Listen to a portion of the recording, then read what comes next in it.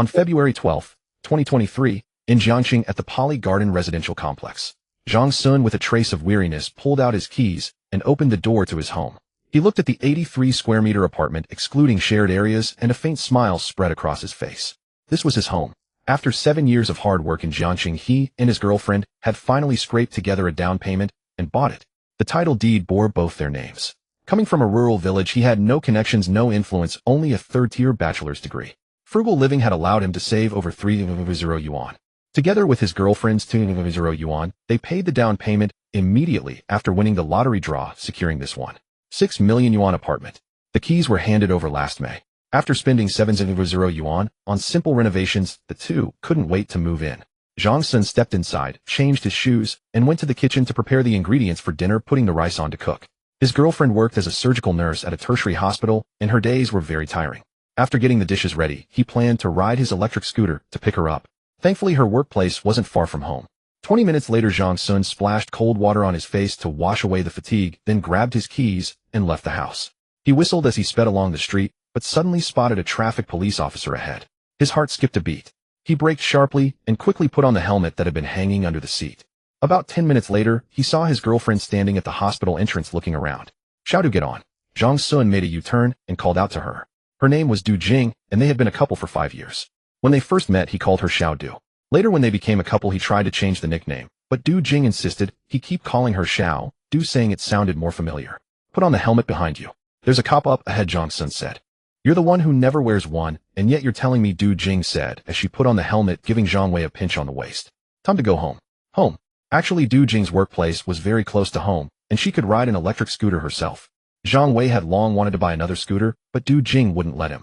She insisted he pick her up and drop her off every day. Any girl would feel happy being picked up by her boyfriend every day. That was Du Jing's own words. After hearing that, Zhang Wei said nothing and just faithfully carried out the leader's supreme directive every day. Soon they arrived home. Du Jing tossed her bag aside and collapsed onto the sofa.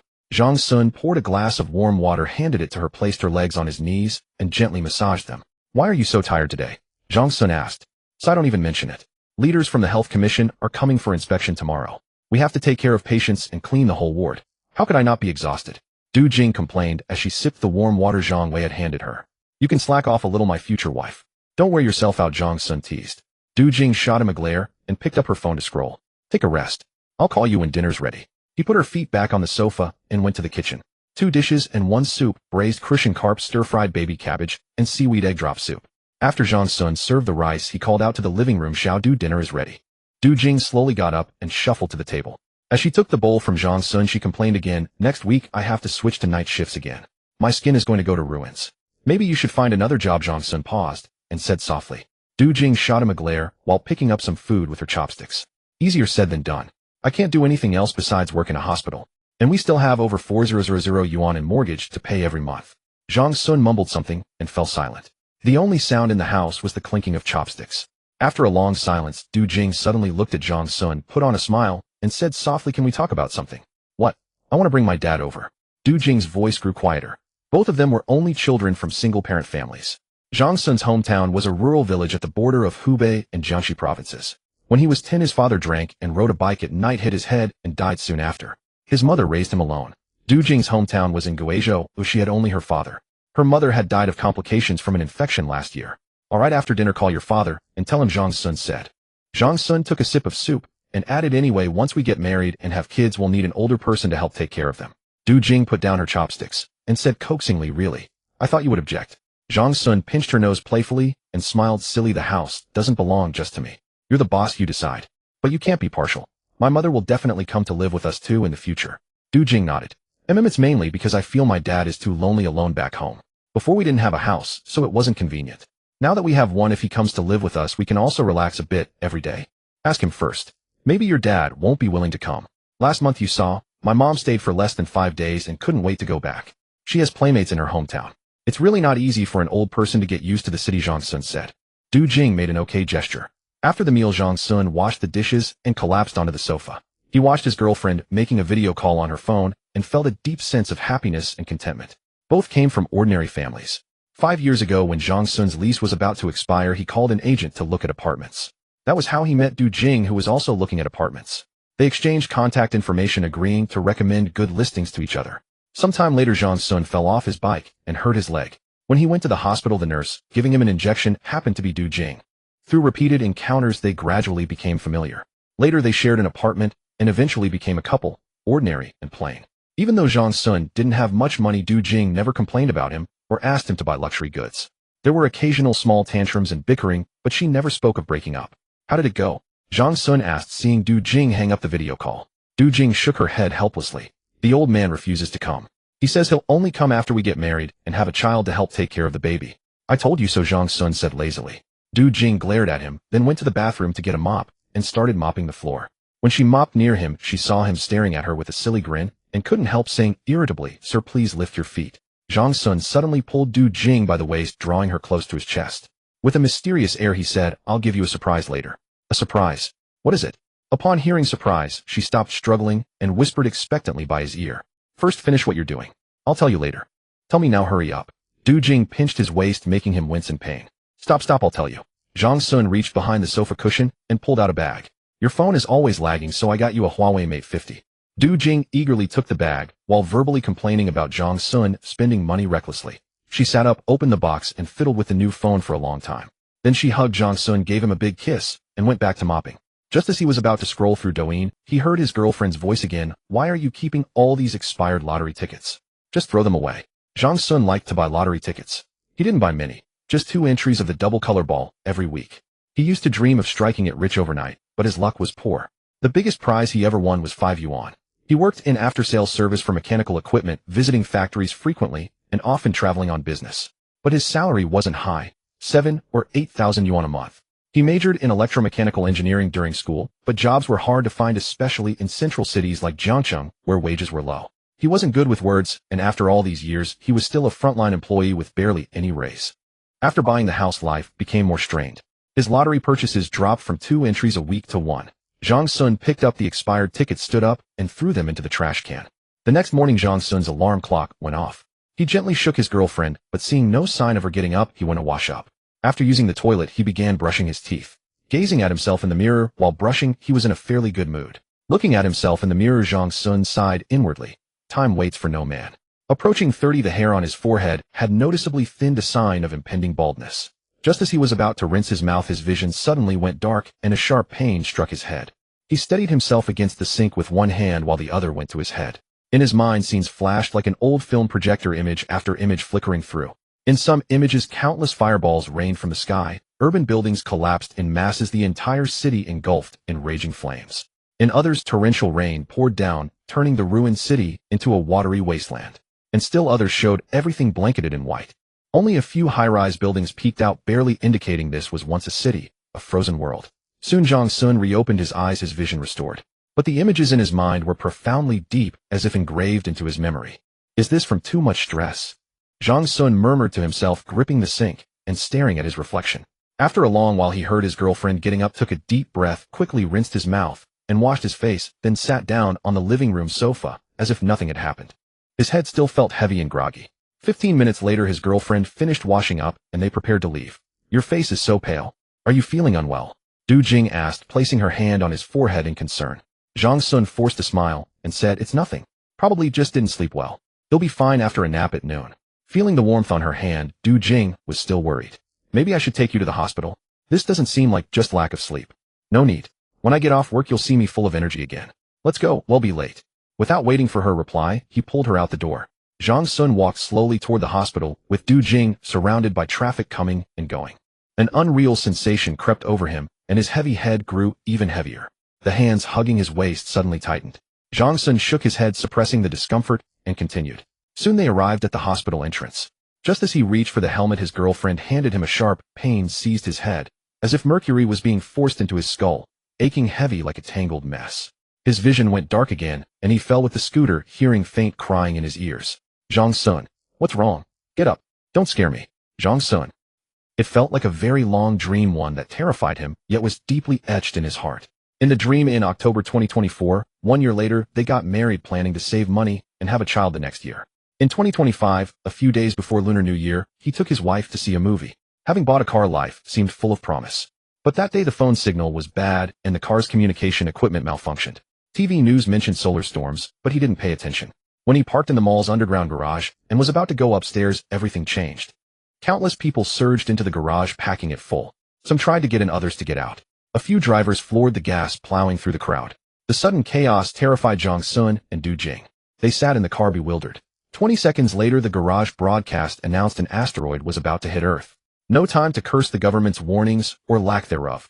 Only endless panic and despair. Hearing this, Jong Sun and Du Jing could barely accept it. The broadcast was just repeating what others outside had already learned from TV, while they missed it due to the solar storm disrupting signals. They tried to call their hometown families, but the phones were dead. Panicked and helpless, they knew the first underground floor was no longer safe. They packed snacks and water from the car and followed the crowd down to the third basement level. Around 2057, a massive vibration hit, followed by the roar of collapsing buildings, the strong earthquake and shockwave from the impact. For 3 days afterward, they huddled trembling in the third basement garage. Food ran low. In near 40°C heat, some used garage demolition tools to break into a basement warehouse, finding new supplies. But with nearly 2,000 people crammed in, the food was far from enough. A chaotic scramble left hundreds dead. Then a group of strong men formed a temporary organization, forcing everyone to hand over supplies for controlled distribution. They disposed of the bodies to prevent disease in the heat. Every day people fell ill or committed suicide. In this environment, lives were just numbers. Jong Sun had snatched some supplies, but they were confiscated. His daily ration was meager, hunger haunted him and his girlfriend. Luckily, his girlfriend was a nurse who helped treat patients and received better treatment. But soon she fell ill, heat stroke like many others, and began to lose consciousness. Jong Sun frantically searched for water and medicine. In the third week of the disaster, the day after Du Jing fell ill, the temperature finally began to drop, but remained high. The remaining 1,000+ people decided to break out. Staying meant certain death, even if outside held nuclear radiation and other dangers. The able-bodied used tools to break through the ceiling. The next day, they opened an exit. People were ecstatic, but emerged to find the world even more wrecked than imagined. Corpses everywhere, raging fires and higher temperatures. The air was thick with smoke and dust, drizzling with toxic rain that corroded skin and clothes. Jong Sun helped his girlfriend out last, seeing people scramble for shelter, his heart filled with despair. Fortunately, government vehicles found them and took them to a bomb shelter. In Jiangxing, there were still a dozen such refuges. For the next 2 years, they lived there as most buildings were destroyed or became dangerous ruins. Food shortage and declining oxygen levels were the biggest problems. In the beginning, Jong Sun ventured out daily under acid rain and radiation to search for supplies. Food, medicine, warm clothes, timber for shelters. The acid rain lasted 3 weeks, followed by a torrential downpour that put out the remaining fires, gradually lowering the temperature. The torrential rain lasted an entire month, turning the city into a vast flood with water levels rising to 5 meters, blocking the shelter's exit. The sky remained dark, not a ray of sunlight, and temperatures kept dropping. The downpour stopped, water receded, but soon the world turned into an icy wasteland. Jong Sun heard from people fleeing the east that the initial tsunami from the disaster had already submerged Huangshe City entirely. The asteroid had triggered a tsunami at least 300 meters high, reaching far inland. In Jiangxing, a city of 13 million before the disaster, at least 5 to 6 million had died within 3 months according to estimates. And people kept dying daily, by freezing, starvation, disease, suicide, riots. In the second year after the catastrophe, fewer survivors remained, the dim sky never improved, and the cold threatened everyone. Thick ice outside made food ever harder to find, cannibalism and murder became common. According to the remaining ecologists, this state might last over 200 years. Volcanic ash and asteroid dust blocked sunlight, and most plants had burned or died without light. 2 years after the disaster, Du Jing pushed the last bit of food toward the sleeping Jong Sun and silently passed away. When he woke up, he found her stiff body and the remaining food sinking into endless grief, and died the next day. Jong Sun woke to find his girlfriend's body stiff and the last morsel of food. He was consumed by boundless sorrow and left the world the following day. On the hospital bed, Jong Sun slowly opened his eyes. The ceiling light was so dazzling, yet it felt so long since he had last seen it. Subconsciously, he tried to raise his hand to shield his eyes, only to find his right hand being held by someone. Turning his head, he saw Du Jing asleep, her head resting on the edge of the bed. She looked so serene, giving him an unreal feeling. As if sensing the movement of his arm, his girlfriend awakened. Seeing Jong Sun staring at her with a dazed expression, Du Jing was overjoyed and choked out. "You're finally awake. You scare me to death.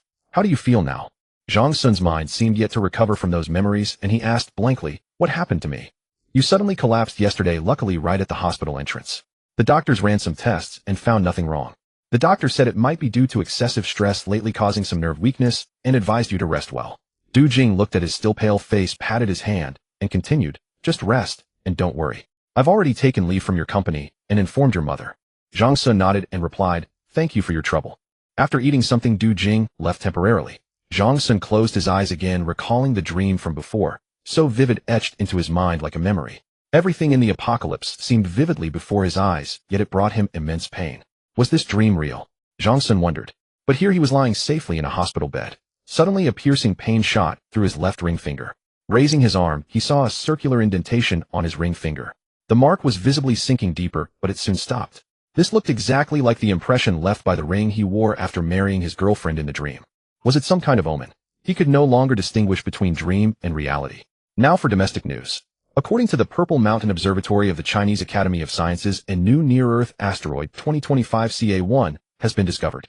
This Apollo-type near-Earth asteroid is currently approaching Earth and is expected to fly by on January 25, 2025. 2025 CA1 was discovered by the Purple Mountain Observatory's Near-Earth Object Telescope at 205703 on February 12, 2023, Beijing time. That night, multiple asteroid monitoring telescopes in Europe conducted follow-up tracking observations, including the Vissingen Observatory in Croatia, Kled Observatory in the Czech Republic, GGA Observatory in Italy, and Clixby Observatory in the UK. The Purple Mountain Observatory also initiated tracking observations by the Xingming Observatory in western China the following day. As of the evening of November 7th, a total of 15 observation stations worldwide had conducted observations. Orbital calculations indicate that the asteroid will fly past Earth at a distance of 1.5 million kilometers at 0850 on January 25, 2025, Beijing time. This flyby poses no threat to Earth. The International Astronomical Union (IU) has confirmed the naming of this asteroid as Kai Zhixing numbered 347,735. Hearing the news broadcast from the television opposite Zhang Sun's pupils dilated instantly. That number 347735 was the one deeply etched in his memory from the dream. In the dream, people later speculated that before the asteroid passed Earth, it must have been struck by an unknown celestial body, altering its orbit and momentum, causing it to hurtle toward Earth. The broadcast from the dream echoed repeatedly in Zhang Sun's mind. He gripped the blanket tightly, and fear reignited in his heart. The end of the world would erupt 2 years later. What should I do? Zhang Sun was just an ordinary man. He couldn't remain unflappable like a protagonist in a novel. He lay awake all night thinking of many things, his mother, his girlfriend, and the future. He had to save himself. That was his only thought. When the first ray of sunlight streamed into the ward, his resolve hardened. Early the next morning, as soon as his girlfriend arrived, he begged her to help him complete the discharge procedures. She stayed to work at the hospital while he took a taxi home. Exhausted from the morning, he slept until the afternoon and ordered takeout. After eating, Zhang Sun took out a new notebook and began his self-rescue plan. He didn't want to live in a chaotic official shelter again. First, he had to build his own shelter, one that wouldn't attract unwanted attention. Moreover, the coming torrential rain would submerge the entire city, so building on a high-altitude mountain was most suitable, sparsely populated and elevated. Even if he built it, he needed a pretext as cover. After that, he would stockpile survival supplies. In 2 hours, he wrote a lot in the notebook, revising repeatedly, but only completed a small portion. Closing the notebook, he hid it away, not wanting his girlfriend to discover it for now. After all, such a story sounded like a fantasy, and she would inevitably think he had lost his mind. After preparing dinner, he grabbed his keys and went out riding his electric scooter to pick up his girlfriend from the hospital. What happened to your finger? That evening, after washing up, his girlfriend noticed his finger exposed as she lay down. Nothing. I picked up an iron ring during the day, played with it for a while, couldn't get it off, and it left a mark. Zhang Sun felt a pang of guilt. How could you be so careless? Let me see. Du Jing took his hand, examined it for a moment, then fetched some ointment and gently applied it. Watching his girlfriend tend to his wound, a surge of inexplicable emotion welled up in Zhang Sun. He suddenly kissed her on the forehead. She gave him a playful glare, then fetched a band-aid and wrapped it around his finger. That night, after turning off the lights, Zhang Sun spoke into the darkness. Xiaodu, I will be good to you for the rest of my life. Hearing her boyfriend's sudden declaration, Du Jing's heart felt as sweet as honey. She rested her head on his shoulder, wrapped her arms around him, and whispered in reply, "If you're good to me for a lifetime, it'll be good to you for a lifetime too." Zhang Sun kissed her forehead again, sighed inwardly, and said, "Let's sleep early." Closing his eyes, he replayed the afternoon's plan. He knew the only obstacle was funding. Where would the money come from? He was just a corporate slave, a born worker. Building a shelter was a colossal expense, and his savings were merely a drop in the bucket. That's right, the lottery. He clearly remembered from the dream that next Tuesday a grand prize of 60 million yuan would be drawn, and he remembered the winning numbers. In the dream, he had also bought a ticket, and while checking the results, he had lamented that if only his numbers had matched 3 more digits, the jackpot would have been his. After dinner, he also searched online for shelter construction. There was little information domestically, but quite a bit from the US, ranging from small to large, simple to luxurious. The simplest cost around 1,000, while the luxurious ones reached 1 billion, looking like an apocalypse hotel with various other types. Unsure how to begin, he decided to visit an engineering design company the next day to gather information. The following morning, Zhang Sun didn't go to work as his girlfriend had already taken a week's leave for him. After dropping her off at the hospital, he went straight to a lottery outlet and bought over a dozen tickets with the numbers he remembered. After buying the lottery ticket, he followed the phone's navigation and cycled to the engineering design company. However, the salesperson quickly lost patience once they realized he was just an ordinary working man. After a perfunctory introduction, they sent him on his way. Despite this, Zhang Sun still managed to learn some information about building shelters. Not much, but useful to him. There were very few companies in the country doing this, and many of them were merely gimmicks, converting abandoned bomb shelters into something resembling a refuge, which was completely useless as a reference. On the other hand, there were many such projects in Europe and America, especially among the capitalists in the U.S. They built them under the guise of making money, but truly adhered to doomsday standards. Various doomsday bunkers dazzled the eyes. However, following the American approach, the bunkers were dozens of stories deep, totaling nearly 10,000 square meters. Although the corresponding earthquake resistance and nuclear defense standards were met, they were also incredibly luxurious, even featuring swimming pools. It would likely take billions of dollars to complete. Zhang Sun guessed that the lavish decoration alone would consume most of the construction costs. He couldn't compare to those wealthy tycoons, so he certainly wouldn't do it that way. When the apocalypse comes, the shelter must prioritize practicality. Moreover, even if he won the lottery, the construction costs might not be enough, not to mention the funds needed for subsequent stockpiling. He needed to continue making money, and fast. By the way, he had to keep the lottery ticket safe and not lose it. Zhang Sun touched the ticket in his pocket, his emotions mixed. He both hoped to win and didn't. If he won, it meant he would no longer doubt the apocalyptic dream. If he didn't, wouldn't that mean the dream was false? Nevertheless, he didn't stop his planned preparations. In the afternoon, he visited two more similar engineering design companies, only to receive the same answer: they had never designed such a project and had no experience. However, one designer from one of the companies gave him a suggestion to find a professional design company in the U.S. They would design a plan based on the geological structure of the chosen site, and then find a domestic construction company to build it. Zhang Sun asked if they had any contact information abroad. The designer shrugged and said no. Somewhat disappointed, he didn't go home immediately, but instead went to Jiangxing University of Geosciences. After asking a few students about their majors, he sneaked into a classroom. It was a geology class, and Zhang Sun didn't understand the technical terms. He wasn't there to attend the lecture. The professor, surnamed Wang, appeared to be in his 50s. After class, he waited a few minutes for the professor to finish answering a student's question, then got up to pursue the professor, who had left the classroom. "Hello, Professor Wang. I'm Zhang Wei, a senior in environmental engineering. May I ask if you have time later? I'd like to consult you on a few questions." Zhang Sun felt a bit nervous. Would anyone believe he was a student looking like this? "I have no more classes. What do you want to ask?" Professor Wang looked him over, but didn't refuse. "Let's sit inside for a while. You've been standing for so long teaching, you must be tired." Zhang Sun pointed to an empty classroom nearby. "All right, let's go in," Professor Wang said, and walked inside. After they sat down, Zhang Sun said, "It's like this. I'm about to graduate, and for my thesis, I want to write about the impact of an asteroid collision and a high-altitude nuclear explosion on Earth's geology and environment. Some aspects involve geology, which I'm not specialized in, so I came to ask for your advice." Professor Wang chuckled upon hearing this. "You must have decided to write this thesis after watching yesterday's news, right?" Zhang Sun nodded sheepishly and replied, "Yes. I imagine that if this asteroid 347,735 or 15 kilometers in diameter were to strike the Pacific Ocean 10 kilometers west of Chile at 40 times the speed of sound, it would cause a massive geological and environmental catastrophe, an extinction-level event for all species on Earth. From a geological perspective, what immediate and long-term impacts would such a large impact have on Earth's geological structure? Especially the impact on our country's geological structure. That's the first question I want to ask." Professor Wang's face showed a hint of interest. He tapped the table lightly with his fingers, pondering for a few minutes before speaking. "Assuming these conditions exist, I'll start my hypothesis from the moment the asteroid enters the atmosphere. Everyone on the side of the Earth facing the impact would see a huge fireball 8 times brighter than the sun descending from the sky, caused by friction as the asteroid enters the atmosphere. Within 100 kilometers west of Chile, the water is shallow. The impact would instantly gouge a crater 500 to 100 meters deep into the seabed. The energy released by the explosion would rival that of billions of atomic bombs. The thermal energy released would be enough to vaporize the nearby crust. Everything within 200 kilometers of the impact point would be destroyed by the intense heat and shockwave. The immense heat would instantly vaporize large areas of crustal rock. Countless debris would spray out from the impact site, like rising fireworks reaching high altitudes and even space. A violent earthquake of magnitude 12 or higher would occur thousands of kilometers from the impact area, and coastal regions of the Americas would be struck by tsunamis over 500 meters high. Because the impact point is far from the Asian coast, the effects there would be much less severe than in the Americas. Still, there would be intense crustal movements. Earthquakes above magnitude 8 would frequently occur along fault zones, and other regions would experience tremors of varying magnitudes. The coastal tsunamis would arrive later, but I estimate the wave height would not be less than 200 meters. Professor Wang took a sip of water from his thermos and continued, "This is just the first wave. The violent energy would heat the atmosphere within 300 kilometers to 1500 degrees Celsius, though this is a short-term high temperature that would soon drop.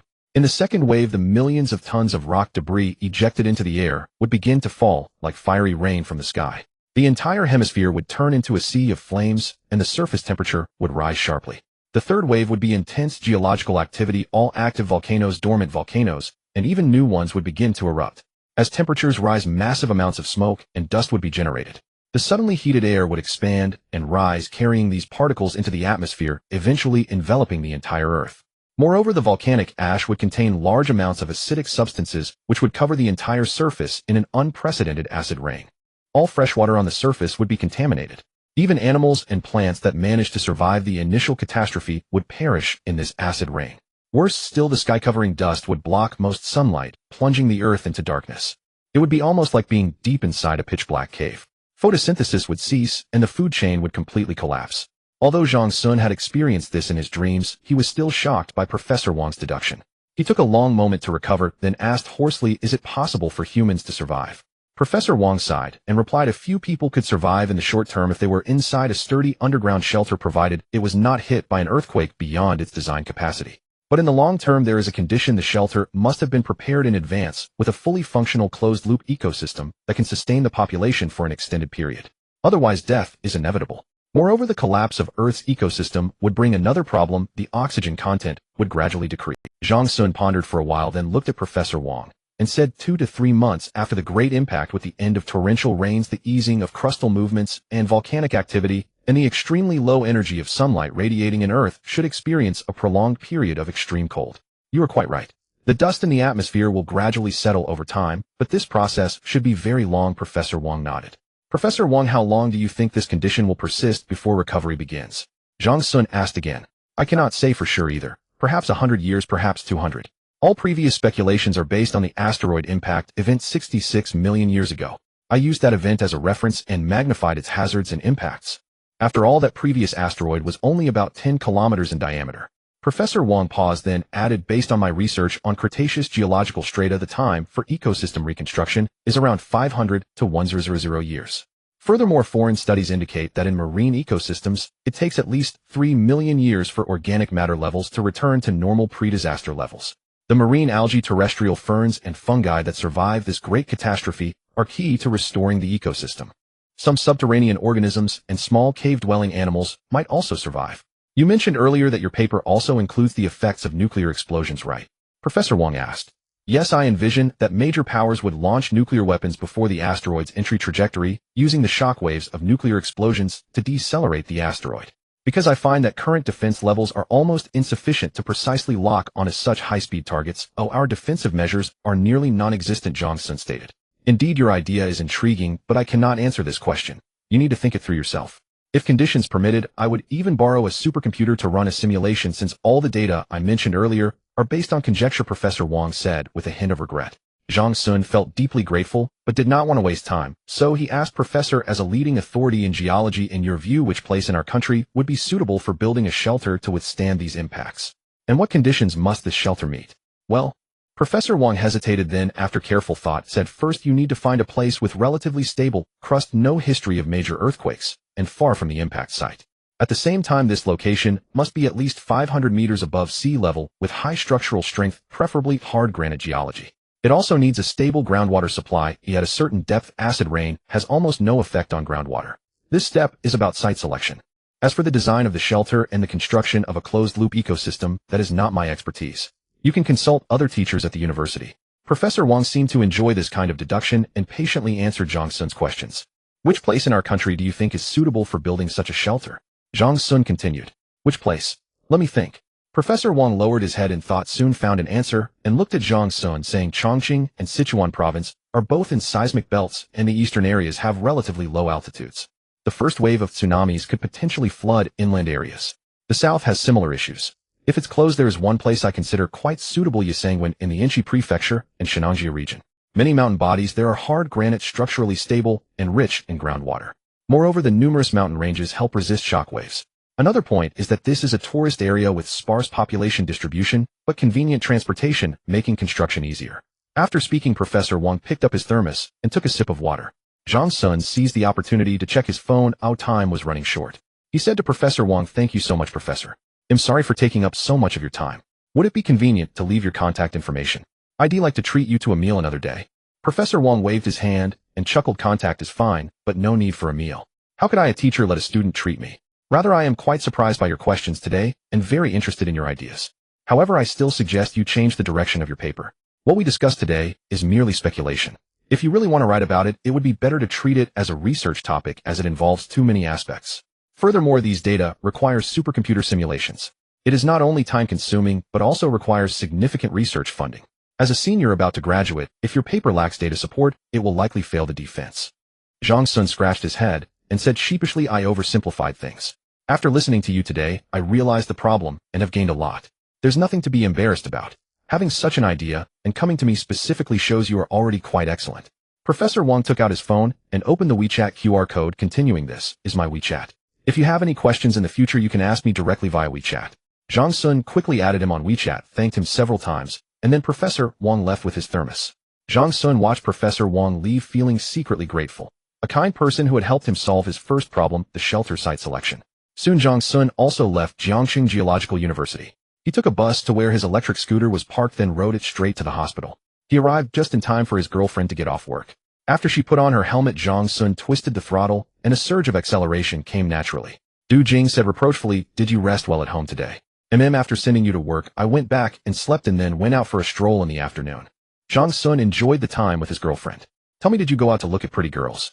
With you at home, how could I look at other women? You must believe I am an upright person, one who has transcended vulgar tastes." Ouch. In the following days, Zhang Sun used the excuse of a friend's wedding in another city to bid farewell to his girlfriend. In reality, he went to Inchi Prefecture. There he hired 2 technicians working in the geological department, rented a car, and brought several professional tools to conduct a field survey in Yisangwan. The 2 geological technicians happened to have some free time those days, so they agreed to help Zhang Sun, earning some extra money. They soon arrived at Yisangwan, which, as Professor Wang had described, had beautiful scenery surrounded by mountains. It was a natural oxygen bar with many tourist routes passing through. At the same time, it was sparsely populated with villages widely dispersed. After 2 days of investigation and observation, the 2 technicians finally identified a specific location. This spot was 30 kilometers from the nearest village with an altitude of about 1200 meters. Based on their past experience, they judged there was an 80% chance of an underground river, though more precise equipment would be needed for confirmation. A provincial road also passed nearby, turning into the mountains from the road. The jungle was dense with no path leading in, but the key was its proximity, only about 1 kilometer away. During construction, a simple road could be cleared to reach it. Finally, before leaving, Zhang Sun said to the 2 geological technicians, "I plan to build a resort hotel here in the future, and I will also excavate the mountain to create some rooms inside using caves as a theme as part of the hotel. Could you help me prepare a geological structure and environmental assessment report? Of course, cost is not an issue. Later, I will also need to apply for permits from the local industrial, commercial, and public security departments." The 2 hesitated, discussed it for a while, and then said to Zhang Sun, "We can do it, but we cannot sign our names. Would that be acceptable?" "Of course. I will later hire a professional unit to produce a formal assessment report under the company's name, but for now, I need it urgently for the construction unit to review. So please make the report as soon as possible," Zhang Sun said formally. The 2 nodded and said, "No problem. We can deliver it by next week at the earliest. But what about the price?" After some negotiation, they agreed on a payment of 700 yuan each after the report was completed. 10 hours later, it was already late at night. Zhang Sun dragged his exhausted body back home. His girlfriend was not home this week due to a night shift adjustment. He lay down on the sofa and fell asleep. In the morning, Zhang Sun was jolted awake by the sound of a door opening. It turned out his girlfriend had returned. Du Jing was also startled when she opened the door and saw someone on the sofa, fearing a burglar had broken in. "Are you trying to scare me to death? Why didn't you send me a message when you got back?" "I only bought 1 breakfast, Du Jing complained. "I came back too late last night and fell asleep immediately," Zhang Sun said, rubbing his eyes as he got up. "You go ahead and eat. He'll grab something later. Did you sleep on the sofa all night? Du Jing set down the breakfast and touched his forehead. Don't do this again. It's so cold. What if you catch a chill, eh? Zhang Sun nodded while holding his girlfriend's icy hand, breathing warm air onto it. She quickly pulled her hand away and went to eat breakfast. After she finished eating and freshened up, she prepared to take a nap. Seeing Zhang Sun still there, she urged, "Go eat breakfast quickly." Zhang Sun waited until she entered the bedroom before leaving. When he returned after his meal, his girlfriend was already asleep. By the way, the lottery results from yesterday had come out, but he had forgotten to check them due to his late return. He pulled out his phone to look. Soon Zhang Sun saw the results. All the numbers matched. Despite winning the grand prize, a pang of sorrow lingered in his heart. It seemed the apocalypse was truly approaching. Zhang Sun decided not to tell his girlfriend about winning the lottery. It wasn't that he didn't trust her, but the things he planned to do over the next year and beyond were too extreme, and he didn't want to jeopardize their relationship. As he was pondering, his phone rang. It was his company's boss calling to urge him to work.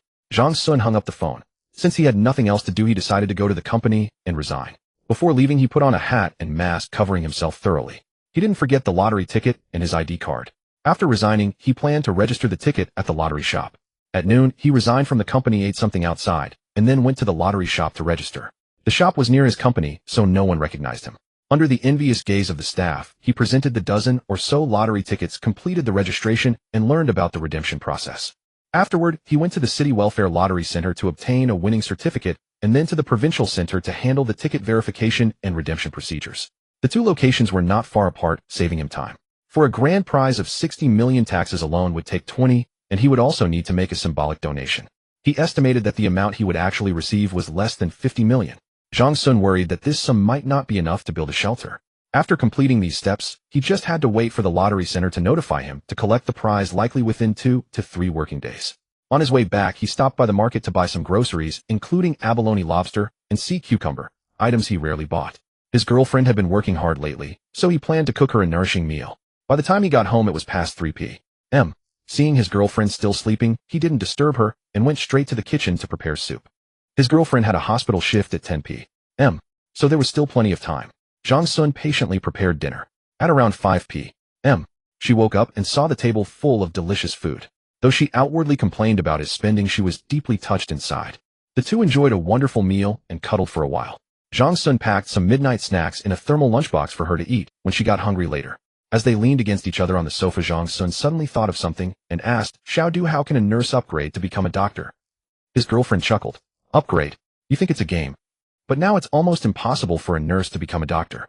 In the past, you could take the assistant physician exam, but now there are 2 ways to become a doctor. One is to retake the college entrance exam, get into a medical university, and after 5 years obtain the physician qualification certificate. The other is to enroll in a full-time junior college program, which requires 3 years of clinical medicine study, plus 2 years of assistant general practitioner training.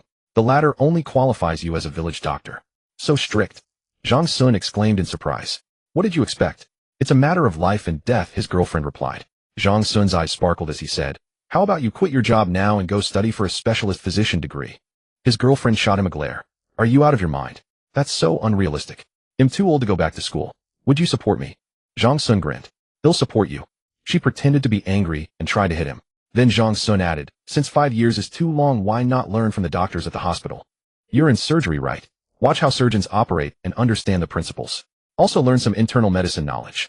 You don't necessarily need the physician certificate. Why are you suddenly pushing me to learn this?" His girlfriend asked, puzzled. Zhang Sun laughed it off. "Remember when I fainted before? If it happens again, you can take care of me. And if our parents ever have health issues, you'll be able to spot them early." His girlfriend didn't catch the hidden meaning and nodded. "Actually, I had the same thought when you were in the hospital that day. For you and our elders, they'll secretly study and read more medical books. Ask the doctors if you don't understand something," Zhang Sun added. "I know you're so annoying." At 10 p.m., Zhang Sun rode his electric scooter to drop his girlfriend off at the hospital. After returning, he took out his notebook and began jotting things down. Once the lottery prize was claimed, he planned to register a hotel investment management company. Building the shelter would need to be disguised as developing a resort hotel. The money was far from enough, so he needed to find more. After much thought, an idea struck him. Stocks. He recalled a relatively obscure domestic pharmaceutical company that would release 3 new drugs in June, completing all clinical trials and passing national certification.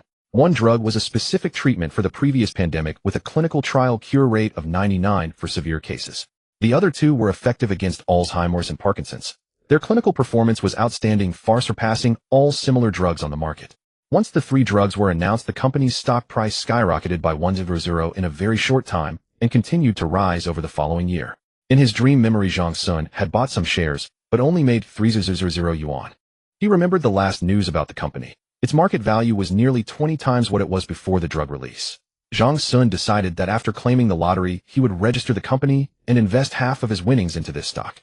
The remaining money would go toward the early stages of the shelter. He also needed to find a design company for the shelter, but he had no connections yet, especially with foreign firms. He planned to visit the U.S. to see if American doomsday bunkers lived up to their reputation. Tomorrow he would also inquire about cost-effective domestic construction companies. While local contractors would be more convenient, he doubted their expertise and preferred larger city firms. Moreover, having locals too close for comfort made him uneasy. After filling several pages with plans for the coming days, Zhang Sun finally went to sleep. The next morning at the break of dawn, Zhang Xian went to the hospital to pick up his girlfriend after her shift. After grabbing an early breakfast outside, she returned home to sleep. Zhang Xian did not go upstairs with her. Instead, he sought out a real estate agency to rent an office space of approximately 100 square meters. Establishing a company alone was impossible. He couldn't manage finances, procurement, and cashier duties by himself. When it came to purchasing construction materials and hiring contractors, everything had to be handled through official channels. Thus, he would need to recruit a few people to assist him with various tasks. Of course, Zhang Xian had no intention of revealing his true motives. He quickly found a suitable location complete with existing office furniture and decorations left behind by the previous tenant, a defunct company that had just vacated. Without hesitation, he paid half a year's rent totaling over 40,000 yuan and obtained copies of the property deed and the landlord's ID. In the afternoon, he approached a company specializing in business registration. Handling the registration himself would be cumbersome due to unfamiliar procedures, so outsourcing it would be more efficient. He handed over copies of the property deed, the landlord's ID, and his own documents, with the next step being a visit to the Industrial and Commercial Bureau the following week to sign the papers. After completing these tasks, he considered buying several computers, but realized his bank card showed a zero balance. The 50,000 yuan he had saved was entirely spent, and he had yet to receive the notification from the Welfare Lottery Center to claim his prize. Resigned, he headed home, relieved that the day had gone smoothly, though he still had no leads on foreign design firms. Seeing it was still early, he called his mother in his hometown and his girlfriend's father to reassure them of his well-being. After hanging up, Zhang Xian suddenly recalled a high school classmate who had immigrated to the United States. During the Chinese New Year, the classmate had returned home for a visit, and they had gathered once, exchanging new contact information. He quickly dialed the classmate's number. The phone rang several times, but went unanswered. Zhang Xian slapped his forehead, chiding himself for his foolishness. It was the dead of night over there, and the classmate was likely still asleep. Putting away his phone, he started his electric scooter and rode home. By the time he arrived, it was past 4 in the afternoon, and his girlfriend had just woken up. Seeing him home so early, she asked, "Why are you off work so early today?" He pulled her onto the sofa and said, "I quit my job." His girlfriend exclaimed in surprise, "Why? Are you still feeling unwell? Should we go to the hospital?" "No, listen to me. A few days ago, when I went out of town for a classmate's wedding, he introduced me to a big boss," Zhang Xian explained. "That big boss wants to open a hotel in Hubei province. Since he's too busy, he asked me to oversee the hotel's construction," Zhang Xian said. His girlfriend looked doubtful and asked, "Really? Are you sure he's not deceiving you? How can he trust you so soon after meeting you? My classmate's father works in the government, and this boss is very wealthy. With that connection, he wouldn't fool me. Besides, the salary is good. 20,000 yuan a month," Zhang Xian replied, feigning excitement. "Really? That high? Did you sign a contract?" His girlfriend gasped. "The boss will be coming to Jiangcheng in the next couple of days to handle the hotel's paperwork, and we'll sign the contract then." Zhang Xian hesitated for a moment before adding, "But the hotel is in Inchi Prefecture, so they'll likely be traveling frequently this year and next. But don't worry. After this year, he'll work hard to save some money, and we'll get married next year. We'll have a grand wedding," Zhang Xian said excitedly. Touched, his girlfriend replied him, "Okay, they'll listen to you. They'll go make dinner." She planted a kiss on his cheek before heading to the kitchen. Zhang Xian watched his girlfriend cook and sighed. He went into the bedroom, retrieved the notebook, and placed it in his work bag. She never rummaged through his bag, and leaving it in the bedroom risked her accidentally discovering it, which would lead to complications. After dinner, his girlfriend was in good spirits and dragged him to see a movie. When the film ended, he drove her to work on his scooter. Upon returning home, as he opened the door, his phone rang. He closed the door and answered, "Hey, Heisey, it's me, Zhang Xian. Sorry about earlier. I didn't consider the time difference when I called." "No worries, I was asleep anyway and didn't hear it." "Lao Zhang, what made you think of calling me?"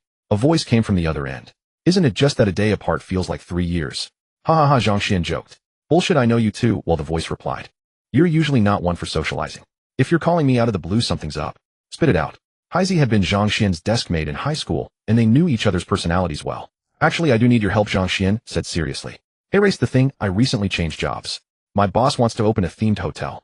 These days cultural and horror-themed hotels are popular in China, but he doesn't like following trends. Lately he's been reading apocalyptic novels and got the idea to build an apocalypse-themed hotel, Zhang Xian explained. As you know, domestic design firms lack experience in this area. So I was hoping you could help me find relevant information and design firms over in the States, preferably ones with extensive experience in similar projects, Zhang Xian said in one breath. You've come to the right person. I'm currently working with a client on a project from an architectural design firm. Tomorrow I'll be visiting them with a colleague, and I'll ask around for you, Heisey replied with a laugh. Great, thanks a lot. If you find any good design firms, help me get their contact info. My boss is in a hurry, Zhang Xian said. Got it, I'll keep it in mind. Gotta go now. I need to get to work, Heisey said. Okay, go ahead. I'll treat you to a meal sometime. After hanging up, Zhang Xian breathed a sigh of relief. The matter of the design firm was finally progressing. It was February 20th, 2023, and the apocalypse was less than 2 years away. Zhang Xian wasn't in the construction industry and had no idea how long it would take to build such a shelter. But he couldn't afford to waste any time. The next day, he picked up his girlfriend from work as usual. After she fell asleep, the notification from the Welfare Lottery Center finally arrived. In the afternoon, he went to the provincial center where his identity and lottery ticket were verified. At the hall, a staff member handed him a check for 48 million yuan. Wearing a hat, sunglasses, and a mask, Zhang Xian paid little attention to the reporters from several media outlets who had caught wind of the news. He briefly shared his thoughts and experience. He also promised the reporters and the center's leadership to donate 1 million yuan to the provincial charity foundation as a personal contribution to society. After cashing the check at the bank, he would entrust the bank with handling the transaction. Finally, he took a group photo with the leaders and staff of the center before hailing a taxi to the bank. The process went smoothly. The bank, having been notified in advance, treated Zhang Xian with courtesy. They provided him with a fast-track service and facilitated the on-site donation of 1 million yuan to the provincial charity foundation. With the money in hand, Zhang Xian's heart raced with excitement. He transferred 3,000 yuan to another bank card and headed straight to the electronics market. There he bought 5 desktop computers, a Huawei tablet, and a Huawei laptop. The 5 desktops were for the future office, the tablet was a gift for his girlfriend, and the laptop was for his own use. He packed away the tablet and laptop, left his address and contact information, and arranged for the staff to deliver the items the next day. Upon arriving downstairs, he received a call from his girlfriend asking when he would be back for dinner. Zhang Sun replied that he was already there and would be home soon. After opening the door, he found his girlfriend cooking. He hid the item in his hand and went to help in the kitchen. At dinner, Zhang Sun pretended to be mysterious and said to his girlfriend, I have another gift for you today. Guess what it is? She put down the bowl she had just picked up and said sternly, did you waste money again? Don't be angry. Today my boss came and I went with him to handle some procedures. In a few days a branch office will open here specifically to manage the hotel project. As for me, I have a manager title, not responsible for specific tasks, just monitoring the project progress. Then the boss gave me a laptop and a Huawei tablet today. He also paid me a month's salary in advance. Zhang Sun explained. Really? His girlfriend asked skeptically. Really, I'm not lying. I need the laptop for work, but I don't need the tablet. If your evening shifts aren't busy, you can download some TV shows to watch on it and pass the time.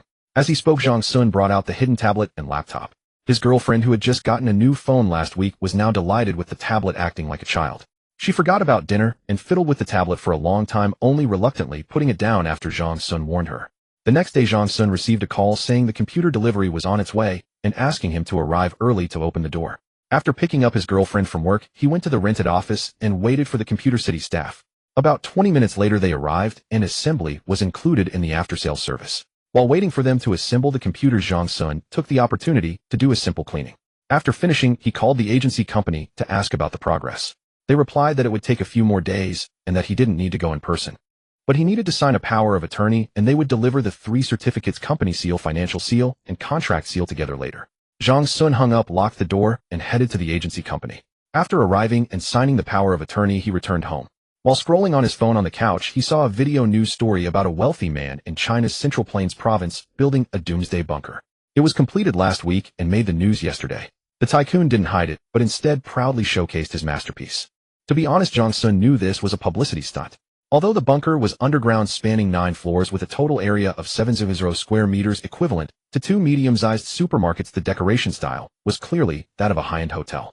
The tycoon proudly told reporters the cost of this doomsday bunker: 600 million renminbi, with a construction period of 9 months. It was also designed by a foreign firm and constructed by a domestic company. This was precisely what interested Zhang Sun: the cost, the design firm, and the construction company. So Zhang Sun searched online for information about the project. 10 minutes later, he was somewhat disappointed because the news had just come out and there was little information. He couldn't find the foreign design company. However, he did find the construction company, a state-owned enterprise headquartered in the capital of Hunan province. It was a local subsidiary under China Railway Construction operating independently. Zhang Sun then looked up information about this company. The online data and introductions were very detailed. Leveraging the technology and strength of CRCC, their engineering capabilities were strong in the surrounding areas. Most importantly, this project was also the company's first attempt in this field. At least in terms of engineering, it was successful and had passed inspection. Moreover, the two provinces were not far apart, so they could come for the construction. Besides, he didn't want to hire local construction companies. Zhang Sun noted the company's address and planned to visit them soon. Just then his phone rang. The caller ID showed one of the people from the geological department. His girlfriend was still resting, so Zhang Sun went to the stairwell outside to answer the call. Boss, the geological structure and environmental assessment report we mentioned last time has been written and sent to your email. When can we settle the payment? The voice on the other end asked. Zhang Sun replied, "Oh, okay. We'll take a look later. If everything's fine, I'll transfer the payment right away. Also tell your colleague to send me the bank account details on WeChat." "Okay, thanks, boss," the person said before hanging up. Zhang Sun returned to the living room, turned on the computer, logged into his email, opened the attachment in the new message, and read it carefully. However, he still didn't understand many terms. So he downloaded the attachment and forwarded it to Professor Wang via WeChat. "Chef Zhang, Professor Wang, it's Xiao Zhang. I have a report here. Could you please help me interpret it? Chef Zhang, I've changed my thesis direction and only selected one point. This report might give me some help and inspiration, but I still don't understand some parts." Chef Zhang smile X2. Neighbor Wang, hang on, let me take a look. Neighbor Wang, although the report is somewhat rough, most of the content is basically consistent with reality. Neighbor Wang voice message: granite mountain mass and strata based on the topography, landforms surrounding water vapor data, and rock mass humidity plus 300 words omitted above. Neighbor Wang voice message: the report's analysis is correct. Although no other more precise instruments were used for detection based on the existing data and environment, there should be groundwater below. Neighbor Wang voice message: the assessment in the report aligns with my view. The hard granite mountain structure is stable and can withstand earthquakes below magnitude 12 without significant structural changes. Neighbor Wang voice message: as for the environment, you should be able to understand it yourself. After consulting Professor Wang, Zhang Sun expressed his gratitude on WeChat and transferred the money to the two people respectively. Later, while scrolling on his phone again, he actually saw news about himself. Shock. A man in Jiangqing's bizarre outfit was for that. Extra.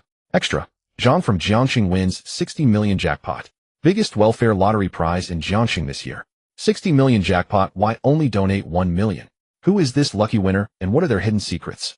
Zhang Sun looked at these headlines with a dark expression, especially the accompanying photo of his bizarre outfit. It was as awkward as it could get. Although his entire head was covered when claiming the prize, the group photo with the Welfare Lottery Center staff was just too embarrassing. Anyone who didn't know would think it was a captured robber. He hadn't eaten lunch and his stomach was growling. He grabbed an apple from the fridge and ate it. After finishing, he remembered the card with a separate 300 RMB transfer. Tiptoeing into the bedroom, his girlfriend was still sleeping. He picked up her bag and quietly closed the door. Opening the bag, he found her wallet inside, which contained some change, a few cards, an ID card, a social security card, a bank card, and so on. Zhang Sun took the 300 RMB card from his own wallet, attached a label to it that read: the password is your birthday. He placed the card inside his girlfriend's wallet, then closed the wallet and put it back in the larger bag. Nowadays, people rarely touch their wallets except for using ID cards. Everything is done with phones. Zhang Sun had no other intentions. He couldn't tell his girlfriend about what he was about to do for now, so the money on this card was for her emergency use. He guessed she probably wouldn't discover it for a while.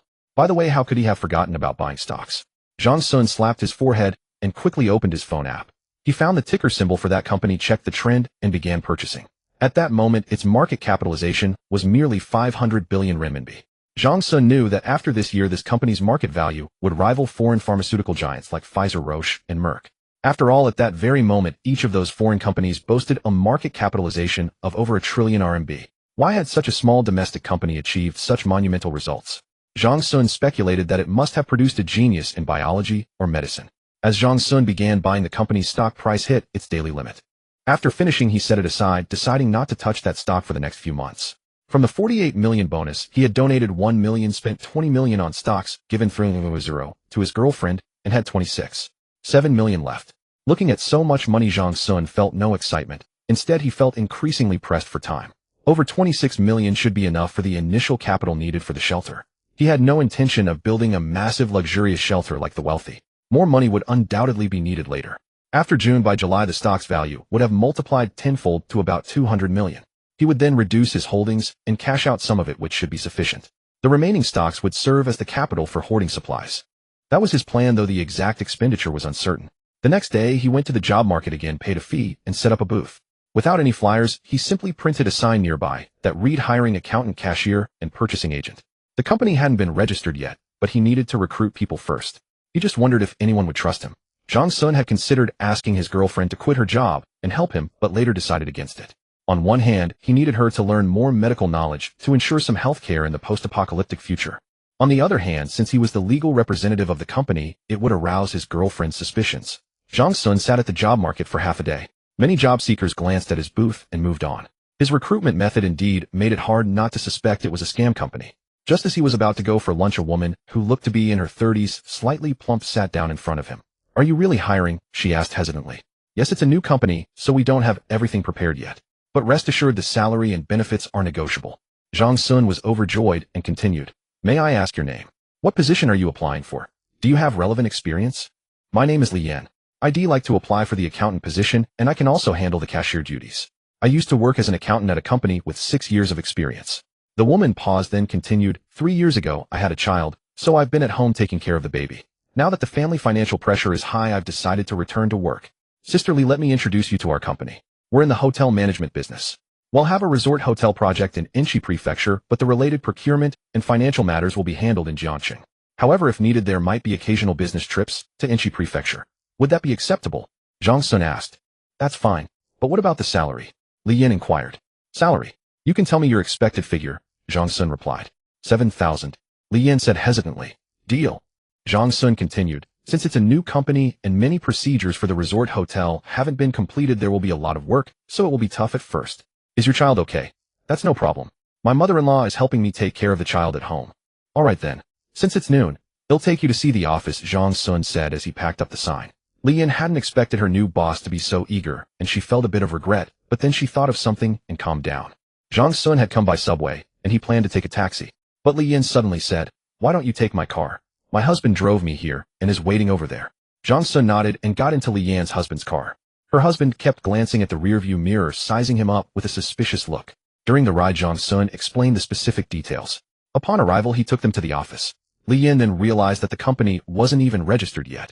However, Zhang Sun paid half the salary in advance and said to her husband, "Once the company procedures are completed and the preliminary work for the resort hotel is done, the company will consider giving you a bonus." Having received the money, most of their doubts were dispelled. "Get ready to start work tomorrow. There won't be much to do these days, so go to the job market and recruit a cashier and a purchasing agent." Li Yan could handle the cashier duties herself, but Zhang Sun didn't dare to entrust both the accounts and the cashier to the same person. Li Yan had no objections, but she still asked, "Are there any other positions? What's the salary for the recruits?" Zhang Sun thought for a moment and replied, "Just those 2 positions for now. We'll hire more if needed later. As for the salary, you can decide. Follow the market rate, but feel free to adjust it slightly higher." Li Yan nodded, and Zhang Sun gave her a key to the office. He invited them to lunch, then went to buy a car worth about 300 RMB. After completing the paperwork, he drove it straight home. The license plate would take a while, but he didn't need it urgently anyway. When he got back, his girlfriend was awake. He told her about the car, claiming it was provided by the company, and even took her for a ride. Du Jing was happy for him. They didn't cook that night, opting instead to go out for a lavish dinner. After dropping her off at work, he received a call from Heisey. "I've looked into the matter you mentioned. There's a design company here that has done many similar projects. They'll send you their company information and contact details. But it would be best if your boss could come and discuss in person, since they need to know your specific requirements. We also need the geological data of the hotel site." Zhang Sun was delighted to hear that they had found something so quickly. After expressing his gratitude and hanging up, he decided to go to the United States. Early the next morning, after picking up his girlfriend, he went to apply for a passport and then to the consulate for a tourist visa. But the process for both was too slow. The fastest would take a week and the slowest could be a month. With no other choice, Zhang Sun had to wait. However, the company registration would be completed in the next couple of days. He planned to go to Hunan province tomorrow to find the construction company. He wanted to personally inquire and, if possible, find out which company designed the wealthy man's doomsday bunker. He also hoped to reach a preliminary agreement. In the afternoon, the agency had indeed completed the paperwork, so Zhang Sun went straight there. He picked up the 3 certificates and the company seal, paid the remaining balance, and then went to the office to put everything away. When he arrived, Li Yan was there. She had managed to hire 2 people in just one morning. Unsurprisingly, they were both women, one in her mid-20s and the other in her 40s, both with some work experience. She had brought them to the office for a tour, and they happened to run into the boss. After exchanging greetings, Zhang Sun handed over the financial seal, the company seal, and the 3 certificates to Li Yin for safekeeping, keeping the contract seal for himself. I'm going to Hunan province tomorrow. You 3 can discuss and buy whatever office supplies are missing. He'll transfer the company funds in a few days. Sisterly, I'll transfer you 500 yuan for now. If it's not enough, just ask me. No, it's fine. He'll just send you the payment request on WeChat. Li Yin quickly declined. It's okay, Sisterly. I trust you. I've been busy lately, and I might even have to go abroad next week, so I won't be around much. Keep this money with you, and just let me know if you need anything. With that, Zhang Sun transferred the money. Then he transferred an additional 500 yuan for them to have lunch together and get to know each other. Zhang Sun didn't join them. He felt awkward being the only man among 3 women at a meal. This morning, Zhang Sun obtained the license plate.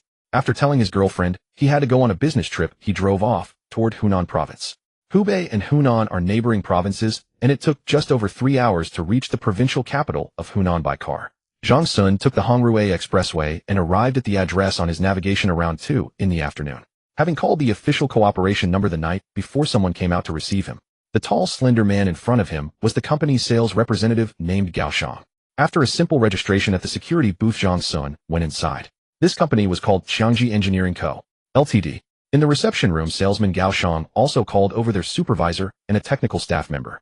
The 2 politely handed him their business cards, but Zhang Sun, not having any, used the excuse of having forgotten to bring his. However, he did show his own company's credentials to avoid being mistaken for a fraud. The supervisor named Li Pan was the project director, and the technical lead was Zheng Sheng. Hey, raised the situation. I saw in the news that you were the construction contractor for a doomsday-themed hotel in Central Plains Province. Our company also wants to build a similar project. However, our project will not be open to the general public. The target audience is mainly high-end clientele. To satisfy their sense of immersion, this project will be built to authentic post-apocalyptic standards. And we've chosen a location in Inchi Prefecture, which is primarily hard granite. I'm not sure how that will affect construction difficulty. Zhang Sun took a report from his bag and continued, this is a geological structure report. Please take a look. The technician named Zheng Sheng took the report and began reading it. Project Director Li Pan asked, may I ask what your company's expected investment is? Including decoration and equipment, the total is estimated to be around 3 to 500 million. But I haven't found a suitable design company yet. Do you have any recommendations? Zhang Sun said, domestic design companies lack experience. It's best to look for a foreign one. The previous project also used a foreign design company. We don't have extensive cooperation with them, but we can help introduce you. However, you'll have to negotiate with them yourself. Li Pan said. Zhang Sun nodded and asked for the company's name. To his surprise, it was the same company Heisey had mentioned, located in Houston, Texas. Then please help make the introduction. Once my visa comes through this month, they'll go over. Zhang Sun smiled. Sure, no problem. Li Pan then took a business card from his card case. He continued, if you go, you can contact this person. His name is Dawson, and he's also a sales manager. We'll communicate with him in advance. At that moment, Zheng Sheng finished reading the report and said to Zhang Sun, President Zhang, I've finished the report. Overall construction will be challenging, but all issues can be resolved. That's good. Zhang Sun breathed a sigh of relief and asked, how long will the construction period be? That depends on the scale you want. Based on the investment you mentioned earlier, if it's fast, it might take a little over a year. Excavating the granite mountain will take considerable time, but of course the specifics depend on the construction drawings. Zheng Sheng answered. Zhang Sun found this acceptable. Time was still relatively ample. He then asked them a few more questions which he found quite enlightening. In particular, he had been mistaken about a concept. The construction unit and the construction contractor are different. The roles of the two are distinct. The construction unit is the owner who pays and supervises the construction like a landlord. The construction contractor is the one who undertakes the project and is responsible for the actual building like a long-term laborer. By 5 in the afternoon, Director Li Pan insisted on treating Zhang Sun to dinner. For them, an investment of several hundred million was a relatively large project, and they had to do their utmost to secure it. Zhang Sun did not refuse. After eating and drinking, his film manager Li Pan even wanted to take him to MMC. But Zhang Sun had to video chat with his girlfriend that evening, so he declined. Seeing that he was unwilling, Li Pan did not insist. He accompanied him to the hotel and then left. Zhang Sun checked and washed up, and by 8:30 p.m. his girlfriend probably hadn't gone to work yet, so he opened WeChat and started a video call. They chatted for half an hour before hanging up. Zhang Sun lay in bed thinking over the day's discussions and planning what to do next. Before he knew it, he fell asleep. Early the next morning, he checked out and drove back. However, passing by his hometown, he made a special trip home. His mother was just chatting with a neighbor. Seeing a car parked in front of a house, she was about to go take a look when she realized the person coming out was her own son. Son, how did you get a car? His mother was happy to see him, but also puzzled. Hadn't he just bought a house? How could he afford a car so quickly without saving money for marriage? Mom, I changed jobs. The company gave me this car to make business trips easier, Zhang Sun explained. Really? My son has made something of himself. The company even provides a car. Mother Zhang beamed with joy and hurried to start cooking. After lunch, his mother subtly asked when he and Du Jing would get married. Zhang Sun said they planned to do it next year. Hearing the definite timeline, she became even happier and wished they would marry this year. He stayed overnight at home, and the next day, he returned to Jiangxing going straight to the company. The 3 employees had already set up office supplies like printers and water dispensers and installed some financial software and invoicing systems. The procurement officer, having nothing to do for the time being, felt a bit embarrassed and cleaned the office spotless. Zhang Sun comforted them, "Don't worry. You'll get your full salary this month. If there's nothing to do, you don't have to come to the office. The company should start operating by next month at the earliest." Zhang Sun returned to his office and saved the contact information from the business cards he had received into his phone. Then he went to Li Yan's office, handed her the business cards, and asked her to keep them safe for future dealings. "President Zhang, the money you gave me last time for office supplies totaled 27400 yuan. He'll return the remainder to you. I've also archived all the receipts as financial expenses," Li Yan said. "Keep it for now. It'll be more convenient for later use. Also come with me to the bank later to transfer some money to the company account. The other 2 can leave early." Zhang Sun said, "Okay, please wait a moment. I'll notify them." Li Yan stood up. Zhang Sun had over 26 million in liquid funds. He planned to transfer 6 million to the company account and keep the remaining 20 million for other purposes. After locking the door, Zhang Sun left with them. He took Li Yan to handle the business and then dropped her off on the way. When he got home, his girlfriend was awake. Since the next day was the weekend, she had to switch to the day shift, getting 2 days off. Zhang Sun had also been busy for 2 weeks, and since his passport and visa hadn't come through yet, he planned to take 2 days off to spend time with his girlfriend. On Saturday, his girlfriend finished her last night shift and slept at home during the day. In the evening, Zhang Sun took her to the mall and then to see a movie. On Sunday, the 2 drove to a scenic spot in the suburbs and spent the whole day playing. Seeing the happiness radiating from his girlfriend's face, Zhang Sun felt a deep sense of fulfillment, and a sense of responsibility welled up within him more strongly than ever before. He silently vowed to protect all of this. "Honey, I need to tell you something," Zhang Sun suddenly said as he held his girlfriend that evening. "What is it?" "Go ahead," Du Jing replied while scrolling through her phone. "The boss at our company plans to send me on a business trip to the United States in a few days." "The United States? That's so far. Didn't you say your boss only wanted you to supervise the hotel construction? Why do you need to go abroad?" His girlfriend looked up puzzled. "Our boss hired a design firm in the US and told me to go there for coordination. I don't know the details, but someone from their side will be working with me," Zhang Sun explained. "Then go ahead, but remember to stay safe. Don't go to any shady places. I saw on the news that gun violence is rampant in the US and the women there are very open." "I know. He'll only be there for a few days, and we'll be back soon." In the following days, while waiting for his visa to be processed, Zhang Sun bought numerous books on basic construction, engineering, and mechanical equipment, voraciously supplementing his knowledge. After receiving notifications from the Immigration Bureau and the consulate, he promptly booked his flight and hotel. Before that, he went to the company again. The accountant and procurement officer weren't there, only Li Yan remained. "Sister Li, while I'm away, please help me gather some information," Zhang Sun said. "Go ahead," Li Yan replied.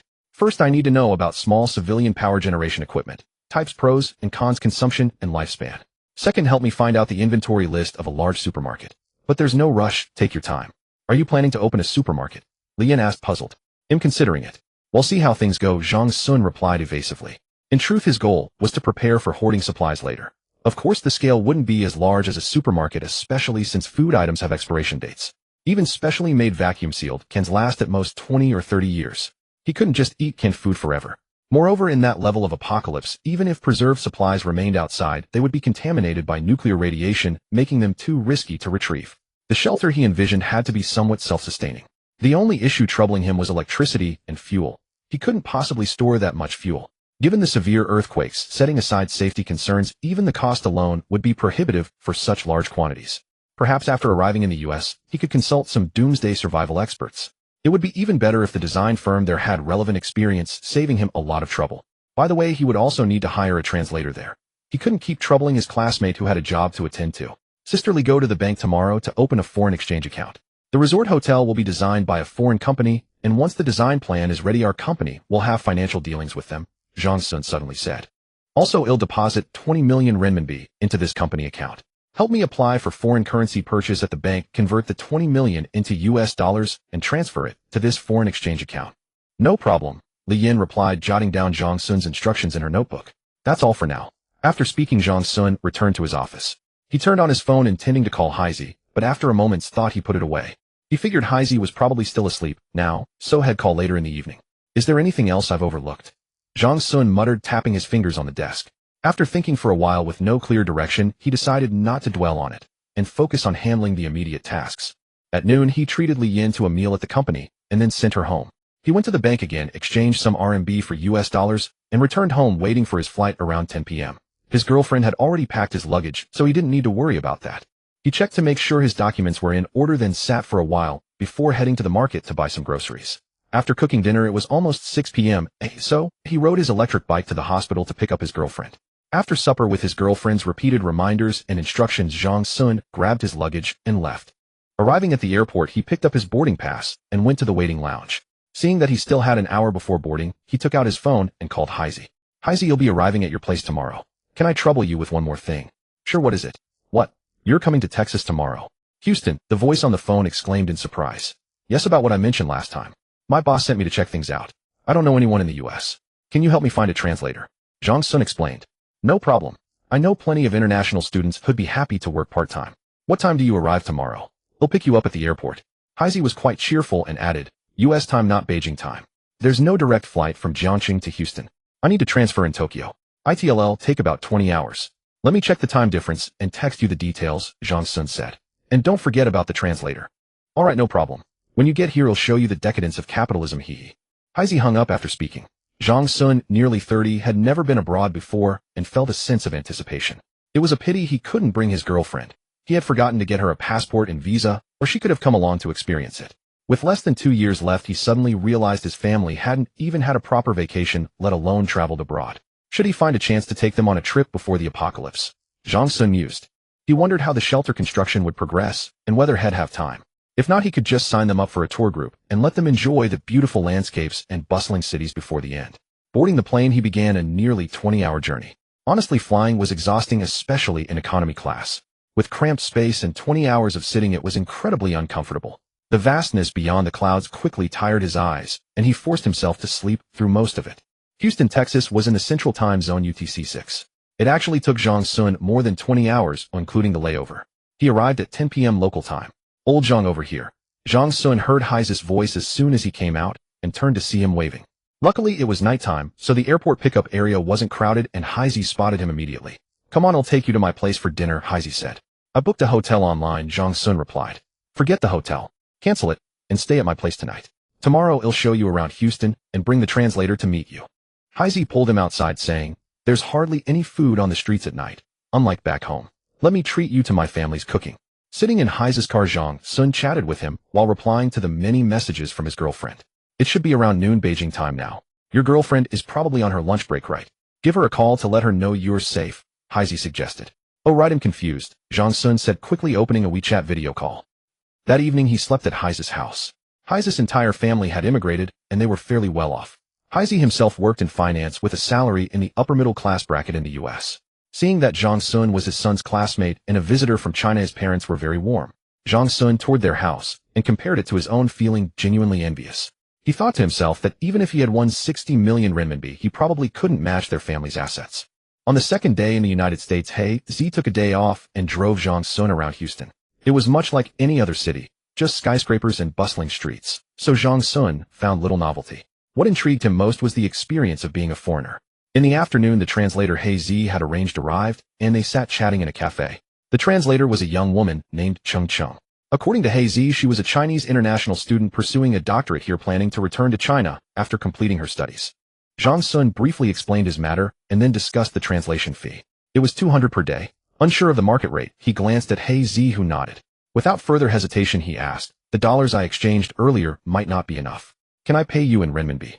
No problem at all. For renminbi, you can pay me 1500 per day, starting tomorrow. Cheng Cheng sipped her coffee. When shall we start? Tomorrow we'll go to that company. But I'll need you to help me make an appointment. Zhang Sun found Dawson's number on his phone, dialed, and handed it to her. Once the call connected, Cheng Cheng relayed Zhang Sun's request for a visit. He said he received a call from a Chinese partner a few days ago and knew you were coming. He's available these days. Just tell the front desk you are here to see Dawson when you arrive tomorrow. Cheng Cheng conveyed the message. Zhang Sun nodded, asked her to thank Dawson, and set a meeting time. After hanging up, Heisey said to Zhang Sun, I want to accompany you tomorrow. I have a business trip to Washington. No worries. I've got a beautiful translator here. If you're back before I leave, I'll treat you to a feast to thank you for your help. Zhang Sun raised his coffee cup as a toast. In the evening, the three of them had dinner together, Zhang Sun's treat. And despite Heizi's objections, he insisted on staying at a hotel. Heizi was about to leave on a business trip, and it seemed inappropriate for an outsider like him to stay at Heizi's home. He had booked a room for 3 days. There were still many ideas about the shelter's design that he needed to discuss with the company's designers. The next morning around 8:30, Cheng Cheng was already waiting for him in the hotel lobby. After treating her to breakfast at the hotel restaurant, they took a taxi straight to the design company. The company was called Rising S. He had searched for it online later and found mostly exaggerated self-media articles. Still, it was indeed a company specializing in doomsday bunkers. Soon the taxi stopped at the entrance of a large building. Cheng Cheng led Zhang Sun to register in the lobby. After the security guard confirmed by phone they were allowed in, the company occupied the 17th and 18th floors. As they stepped out of the elevator, a blonde-haired, blue-eyed woman was waiting. Instead of taking them straight to Dawson, she first led them to the exhibition hall. It displayed models and photos of the doomsday shelters they had designed and built. The variety was dazzling, and Zhang Sun was secretly awed. How much would such luxury cost? Under the blonde receptionist's introduction, he finally got a sense of the company's strength. They had undertaken similar projects not only in the United States, but also in Europe, Australia, Canada, and New Zealand, all customized to clients' needs.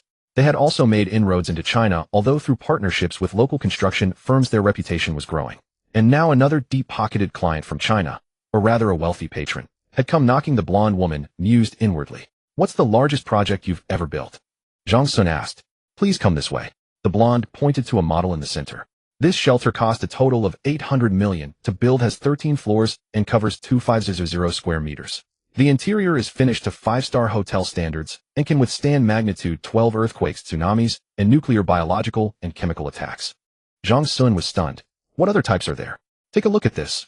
Our most affordable product, about 4,000. It's 97 square meters, also made of reinforced concrete, but only has basic functions like a bedroom, kitchen, storage room, and bathroom." The blonde pointed to another model. "This is our most popular product. It costs 4 times as much as the previous one, but the area reaches about 500 square meters with significant upgrades and functionality." Hey, race a funny story. In the first year Chuan Pu took office, we sold 100 units of this shelter. After hearing the translation, Zhang Sun felt a strange amusement. Comrade Chuan Zhengwo was really something. "What other types are there?" he continued. "Our products are categorized by size: small 97 square meter units, 500 square meter, 100 square meter, and 500 square meter units. Our current technology can reach up to 30 stories underground, covering 100 square meters without issue.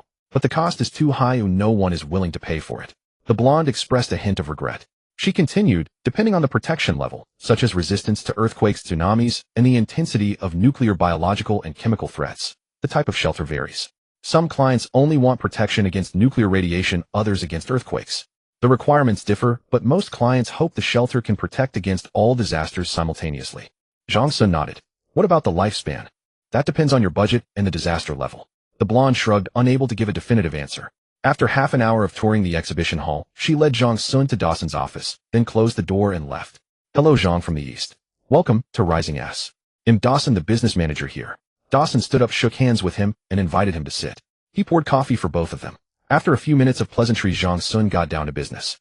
He first gave a basic overview, then took out a report containing information about the mountain structure, environment, and topography. Dawson glanced at it briefly, but couldn't understand it. It was all in Chinese. Zhang Sun had intended to get an English version made, but had forgotten in the hustle and bustle, only remembering this morning. However, it wasn't a major issue. They could handle the translation themselves. "Do you have an electronic version?" "We'll translate it ourselves," Dawson asked. "Yes, I'll send it to you later. But you're only responsible for the design.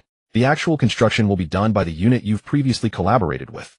For subsequent key equipment, materials, and electronic systems, you can communicate directly with them," Zhang Sun said. After hearing the translation, Dawson picked up the desk phone and made a call.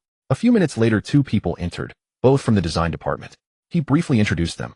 Dawson continued, "What you've proposed is fine. Leave it to us. Do you have any specific requirements for the shelter? You can mention them to these 2 designers now, and well, incorporate them into the design."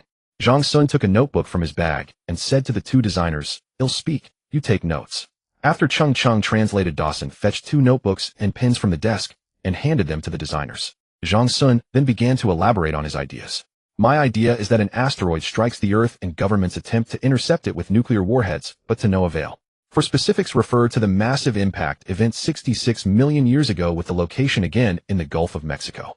Then incorporating factors such as nuclear radiation, design this shelter accordingly." Zhang Sun picked up his coffee, awaiting Cheng Cheng's translation. He then articulated his desired objective to construct a closed-loop system shelter based on a large family unit possessing strong self-sustainability.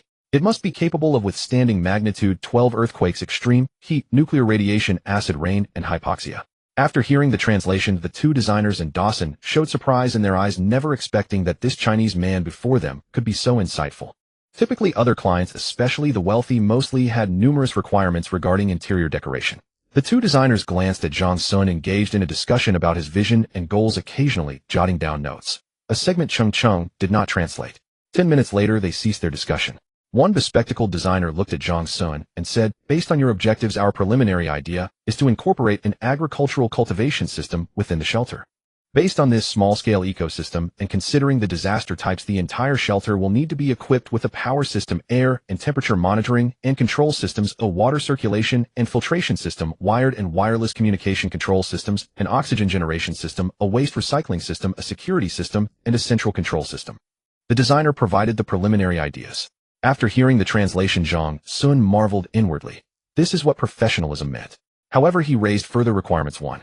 All pipelines, wiring, and equipment must be explosion-proof and ideally designed for easy disassembly and replacement. 2.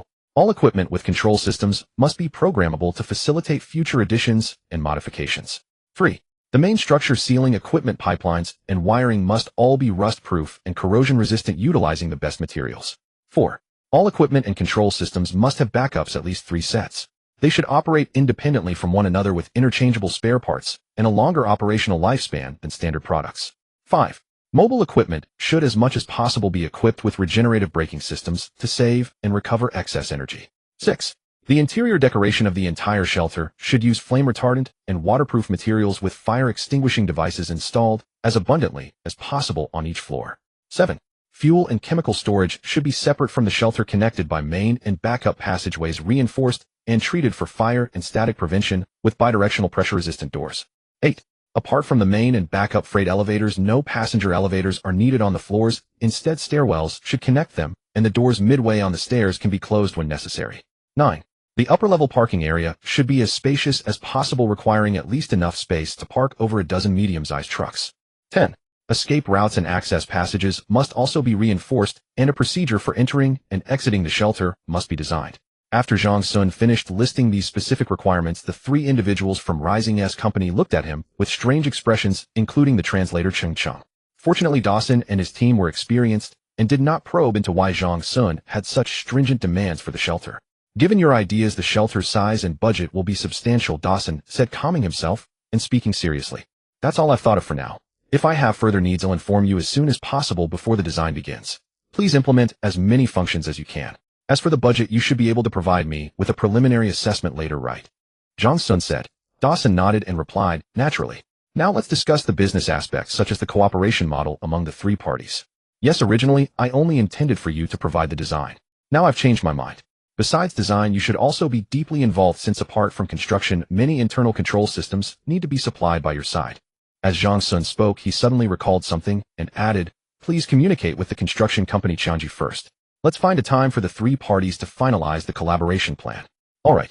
Many materials for the shelter, such as special alloy steel springs, the key shock absorbers, have been developed at great expense by a laboratory at the University of California to ensure corrosion resistance and a lifespan of over a century, Dawson introduced. Next, Zhang Sun transferred the electronic geological structure report to Dawson, arranged for his company to translate it, and they discussed a few more specific matters. At noon, Dawson invited them for lunch at the company cafeteria, subtly probing Zhang Sun's budget. Zhang Sun did not conceal. He directly told him it was within the range of 100 to 200 million US. If the project exceeded the budget, he could increase it further. After all, he did not intend to build a large and luxurious shelter. 200 million US was already top tier for a medium-sized shelter like this. Moreover, construction costs in China were far lower than in the US, so they couldn't be higher than American costs. Watching Dawson's pleased expression, Zhang Sun silently apologized in his heart. After all, even if his stocks surged in the second half of the year, he would at most have a net worth of 200 to 300 million renminbi, far short of 100 million US. When signing the contract, later payment wouldn't be a lump sum. There would be a series of steps: design, construction, testing, and acceptance. By then, if he delayed the project payments, perhaps it would truly drag on until the end of the world. In the afternoon, the geological structure report was translated. After preliminary study, the two designers told Zhang Sun that the design required a more detailed survey report. However, he need not worry. Rising S Company would commission a partner firm in China to produce the report. This process might take about a week, and formal design work could commence after the detailed survey report was available. But they needed to sign a formal agreement before proceeding. Zhang Sun agreed and hoped that Rising S Company would contact Li Pan, the construction unit's representative, to finalize the collaboration as soon as possible. Seeing Dawson's enthusiastic agreement, Zhang Sun took his leave with the translator. "Is your boss really going to build such a thing in China?" Cheng Chung asked in the taxi. "Of course it's real. Besides, it's not open to the public. It's for wealthy people seeking thrilling experiences. In today's society, are there few cases of the rich spending money to seek discomfort? Once this project becomes famous, those tycoons might throw money at the boss begging to be locked up inside." Zhang Sun laughed. "Given how serious you were earlier, I thought the apocalypse was coming. Turns out it's just a gimmick." Cheng Chung pouted. "Next, take me to find a consulting firm. I'll need their help reviewing the contract during the tripartite negotiations." Zhang Sun said, checking the time. The consulting firm was quickly found. Such companies were abundant in the U.S. Zhang Sun once again appreciated the convenience of capitalism, of course the convenience of money. The deal was soon settled. The consulting firm would await Zhang Sun's notice, and he would pay them then. That evening, Li Pan from the construction unit in Hunan province called, informing him that Xiangji Company had decided to send a team led by him to Houston immediately to discuss the collaboration. Zhang Sun explained the change in the cooperation model, stating it was the company's decision and that Li Pan would be fully responsible for the subsequent negotiations. Li Pan expressed understanding and hoped to receive some support from Zhang Sun in the upcoming negotiations and agreements.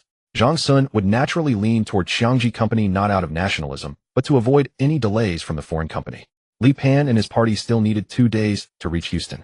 After Zhang Sun had taken care of his own affairs, he found himself with free time. However, since he was in the United States, making money remained his top priority. He wouldn't be staying in America for long, so buying lottery tickets was out of the question, especially since he had no idea which numbers would win. But he thought of a simpler method to make quick cash betting on sports, namely the NBA and the Super Bowl. Although Zhang Sun rarely played basketball himself, he loved watching NBA games. His memories from the dream were particularly clear regarding recent NBA events and outcomes. Tomorrow was the 57th Super Bowl in the United States. To be honest, Zhang Sun wasn't very familiar with it, but this year was an exception. Every Super Bowl invited international superstars to perform. This time, a sexy female celebrity he had been following was scheduled to sing, which was why he had paid more attention to the Super Bowl news. Putting the sexy female celebrity aside, his goal for the next 2 days was the Super Bowl. "Can you take me to a casino tomorrow?" Zhang Sun called Cheng Chung. She was a bit surprised, but didn't refuse. After all, there was money to be made, so she agreed. That evening, Zhang Sun studied the rules of sports betting in the U.S. to avoid any confusion later. The next day, Cheng Chung arrived at the hotel entrance. Zhang Sun came down, hailed a cab, and headed straight for the largest casino in Houston. Upon arrival, he was dazzled by the sights. The place was packed with people, almost all of them there to bet on the game, just like him. They were gathered in the sports betting area of the casino.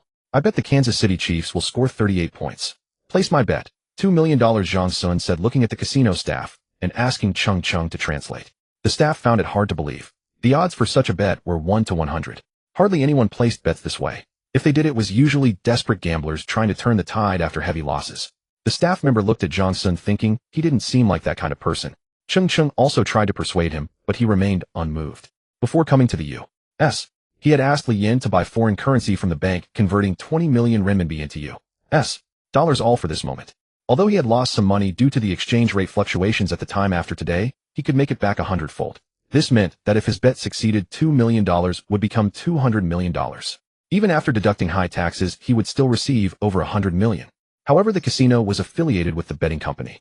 The staff were worried about such a large wager and called their manager. Zhang Sun waited a while, and the manager arrived. Although they were eager to earn this money, they feared Zhang Sun might back out, so they coaxed him into signing an agreement in advance. This was exactly what Zhang Sun wanted. He didn't trust the casino's integrity. Having a written agreement provided an extra layer of security. After all, with $200 million at stake, even the casino and betting company bosses couldn't remain indifferent. Once the agreement was signed, $2 million were deducted from his account, leaving him with just over $500,000. This wager was the largest of the year at that casino, even attracting reporters. However, Zhang Sun declined interviews and instead wandered around the casino. That afternoon, the Super Bowl final was held in Arizona, with the Kansas City Chiefs facing the Philadelphia Eagles. Every gambler in the casino stared intently at the big screen as the game determined their own wins or losses. Zhang Sun felt a bit anxious, wondering if his presence might cause a butterfly effect and alter the outcome. In the final moments, everyone's hearts were in their throats, including Zhang Sun's. The Kansas City Chiefs ultimately defeated the Philadelphia Eagles with a score of 38-35, winning the game. Everyone in the casino was stunned, their eyes fixed on Zhang Sun, the biggest betting winner Houston had seen in years. 10 minutes later, the casino owner rushed over, slightly out of breath, and stood before Zhang Sun.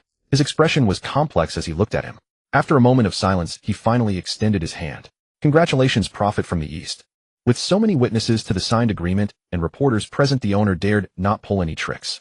But the casino manager was certainly in for trouble. With such a huge amount, after accounting for the losses from other gamblers, the rest had to be covered by the casino and the betting company. The owner was already bleeding internally. Next, Zhang Sun went with the casino to the bank and the betting department to handle the necessary procedures. The money would soon be transferred to his account. After a 20% tax on the $200 million, he would ultimately receive $160 million. Zhang Sun had transformed from a millionaire to a billionaire. On the way back, he looked at Chung Chung, who was still in shock, and transferred some dollars to her via his phone. He smiled and said, "A share for everyone who saw it. You've worked hard these past few days. Consider this a bonus." Chung Chung stared at the huge sum on her phone, her heart racing. After some coy hesitation, she accepted it, her eyes gleaming as she looked at Zhang Sun. He quickly joked, "Don't look at me like that. I'm already a family man." Back at the hotel, Zhang Sun remembered the NBA games. He turned on the TV to watch basketball while downloading the app of the largest betting company in the U.S. on his phone. Slowly translating, he registered an account. He planned to bet on this platform from now on, avoiding such a high-profile approach as today's. "Old Zhang, I heard from Chung Chung that you're a billionaire now." His phone call came suddenly, his voice filled with disbelief. "Yeah, a blind cat caught a dead mouse. Life is unpredictable, full of twists and turns," Zhang Sun replied, feigning calm. "When you get back, I'll give you a big red envelope. But please keep it a secret. You know the saying, don't flaunt your wealth." He hoped the news from the U.S. wouldn't reach his relatives and friends back home. He had worn a mask at the scene and asked the reporters to remain anonymous.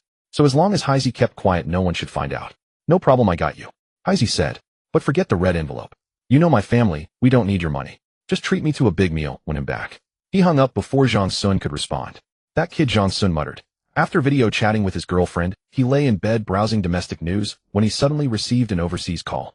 The caller ID showed a landline number from a new materials company. "Hello, are you Mr. Zhang?"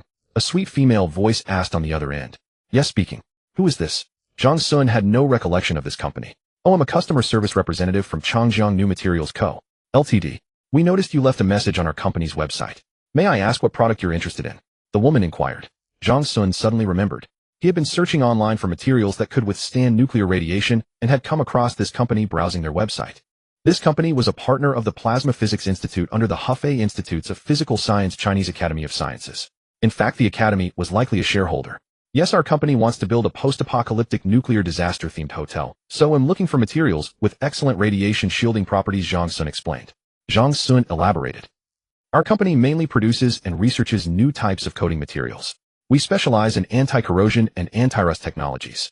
What you mentioned, we definitely didn't have it a few years ago," but the female voice paused on the phone, followed by the sound of flipping documents. "However, last year we collaborated with the Hefei Institute of Plasma Physics Chinese Academy of Sciences to develop a new type of coating material. It is a composite material based on a gadolinium hydrogen system capable of moderating and absorbing neutrons.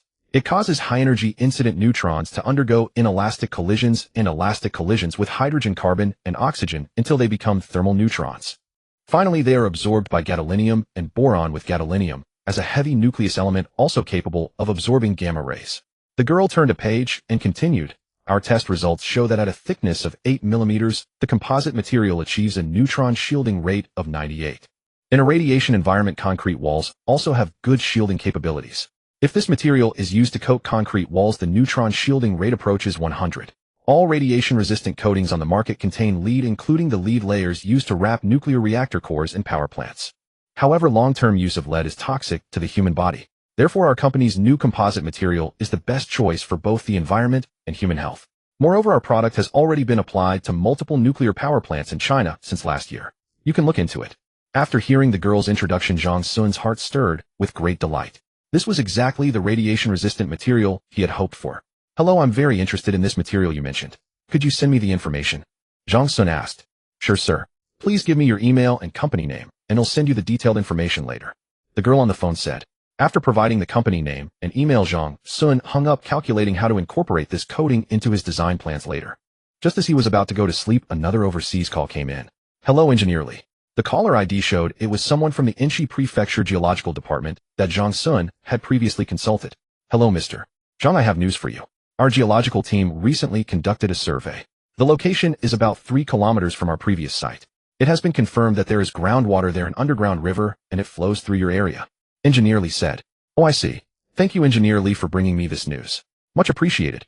Zhang Sun replied. Another good news, this underground river is a hot water river with very high temperature, though it's quite deep. Do you know what this means? It means you can use it to generate electricity for heating and to build a hot spring-themed hotel. Engineer Li laughed. Hearing this news, Zhang Sun could no longer stay lying down.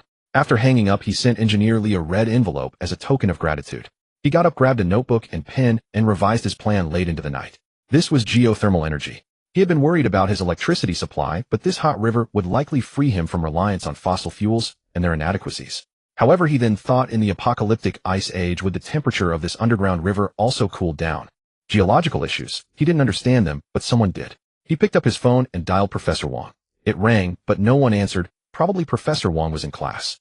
20 minutes later, the phone rang. Professor Wang called back. After Zhang Sun expressed his doubts, Professor Wang, though surprised that he was still concerned about this matter, patiently answered his questions. It shouldn't. Although the ice age brought by the massive impact makes it difficult for species to survive on the scale of Earth, the average minimum temperature would only be around minus 50 degrees Celsius.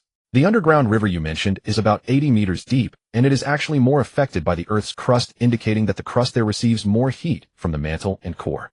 So there's no need to worry about that. Professor Wang replied. I understand. Thank you, Professor Wang. Zhang Sun felt relieved after hearing this. Which department and class are you in for your senior year of environmental science?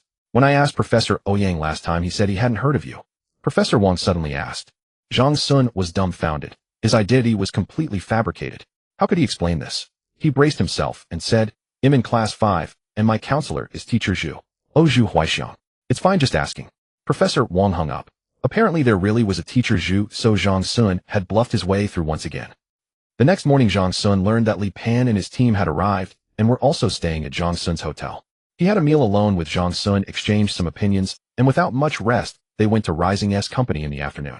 As soon as they arrived at Rising S Company, Dawson came out to greet them, smiling at Zhang Sun. Zhang, you're a celebrity in Houston. Seeing the puzzled looks on Li Pan's team, Dawson explained the previous incident of Zhang Sun's sports betting. This made Li Pan and the others both envious and amazed. This local tycoon had turned into a golden tycoon, and they were filled with anticipation for the upcoming cooperation. After some small talk, the consulting company Zhang Sun had hired also arrived. Besides the interpreter Chung Chung, they also brought their own. The 3 parties officially got down to business in the conference room. The whole afternoon, Li Pan and Dawson engaged in a heated debate over who would be the general contractor. After listening to their respective viewpoints, Zhang Sun ultimately decided to let Li Pan's company be the general contractor. However, regarding some other interests, both Zhang Sun and Li Pan made some concessions, and Rising S Company would still earn a considerable amount. Knowing that Zhang Sun had made up his mind, Dawson did not dwell on it any further. Next came the negotiation and signing of the specific cooperation agreement. This process was painful. Zhang Sun couldn't help but think of the apocalyptic novels he had read before. How easily the protagonists built shelters and hoarded supplies as if they could finish in just 2 months or even a few days. Why did it have to be so troublesome for him? Sigh, if only he had a spatial ability or a system cheat, Zhang Sun lamented. Another day passed. After hours of exhausting negotiations, the content of the contract was finally finalized. Zhang Sun had brought the company's official seal and contract seal before coming just for this moment. The contract clarified the responsibilities of the 3 parties as well as the payment method and timeline for the project, and also stipulated the construction period, legal liabilities, and other content. As for the project payment, the agreement stipulated payment based on progress, basically settled every 2 to 3 months with a certain milestone as the unit. In addition, a portion of the final payment would be reserved as a deposit and would only be paid after acceptance inspection.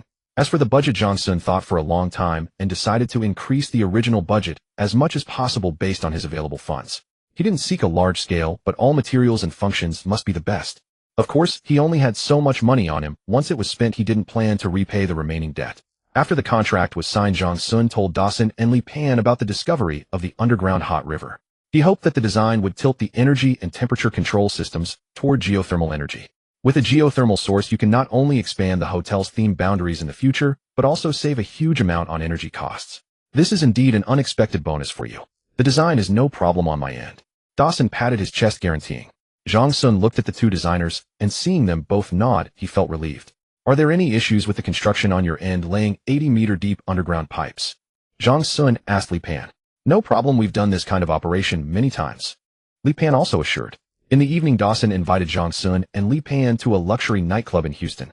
The atmosphere there opened their eyes, truly the decadent life of capitalism. Strippers, large-scale lap dances, and more. There was also a model runway segment. In this segment, if you fancied a model, you could stuff $US into their underwear. Take them back to the hotel at night. Of course, rich people usually took a group of beauties back to continue the party. The interpreter Chung Chung had never been to such a place either and felt uncomfortable, so Jong Sun let her leave early. Jong Sun felt the stripper's hands roaming over his body. He appeared calm on the surface, but inside, he was stirred. Humans have a herd mentality. Jong Sun saw Li Pan's team members remaining composed and unruffled, as if they were not tempted at all, so he immediately restrained his thoughts, picked up his glass, and began to drink.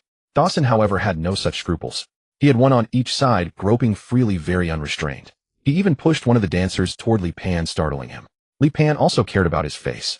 Seeing Jong Sun's calm expression, he thought to himself, indeed a true tycoon can remain unflappable even in such situations.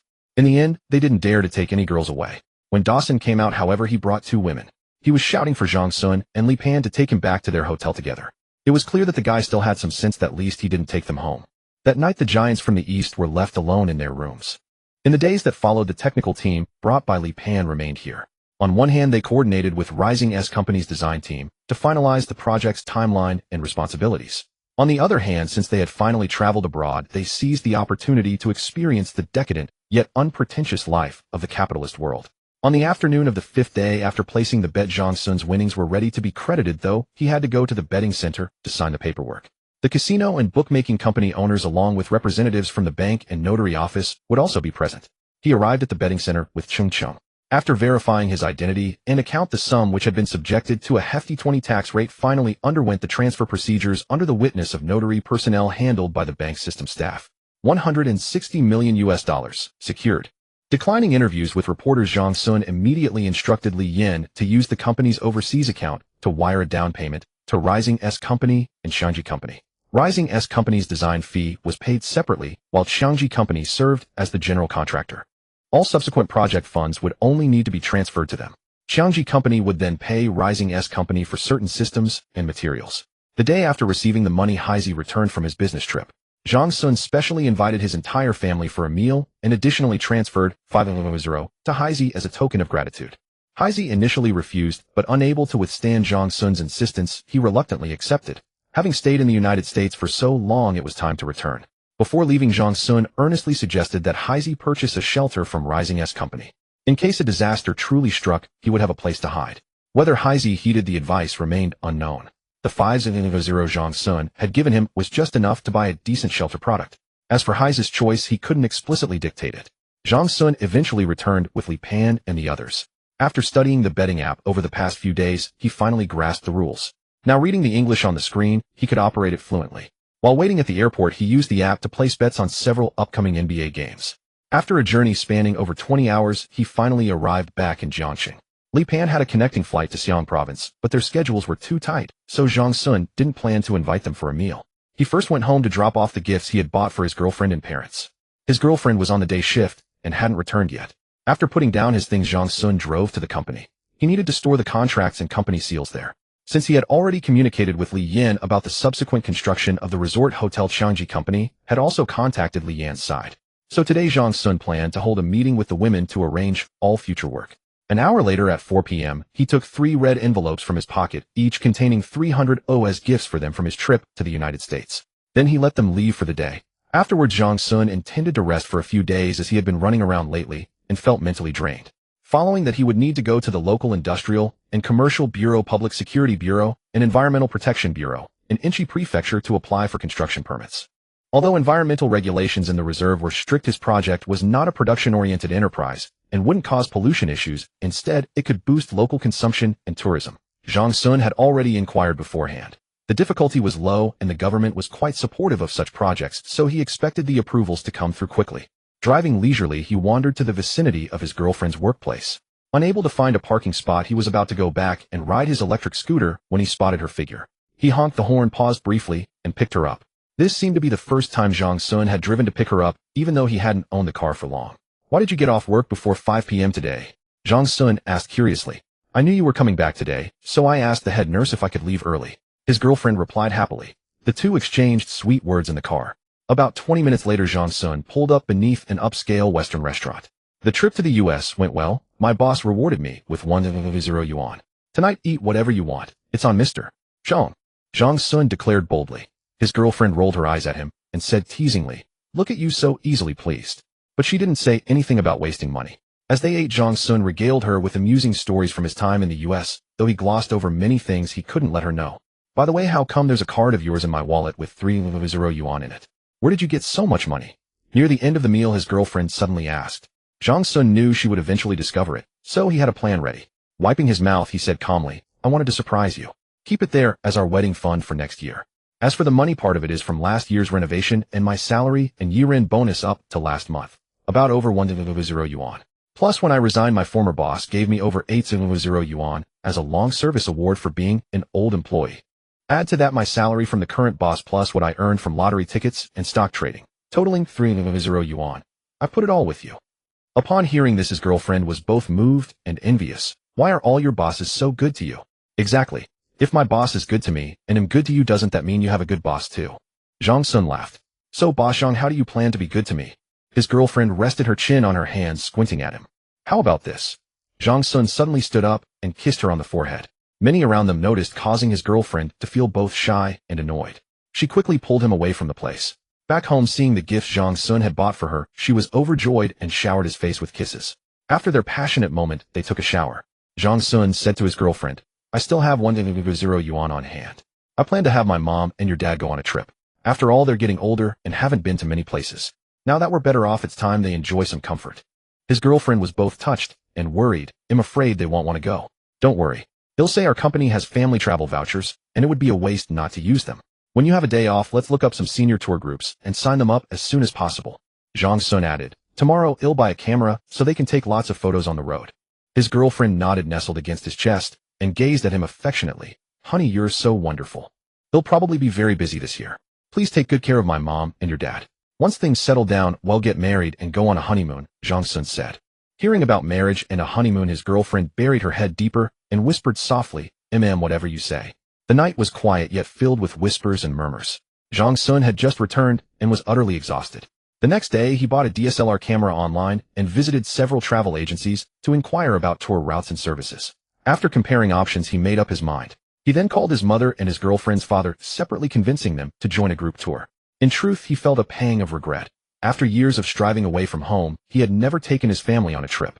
With less than 2 years until the apocalypse, Zhang Sun thought, let his mother and future father-in-law take the time to truly appreciate this beautiful world, for perhaps they would never have the chance again. On the phone, Zhang Sun expended considerable effort to persuade his parents to agree to a trip. After confirming their arrival time in Jiangxing, he registered with the travel agency staff. He selected numerous itineraries starting with a trip abroad. For instance, destinations with similar cultures like Japan, Vietnam, and Thailand. After returning, he would rest a few days before traveling domestically. Places like Beijing, Inner Mongolia, Xinjiang, Yunnan, and Sanya, a journey from north to south. His mother had always dreamed of seeing Tiananmen in Beijing, and this trip would fulfill that wish. The tour package was not cheap. For 2 people it cost over 3,000 yuan. He paid the deposit decisively, and the matter was settled. 3 days after returning, Dawson called saying a detailed investigation report was ready, and they had commenced formal design work. The final design plan would take at most a month.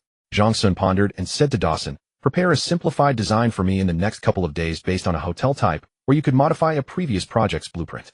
I need to apply for a construction permit soon, and the local industrial and commercial public security and environmental protection departments require design plans for filing.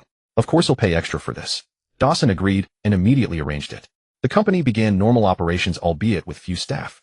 Li Yin had already communicated with Xiangji Company, urging them to inspect the project site in advance and prepare preliminary work. After a day of rest, Dawson sent the modified design to Zhang Sun's email. After printing it, Zhang Sun took the company's cashier, Huang Min, to Enchi Prefecture. Since cashiers are familiar with industrial and commercial bank procedures, bringing Huang Min facilitated the process. After 2 days of visiting the Industrial and Commercial Bureau, Public Security Bureau, Environmental Protection Bureau, and Tourism Management Department, he finally completed the land purchase and filing. The next steps were waiting for the construction permit and business license. Zhang Sun knew this process was cumbersome, requiring layers of approval. He spent another 2 days entertaining leaders from various departments with meals and expensive local specialties. Given the substantial investment, these officials gave him some face, promising to expedite the processing. After handling these matters, he visited the project site again. Driving around, he discovered a flat area less than 5 kilometers from the shelter. He planned to set up a temporary warehouse there later.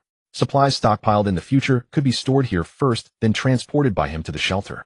The shelter's location was extremely remote, accessible only by a provincial road. There were no villages within a 30-kilometer radius, but Zhang Sun felt it necessary to be cautious. The construction company was from Hunan province, all outsiders, so Zhang Sun wasn't worried about them coveting the site. Enshi city center was also far away. Driving there took over an hour along winding roads. Before the apocalypse, everyone would have only about an hour to prepare. By the time anyone realized he had a shelter here, it might be too late. The great impact would bring not only shockwaves and earthquakes, but also falling firestones from the sky, likely turning the entire tourist area into a sea of flames. Zhang Sun sent his girlfriend a location pin from his phone, noted the specific address, and drove back. He arrived home around 3 in the afternoon. Driving was exhausting. Huang Min had a license, but hadn't driven in years, so Zhang Sun didn't dare let her take the wheel, making him drive the entire way. Upon returning, he collapsed onto the sofa and fell asleep within 2 minutes. When he woke up, it was 7 in the evening, and a blanket had been draped over him. His girlfriend hadn't disturbed him when she came back.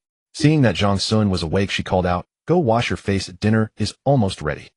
For the following week, Zhang Sun lounged in the company office reading books and watching videos. They were mainly about mechanics, architecture, and programming. He had originally studied mechanics and had been working in after-sales service for mechanical equipment. He was familiar with common machinery and had some basic programming knowledge, but he knew little about construction. His goal was to deepen his expertise in these areas, as he would likely spend the rest of his life in the shelter. Without relevant knowledge, he might not even distinguish between neutral and live wires in a circuit. As he leisurely read and sipped tea, Huang Min knocked and entered, saying, "Manager Zhang, Enshi sent a notice that the land purchase approval and construction permit are ready." Zhang Sun was surprised so fast. "I thought it would take 2 or 3 weeks. In that case, have sisterly notified Xiangji Company to start site leveling. Also build a simple construction road connecting to the provincial road. Rising S Company's design should be ready soon, so urge them to hurry." "Okay." Huang Min noted it down and left. After over a month of busy work, the shelter's construction has finally begun. It wasn't easy. Zhang Sun sighed. He wished he could use each day for 2, but reality didn't allow it. Money, design plans, construction preparations, government permits all required time and were never achieved overnight. Feeling uneasy, he called Li Pan from Xiangji Company, urging him to ensure project progress and quality. After receiving Li Pan's assurance, Zhang Sun asked, "Last time I went for filing, I heard that environmental protection and public security departments would inspect the construction site."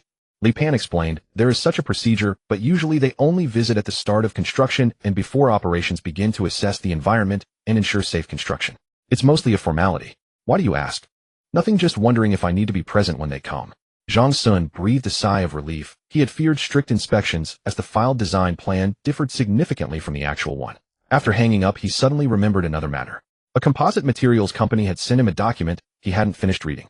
He opened his email and studied it. An hour later, after reviewing the product introduction and related cases, he compared it with anti-radiation materials he had found online and genuinely felt that this product, developed by the Institute of Plasma Physics of the Chinese Academy of Sciences, was excellent. He decided to add this new composite coating to the shelter's main structure surface. He forwarded the email to Dawson, instructing him to include this material coating in the design. Xiangji Company could then procure it domestically. Before the end of the workday, Zhang Sun left early, heading straight to the bus station. His mother was arriving in Jiangxing today, and after picking her up, he needed to go to the train station to welcome his future father-in-law. That evening, too tired to cook, he took the family out to eat. At the dinner table, the elders mostly talked about marriage. Topics included the wedding date, venue, and how many children to have after marriage. After 2 days in Jiangxing, the couple packed their luggage and camera and left with the senior travel group. Their overseas trip would last about 2 weeks, giving Zhang Sun time to focus on learning and self-improvement. Things were progressing as he had planned, though tiring. The process was relatively smooth.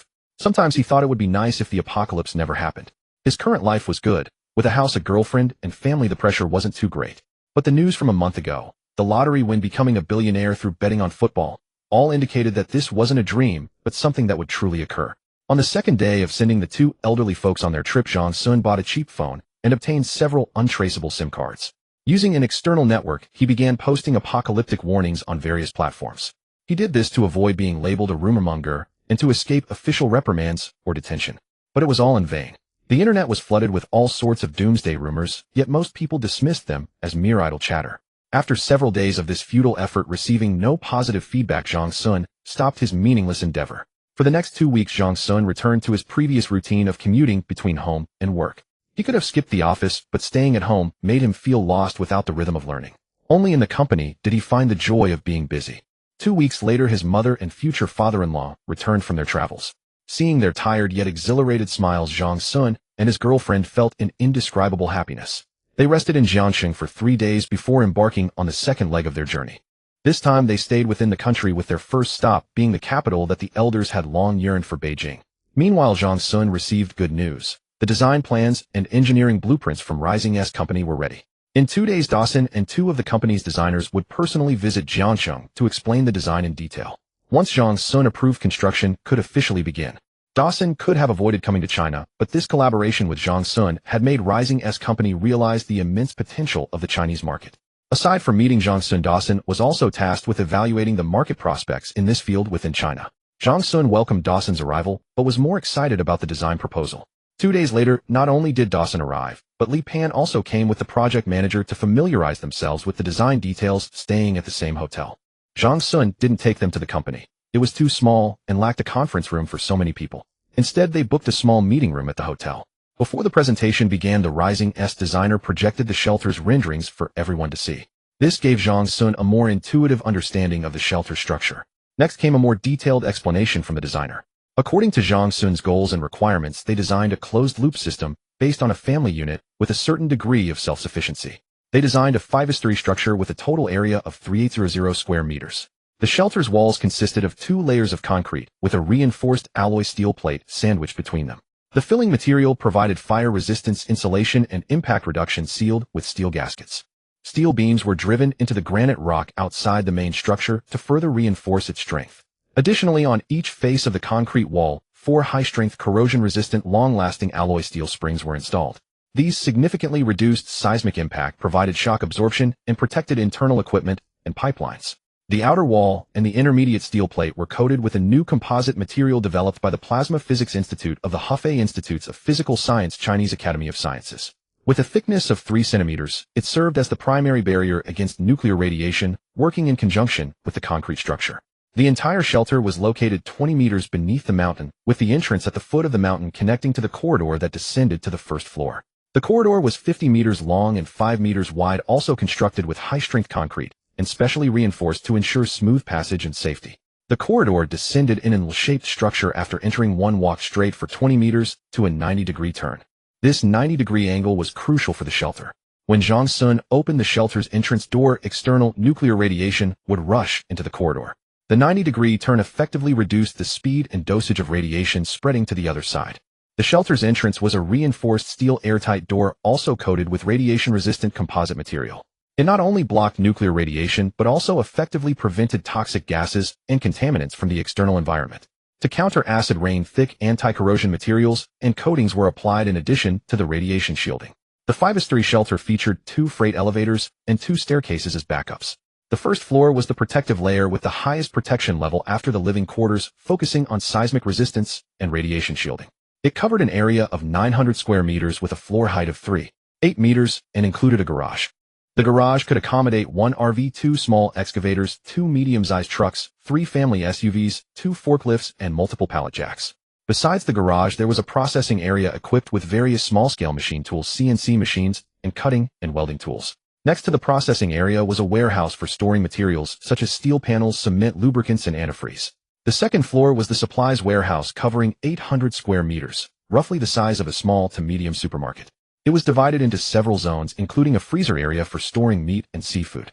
The third floor was the living quarters, which also had a supplies warehouse of 300 square meters for storing essential grains and other provisions.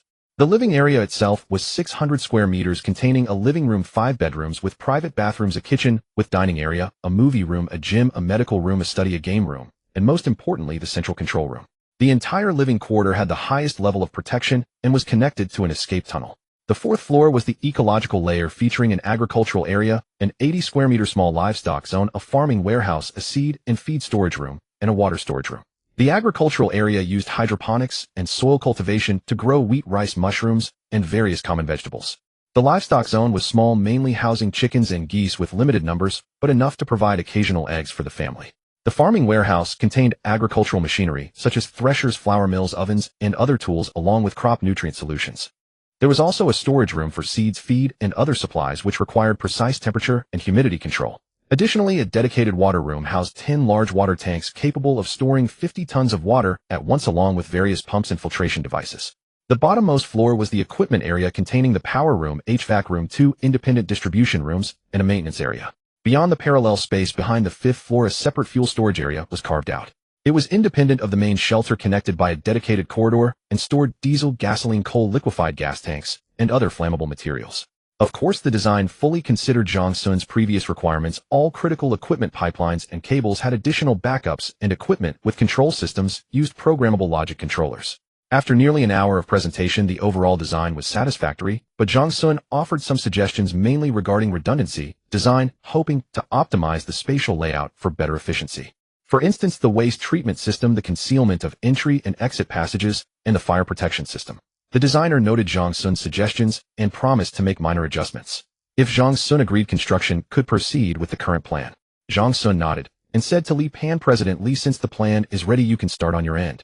Li Pan replied, "Yes, once our project team takes the construction drawings back for study, we can begin full construction no later than next week." Afterward, the Rising S designers began a detailed introduction of the internal subsystems. Jong Sun listened while jotting down key points in his notebook, occasionally asking for clarification on terms he didn't fully understand. At noon, the group had a simple buffet at the hotel. In the afternoon, they continued explaining the design plan. After listening to their presentation, Jong Sun signed the confirmation letter. This signified that the design had received his approval in principle and that construction of the shelter could officially commence. However, Jong Sun added a requirement: a comprehensive maintenance, repair, and upkeep manual for the entire shelter must be provided to him. The preliminary budget for the entire shelter was estimated at $160 million. The high cost was primarily due to the underground construction within the mountain, the tight timeline, and the labor-intensive work, and this was without any luxury finishes. The designer had initially wanted to include a swimming pool, but Jong Sun refused. Such extravagance was impractical, wasteful of water and electricity, and could easily foster laziness. The next day, Jong Sun intended to play the host and take them to East Lake and the Yellow Crane Tower, but Li Pan was in a hurry to return and oversee construction, so he left first. Dawson also declined Jong Sun's invitation as he needed to rush to Beijing and Shanghai. Jong Sun was secretly relieved to have some free time. He would need to visit Inchi Prefecture again once formal construction began, but that would have to wait until the following week. It was already April. After visiting the construction site later, his parents should have returned from their travels. Once he saw them back to their hometown, Jong Sun planned to take his girlfriend on a trip during the May Day holiday. That was the plan, but when he asked his girlfriend, he found out that the hospital staff wouldn't have that many days off. They mostly had to swap shifts, and taking leave was difficult. For a moment, he wanted his girlfriend to quit her job, but considering the future situation, he dismissed the thought. It seemed the trip would have to wait until after they were married. During this period, besides the smooth progress of the shelter project, there was another piece of good news. He used the app to bet on sports, mainly the NBA league. Because he didn't invest much, the winnings weren't too substantial, roughly around $15 million. His main concern was attracting too much attention, so he dared not invest heavily. After all, no one could accurately predict results every time. If it happened too often, the platform would ban him before any official investigation could begin. A week later, Jong Sun received a notification from Li Pan that on-site construction had officially started. He didn't drive this time, but bought a high-speed rail ticket to Inchi Prefecture. The last drive had exhausted him. This time he planned to rent a car there to shorten the trip to the site. Around 2 p.m., Jong Sun was driving slowly on the provincial road, which was usually not busy. Before long, he saw a simple dirt road winding into the mountains from the left side of the highway.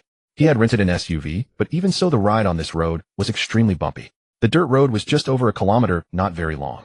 Upon arrival, he parked the car by the roadside. Ahead was the construction site. On the far left, near a mountain gully, stood a prefabricated building. It was presumably the workers' rest area. On the right, a large shed had been erected, storing a great deal of cement, steel bars, and steel plates. Numerous excavators, rock drills, bulldozers, and other equipment were in operation. Jong Sun looked for the construction manager Ren and saw him directing operations on site, wearing a safety helmet, so he decided to wait. Around 3 p.m., Ren finally finished his tasks. Upon seeing Jong Sun, he hurried over to greet him. "Manager Ren, you've worked hard. How long will this excavation take?" Jong Sun asked. "If things go fast, 4 months. If slow, maybe 6 months or more. This type of mountain structure is bound to present various problems." Worried that Jong Sun might be dissatisfied with the timeline, Ren explained further, "A large tunnel boring machine will arrive on site in a couple of days. We will do our utmost to ensure the project progresses on schedule." Jong Sun nodded, and then asked how long will the main structure, pouring, interior finishing, and equipment installation take. Rin estimated briefly pouring the main structure, which will be embedded with steel plates, will take about 5 months. For the subsequent finishing and equipment installation and debugging, if we assign more manpower, we can get it done in 3 months. Zhang Sun calculated in his mind. It was now late April 2023. Based on the longest timeline, the earliest completion would be around June or July of the next year. That was acceptable. He would still have over 4 months to stockpile supplies provided the construction wasn't delayed too much. Apart from stockpiling, he would have enough time to consider letting his girlfriend quit her job for some travel. He lingered at the site for a while, finding he had nothing to do and that watching them dig holes was rather boring. So he drove back to Inchi Prefecture and stayed there for the night. The next day, he spent half a day browsing the local wholesale market.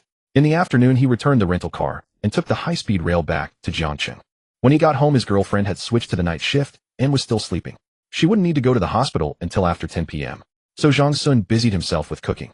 Wow, so much delicious food! His girlfriend exclaimed upon waking seeing the feast.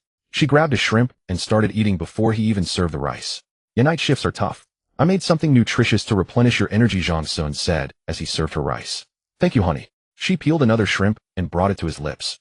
After dinner, they went downstairs for a short walk, then returned home to cuddle and watch TV dramas for over an hour.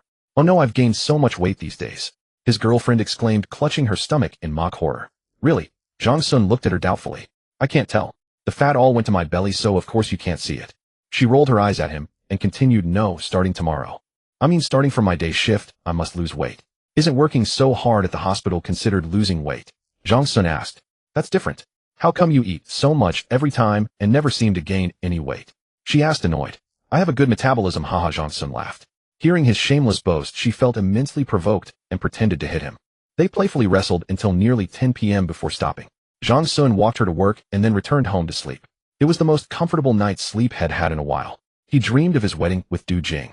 She was holding his arm, and under the witness of both families they exchanged rings. Early the next morning, Zhang Sun got up to pick up his girlfriend from work, and then they went to the company. The first payment of over $4 million had been made to Qiangji Company, and another payment was expected next month. A meeting was held at the company today. Li Yin also briefed them on the financial matters concerning the construction company.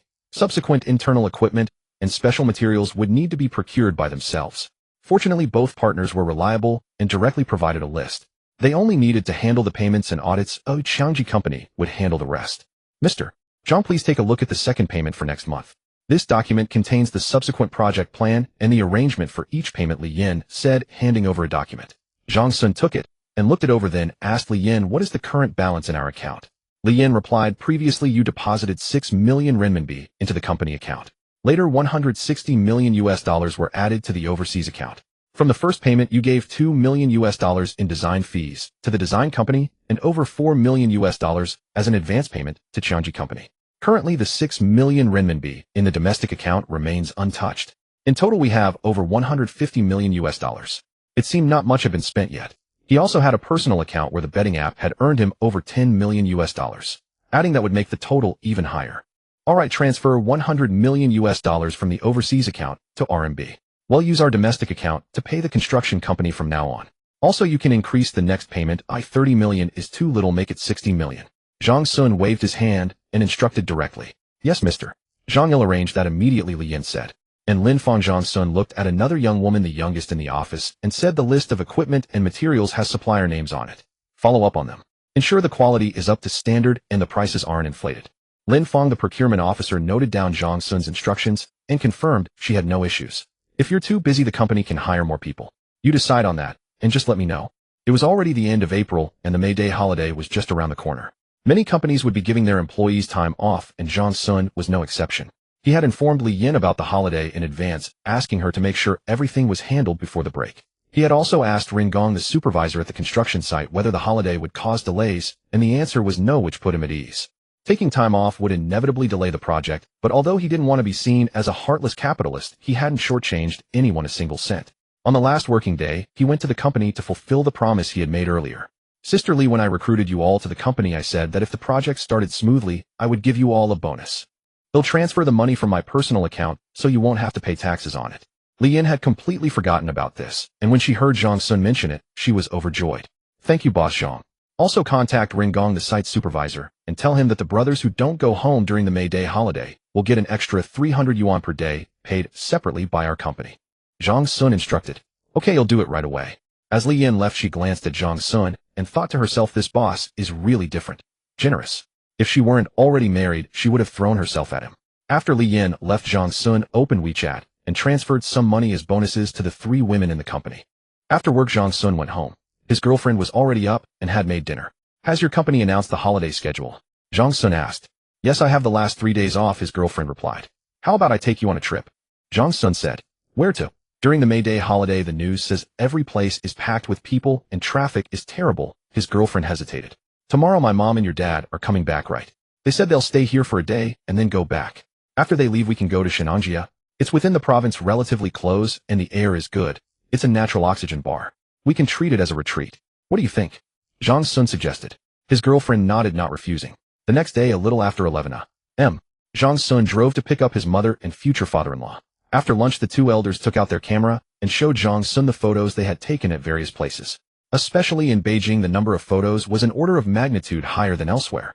They stayed at Zhang Sun's place for one night, copied the photos from the camera to their phones, and the next day, they couldn't wait to go back, probably to show off in the village. After the elders left, Zhang Sun suddenly remembered that he hadn't booked a hotel yet, so he opened his phone to check the information about the tourist area.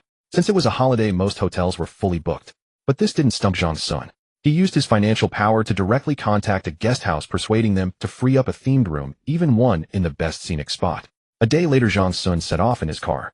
His girlfriend fell deeply asleep as soon as she got in, and when she woke up again, she found they had arrived. The 2 were welcomed by the guest house owner and checked in smoothly. How much did this cost? His girlfriend opened the window of the room, looked at the picturesque scenery outside and the remarkably fresh air, and sighed. Don't worry about that.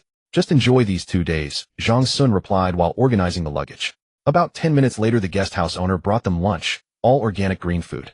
After lunch, his girlfriend was no longer sleepy and dragged Zhang Sun to go hiking. Along the way, many tourists were taking photos, and Zhang Sun also took many pictures of his girlfriend, including quite a few couple shots. They wandered all the way up the mountain. The higher they went, the colder it got. He draped his jacket over his girlfriend's shoulders, and they sat on the stone slab of the mountain viewing platform. Before them stretched a sea of clouds. A pure white ocean like cotton, which under the gentle breeze rippled like waves crashing against the shore, creating layers of ripples at the mountain's waist.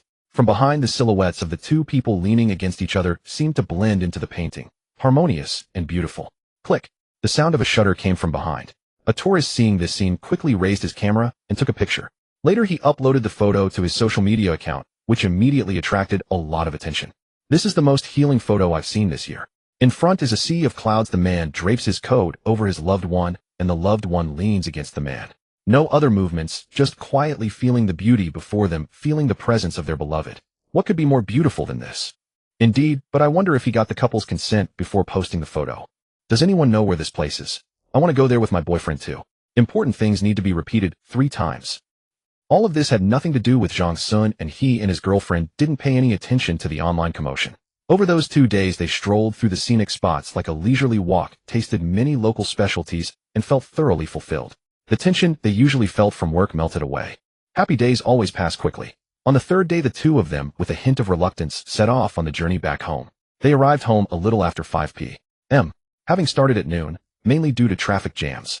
After lying around at home for a while, neither felt like cooking, so they decided to eat out. Zhang Sun. A voice called out to him at the entrance of Huqing Shuixiang. Huqing Shuixiang was a specialty restaurant with a retro-style decoration known for its delicious food. It wasn't far from his home, but in the past, because he had been saving to buy a house, he had always been tight on money and unwilling to treat himself to a meal there. This time he brought Du Jing here to experience it. After closing the car door, he looked in the direction of the voice, but because it was getting dark, he couldn't make out the person's face. It's me, Yang Mingjian.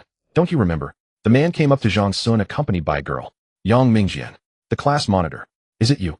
Zhang Sun was taken aback after recognizing him. He sighed. We haven't seen each other since college. You haven't changed much. Yang Mingjian looked at Zhang Sun and smiled. Yeah, I'm still the same. But you seem to have changed a lot. Especially your forehead, it's gotten higher. Before Zhang Sun could respond, he asked, is this your wife? Zhang Sun nodded and said, yes, this is Du Jing. We're not married yet, but we plan to get married next year. Oh, hello. I'm Yang Mingjian. He then pointed to the girl beside him and said, this is my wife, Lu Xiaoya. Are you here for dinner too? Yes, we didn't feel like cooking, so we came out. What about you? Zhang Sun asked. We're already at the door. Of course, we're here to eat. Yang Mingjian laughed. How about we eat together? My treat. Zhang Sun glanced at Du Jing, and seeing her nod, he agreed. The 4 of them entered a private room, and while they were ordering, Yang Mingjian started chatting again. By the way, where are you working now? Zhang Sun was taken aback and replied, I work at a hotel management company. What about you? What have you been up to after graduation? Although he and Yang Mingjian were in the same class, they weren't that close. After all, only those who shared a dormitory could be called close buddies. Still, 4 years of college had fostered some classmate camaraderie. Hotel? What exactly do you do? We studied mechanical and electrical engineering. Are you in logistics support? Yang Mingjian asked. Sort of. Similar to a supervisor. Zhang Sun was used to lying, and he did so without blushing or a racing heart. The main reason was that his girlfriend was there, so he couldn't tell the truth. Otherwise, he would have bragged about being a boss long ago. So you're a leader then? Yang Mingjian smiled. After I graduated, my family gave me some money, and I opened a training institution in Jiangxing. It mainly helps children develop an interest in robotics programming and the like. Now I've expanded to 3 chain stores. That's great. You've got good insight, Zhang Sun complimented. It seems you're the most successful one in our class. In fact, even without Yang Mingjian saying it, the Tesla car key worth over 7,000 yuan on the table was proof enough. Not really, just muddling through, Yang Mingjian said with a chuckle. Du Jing, what do you do? The 2 women had been quiet earlier, feeling awkward, so Lu Xiaoya suddenly asked. I work at Shiyi Hospital as a nurse, Du Jing replied, a little embarrassed. A nurse? That must be exhausting. Lu Xiaoya continued, my dad was hospitalized there before. I saw you have to work night shifts. Well, I'm used to it. What about you? Du Jing asked. I used to work at a bank, but now I quit to help my husband. A trace of pride flickered across Lu Xiaoya's face. That's wonderful. You get to work together, and as bosses you must have a lot of freedom. Du Jing said enviously. Yes, we often travel. Lu Xiaoya pulled out her phone to show Du Jing photos from their trips. The dishes arrived quickly, and the 4 chatted as they ate. Yang Mingjian and Zhang Sun reminisced about their college days while the 2 women shared stories about their daily lives. The atmosphere was amicable, even though Yang Mingjian and his wife occasionally displayed a hint of superiority. But isn't that what reunions are about? Zhang Sun understood. He figured he'd be the same in their shoes. Still, when Yang Mingjian joked about his receding hairline, it left him a bit speechless. After all, the other man was undeniably more handsome. Let's get together more often. I haven't seen any old classmates in Jiangxing for years, Yang Mingjian sighed. Yeah, everyone's busy with family now, so it's understandable, Zhang Sun replied. Yang Mingjian nodded in agreement. Just then Zhang Sun's phone rang. It was Professor Wang from the University of Geosciences. He thought about stepping out to answer, but seeing the noisy crowd outside, he took the call in the private room. Hello, Professor Wang. Xiaozhang, are you free next Wednesday? Professor Wang asked. Yes, I am. What can I do for you? Zhang Sun inquired, puzzled. Well, the second National Planetary Defense Conference is being held in Jiangxing next Wednesday. I remember you were interested in this topic, so I wanted to ask if you'd like to attend. I'm also a keynote speaker, so I can sign you up, Professor Wang said. What was this? He had fabricated his entire identity. Attending would only make things more awkward. Besides, he lacked any real expertise in the field. The irony was almost comical. Yet what surprised him was the conference itself. He had never even heard of a National Planetary Defense Conference before. Could it be that the country had discovered something alarming? Zhang Sun speculated. Should he go? He was torn. If he went, Professor Wang would require his ID information, and then he'd realize he'd been deceived. There was no guarantee he'd even be registered. But if he didn't go, he'd regret it. What if the government had secret measures that could greatly impact his shelter? This might be a golden opportunity to gather inside information. Unable to decide, Zhang Sun replied. Professor Wang, could you give me some time to think it over? He'll get back to you tomorrow. All right, there's still time to register. If you decide to go, it'll be a great learning experience, Professor Wang said. After hanging up, Zhang Sun fell into deep thought. When he noticed everyone staring at him, he realized they had overheard the conversation. Though it wasn't on speaker, it was still audible. Now he had to figure out how to explain himself. After all, how could a hotel maintenance worker with a degree in mechatronics be involved with a National Planetary Defense Conference? It was hard for anyone to believe. Zhang Sun, what's this about? Yang Mingjian asked, puzzled. It's nothing, just a scammer. They've called before, and I've been stringing them along, Zhang Sun said, improvising an explanation. Oh, I see. Why do you have the patience to chat with a scam call for so long? Yang Mingjian said, exasperated. The mood lightened again, but Zhang Sun ate distractedly for the rest of the meal. What's wrong? Du Jing noticed his unease on the way home. Huh? What did you say? Zhang Sun was driving and didn't catch it. I said, what's wrong? You've been distracted all night, Du Jing pressed. Nothing, I was just thinking about how unsuccessful I've been since graduation. Everyone else is a big boss, and I'm still an employee. Zhang Sun made an excuse. How can you say that? We have a house, a car, and savings. Life is getting better, and it's all because of your hard work. That classmate of yours only has what he has because of his family. Du Jing comforted him, worried he might feel burdened. It's okay, don't worry about me.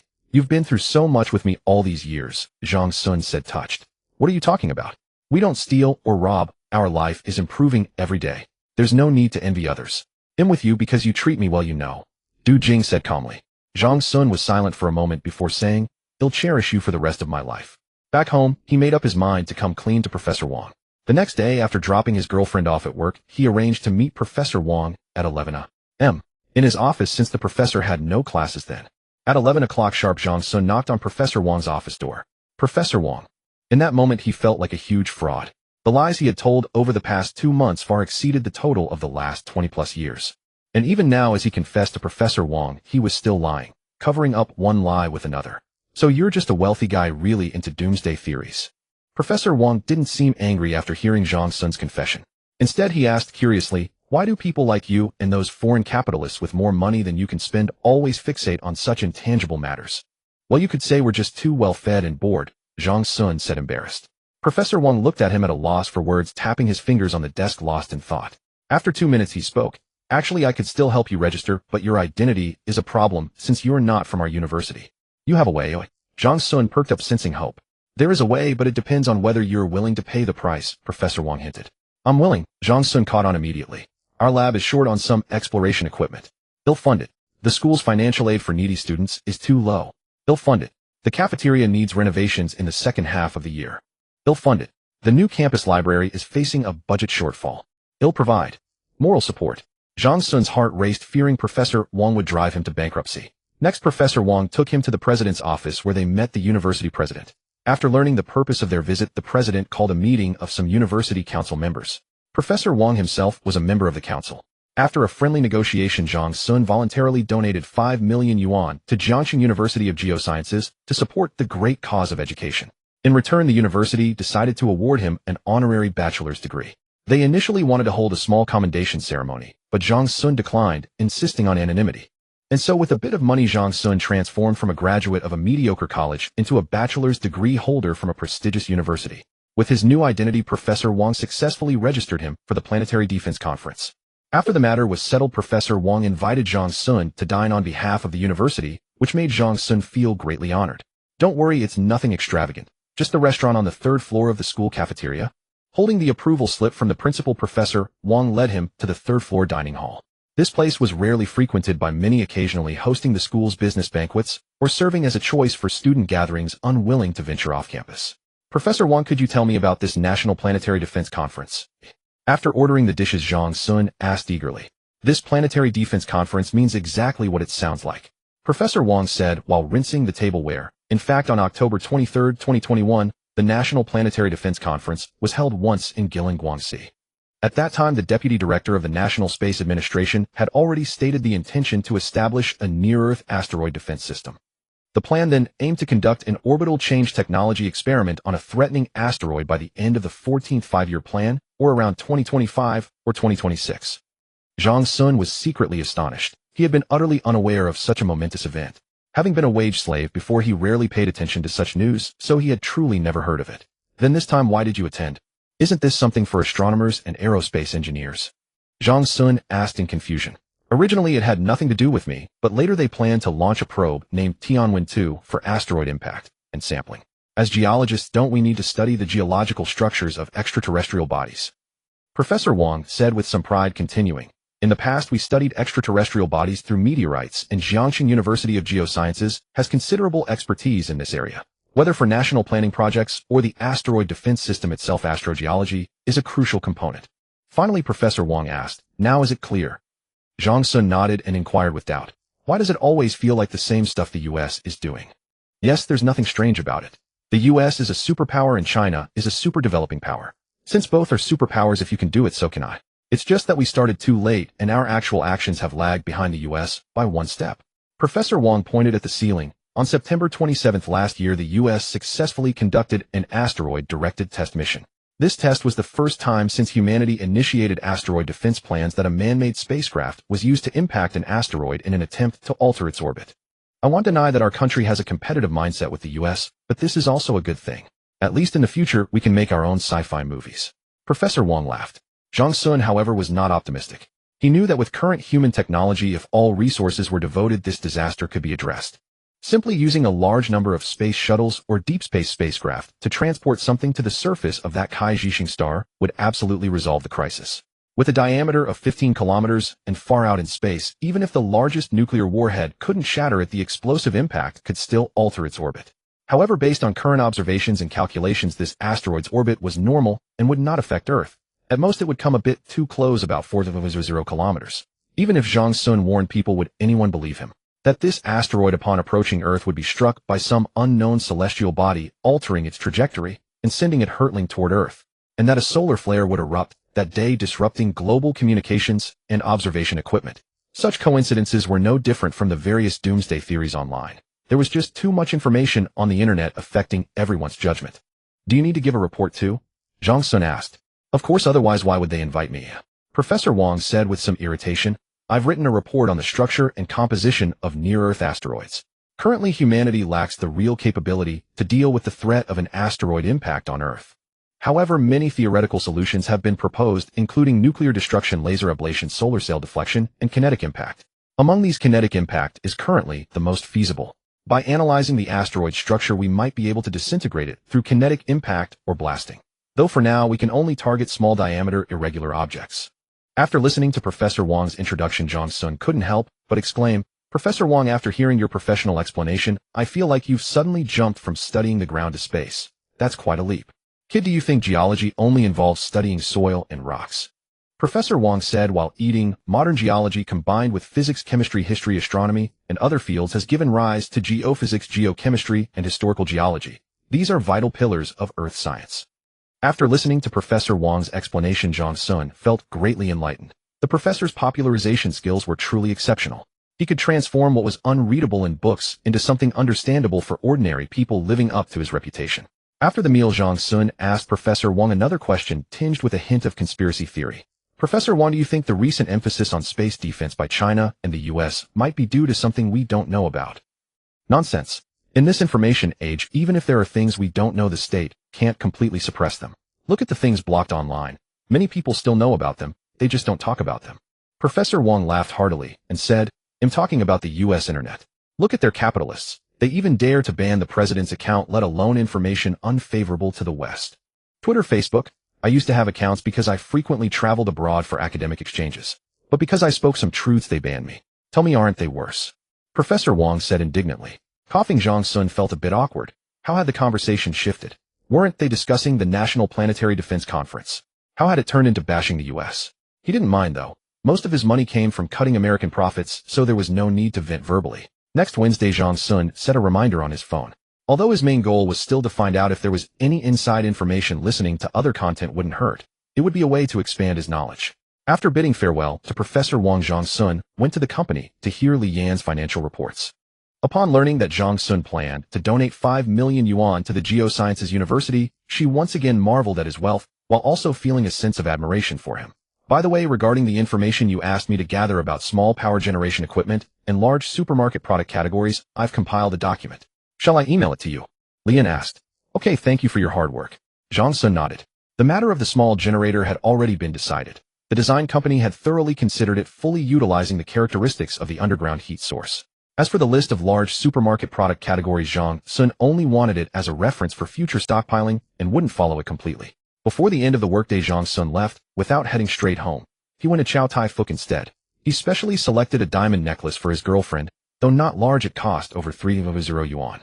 May 13th, of the day after tomorrow, was his girlfriend's birthday. He couldn't forget that. After hiding the necklace box securely in his bag, Zhang Sun timed it perfectly to pick up his girlfriend from work. On his girlfriend's birthday, Zhang Sun made a special trip to buy a bouquet of roses and a cake. After returning home, he cooked several of his girlfriend's favorite dishes. He hadn't said a word about it for days, pretending to have forgotten the occasion, and noticed her mood seemed somewhat low. When the time came, he went to pick up his girlfriend from work. After picking her up, he still said nothing about her birthday. When they arrived home, as she reclined on the sofa to rest, Zhang Sun produced the roses he had hidden earlier and said affectionately, "Happy birthday, sweetheart." Covering her mouth with both hands, his girlfriend was both surprised and moved as she accepted the flowers from Zhang Sun. He then pulled a small box from his pocket and opened it, revealing a necklace that shimmered with a clear, bright light. At that moment, Du Jing's eyes were filled with tears. She threw her arms around Zhang Sun and said, "Thank you." Holding the necklace in one hand and patting his girlfriend's back with the other, Zhang Sun chuckled, "Don't cry. Let me put the necklace on you." Du Jing said, releasing him. He took out the necklace, carefully fastened it around her neck, then looked at her face and said, "Beautiful. Do you like it?" "I love it." "How much did it cost?" Du Jing asked the question almost instinctively. 30,000. So expensive. Maybe we should. It can't be returned. It's already bought. Don't waste money like this again. Alright, I'll listen to you. Come on, let's eat. I've made something delicious. I thought you'd forgotten my birthday, his girlfriend said with a hint of lingering resentment. How could I? I'd forget my own before forgetting the boss' birthday. I wanted to surprise you. Zhang Sun served the rice and handed the bowl to his girlfriend. Want some red wine? I bought some, he asked. It's just a birthday. Why drink? We have work tomorrow. A woman's mood could change in an instant. Zhang Sun was resigned and didn't insist. After dinner, Zhang Sun brought out the cake, lit the candles, and turned off the lights. Make a wish, he said to his girlfriend. She cupped her face in her hands, closed her eyes, and after a 10-second silence blew out the candles in one breath. What did you wish for? Maybe I can help make it come true. Zhang Sun asked curiously. His girlfriend shot him a look and pouted. I won't tell you. It won't come true if I say it out loud. All right. Then she took out her phone, pulled Zhang Sun into several couple photos and selfies, posted them on her Moments, and even made him do the same. On Wednesday, Zhang Sun went early to Jiangxing University of Geosciences to pick up Professor Wang for the second National Planetary Defense Conference. The conference was held at the Jiangxing Planetarium, and Professor Wang had asked Zhang Sun to pick him up in advance. Upon arrival, he saw Professor Wang accompanied by two young people, a man and a woman who appeared to be students. After exchanging greetings, Professor Wang introduced them. These two are doctoral students in Earth geology under my supervision. This is Sun Jian, and this is Zhou Yu. Then pointing to Zhang Sun, he said, and this is the wealthy imposter I told you about, the one who pretended to be a student at our school, Zhang Sun. Zhang Sun rubbed his nose, somewhat embarrassed, and awkwardly greeted them. He opened the passenger door for Professor Wang, and once everyone was seated, drove towards the Jiangxing Planetarium. Upon arrival, Professor Wang took an invitation letter from his pocket and handed it to Zhang Sun. It was their entry pass.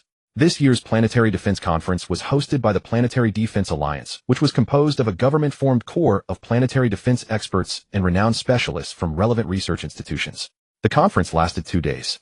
In addition to opening and closing ceremonies featuring speeches by top officials from the space agency, there were a series of individual reports, lectures, and discussions.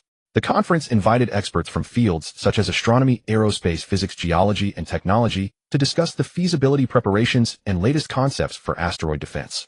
As expected at the opening ceremony, the head of the sponsoring organization, the deputy director of the space agency, and the chief commander of deep space exploration each delivered speeches. These were figures Zhang Sun usually only saw on television, and today, he had the chance to see them in person. Mr. Zhang, which session are you planning to attend? After the ceremony, Zhou Yu saw Zhang Sun looking at the conference schedule and asked curiously. After a moment's thought, Zhang Sun replied, I think I'll head to Hall B first for the special report on near-Earth asteroid monitoring and early warning. Oh, Sun Jian and I are going to Hall C. Professor's lecture will be there later, Zhou Yu said. Zhang Sun wasn't interested in studying the geological structure of asteroids, and had already told Professor Wang he wouldn't attend his lecture. This afternoon, the chief engineer of deep space exploration will give a report on China's deep space exploration plans and the development progress of asteroid impact probes. Are you two going? These are all national key aerospace projects. Sun Jian said with some excitement, inwardly regretting not choosing a school focused on aerospace engineering. Zhang Sun nodded. The report session included a QA period, and he hoped to have a chance to ask about matters that concerned him. With 30 minutes until the report began, Zhang Sun wandered around the planetarium as it was his first time visiting the place. Looking at the various rocket models in the planetarium, the Long March series, the space station, remote sensing satellites, the Beidou navigation system, Zhang Sun marveled at the nation's strength. The scientific demonstrations also intrigued him. Soon the report he was interested in began, and he arrived at the venue 5 minutes early. The speaker was an expert from the Purple Mountain Observatory. His report primarily covered monitoring principles, the development of new observation equipment, domestic and international monitoring data, and future plans. Zhang Sun couldn't understand many of the technical terms, but some content caught his attention. For instance, the expert mentioned that currently monitored near-Earth asteroids were classified by orbital distance, from close to far, but none posed a direct collision risk with Earth. He also noted a detail in near-Earth orbit and far-Earth orbit. There were many asteroid bodies that had yet to be observed and recorded, and that would be a key focus of their subsequent monitoring. The 40-minute report was tightly packed with several QA slots reserved afterwards. Zhang Sun was the first to raise his hand and was granted the opportunity to ask a question. Excuse me, if an unmonitored celestial body accidentally collides with another asteroid, altering its orbit so that an asteroid that wasn't on a collision course with Earth suddenly becomes one, could that happen? What is the probability? The expert smiled and replied, that's an interesting hypothesis. Theoretically, such a scenario is possible, but the probability is extremely low. The universe is vast on a grand scale. Although we have monitored a massive amount of asteroid data, space is still largely empty. So I can't give you a precise answer. I can only say that if such a thing were to happen at our current stage, we'd just have to consider ourselves unlucky. The expert's remark drew laughter from the audience. Zhang Sun felt a twinge of disappointment. After all, humans were not gods and couldn't know everything. In the afternoon, he attended the special report by the chief designer of deep space exploration, which focused more on aerospace technology and applications. Zhang Sun had planned to ask questions later, but there were few opportunities, and none came his way. He was somewhat disappointed as he had hoped to glean some inside information from the higher-ups. On the second day, Professor Wang didn't come. His lecture was over, so he didn't bother joining the crowd, though Zhou Yu and Sun Jian went again. After dropping them off at the planetarium, Zhang Sun wandered on his own, dropping in on sessions that piqued his interest. He also encountered some experts within the establishment and took the chance to ask a few questions. Although he didn't get any answers, it made him realize that the country seemed unaware of the impending disaster. The conference had many objectives, but 3 stood out: boosting the new economy by strengthening the aerospace industry, advancing cutting-edge research in planetary defense, and engaging in a space race with the rogue nation across the Pacific. With a sense of lingering disappointment, Zhang Sun concluded his time at the conference. After informing his girlfriend, he treated Sun Jian and Zhou Yu to a meal in the afternoon. After the National Planetary Defense Conference concluded, Zhang Sun redirected his focus back to the construction of the shelter, calling engineer Ren almost every other day to confirm the progress. Fortunately, although there were minor issues during excavation, they were all resolved without affecting the timeline. Nearly a month into the work, he made another trip to the site, and seeing the drastically transformed construction area, felt a measure of relief. He stayed in Inchi Prefecture for 3 days, primarily considering the gradual stockpiling of supplies. If he were to suddenly hoard such a large quantity of goods later on, it would inevitably raise suspicion. With over a year left, he could proceed, slowly minimizing risks. He found a local engineering firm, informed them of the site he had scouted earlier, and commissioned them to build him a warehouse. It was only about 5 kilometers from the shelter. Once the shelter was complete, he could secretly transfer the supplies from the warehouse into it. Fortunately, it was just a warehouse, needing only a basic framework and a leveled floor, costing a little over 500,000. He didn't need to worry about permits or paperwork. It was merely a temporary warehouse, and it could be finished in a month if all went well. Returning from Inchi at 3 in the afternoon, he found his girlfriend still asleep, as she had switched to the night shift. The next day, he went to the computer mall to look at hard drives, finding that the common size on the market was 2 terabytes. The largest available was 20 terabytes. Zhang Sun browsed around, learning about brands with good quality and large capacity. After much deliberation, he settled on the Seagate Exos Enterprise Grade 16 terabytes solid-state drive. He didn't buy it at the mall. Instead, he opened the official Lanka flagship store on Taobao and placed an order for 50 units. A single 16 terabytes SSD cost 2,000 yuan, so 50 units came to 100,000. Soon a large box arrived at his home. Seeing so many hard drives, his girlfriend asked with confusion, "Why are you buying so many hard drives?" "They're for our resort hotel. When it opens, there will be a cinema, and we need a batch of pre-downloaded movies and TV series. That's why I bought these drives." Zhang Sun smiled. "We don't have the manpower to do this right now. Are you interested in a side job? For each hard drive you fill, the hotel will give you a 2,000 yuan subsidy and will reimburse any membership fees you pay for streaming sites." His girlfriend's eyes lit up. "Really? Can I take them to the hospital? The internet at the nurse's station is fast." "Of course not. You can't take something this big to the hospital. Oh, people would think you're stealing secrets. Just take your time and do it during your breaks. But you can also download documentaries like A Bite of China. The more the better. Just don't mix them up. It's best to separate TV series, movies, and documentaries." Zhang Sun continued, "When you finish a drive, let me know and I'll get the company to pay you. Such a good deal. They'll spend a little time each day picking resources and let the computer download on its own," she said happily. "But our home internet is too slow. Call China Mobile and get them to upgrade our plan." Seeing how eager his girlfriend was for the money, Zhang Sun felt a bit helpless. He called 10086 and upgraded their 100 megabits per second plan to the highest tier. After dinner, with 2 hours left before her shift, Du Jing eagerly turned on the desktop computer. She connected the hard drive, unhesitatingly subscribed to a streaming site's VVIP membership, and frantically selected 5 or 6 dozen TV series, hundreds of episodes, clicking to download them locally. "Hey Xiaodu, if you don't leave now, you'll be late." Zhang Sun urged his girlfriend, who remained motionless in front of the computer. "Wait 5 more minutes. The third one is almost done. I want to see if the speed slows down," she replied without even looking at him. "Just leave it to download on its own. The computer will stay on all night anyway." Zhang Sun said, speechless. "But you need to check on it. Make sure it doesn't stop," she said before finally getting up. After seeing his girlfriend off to work, Zhang Sun glanced at the desktop screen and then ignored it.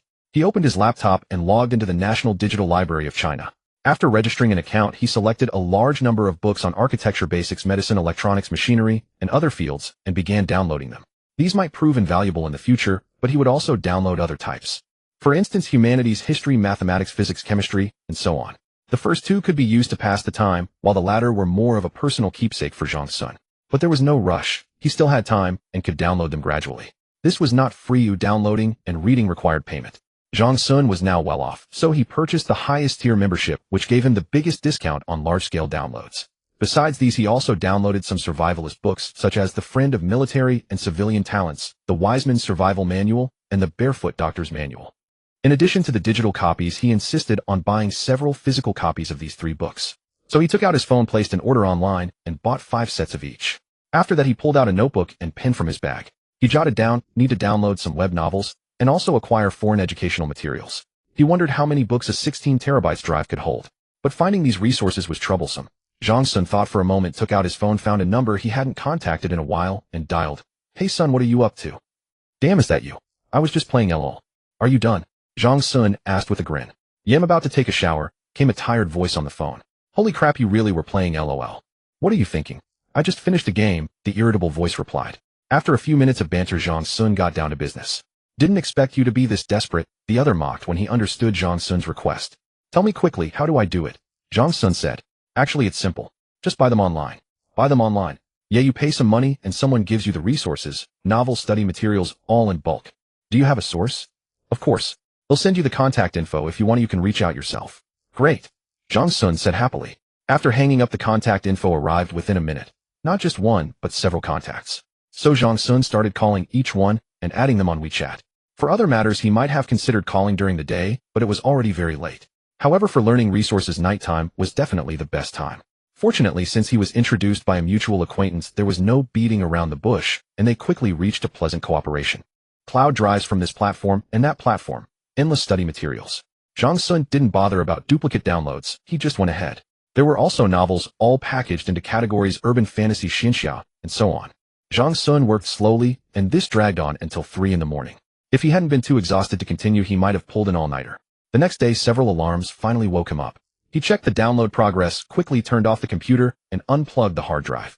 There was still too much data. He would have to continue downloading later. The most important thing now was to pick up his girlfriend from work. When he met her, Du Jing looked at him suspiciously and asked, "Why are you so haggard? Didn't you sleep well last night?" "Insomnia. It's best not to drink tea at night. It keeps you awake," Zhang Sun explained with a straight face. In the days that followed, Zhang Sun continued downloading these files, and 16 terabytes hard drives were indeed quite substantial. Downloading various types of novels and movies from many major platforms was extremely troublesome. After purchasing resources online, it became much more convenient for him to download them. There were also many books, such as children's fairy tales textbooks from elementary to university and introductory texts for various industries. Although he might never glance at 99% of them in his lifetime, keeping them at least gave him a sense of peace. When she had free time, his girlfriend also kept downloading movies, TV series, documentaries, and cartoons from various platforms. The home computer ran 24 hours a day without shutting down. Listening to the humming computer case, Zhang Sun wondered whether he should buy another one. Time quickly arrived in June. 2 months had passed since the shelter's construction officially began. Zhang Sun would call from time to time to check on the progress. Fortunately, everything was going smoothly. The local construction company he had found in Inchi Prefecture to build a warehouse was also nearing completion, and he expected to go for the final inspection next week. While downloading various resources online, Zhang Sun was also considering the subsequent stockpiling of supplies. Every day after his girlfriend went to work, he would take out his little notebook and scribble away. Lists upon lists dense with various terms really made his head spin. In the time ahead, he would also need to find various channels to prepare all the supplies that needed to be stockpiled. That day, Zhang Sun went out to check out the largest wholesale market in Jiangxing. After wandering around all morning, he was dazzled by the variety of goods, and swallowing his pride, asked many of the wholesalers for their business cards. On his way back at noon, wanting to find a place to eat, he spotted a high-end hotel. Zhang Sun thought since he had money, why not indulge a little? So he walked straight in. Just as he was about to order, he unexpectedly ran into Yang Mingjian and his wife Lu Xiaoya. But there was also a man with glasses beside them. Seeing this man, Zhang Sun's pupils contracted, but he quickly regained his composure. "What a coincidence, Zhang Sun." Yang Mingjian stopped. "Yeah, have you eaten? If not, want to join?" Zhang Sun stood up with a smile. "No, I'm with a friend." Yang Mingjian hesitated, then introduced the man with glasses. "Let me introduce you. This is Section Chief Qi from the Jiangxing Education Department." "Hello, Section Chief Qi. I'm Zhang Sun, an old classmate of Yang's." Zhang Sun extended his right hand. The man with glasses also reached out and gave a perfunctory handshake. "Section Chief Qi, he's my college classmate, now working at a hotel," Yang Mingjian said with a smile. "Nice to meet you." Section Chief Qi nodded again and said to Yang Mingjian, "Let's go over." Zhang Sun watched the man with glasses retreating figure snorted coldly and continued looking at the menu. Section Chief Chi Sijuan. Even without Yang Mingjian's introduction, he would recognize him even if he were reduced to ashes. In his memory, after arriving at the official shelter, this was the man who harbored improper intentions toward his girlfriend. Du Jing, being a nurse with good looks and medical knowledge, was a rare asset in the shelter and enjoyed higher treatment than ordinary people. As for Chi Sijuan, he had been a government official before the apocalypse. After the apocalypse, this identity also made him a mid-level manager in that shelter. He then set his sights on Du Jing, often trying to make advances, but was always driven away by Zhang Sun. Later, holding a grudge, he frequently caused trouble for them and even skimped on their supplies. Fortunately, less than a year later, the bastard fell ill and kicked the bucket. Seeing him today, the memories in Zhang Sun's mind were instantly stirred. Being a vengeful person, he spent the whole meal thinking about how to mess with Chi Sijuan. In his memory, he recalled once overhearing this man bragging to others. He said how glorious he was in the education department before the apocalypse, how much the leaders valued him, how subordinates curried favor, and that he kept several mistresses outside. Chi Sijuan was probably in his 40s and seemed to have a plain-looking wife at home. Thinking of this, Zhang Sun immediately had an idea. After finishing his meal, Zhang Sun drove to the Golden Years residential complex and parked the car at the entrance. Seeing Zhang Sun's car, the security guard quickly came out and said, "Sir, you can't park here. Are you a resident? If so, please drive in." "Sorry, I'm here to see someone." "Which building does Zhang Xuejiao live in?" Zhang Sun asked from inside the car. "Zhang Xuejiao. You're looking for her, but don't know where she lives." "We can't casually disclose residence information," said the guard. "Well, she just told me on the phone, but I forgot. Now I can't get through to her, so you'll just have to wait here for a bit." Zhang Sun said, "Sir, could you please move your car a bit?" "This is the community entrance. Oh, parking is not allowed," said the guard. "I have no choice but to park here. Just a few minutes." "Look, the roadside outside is all full," Zhang Sun said, thick-skinned. "Then please wait a moment. They'll check the records and call for you," the guard said helplessly. Zhang Sun also got out of the car and followed the guard to the security booth, watching him flip through a booklet. Soon the guard found a phone number and turned to dial the landline. Seizing the opportunity, Zhang Sun quickly took out his phone and secretly snapped a photo of the booklet. "Sir, I couldn't get through either, but we really can't park here. Maybe you can come back another time," said the guard. "Let me try calling one more time, if not I'll give up," Zhang Sun said. Seeing the guard nod, Zhang Sun pretended to dial a number. No one answered, so, without another word, he drove away. The second residential complex not far from Golden Years, Zhang Sun used the same trick and successfully photographed another woman's information, which clearly showed her name, phone number, building, and apartment number. Chi Sijuan, a section chief in the provincial education department, although not a very high-ranking official, held a position with real power. Whether it was school suppliers or influential parents, they all treated him with respect and often came to him for favors. Using the benefits his power brought, he owned 5 properties in Jiangxing, 2 of which were secret, the places where he housed his 2 mistresses. The next afternoon, after finishing his errands, Zhang Sun strolled over to Golden Years.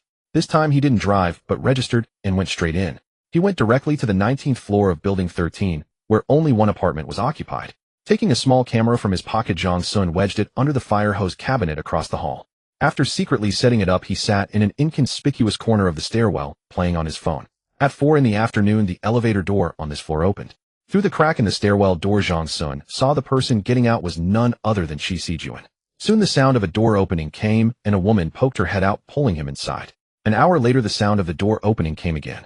After waiting for the elevator to go down, Zhang Sun waited a while longer before sneaking out, retrieved the camera, and left. Over the next few days, Zhang Sun went to another residential complex every afternoon to stake it out. Finally, on the 3rd day, he captured useful information. Zhang Sun connected the camera to his computer, captured a few clips showing the faces, and then transferred them to his phone. "Hello, Professor Wang, how are you? Is there something you need?"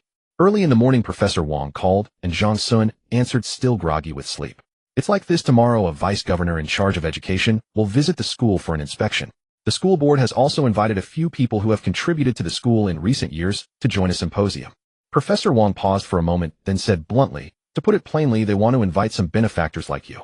On one hand, it's to let you get acquainted with the higher-ups. On the other hand, it's to see if you can invest a bit more.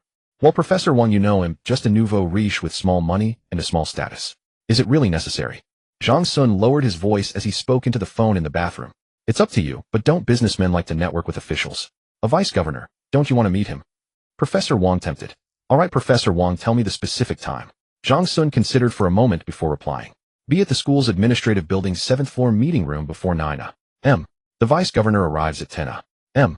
Professor Wang said, and then hung up. The bathroom door creaked open. "What are you sneaking around for so early in the morning?" His girlfriend entered looking suspicious. Zhang Sun handed her the phone and explained, It's Professor Wang, the one I told you about, that swindler. Why were you hiding to answer the call? Still unconvinced, she took the phone and dialed the most recent number in the call log. Hello, Mr. Zhang, is there anything else? A man's voice came from the phone. Zhang Sun quickly snatched the phone back and said into it, no, sorry, I misdialed. He hung up, spread his hands, and said to his girlfriend, convinced now. His girlfriend felt a bit embarrassed and quickly said, go on, I need to use the bathroom. After breakfast, his girlfriend suddenly brought out 2 hard drives from the room and said, smiling, I filled these too. When will you give me the money? Really? Zhang Sun teased. Yeah, this one's full of TV series, and this one's full of movies. She flipped the drives over and added, see, I even put labels on them. Since you finished these, keep going and get the rest done. When I get home from work tonight, they'll give you the money deal. Zhang Sun said. Sure, 3 days to finish 1 drive. Why does making money feel so easy, she marveled. As soon you'll be a little rich woman, Zhang Sun teased. After breakfast, Zhang Sun dropped his girlfriend off at work, then went to the office. He first checked the accounts and the current status of his funds. Earlier, he had won 60 million renminbi from a lottery ticket, netting 48 million after taxes, and then won $200 million from sports betting, netting $160 million. Including over $10 million from a betting app. At his peak, he had nearly $180 million in funds. Of that, 20 million renminbi was invested in a pharmaceutical stock. He had previously paid $2 million in design fees to a design company and $4 million as a down payment to Changji Company. Later, he paid 60 million renminbi in construction costs.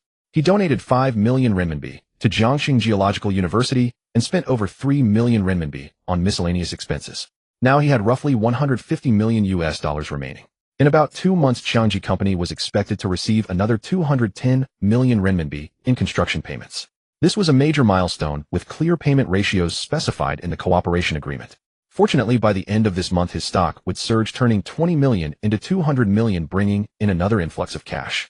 Financially, there were no immediate issues. On the procurement side, all materials and suppliers had signed purchase agreements. Supply matters would be handled by Changji Company for inspection and coordination, and Zhang Sun only needed to make payments according to the contract. Subsequent purchases of materials and equipment would also be a massive expense, with an initial estimate of around 200 to 300 million renminbi. Rising S Company would provide some key materials and control systems, accounting for about 10 of the total project cost. Honestly, if domestic companies were more capable and experienced in this area, Zhang Sun might have spent less. In the afternoon, Zhang Sun received a call from Dawson, who had spent over a month in China visiting several provinces and setting up an office in Shanghai. To Zhang Sun's surprise, Dawson had managed to close 2 deals in that time, one in Hangzhou and one in the suburbs of Guangzhou, both for building doomsday bunkers. Of course, the investments were much smaller than Zhang Sun's. These were medium Tasmal shelters costing about 30 million renminbi each. On the phone, Dawson boasted that these were wealthy friends he had recently made, helping him meet his targets. Zhang Sun didn't believe that nonsense. From his Chinese perspective, these people were probably indulging in hedonistic fantasies, wanting secret fortresses for lavish parties. After hanging up, Zhang Sun called Li Yan over. Sister Li, here are 2 16 terabytes hard drives. Have them download some single-player games when they have time. Zhang Sun handed the drives to Li Yan and continued. You know the theme of our hotel. Eventually we'll have limited internet, so these single-player games will keep guests entertained. Li Yan nodded and was about to leave when Zhang Sun added, tell them not to download duplicates. If they fill them up, he'll give each of them an extra 200 RMB as a bonus. Okay, Zhang Sun. Li Yan's interest was piqued and she tentatively asked, is there anything else I can help with? Zhang Sun smiled and said, yes, this hard drive. Download some music for me, classical, modern, pop, classic, and various types of opera. Of course, organize them well. Don't just throw them in. Once it's full, you'll get the same bonus as the other 2. Okay, thank you, Mr. Zhang. When do you need it? Li Yan asked. Take your time, I'm not in a hurry, Zhang Sun said, then thought of something and added, is there any cash in the office? Yes, there's 500 RMB in the safe. Li Yan replied. Earlier, due to some needs, he had asked Li Yan to keep some cash in the office, but he hadn't paid much attention since. Now that he knew, he said, give me 100 RMB in cash later and make a note of it. Okay, Mr. Zhang. If there's nothing else, I'll go now. Zhang Sun nodded. At dusk, Zhang Sun picked up his girlfriend from work as usual. During dinner, he pulled a stack of cash from his pocket, waved it, and said with a grin, see what this is, money. Is this mine? Du Jing's eyes lit up at the sight of the crisp red bills, but she was puzzled. Why so much? Isn't it supposed to be 4000? I only filled 3 drives. The boss said the rest is in advance. Happy. Zhang Sun explained. Really? Of course. Here, take it. Zhang Sun placed the 100 RMB in Du Jing's hands. She flipped through the bills, her eyes nearly squinting into slits, forgetting to eat. Zhang Sun reminded her several times before she got up to put the money away. When she returned, she said happily, you know, our savings are almost at 500 RMB. If you hadn't bought me so many things, it would be over 6,000. Seeing these numbers makes me so happy. Yet we're about to become rich. Little rich lady, do it's time to eat, Zhang Sun said with a laugh. Let's eat. I need to have more today. Just as she picked up her bowl, she set it down again. Oh, I need to deposit this money in the bank tomorrow afternoon so it doesn't get stolen at home. Zhang Sun was amused and found his little money-obsessed girlfriend quite endearing. The next day, after seeing his girlfriend off to work, Zhang Sun drove directly to the administrative building of Jiangxing University of Geosciences. Upon arrival, a dedicated student receptionist greeted him. Guided by a beautiful attendant, he arrived at the reception hall on the 7th floor. Several people were already seated inside. Some were as young as Zhang Sun, while others, noticeably balding, appeared to be in their 40s or 50s. Seeing Zhang Sun enter, everyone greeted him and began introducing themselves. After over 10 minutes of awkward small talk, Zhang Sun gained a preliminary understanding of their identities. Among them were real estate tycoons and titans from the internet technology sector. Some were elite alumni of Jiangxing University of Geosciences who had achieved success and returned to give back to their alma mater. After exchanging business cards, Zhang Sun chatted briefly with those nearby. Around 10 o'clock, the doors to the reception hall swung open and more than a dozen people filed in. Leading the group was presumably the vice governor, flanked by numerous university officials. Among those in the back row, Qi Sijuan was conspicuously present. Everyone in the hall rose and lined up to shake hands with the vice governor. Spotting Zhang Sun there, Qi Sijuan felt a flicker of surprise. To be honest, when he first met Zhang Sun dressed plainly and introduced by Yang Mingjian as a hotel employee, he dismissed him as just an ordinary office worker. It seemed he had misjudged. Anyone present here was either worth billions or wielded extraordinary influence and reputation. Zhang Sun's name was rarely heard. Could he be a hidden tycoon? Qi Sijuan speculated. Governor Li, it's an honor to meet you today. I am Zhang Sun. Zhang Sun introduced himself with neither servility nor arrogance. Young Zhang, I just heard from the president that you recently donated 5 million yuan to Jiangxing University of Geosciences. On behalf of the government and the university, I thank you for your contribution to education, Vice Governor Li said, patting the back of Zhang Sun's hand. It is my duty. No matter how much wealth one has, it is just numbers. Investing it in education and giving back to society is what gives it meaning, Zhang Sun replied with earnest humility. After the greetings, it was the turn of those behind him. About 10 minutes later, the pleasantries finally concluded. Everyone, please sit down. Don't be so formal. The vice governor gestured for them to settle. Once seated, he continued, earlier accompanied by several university officials, I took a walk around the campus. The teaching facilities and dormitory conditions have improved significantly compared to 3 years ago. As the vice governor finished speaking, the reception hall erupted in enthusiastic applause. In his mind, Zhang Sun summarized the speech into 3 points. First, he hoped the business and tech elites present would continue supporting the university by investing more funds in higher education. Second, he urged them to leverage their networks to recruit and recommend talent for teaching positions. Third, he called for promoting a virtuous cycle of industry academia. During the symposium, Zhang Sun actively shared his views and pledged to allocate funds at an appropriate time to support financially disadvantaged students. Following his lead, the other attendees also made various commitments. The vice governor left his contact information and offered some words of advice. At noon, they dined together in the university cafeteria. Amid the clinking glasses and lively toasts, Zhang Sun grew slightly tipsy. After the meal, the vice governor departed to inspect another university. After bidding farewell to Professor Wang, Zhang Sun called a chauffeur service and left Jiangxing University of Geosciences. Qi Sijuan. Zhang Sun muttered the name repeatedly from the passenger seat. During the meal, Qi Sijuan had come to Zhang Sun's table, shared 2 drinks, and exchanged contact information. A stark contrast to his attitude during their first meeting. Driver, please take me to Jindi residential area, Zhang Sun suddenly said. Upon arriving, he asked the driver to wait by the roadside. He approached the gate and slipped in behind a resident, entering through the access control. Villa area, building 23. Zhang Sun sat on a distant stone bench observing. Soon a stylishly dressed woman emerged from the villa. He followed her all the way to a leisure club outside the neighborhood. After a moment's hesitation, Zhang Sun decided to follow. Posing as a guest, he spent 5,000 yuan to purchase a basic membership card. What services does that woman use? He asked, feigning nonchalance. Sir, our female guests have many options. Sauna, steam bath, bathing, wellness, massage, SPA, beauty treatments, and more. Most of which are the same as for men, the front desk clerk explained. Are there any special services? Zhang Sun probed cautiously. Sir, this is a legitimate establishment.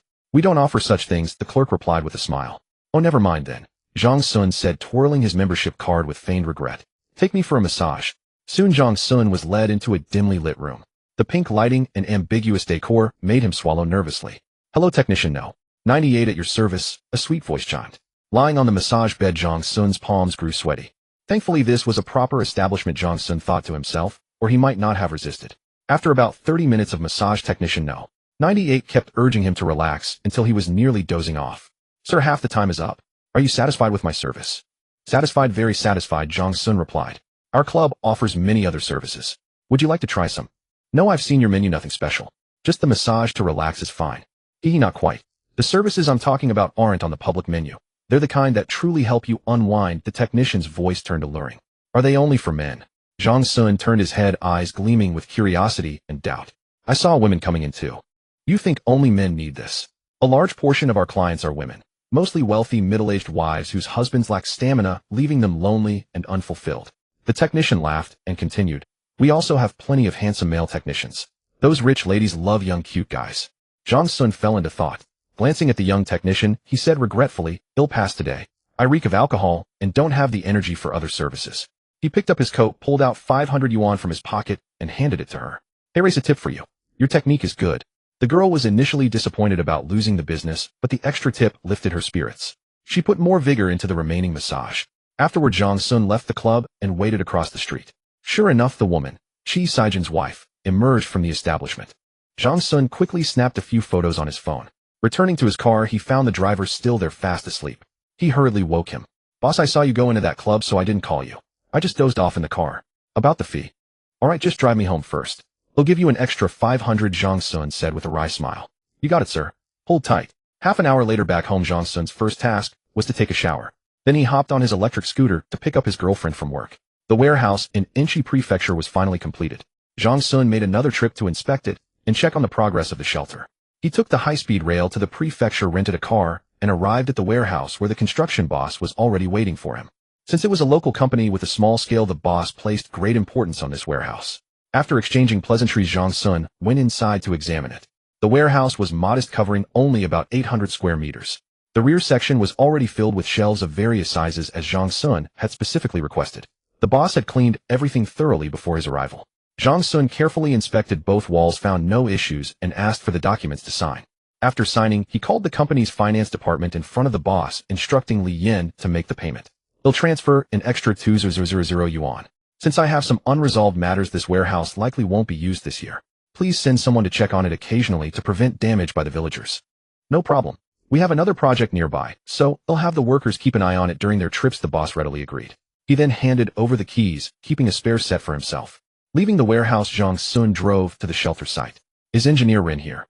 He asked a worker upon arrival, not seeing Ren.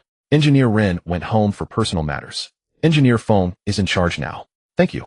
Jong Sun found Engineer Feng and inquired about the progress. The excavation is more than halfway done. We should start the main construction in about 2 months, Feng explained, pointing to the dark tunnel entrance. Would you like to go inside and take a look, Mr. Zhang? After a moment's thought, Jong Sun declined. Not this time. Maybe next time. We reinforce the inner rock walls with steel and concrete as we dig, ensuring safety and saving time later, Feng elaborated. Good. Can we expect completion by mid-next year? Jong Sun asked. Yes, if the testing and acceptance go smoothly, around mid-next year, Feng confirmed. Great. Keep up the hard work. They'll give everyone a bonus when it's done. Thank you, Mr. Zhang.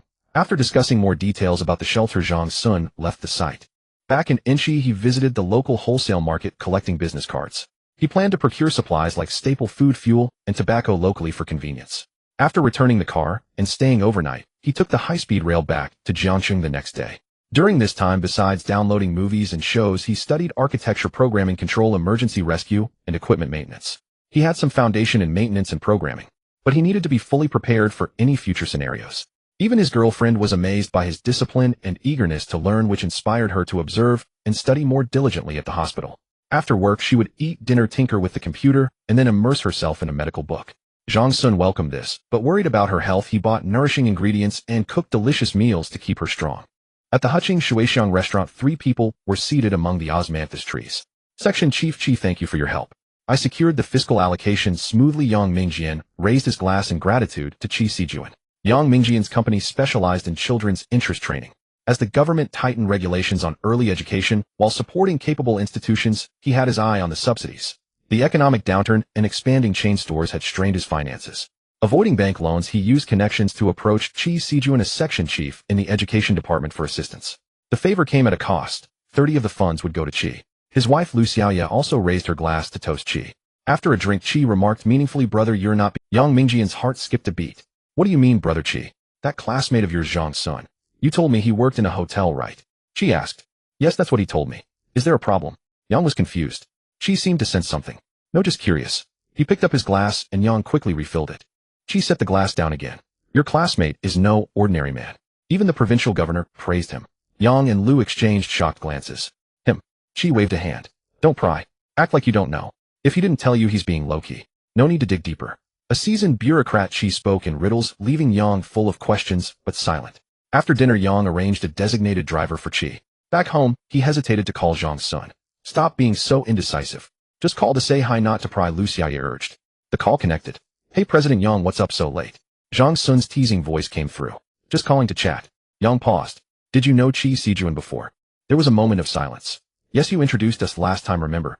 Oh right. We had dinner tonight, and he mentioned you. Yang probed. Mention me? Nothing much, just that you're Loki. Yang laughed. Zhang Sun was quiet for a moment. Old classmate, a piece of advice, stay away from him, or you'll get caught up in trouble. Yang's heart raced. Can you be clearer? It's exactly what it sounds like. I've warned you. Whether you listen is up to you. Zhang hung up. Yang stood frozen, phone in hand, staring at Lu Xiaoye, speechless. She had overheard. After a long silence, she whispered, is Zhang saying Chi Sijuan is about to be arrested? Yang put down his phone with a sigh. How should I know? The problem is we just asked him for help. What if we get dragged down? Lu panicked. What do we do? Turn ourselves in. Turn ourselves in. Yang repeated, his mind racing. After hanging up, Zhang Sun sank into deep contemplation. The evidence he currently held was insufficient to plunge Chi Sijuan into the abyss. How could he gather more proof? Lost in thought, he eventually drifted off to sleep. The next morning, he left early and arrived once again at Jindy Community. Sitting opposite the villa, he pulled out the prepaid phone he had bought earlier, made a call, and waited. Soon a man in sunglasses and a mask approached him and whispered, tell me what's the matter. Zhang Sun sized him up and pointed at the villa across the street. If a woman comes out of that villa today, steal her wallet. How much? The masked man asked. 30,000, Zhang Sun replied, holding up 3 fingers. Deal done. Zhang Sun waited for a while, and just as he was about to leave, the woman in the villa stepped out. He gave the masked man a signal, and the man hurried off. In no time, he returned and handed Zhang Sun a pink wallet. Without a trace, the masked man said. You didn't touch anything inside? Zhang Sun asked. The man hesitated, and then awkwardly admitted there was 1,000 yuan inside. I took it. Put it back. They'll compensate you. Zhang Sun's voice brooked no argument. The masked man hesitated for a moment, but then returned the money he had taken. Zhang Sun pulled out a stack of cash from his pocket and handed it over. As the man was about to leave, Zhang Sun stopped him. Don't go yet. Later, return the wallet to that woman. What do you mean? Are you messing with me? No, just say you found it and returned it to her. If she reports it to the police, it'll be troublesome. I'm just helping her husband check if she's having an affair. Trust me, returning it makes everyone happy. Zhang Sun explained.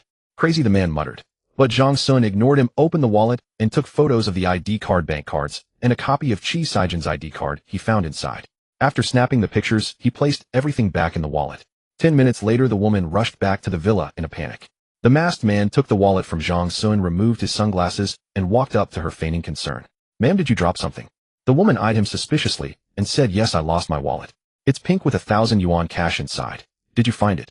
Give it to me. The man pulled out the wallet. It seems this is yours. I've been waiting here for a while. The woman snatched the wallet and checked its contents. Finding nothing missing, she relaxed and smiled warmly at the man. Thank you so much, she said, then pulled out the 1,000 yuan. Here, a token of my gratitude. Keep it. The man hesitated, but seeing her sincere expression, he firmly refused. The light of righteousness shone upon him as he said, my mother always taught me to return what I find and never take what isn't mine. Watching the absurd standoff from a distance, Zhang Sun was speechless and quickly left. After lunch at a restaurant, he found a secluded spot, pulled out the prepaid phone, and made another call. Hello, is this Light Chaser? It's me. What's up? The voice on the other end said coldly. I need you to look up 2 people's information, property records, private details, that sort of thing, Zhang Sun said calmly.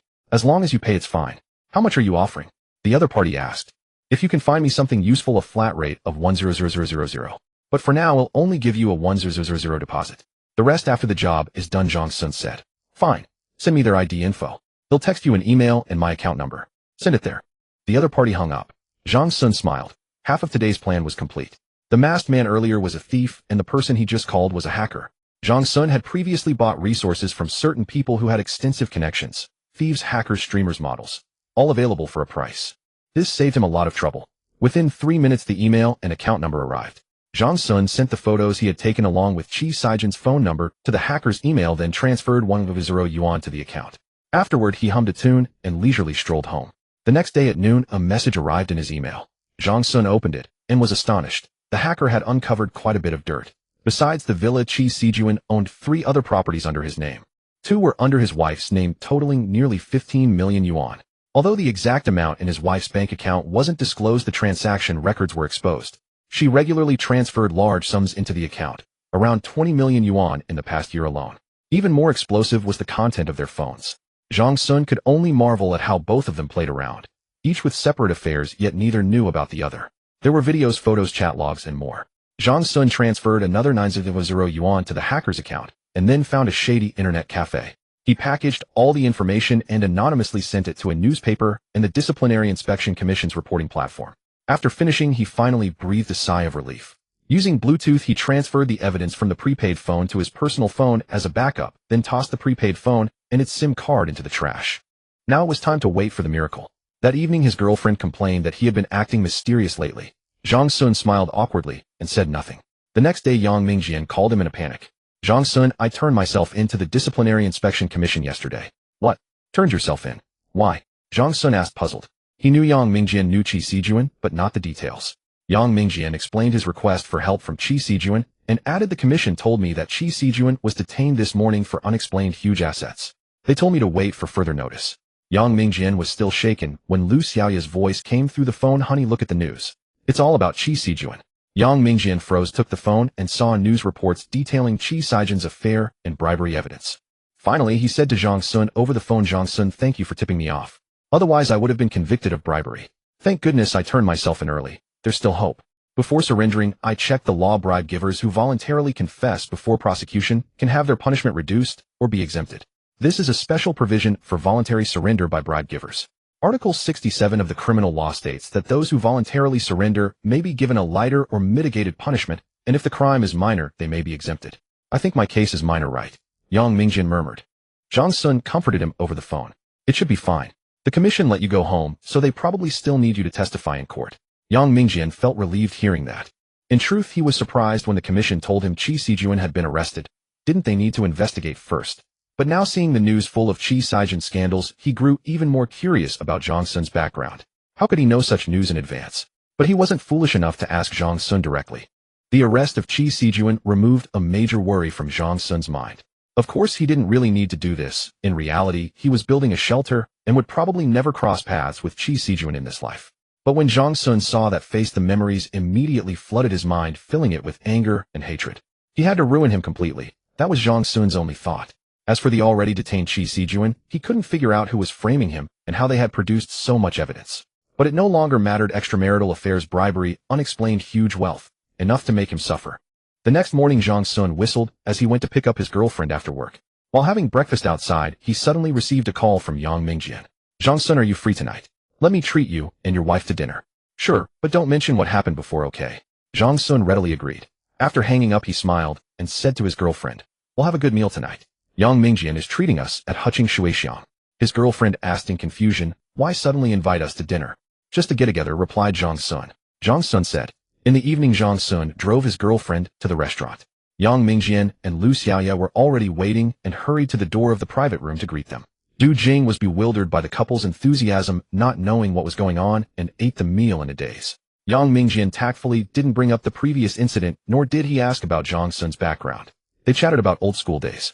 However, Lu Xiaoya, while chatting with Du Jing, tried to probe for information, but Du Jing knew nothing and gave only irrelevant answers. After the meal, since his girlfriend had to work, they left early. What's up with them today? Why are they so warm to us, almost respectful? Du Jing asked in the car. Zhang Sun didn't explain much and just made up an excuse to brush it off. By the way, I have a business trip tomorrow, so I won't be able to pick you up, Zhang Sun suddenly said. Where to? How many days? His girlfriend asked. Modu, probably 2 or 3 days, Zhang Sun replied. It was already the end of June, and he had been so busy dealing with Qi Sijuan that he hadn't paid much attention to the stock market. This morning, the pharmaceutical company suddenly called to invite him to Modu for a shareholders meeting. Only then did Zhang Sun remember the stocks. He quickly opened his phone and found that the stock he had bought had been rising for a long time. The stock he had purchased with 20 million yuan had now risen to over 100 million, and it was expected to reach 200 million in another 2 days. Since the company released 3 new products, the market had been greatly shaken and the stock price had soared. As a small shareholder, it was reasonable for Zhang Sun to be invited to the shareholders meeting. After receiving the call, he immediately booked a flight to Modu. His purpose in attending the meeting was clear: first, to learn about any new drugs under development, and second, to inform the company's decision-makers in advance about his future stock sale.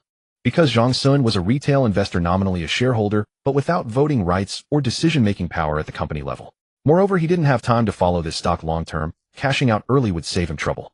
The next day, Zhang Sun boarded a flight to Modu. He found a hotel at random, and that evening he video-called his girlfriend. She told him that several more hard drives had been filled and asked him to come back quickly after the trip to collect the money. Zhang Sun smiled and told her he would buy her gifts and also give her a big surprise. After staying one night in Modu, the next morning, he had breakfast at the hotel and took a taxi to the pharmaceutical company's meeting venue. Modu was the location of their RD headquarters. When Zhang Sun arrived, he found many people had come, some of whom, like him, were heavy retail investors. According to the schedule, they visited the company's RD center in the morning and learned about the company's history, structure, and future prospects. Zhang Sun also asked the RD staff about issues he cared about. What direction are you currently taking in developing new drugs? What new products will be released in the future? How are patients responding to the 3 previously released products? The RD director answered Zhang Sun's questions truthfully. Our current work is mainly in 2 areas. One is the improvement and upgrade of previously released drugs, and the other is focused on the development of anti-cancer drugs. The RD cycle for anti-cancer drugs is very long. Although we have made some progress, clinical trials will take a long time. As for the previously released products, the patient feedback we have received has been very positive. Zhang Sun nodded thoughtfully after listening. He was also very interested in the 3 previously released products. His mother and future father-in-law were getting older. If they developed age-related diseases, it would be a problem. Having these new drugs ready might save him a lot of worry. The 2-hour tour and QA session left the shareholders very satisfied. They had a simple lunch in the company cafeteria, and in the afternoon came the shareholders' meeting. The CEO introduced the company's financial status, personnel system, market performance, and future plans, a series of topics that interested the shareholders. In short, the company had a bright future, strong RD capabilities, and more importantly, it would bring benefits to them. Zhang Sun watched the scene with great interest. It was his first time attending such a meeting, and it felt somewhat surreal. The afternoon passed quickly. The pharmaceutical company had booked a restaurant outside to treat the shareholders to a celebratory dinner. During the toasting, Zhang Sun took the opportunity to talk to the CEO about his own situation, making up an excuse of urgently needing money and saying he would sell his shares soon. The CEO was quite surprised and slightly tempted, but he knew Zhang Sun was a retail investor with a custodial account, so an unknown transfer was not possible. Otherwise, he would have bought the shares himself. The CEO expressed understanding for Zhang Sun's move, at least for informing the company in advance. At the same time, he asked Zhang Sun to inform him of the exact time before selling so the company could conduct a timely buyback. So they exchanged contact information. After the business in Modu was over, Zhang Sun went shopping at the mall, picking out several gifts for his girlfriend, and also not forgetting his mother and future father-in-law, which he would mail to them after returning. He shopped until very late before returning to the hotel. After showering, he transferred 500 yuan via his phone to the card he had previously given to his girlfriend. About 10 minutes later, his girlfriend video called. Why did 500 suddenly appear in the card? His girlfriend looked a bit nervous, afraid the money might be from an illegal source. Don't be so nervous. Have you been following the news about Fuxing Pharmaceutical? Zhang Sun asked. I've heard of it. The company is also famous in our hospital. Recently, many people in other departments have been discussing their new drugs. But what does that have to do with the money in the card? His girlfriend asked in confusion. I bought their stock before the new drug launch. After the launch, the stock soared, increasing by 1,000. What do you think? Zhang Sun smiled, then sent her a screenshot of the invitation from his email. Du Jing looked incredulous, but after seeing the invitation, she became excited and lowered her voice. Wow, honey, you're so lucky. Are we millionaires now? Yes, rich lady, how do you like this gift? Look, I also bought many other gifts for you and your parents. Zhang Sun said, showing his girlfriend the gifts he had bought earlier. I love them. You're so wonderful, honey. Du Jing's face was radiant with happiness. In July, the city of Jiangcheng was growing increasingly hot. Zhang Sun watched the news about climate change and couldn't help but lament the madness of human activities. He then called engineer Ren, instructing him to ensure the workers' safety during construction. He took measures to prevent heat stroke and cool down, and out of his own pocket, gave each worker a few hundred yuan as a high-temperature subsidy. In fact, the Qiangji company also distributed such subsidies to workers every year at this time, but Zhang Sun always felt the amount was too little, so he supplemented it himself, which set his mind at ease. At home, his girlfriend was still working normally. Ever since her savings exceeded 1 million yuan, she had become somewhat conceited, and the speed at which she downloaded videos to her hard drive had slowed significantly. Previously, she could fill one hard drive in 3 or 4 days, but now it took over a week to finish one. In the second week of July, Zhang Sun sold off the shares of the pharmaceutical company he held. Having informed them in advance, most of the shares he sold were bought back by the company. After deducting fees, the cash he received amounted to about 230 million yuan, roughly 33 million US dollars. Adding the 150 million US dollars he had left from before, he now had a total of 180 million US dollars, all his assets. Zhang Sun roughly calculated that this should be enough to build the shelter. Previously, he had thought that if the budget was exceeded, he would not pay the final installment since the end of the world was coming anyway. However, since he now had enough money, Zhang Sun decided not to be so unscrupulous. With this additional income, he did not forget his earlier promise to Jiangxing University of Geosciences to donate money to poor students to improve their living conditions. After finding the school's account, Zhang Sun transferred a sum of 5,000 yuan. Then he called Professor Wang and said, "Hello, Professor Wang, I've transferred some money to the school account as I promised when I met the vice governor at the school. Please ask the school to check it." "Good, I thought you might have forgotten. I'll ask the finance department later," Professor Wang teased. "Should I have the school issue you a medal?" "No, I'm not interested in that." Zhang Sun shook his head. After exchanging pleasantries with Professor Wang, he hung up. Turning off the TV, he planned to read a book when Heisey called him. "Old Zhang, a few days ago, I bought an apocalypse bunker from Rising S Company costing over $5 US, Heisey said over the phone. "Really? I thought you wouldn't buy it," Zhang Sun laughed. "I didn't plan to, but lately I've been watching the news about US-China decoupling the Russia-Ukraine war and talk of possible nuclear weapons use, which made me uneasy. So I used the money you gave me to buy one, just for peace of mind," Heisey said. "That's good. Anyway, your family isn't short on money. By the way, how far is this shelter from your home?" Zhang Sun asked. "Not far, just in the suburbs, a 20-minute drive. My home is also close to the suburbs." Suddenly Heisey recalled something and said jokingly, "You know what? I even spent 60 or 70,000 US dollars on a few apocalypse meal kits." At the time, my mind just went blank. "What apocalypse meal kits? Tell me about them." Zhang Sun became intrigued. Through Heisey's introduction, Zhang Sun learned that these apocalypse meal kits were a product called Apocalypse Canned Food and Reserve Grain Meal Kit, launched by an American company named Costco. Its special feature was its high price. A set of Apocalypse canned food cost $8,499.99 US dollars, equivalent to about 5,000 yuan. The shelf life was over 70 years. In fact, most food spoilage is mainly due to microbial growth. Modern methods sterilize food and seal it to create a sterile environment, so canned foods can be stored for a long time. Supermarket canned goods usually have a shelf life of about 2 years. I once saw news that Japanese canned food from World War II could still be eaten when opened. Zhang Sun was astonished by the 70-year shelf life and wondered if these cans contained many preservatives. But on second thought, it probably wasn't that extreme. The US FDA, Food and Drug Administration, has strict regulations, so if there were issues, they wouldn't be sold on the market. Through Heisey's explanation, Zhang Sun understood that each apocalypse meal kit contained up to 600 cans of various foods plus 30 bucket packaged foods with a total weight of 816 kilograms, over 150 gene. If a Chinese family stockpiled 150 gene of rice and flour, it would be enough for 1 to 2 years, so the high price of the apocalypse canned food was not surprising. Moreover, the kit included not only staple grains like flour, cereals, and rice, but also dehydrated fruits, dehydrated vegetables, corn, beans, meat, dairy products, and some basic spices. Each person could consume 200 calories per day to meet basic energy needs. It was said that one kit could meet a family of 4 survival needs for a year. After hearing Heisey's introduction, unsurprisingly, Zhang Sun was tempted. Regardless of taste, the variety and ultra-long shelf life made him salivate. The shelf life of stockpiled supplies had always been a concern for Zhang Sun. Although staple grains had a relatively long shelf life, they were greatly affected by factors like temperature and humidity, and he couldn't guarantee proper preservation. For example, unhusked rice, if vacuum sealed without the hull, might be preserved for 20 years. But for husked grains, Zhang Sun had no confidence they could last more than 10 years. That was why he needed to build an ecological zone to continuously produce new food.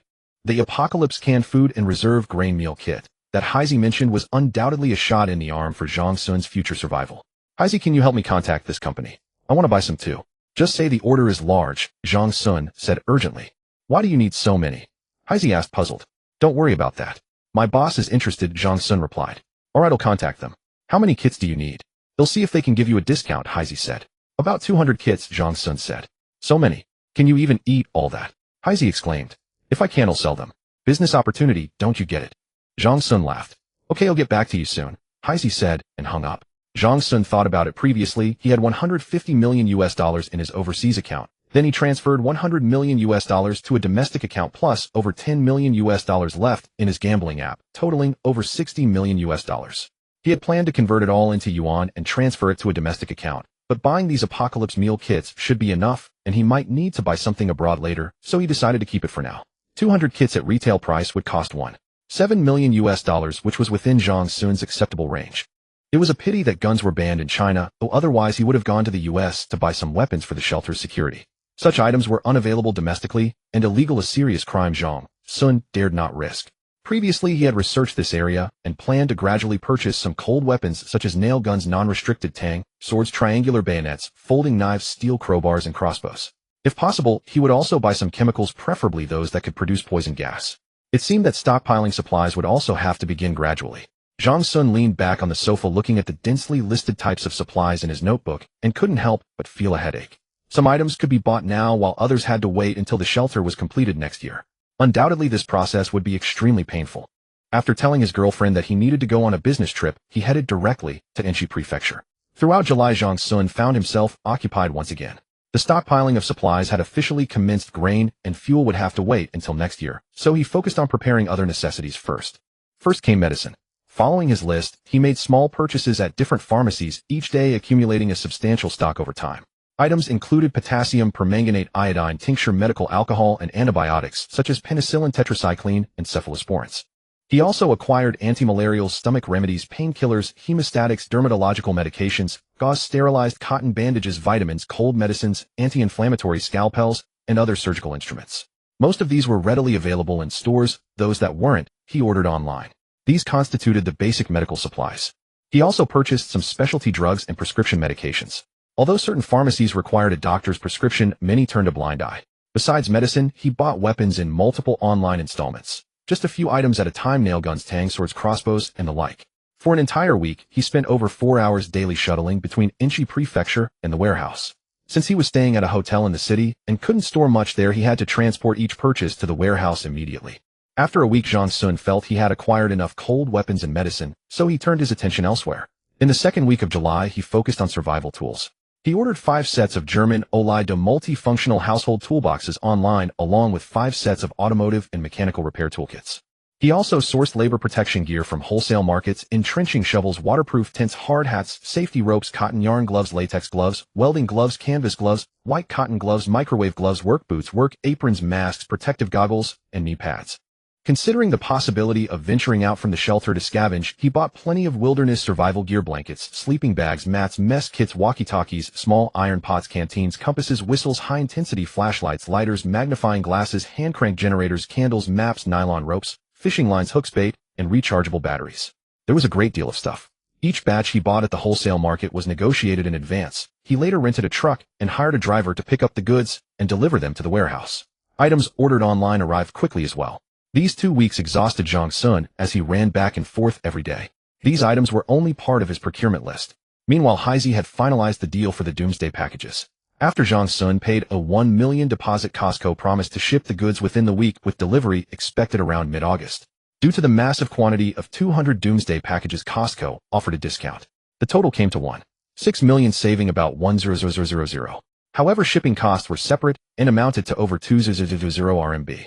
The remaining 6,000 would be paid to Costco only after Zhang Sun received and confirmed the goods. While waiting for the doomsday packages, he also bought seeds for staple grains and vegetables, although he planned to purchase the nutrient solution next year to avoid spoilage from long-term storage. Additionally, he acquired lubricating oil, grease, and antifreeze.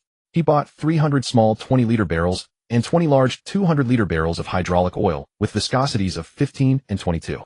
He avoided high-viscosity oils due to the expected low temperatures, opting for wide-temperature H-type hydraulic oil.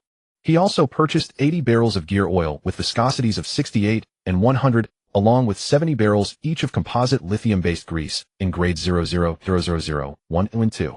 For antifreeze, he bought over a dozen barrels of ethylene glycol concentrate, which could be mixed with water to achieve antifreeze protection down to around -70°C. These supplies were intended for the shelter's equipment and vehicles. Excavators, off-road vehicles, and cranes required not only fuel, but also lubricants and antifreeze. For instance, excavators needed diesel, as well as significant amounts of hydraulic oil. To address cold start issues, ethylene glycol concentrate was the most suitable antifreeze. As for grease, it could be used for both the shelter's equipment and vehicle-bearing lubrication. One should not underestimate these items. Without proper lubrication and maintenance, the lifespan of all mechanical equipment is significantly reduced. If fuel is the heart of equipment providing power, then lubricants are the blood ensuring efficient power transmission. Having purchased these in advance, he planned to buy some engineering vehicles next year. Subsequently, Zhang Sun spent 3 days organizing the warehouse supplies into categories. The warehouse was small, and these 2 weeks of procurement had already filled a third of it. After locking the warehouse door, Zhang Sun let out a long sigh of relief and drove back to Vinci Prefecture. He rested well at the hotel, and the next day, after returning the rental car, he boarded the high-speed train home. On the train, Zhang Sun continued pondering what he might have overlooked. Whenever something came to mind, he jotted it down in his notebook. Soon the train arrived at the station. Dragging his weary body home, he found his girlfriend there. "You're back," his girlfriend said, quickly coming over to help him with his luggage. "Aren't you at work?" Zhang Sun asked in surprise. "I took the day off," she replied, looking at him with concern. "You've been away so long. You've lost so much weight." "The hotel project is in the mountains. There's no helping it," Zhang Sun said, spreading his hands helplessly as he lay on the sofa. "You've worked hard, honey. They'll cook something nice for you," she said, grabbing her keys to head out. "Where are you going?" "I'm going to the market to buy a chicken to make soup for you, and a fish too," she said. "No need for all that trouble. I will just eat whatever's around." "No way. Look how thin you've gotten. Just wait and eat." Without letting Zhang Sun argue, Du Jing went out. He had no choice but to lie on the sofa and play with his phone. Before returning, he had visited the shelter. Project managers Ren and Feng told him that in about half a month the underground interior space would be excavated, ready for the next phase of construction. The doomsday packages from Costco in the US would also arrive around that time to be unloaded directly at the warehouse. He planned to rest at home for 2 weeks, and then go back to receive and inspect the goods, as well as oversee the construction of the shelter's main structure, a critical milestone. Before his girlfriend returned, Zhang Sun called Li Yin at the company to ask about recent matters. She had called him before, but he was often driving or purchasing supplies and couldn't answer. Having forgotten to return her calls recently, he remembered today and decided to ring her. Li Yin reported some financial and procurement issues, none of which were significant. Zhang Sun gave a few casual instructions and hung up. When Du Jing returned, she busied herself in the kitchen while Zhang Sun dozed off. When she woke him, he saw the table laden with dishes: chicken soup, braised fish, pork ribs, and seaweed soup, stir-fried celery, with wood ear and meat, stir-fried hautuania cordata, with cured meat, stir-fried bamboo shoots, with pickled vegetables, and sautéed cabbage. "So fragrant it makes my mouth water," Zhang Sun said, his appetite truly peaked. For the past month, he had been eating fast food on the go and was thoroughly sick of it. "Wifey, your cooking is amazing." Zhang Sun wolfed down his food. "Slow down, no one's stealing it from you." By August, Zhang Sun had been resting for 2 weeks in this manner. It wasn't complete idleness. Occasionally, he visited the company, listened to reports, and examined the accounts. But more often, he spent his time reading and studying. When the apocalypse came, everything in the shelter would depend on him alone. Maintaining, repairing, and servicing all equipment demanded extensive knowledge and experience.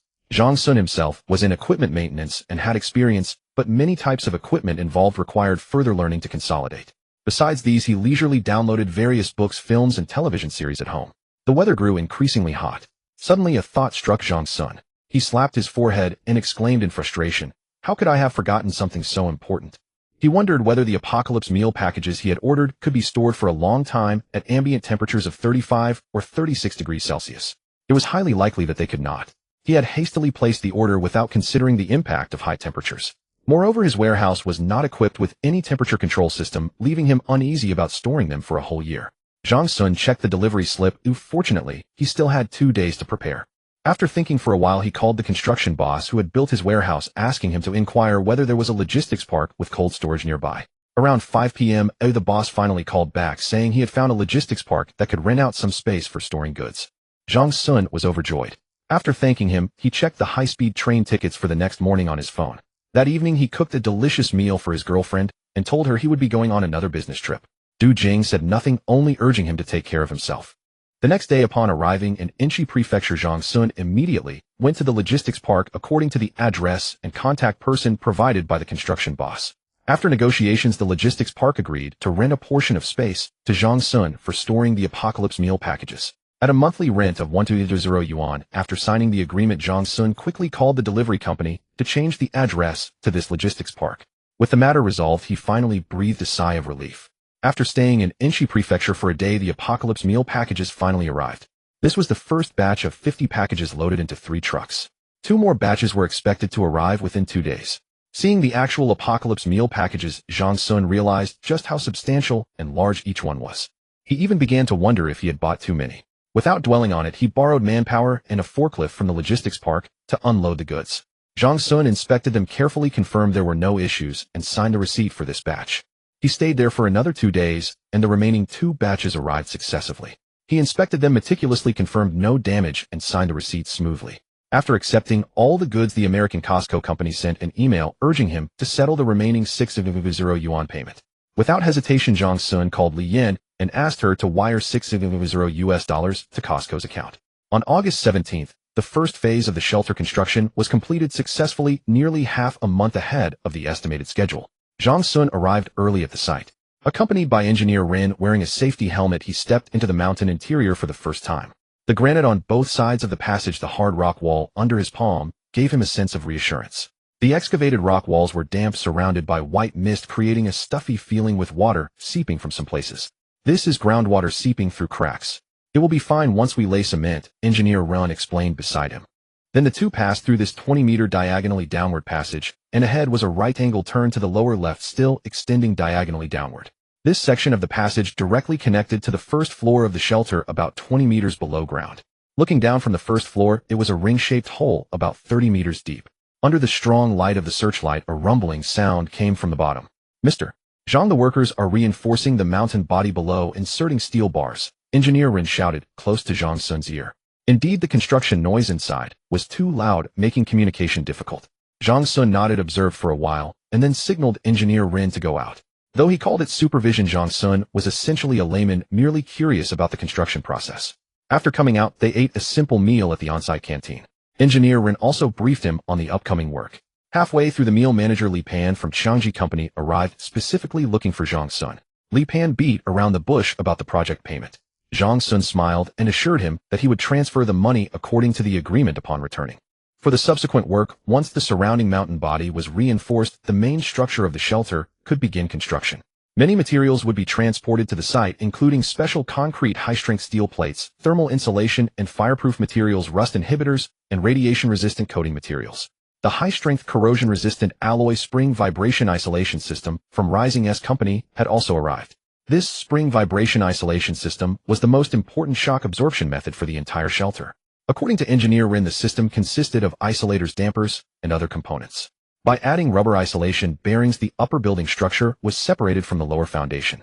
The flexible isolation layer absorbed and dissipated seismic energy, preventing and reducing the transmission of seismic energy to the upper structure. This prolonged the natural vibration period of the entire building, thereby reducing the seismic response of the upper structure. By installing isolation devices at the base or a certain position of the building to form an isolation layer, the upper structure was separated from the lower foundation, thereby dissipating seismic energy.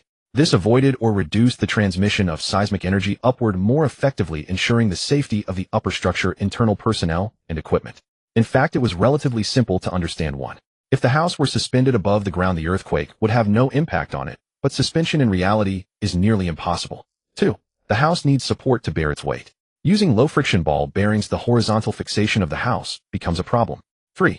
To fix the house horizontally, springs can be added, but once vibration occurs, it is difficult to stop. 4. To stop the house, add damping devices to prevent the continuation of vibration. The combination of ball bearings, springs, and damping constituted the principle of the isolation spring. Zhang Sun listened with partial understanding, but as long as it worked, it was fine. In the afternoon, Li Pan also inspected the construction site, and then returned to Inchi Prefecture with Zhang Sun. In the evening, Zhang Sun treated him to dinner. During the meal, Li Pan subtly expressed concerns about the doomsday-themed hotel. The investment was large, and the location was too remote with a narrow target audience. Zhang Sun naturally understood his well-intentioned reminder. It was an obvious cover for his actual purpose. Everything else was not his concern. As I said before, the target audience is the upper middle class in China. I have my channels for publicity, Zhang Sun said. He opened his phone and showed Li Pan a group photo, asking, "Do you know who this person next to me is?" Li Pan took a careful look and shook his head. "This is Vice Governor Li of Hubei Province," Zhang Sun said with a smile. In fact, this photo was taken when the vice governor inspected Jiangxing University of Geosciences, and Zhang Sun had shamelessly asked for it. "You know provincial leaders?" Li Pan exclaimed in surprise. Zhang Sun smiled without answering. "Using a single photo to dispel many doubts. Why not? It seems your network is extensive. Now I'm no longer worried about whether this project will be profitable," Li Pan sighed. "Thanks, but I never doubted it," Zhang Sun boasted, laughing heartily. The subsequent main construction of the shelter would still take a few months, not because it was slow, but primarily due to the need to enhance structural strength, which involved many new designs and complex material handling. The only thing Zhang Sun could do was wait. Fortunately, it was only August, so there was still time. Half a year had passed since Zhang Sun awakened that memory in February. From an ordinary laborer to a billionaire, he felt immense emotion. Though he had acquired this wealth through cunning means, what did it matter? The day after returning to Jiangxing, he went to the company. Sister Li paid the engineering fees for this phase to Qiangji Company. Zhang Sun said upon arrival. Li Yin nodded but hesitated, a flicker of uncertainty in her eyes. Zhang Sun asked, puzzled, is there something else? Mr. Zhang, the hard drives you asked us to download are all full, Li Yin replied. Full. All right, bring them to me later, Zhang Sun said with a smile. After Li Yin left, he transferred 2,000 yuan to each of 3 people via his phone. At noon, he treated several people to a lavish meal outside. Busy days always passed quickly. By November, the shelter's main structure along with some piping and equipment had been installed. Interior decoration and installation of key equipment still remained. The electrical pipelines and equipment to be installed were specially designed and modified not only for enhanced rust and corrosion resistance, but also equipped with seismic buffers. The materials used were top-tier, ensuring an extremely long lifespan and less subjected to severe impact. After the third construction milestone, Zhang Sun's funds had diminished further, leaving him with approximately $110 million. By the project's completion, an estimated $60 million more would be needed. The remaining funds were to be used for stockpiling supplies, which should suffice. With just over a month until the new year, Li Pan had informed him that the shelter project would temporarily halt during the holiday. After all the workers had toiled for most of the year and needed to return home for the celebration. Considering the apocalypse was still about a year away and the project was largely complete, Zhang Sun agreed to Li Pan's request. The supplies he had prepared earlier were already filling the warehouse nearby, primarily non-food items like tools, spare parts, lubricants, and daily necessities. As for grain, excluding the doomsday canned meal sets, meat and seafood, he had not yet planned to stockpile them. On one hand, there was no space for storage. On the other, due to expiration dates, it was better to stockpile later. Additionally, during this period, he resolved a headache-inducing issue: the procurement of bulletproof vests and radiation suits. Initially, he thought these were regulated items unavailable to ordinary people, so he had people inquire abroad. Later, he discovered that ordinary individuals could purchase them domestically, and the quality of domestic products was excellent. Thus, in October, he purchased several dozen sets under the company's name. These were not just bulletproof vests, but complete sets including vests, helmets, protective gear, and gloves. The radiation suits were more expensive, military grade with a 3-layer structure, modified polyethylene PE lead, and polyvinyl chloride PVC. Besides radiation protection, they also offered chemical protection, especially against ammonia and acidic substances. The suit set included a portable detection box and an external oxygen supply device. Though somewhat cumbersome, its protective performance was commendable. The previously purchased 16 terabytes hard drives were mostly filled, but the download speed had gradually slowed. On one hand, the downloaders had grown weary, on the other they struggled to think of what else to download. With another year ahead, he would take his time, Zhang Sun mused, gazing at the room full of hard drives. Another satisfaction was his improved programming skills and deeper understanding of various device structures and architectural designs. Of course, this knowledge enhancement was not solely from reading books. During this period, he had also paid for many online premium courses. For programming, he followed the course schedule and practiced on the computer. For topics like equipment maintenance and building structures, he directly called professionals from Qiangji Company for advice. In short, learning brought him joy and progress. February 3, 2024. 5 days remained until New Year's Eve. About 11 months remained until the doomsday on January 25, 2025. That morning, Zhang Sun drove to his hometown to pick up his mother and bring her to Jiangxing. His girlfriend's father had arrived by high-speed rail the previous day. This year, both families would celebrate the new year in Jiangxing. On one hand, his girlfriend worked at the hospital and had too few days off during the holiday. On the other, it was their second new year after buying a house, and their first in the new home, so they decided to celebrate together in Jiangxing. Construction at the shelter had stopped and would resume 7 days after the new year. Equipment installation and interior decoration had been partially completed before the new year. Another 3 months or so would bring the project to the commissioning and acceptance phase. Subsequent system debugging and quality checks would likely push the final handover to around June. Zhang Sun was quite satisfied as the progress met his expectations. For the coming period, he had already planned first transfer all previously stockpiled supplies into the shelter, then continue stockpiling grain, fuel, engineering vehicles, and other materials. In the remaining time, he would also get married, take his family out to travel, and enjoy the beautiful landscapes of the old world. Building a shelter and stockpiling supplies in less than 2 years seemed lengthy, but there was much work to be done. First, how to secure funding. Then how to design and plan the shelter. Where to build it. What functions were needed. Who would construct it? Only after solving these problems could the actual construction begin. During this time, one couldn't remain idle. He had to start preparing the supplies to stockpile and learn about the shelter's future operation and maintenance. How to operate the equipment. How to maintain it. How to solve problems. All these required learning, one couldn't wait until after the apocalypse to scramble. All this demanded time and allowed no carelessness. Sometimes Zhang Sun wished he had a system or spatial abilities. It seemed that protagonists in novels could set up shelters effortlessly, conveniently, and efficiently. But it was just wishful thinking. A golden finger was not meant for him. His golden finger was merely that precious memory. Additionally, his company had already closed for the holiday. After paying salaries, Zhang Sun distributed year-end bonuses ranging from 20 to 30,000 yuan to each employee, officially ending this year's work. His girlfriend's pre-holiday schedule was also out. Since she had worked last year, she had time off from New Year's Eve to the second day of the new year. For the two of them, having finally established a home in the big city after years of struggle, and with family by their side, it felt especially warm and happy. On New Year's Eve, his mother placed the last dish on the table.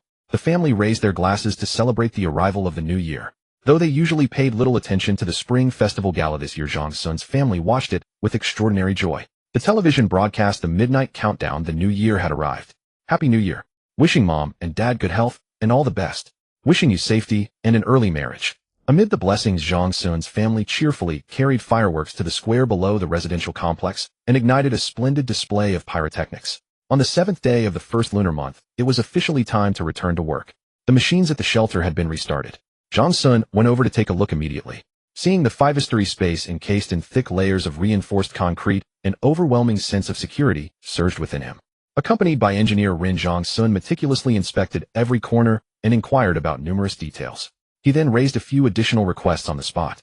After receiving engineer Ren's responses, he left contentedly. Later, he made a trip to Modu with the primary goal of purchasing vehicles. The first floor of the shelter was designed with a sizable garage, as some utility vehicles would be necessary in the post-apocalyptic era.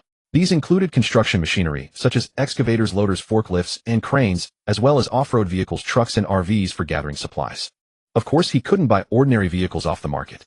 He needed customized ones capable of withstanding the harsh conditions of the apocalypse, low temperatures, low oxygen, and intense radiation. This trip to Modu was to find a company with extensive experience in specialized vehicle modifications. After 3 days of inquiries in Modu, and through comparisons and recommendations, he finally found a vehicle modification company.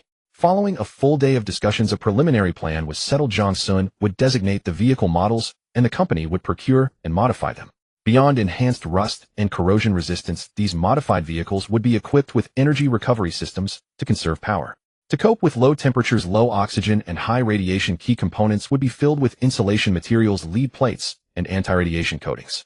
For the engines, in addition to insulation measures, an extra oxygen supply system would be installed to prevent failure outdoors. The construction vehicles to be modified included 2 medium and 2 small excavators, 1 loader, 1 bulldozer, 2 electric forklifts, 1 medium and 1 small transport truck, and 1 crane. Additionally, there were 2 Dongfeng Mengshi ORV hybrid versions, civilian models. These off-road vehicles were to be upgraded to military-grade protection standards, achieving a certain level of bullet resistance alongside cold and radiation shielding. Zhang Sun initially considered asking if a remote weapon station could be mounted on the roof of these civilian ORVs, but given domestic regulations, he abandoned the idea.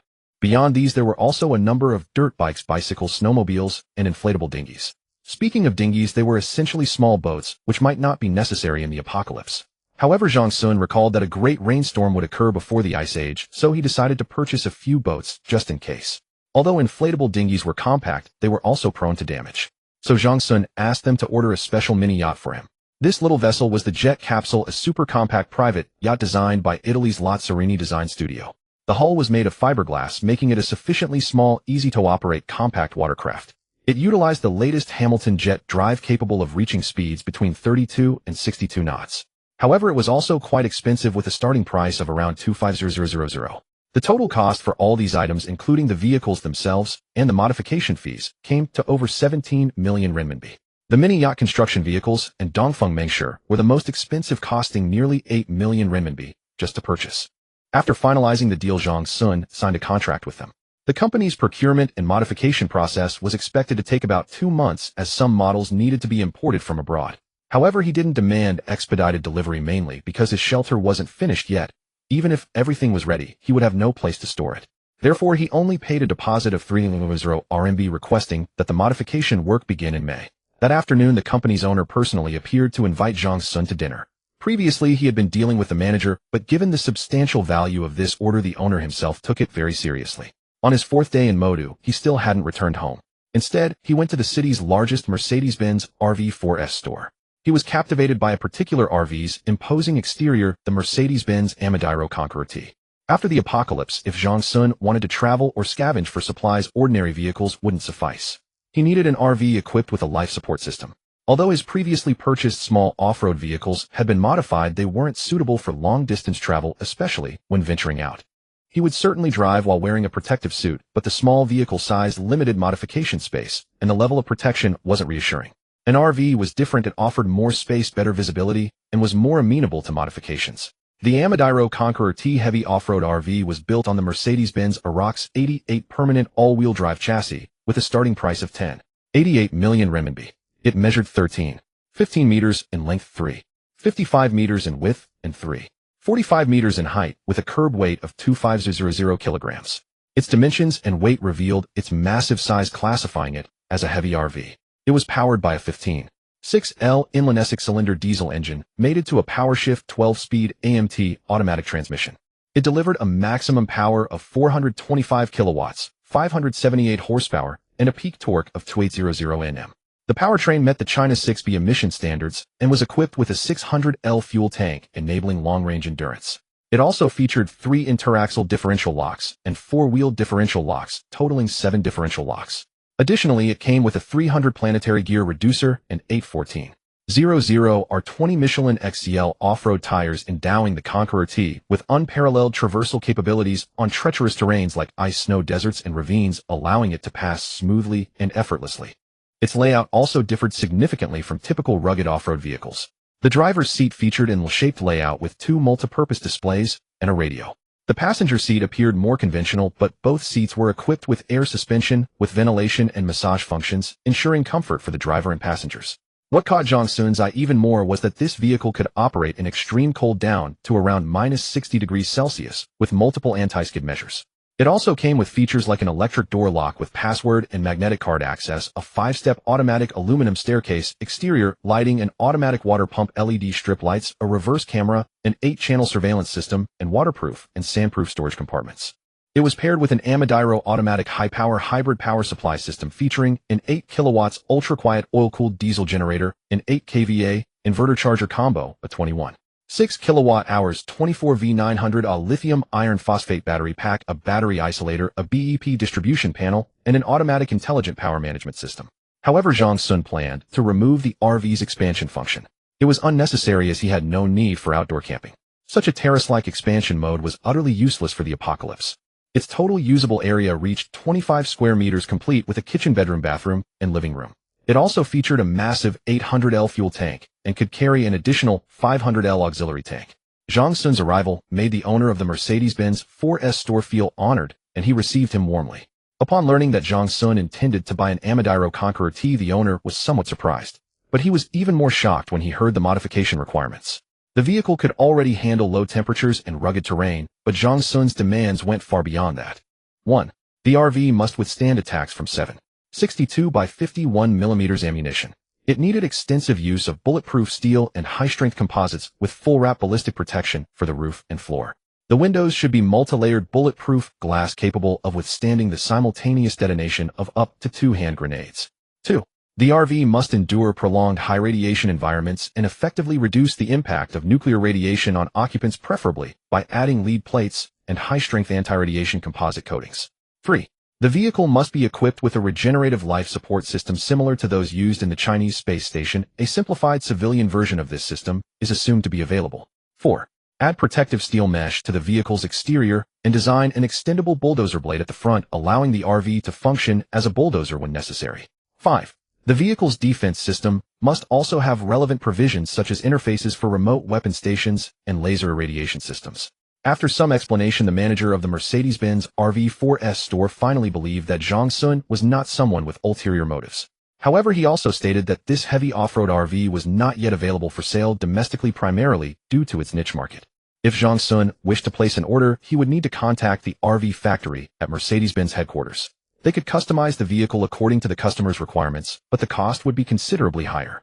Zhang Sun indicated that cost was not an issue. If the modifications met his expectations, there would be further opportunities for collaboration. I have noted down your requirements. If it is convenient, please allow us one day.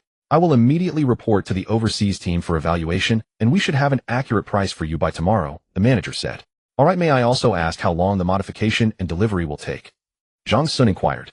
Rest assured it will be a few months, quite swift, the manager replied with a smile as he saw Zhang Sun off. He then promptly notified the overseas team. The following noon, Zhang Sun received a call from the Mercedes-Benz RV4S store manager. Mr. Zhang, our overseas factory has evaluated the price at 19 million renminbi. The cost is relatively high mainly due to the requirements you raised such as special materials and regenerative life support systems. The manager explained at length. Zhang Sun pondered for a moment. 19 million renminbi was approximately $3 million. Adding the 17 million renminbi spent on modifying other vehicles 2 days ago, the total came to $6 million.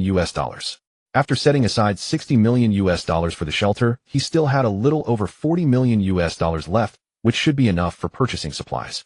All right, I can accept that price. What about the timeline? Zhang Sun asked. As for the timeline, we require a 70 advance payment before the factory begins modifications. The modification process takes about 2 months plus another month for shipping, totaling approximately 3 months. I see. Zhang Sun hesitated, not because the time was too long, but because it was too short. He had no place to store the RV once it arrived, and it would attract too much attention outdoors. Noticing Zhang Sun's expression, the manager misinterpreted it as dissatisfaction with the price and said, Mr.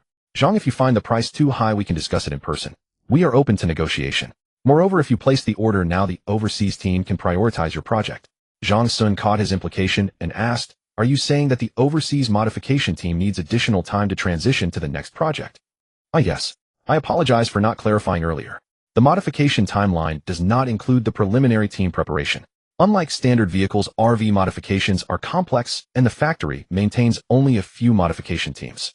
They must complete their current projects before starting a new one, the manager explained hastily. Tell me the truth. How long will it actually take? Zhang Sun cursed inwardly and demanded directly. I guarantee that the modified vehicle will reach you within 6 months, the manager vowed confidently. After a moment of silence, Zhang Sun finally spoke. Fine, but I need to discuss the price with you in person. The manager was overjoyed and offered to come to Zhang Sun's hotel. 2 hours later, after a friendly negotiation, the price of the RV dropped from 19 million to 1 million renminbi. The modification quality could not be compromised, and Zhang Sun reluctantly accepted the 6-month delivery timeline. After signing the agreement, Zhang Sun paid a 70 deposit to the Mercedes-Benz RV4S store. Having spent 5 days in Shanghai mostly dealing with vehicle modifications, he bought some gifts for his girlfriend at the mall in the evenings, and then booked a ticket back to Jiangqing. When he returned home the next day, his girlfriend had already prepared a meal and was waiting for him. She had a day off due to a shift change. Why have you been on so many business trips this year? Du Jing complained while eating. Alas, it can't be helped. The hotel project is tight on schedule and heavy on tasks this year. It'll ease up in the second half. Then he'll find time for us to get married and take you on a honeymoon as compensation. Zhang Sun said with a smile. That's more like it. But we need to set the wedding date well in advance, his girlfriend said seriously. Of course. How about October or November? I should be done with work by then, and it's near the year end, so the weather will have cooled down perfect for a wedding, Zhang Sun suggested. But those 2 months are my busiest time at work, his girlfriend said with a grimace. Xiaodu, you're a millionaire now. We'll definitely go on a honeymoon after we get married. Can you take that much leave? Why not just quit your job before the wedding? It's not like he'll let you starve, Zhang Sun replied. But his girlfriend hesitated. What about after the wedding? What will I do? I can't just stay at home all the time. Don't worry. We'll figure it out after we're married. If nothing else, I'll open a small supermarket for you in the neighborhood. You can just sit and collect the money, Zhang Sun said. His girlfriend rolled her eyes at him. Do you think money is that easy to make? There are already several supermarkets in our neighborhood. Zhang Sun smiled awkwardly and said nothing. All right, I'll quit before National Day. I've worked at the hospital for so many years, it's time for a change, his girlfriend murmured. That's the spirit. Look, I make over 2,000 a month now plus bonuses. With our savings, we can survive for 2 years without me working. It's fine. Zhang Sun took another bite of rice and continued. Let's discuss it with our parents later. Ask them to help pick an auspicious date within these 2 months for the wedding. His girlfriend nodded and asked softly, should we get the marriage license early? Zhang Sun chuckled and replied, I haven't even proposed to you yet. How can we get the license? As the saying goes, without a proper title, words lack authority. Isn't it better to propose first and then get the license? Why bother with a proposal? So flashy, his girlfriend pouted, pretending not to care. 2 minutes later, when Zhang Sun still hadn't spoken, she kicked him under the table. Zhang Sun winced in pain. Why did you kick me for no reason? No reason. Weren't you going to propose? When I need to prepare for this, Zhang Sun said, putting down his chopsticks and rubbing his calf. I shouldn't have brought this up today. Now all the surprise is gone. It's fine. Take your time preparing. He'll pretend I don't know. Didn't you say you didn't care? That's different. Everything a girl says is the opposite. Don't you dare half-ass it. All right, my lady. I promise to do my best, okay? That's more like it. After dinner, they each called their parents to inform them about the wedding. After chatting for over 2 hours, the wedding date was still not finalized. However, Du Jing felt there was plenty of time and that they could decide in September. She had also decided to quit her job in September, which would make things more convenient. Both sets of parents were overjoyed, relieved to see their children finally ready to tie the knot. By the time May arrived, Jong Sun received good news about the shelter. The interior decoration was nearing completion. Soon the commissioning and acceptance phase would begin. To this end, he hurried to the construction site accompanied by technicians from Rising S Company and engineer Rin to inspect the detailed status of the shelter's various systems. Entering the shelter through the front passage, they took the elevator down to the lowest level, the 5th floor. Here the first stop was the power room, where the power management and control system was located. The entire power system was equipped with 3 sets of small-scale 2-stage, flash geothermal power generation units. Geothermal power was employed, while one unit operated, the other 2 served as backups. As a contingency, a diesel generator set was kept in storage. These large units were also specially customized, each fitted with shock-absorbing wheels on the bottom for easy mobility. In the front section of the equipment area, there was a separate power distribution room, housing a complete transmission, transformation, and distribution control system. Additionally, the power system on the 5th floor included a set of lithium iron phosphate batteries available for emergency use when necessary. Next, they inspected the air conditioning room, which was divided into 2 systems, one for air filtration and the other for temperature control, working in tandem. The shelter's air filtration system handled intake, exhaust filtration, and cooling functions, with the paramount task of filtering air contaminated by nuclear fallout. The entire system was procured from Israel's best company, featuring the NBC air filtration system. The filter cartridges were particularly expensive, with a single VA-150 costing 6,000 RMB. The intake and exhaust sections could operate either in coordination or independently, and the intake and exhaust ports were reinforced and concealed. Beyond filtration, the shelter was equipped with various sensors to monitor and warn of air and water quality issues, including thermometers, hygrometers, smoke alarms, low oxygen alarms, carbon monoxide alarms, radon alarms, differential pressure gauges, and water quality sensors. The temperature control system was deeply integrated with the power system, primarily utilizing geothermal energy for thermal management. The principle involved using shallow geothermal energy when temperatures were low. Heat pump units were powered by the geothermal generator. The evaporator absorbed energy from the underground soil or groundwater as a heat source. Through the heat pump cycle, the condenser supplied heat to each level. When it was hot, the evaporator of the heat pump unit absorbed indoor heat, which then reached the cooling air conditioner. The condenser discharged heat into the ground through heat exchange with the underground soil. After inspecting the main equipment on the 5th floor, Jong Sun proceeded to the 4th level. This was the agricultural ecological zone, dominated by the planting area, which employed both soil cultivation and hydroponics, with numerous shelves arranged vertically. Currently, the shelves were empty as construction was not yet complete. Later, an intelligent agricultural ecosystem would be installed in the planting area to minimize manual labor. To the right of the planting area was the water storage chamber, which also served as the core area of the water recycling system. It housed 10 specially designed water tanks, each capable of storing and treating approximately 5 tons of water. Why were they specially designed? Because these tanks were tall and divided into 3 layers. A pump would draw groundwater to the top layer, where it passed through a filtration device made of activated carbon and other materials in the middle layer, removing impurities. The coarsely filtered groundwater would then be stored in the bottom layer, a method that saved a significant amount of electricity. After all, apart from the living quarters, other areas of the shelter did not require such stringent water quality. In the living area, however, there were 2 independent water purifiers with high-precision filter cartridges, ensuring that water used for cooking could be directly consumed after secondary filtration. The significance of double filtration was to remove heavy metals such as lead, weak acids, and odors from the groundwater, protecting human health. After a brief look at the agricultural tool room and the seed and feed storage room on the 4th floor, Jong Sun moved to the 3rd level. The 3rd floor was primarily the living area, designed for a family unit with ample space. The decoration was in its final stages, carried out according to Jong Sun's preferred style. After a cursory glance at the room layouts, he proceeded to the most important room, the main control room. What caught his eye was a 120-inch screen already powered on, with multiple zones displayed. The screen showed the status of various systems, though many devices were not yet operational, so no data was available. This main control room, or central control system, interconnected several independent subsystems, enabling unified scheduling, distribution, monitoring, and alert functions. Additionally, extra data interfaces were reserved for integrating new devices or adding new functions through programming. On either side of the screen were 2 large control mainframes cooled by both air and oil. In the center, 3 computers were responsible for operating the various systems. Furthermore, the technicians from Rising S Company introduced him to several other systems. Regarding communications, each level of the shelter was equipped with 2 sets of wireless signal transceivers. Additionally, there were numerous walkie-talkies and wired telephones to facilitate real-time communication and emergency contact between levels. Naturally, the entire shelter was composed of many control units, which also formed a local area network, providing great convenience. On the third floor, there was also an oxygen generation zone. In the future apocalypse, oxygen levels would drop significantly. Apart from certain marine algae and terrestrial ferns capable of continuing conversion, the remaining oxygen in the atmosphere would be severely depleted by volcanic eruptions, large fires, and other disasters. By the second year of the apocalypse, the oxygen content in the air had decreased from 21 to 16, akin to prolonged survival on a plateau at 5,000 meters above sea level. Moreover, this situation would only worsen over time. Thus, the shelter's oxygen supply was of paramount importance. Although the ecological zone would provide some oxygen, Jong Sun was well aware that this amount was sufficient for the living area, but he also had numerous equipment and vehicles that required oxygen for startup and combustion. The oxygen generation zone primarily utilized electrolytic oxygen production equipment, splitting water to produce oxygen. The oxygen separated was stored in oxygen cylinders while the hydrogen was vented. If necessary, it could also supplement the agricultural zone with oxygen. After inspecting the third floor, he arrived at the second level, which was largely empty as it housed the material storage warehouse. The construction team had prepared many shelves, making it convenient for future material transfers.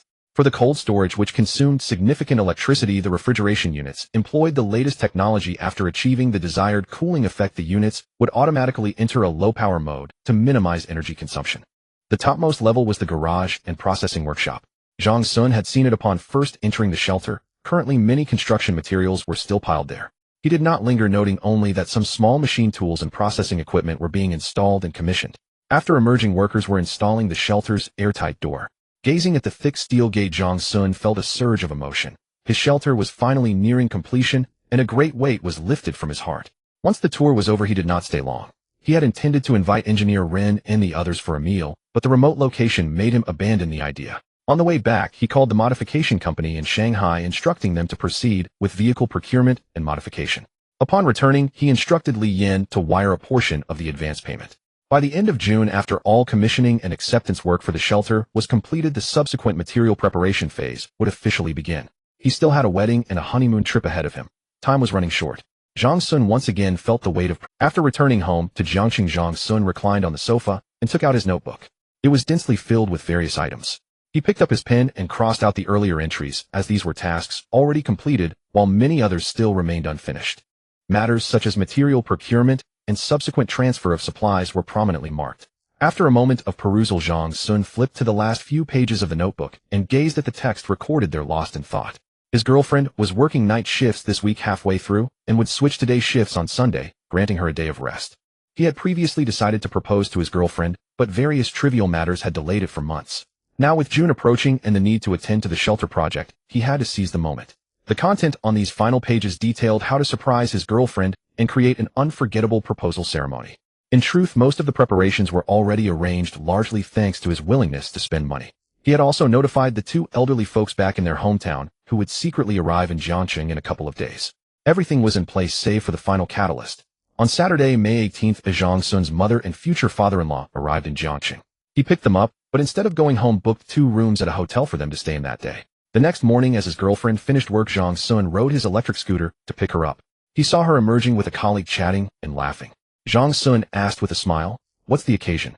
You seem so happy." Her colleague replied to Jong Sun, "Tonight a few of us from the department are going to a certain street for dinner and shopping. Since we finally have a day shift, we decided to unwind together." Jong Sun chuckled, "Can I tag along for the meal?" His girlfriend shot him a glare and said, "What meal are you crashing? It's just us girls, why would a big guy like you want to join?" Jong Sun shrugged. The female colleague gave him a knowing look and said to Du Jing with a smile, "You should head back and rest now. We'll set off early tonight." Du Jing nodded, sat behind Jong Sun, and replied, "They'll be off then. Bye." Once home, his girlfriend quickly freshened up and went to sleep. At noon, they had lunch with the two elders at the hotel. In the afternoon, he went to the venue to check on the setup, then returned home. Devising the proposal plan on his own, Jong Sun found it overwhelming, partly due to lack of experience and partly because it felt too cumbersome. So he directly hired a planning company to handle the task. Besides his parents, he also contacted some classmates and friends working in Jiangqing with whom he had a good relationship, enlisting their support. Even Du Jing's colleagues from her department had been won over by Jong Sun. They all knew about the proposal tonight, except for the leading lady. Thus their planned dinner and shopping trip was merely a pretext to lure his girlfriend to the designated spot and surprise her. When Jong Sun returned home in the afternoon, his girlfriend was already awake. "Why didn't you sleep a bit longer? It's only just past 4," he asked. "I can't fall back asleep." "He'll tidy up the house a bit, then put on some makeup, and he'll be ready," she replied loudly while washing her face at the bathroom sink. Jong Sun paid her no mind, picked up the TV remote, and turned on the news. A newly created group chat on his phone was buzzing with messages. He occasionally glanced at it to reply while keeping an eye on his girlfriend's movements. Around 5:30, his girlfriend finally got ready to leave. Before heading out, she reminded him, "Don't forget to eat the half-roast goose I bought earlier." Jong Sun nodded. Once she was gone, he sent a message in the group chat, quickly changed clothes, and carefully styled his hair. 10 minutes later, he also left the house. Meanwhile, Du Jing exited the subway and saw several colleagues waiting for her there. She asked in confusion, "Why are you all so early?" "No reason. Let's take a stroll first. I heard there's an event in the square behind the mall. Why don't we check it out?" Du Jing was feeling a bit hungry and wanted to suggest eating first before shopping, but the other colleagues unanimously insisted on seeing the event before dinner. Reluctantly, she had to go along. They bought cups of milk tea at a roadside stall and strolled leisurely until they reached the square behind the mall, where the crowd was relatively sparse. Night had fallen. At the center of the square stood several poles supporting a large transparent screen. In front of the screen, similar poles held devices resembling projectors, with a few people busily working around them. "Looks like the event hasn't started yet. How about we go?" Du Jing suggested. Before she could finish, the projection lights suddenly flickered on, and a blue wave surged across the screen, rushing toward the onlookers as if it were real. Then several dolphins leaped from the waves, frolicking joyfully. The passers-by in the square gasped in amazement. Was this a holographic projection? It was incredibly lifelike. Du Jing was also captivated by the scenes, standing in front and pulling out her phone to record. The image shifted again. Inside a room, a cartoon character appeared, slowly wandering around. Suddenly, the door opened, revealing another cute female cartoon character.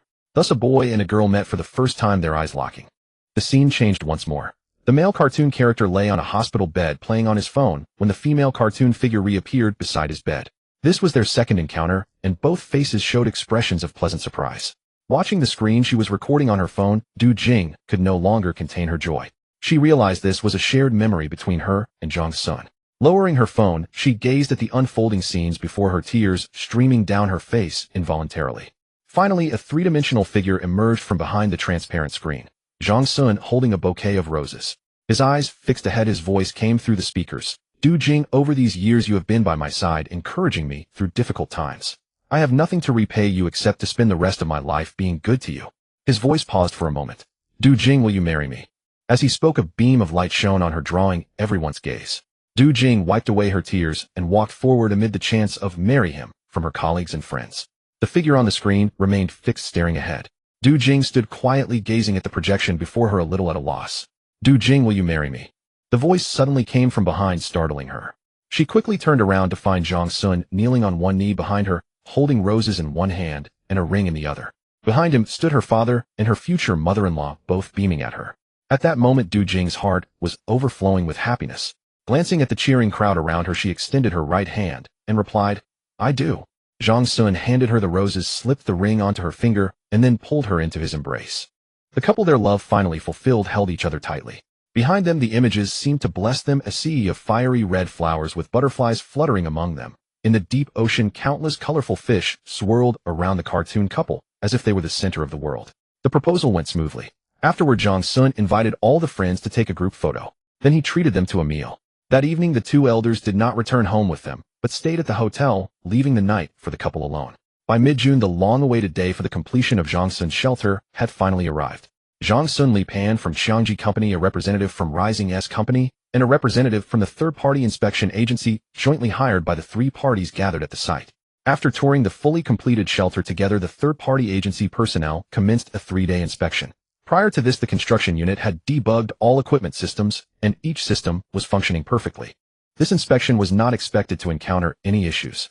That evening, Jong Sun hosted a dinner in Inchi Prefecture for some project participants from Xiangji Company and Rising S Company to express his gratitude for their efforts. Of course, this was also a result of Jong Sun's financial influence, otherwise who would have paid him any heed.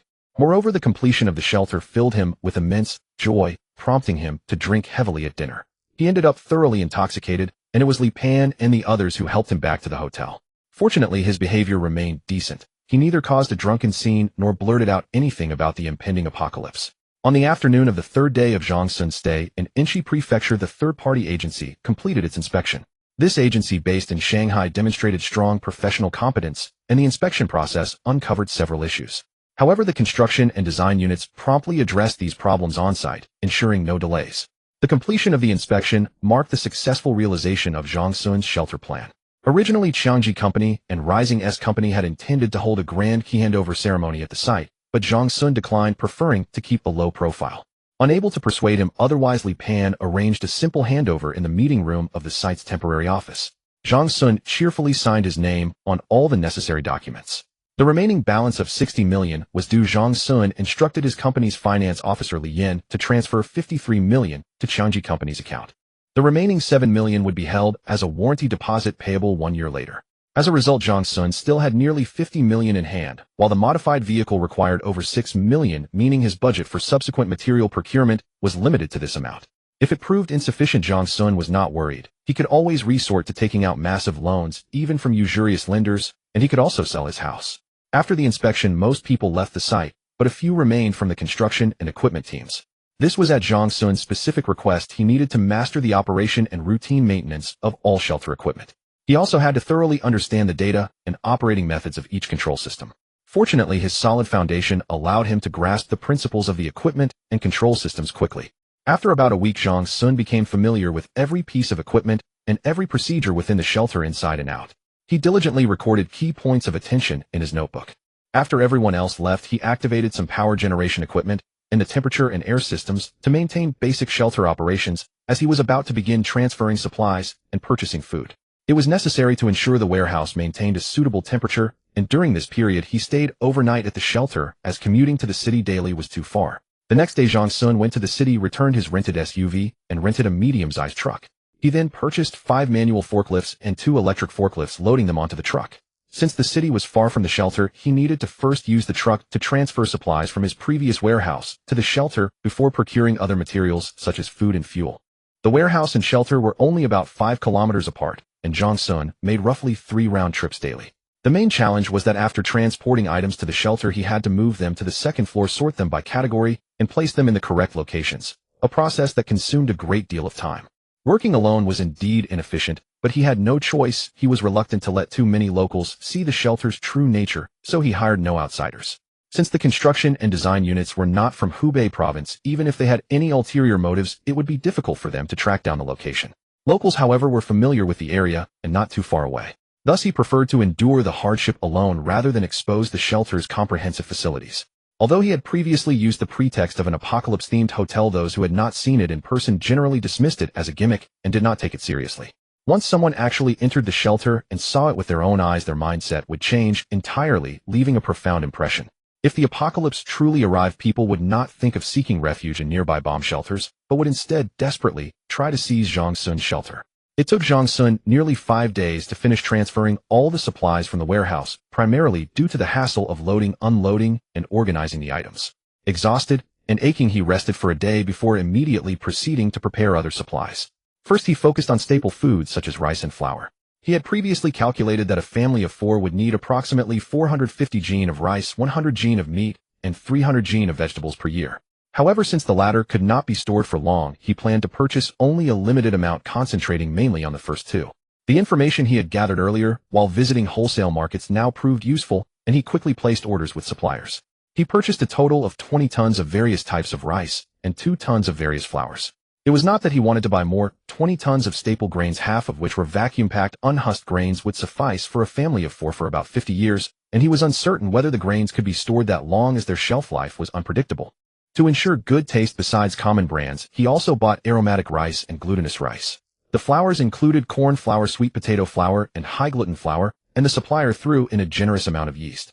As for meat, he purchased pork, beef, lamb, chicken, duck, goose, fish, and seafood. These items required frozen storage, but the freezer warehouse on the shelter's second floor had not yet begun cooling, making it unsuitable for immediate procurement. Moreover, since it was summer, he decided it would be better to purchase meat closer to New Year's Day. In addition to staple foods, he focused on daily necessities, household appliances, and various food and beverages, drawing inspiration from supermarket product categories. These included daily use items such as clothes, shoes, skincare products, laundry detergent, washing powder, razors, towels, toothbrushes, pots and pans, bedding, and beds. For clothing and personal care products, he made a special trip to the mall and bought some branded items selectively. Of course, the quantities were limited. Most items came from wholesale markets, as he could not afford to buy too many items costing thousands or tens of thousands of yuan each. He bought more underwear, as branded underwear was more comfortable. For household appliances, he purchased a total of 50 laptops and desktop computers from various brands. Although most would not be used immediately, they served as backups, as each computer had a lifespan of about 8 years before needing replacement.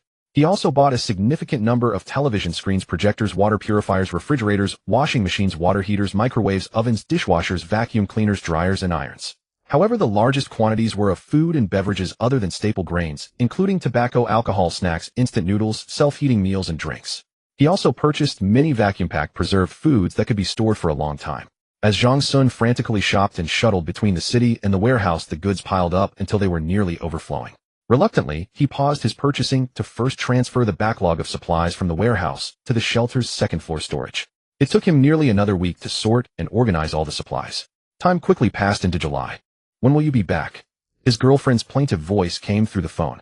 Jong Sun made a wry face and explained helplessly, "The hotel project is at its busiest right now. It won't be long. I should be able to return around August. Take care, honey. You've been working so hard. I can see in the video that you've gotten darker and thinner." Thank you, dear. I will." Jong Sun felt a warm glow in his heart at his girlfriend's concern and continued, "When I get back, we can go take our wedding photos." The day after he proposed, they had gone to the Civil Affairs Bureau to get their marriage certificate. But his girlfriend was busy with work, so the wedding photo shoot had been postponed. The next time he returned, the first order of business would be the photos, followed by wedding preparations. "Then I'll submit my resignation tomorrow. It should be finalized by August. Or shall we move the wedding date forward?" His girlfriend said excitedly, "How about September? After all, National Day is coming soon, and many people will be crowding into October to get married." Jong Sun thought about it and agreed. Many couples would be competing for the same dates, and many friends and relatives would choose to travel during the holiday. After the holiday, it would be inconvenient to take leave in the short term, and not many relatives would be able to attend. It would be better to hold the wedding before the holiday. "You thought it through well. Okay, it's settled. We'll have the wedding in September," Jong Sun said firmly. The couple chatted affectionately over the video for a while longer, and then Jong Sun fell into a deep sleep. The next morning, Jong Sun finished organizing the last batch of supplies. Seeing the shelves in the two-story warehouse fully stocked, an immense sense of satisfaction welled up in his heart. Except for the cold storage, which was not yet in use due to high power consumption, the temperature had been set everywhere else. The entire shelter was highly intelligent. Apart from manual temperature settings, the AI butler in the control system could automatically adjust each system to a minimum power consumption mode when no one was present. Yes, the shelter also had its own AI butler. Rising S Company leveraged its big data system to create this local area network AI management control system that did not rely on a cloud platform. Two sets of servers acting as mutual backups formed the core of the shelter's control platform. During this period, Jong Sun ate and slept in the shelter. After finishing organizing the supplies, he was too exhausted to move, so he took a few days of good rest. Every day, he woke up, naturally made a simple meal, and then with a thick shelter user manual and maintenance guide in hand, he inspected every corner. These two items were specially commissioned by Jong Sun from Rising S Company, available in both paper and electronic versions, so that he could quickly deal with any potential problems in the future. In fact, he could have used a tablet to familiarize himself with these tasks, but he found the font too small and uncomfortable for his eyes. Holding a book was more comfortable. These days of inspection made Jong Sun more familiar and adept with his home.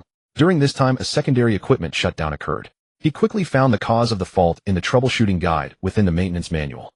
It turned out that the filter element of the equipment had a compatibility issue, causing static electricity in the oil system and abnormal noises. The control system then detected a risk and automatically shut down. After finding the cause, Jong Sun quickly located the corresponding filter element model in the spare parts warehouse on the 5th floor. After replacement, the equipment ran without any further shutdowns. This gave Jong Sun great confidence. Previously, he had been somewhat worried about whether his family could manage and maintain this shelter of several thousand square meters. As it turned out, with the intelligent management system and comprehensive maintenance procedures, the shelter was very user-friendly, fully considering all possible contingencies. Jong Sun's confidence soared. It seemed that the designers at Rising S Company had put in a great deal of effort. Truly profound expertise, Jong Sun remarked. After a few days of rest, Jong Sun began a new round of stockpiling supplies. He directly contacted the petrochemical company and purchased a batch of gasoline, diesel transmission fluid, automatic transmission fluid, and so on. Since the vehicles he would be using later were all modified, fuel consumption would inevitably be high. Adjacent to the shelter, there was a separate fuel storage area. For safety reasons, it was not integrated with the shelter, but built independently, connected only by a single personnel passage. Normally, he would not enter the fuel storage area. Fuel could be delivered via pipelines when needed. The fuel storage area contained 4 20 cubic meter oil tanks and 2 30 cubic meter gas tanks. This time Zhang Sun had no choice but to arrange for oil tankers to drive into the first-floor garage of the shelter. He himself went to the fuel storage area, turned on the oil pump, and directly pumped the fuel from the tanker into the storage tanks. The same process was followed for the natural gas. The transport drivers were quite shocked to see this for the first time, but Zhang Sun explained using the same excuse as before, and it did not arouse too much suspicion. The first floor was relatively empty and had nothing particularly eye-catching. After filling the tanks, he also purchased several dozen tons of gasoline and diesel in barrel containers. He also bought a considerable amount of hospital-grade oxygen cylinders and refrigerant for freezers. In addition, he bought large quantities of charcoal and solid alcohol, several tens of tons. The fuel storage area was separated from the charcoal storage, and their temperature controls were different. For fuel, the temperature could not be too low to ensure cold weather pumpability, while charcoal and solid alcohol storage did not require a low temperature. The post-apocalyptic temperatures were already low, so storage safety could be greatly improved, and it could also reduce some electricity consumption. The fuel barrels and charcoal packaging were all standardized. This time Zhang Sun did not have them delivered to the shelter, but arranged for the handover at a distant simple warehouse.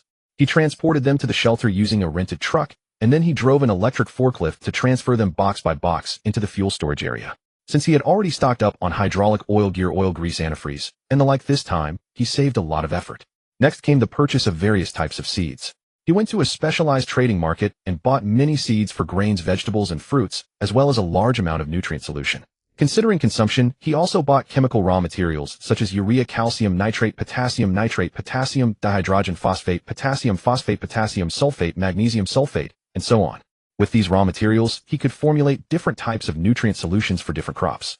He didn't have to worry about formulas either. There were plenty online, and he had downloaded many to his hard drive. For the seed and nutrient solution purchases, Zhang Sun chose to load them into his own truck. He made 2 trips to the city and finally got it done. On his second trip, he also ordered a batch of steel and panels. Although half of the first floor of the shelter was a garage, a workshop, a repair shop, and a material warehouse were also designed on that floor for future processing and maintenance of parts. These steel and panels were materials that needed to be prepared in advance. The steel included several types: bars, hot-cold rolled sheets, wire rods, various profiles, construction materials, pipes, and so on.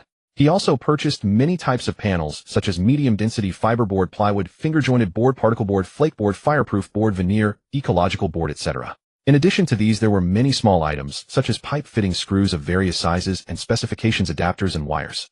After finishing these, most of the items on Zhang Sun's notebook had been crossed off. A small portion, due to temperature and seasonal reasons, had not yet been stockpiled immediately, but it would be soon. By the end of July, nearly 2 months had passed since Zhang Sun completed his shelter. During this time, he had not returned home, occupied instead with procuring supplies. Today, he wearily closed the shelter's steel alloy airtight door. The entrance was cleverly concealed and immensely sturdy, so Zhang Sun felt no worry about leaving it unattended. The door was secured by a quadruple safety system: fingerprint, key, iris scan, and facial recognition. To enter 2 of these 4 methods must be used simultaneously. To prevent biometric failure due to electronic malfunctions, a combination lock reminiscent of a safe style was hidden behind the recognition panels. Even a direct hit from an RPG would leave only minor dents on its surface. Near the entrance, specially designed, highly concealed cameras were installed, boasting exceptional resistance to water, high temperatures, and impacts. The shelter's entire security system was also designed with future upgrades in mind. Should Zhang Sun acquire better firearms in the future, he could integrate them into this security system. In truth, there was another door behind the airtight one, but its installation was delayed due to the constant movement of vehicles for stockpiling supplies. Following a modular design, this door would be installed only after all supplies were stored. This second door was a sliding double door, primarily for vehicle access. Beyond this, the space between the 2 doors served 5 purposes.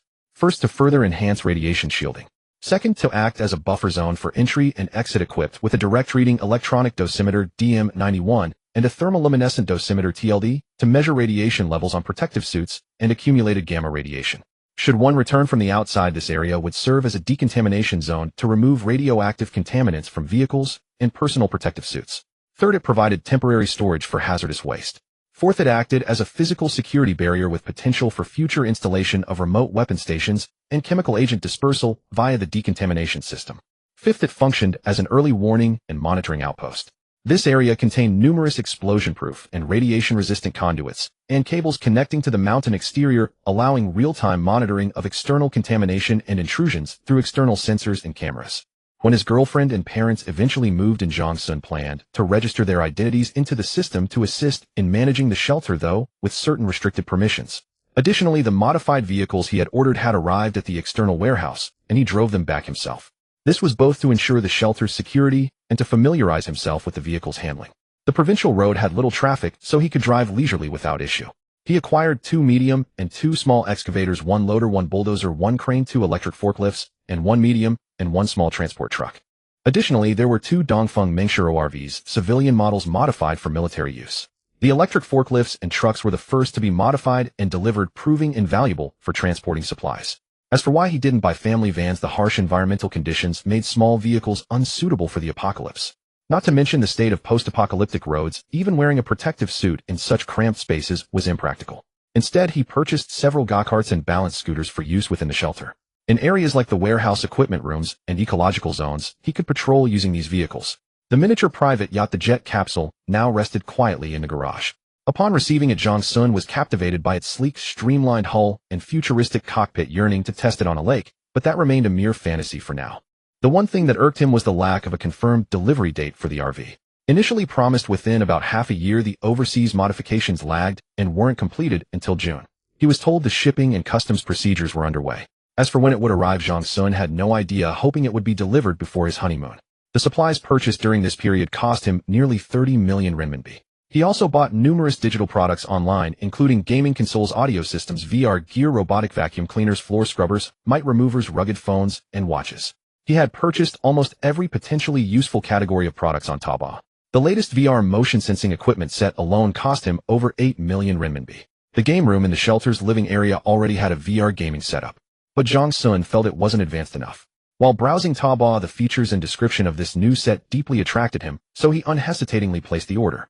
He also bought many maternal and infant products, which were very expensive, costing nearly 3 million renminbi. The total cost of all online orders was over 20 million renminbi. Combined with his recent stockpiling, it amounted to nearly 10 million US dollars. Fortunately, he still had over 30 million US dollars in funds, enough for the honeymoon and another batch of fresh meat. The delivery address was set to Jiangxing. Given the vast variety of online orders, having them sent directly to the shelter's warehouse would mean daily visits from couriers. It was better to rent a warehouse in Jiangxing to receive all online orders than have them uniformly packed and sealed before shipping to the shelter's warehouse. Zhang Sun had Li Yin handle this. The rented warehouse was not far from his home, convenient for receiving goods. After arranging everything, he boarded the train back to Jiangxing. Upon returning, he busied himself with receiving packages and arranging wedding photos with his girlfriend. After comparing several options, they chose a well-known local brand. Taking advantage of his girlfriend's days off between shifts, they spent 2 exhausting days completing this arduous task. His girlfriend had already applied to resign, with formalities underway, expecting to become a free woman by mid-September. His parents had also confirmed the wedding date, September 22nd, the autumn equinox, a week after the Mid-Autumn Festival. It was now early August.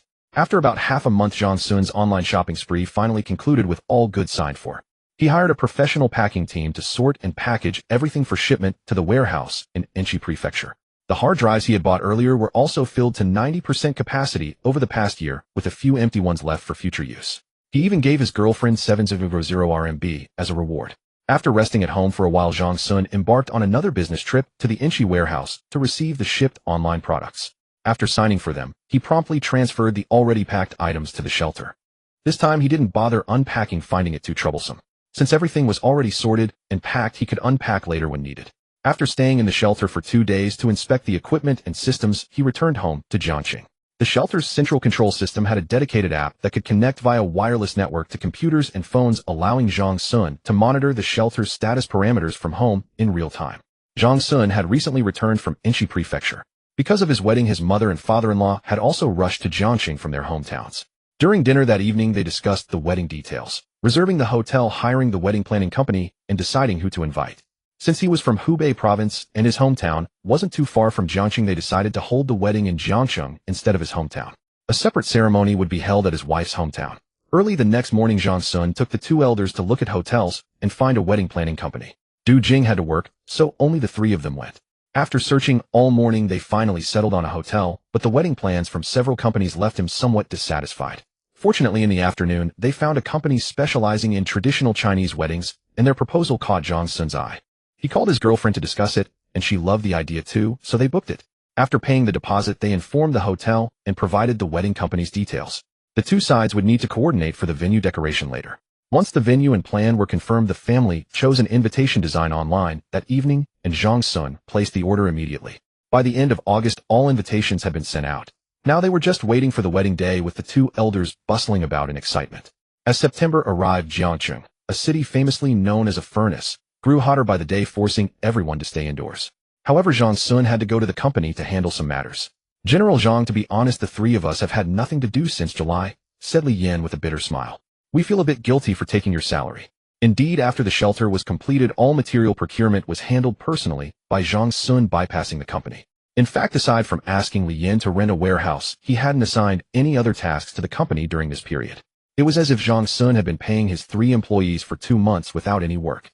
Li Yan felt awkward about receiving the salary and kept urging Zhang Sun to come to the office, asking if he could assign them specific tasks. Now that the shelter was finished, the company no longer served a purpose. But these 3 employees had worked hard with him for over a year, so he didn't choose to dissolve the company immediately. Moreover, he truly had no tasks to assign them.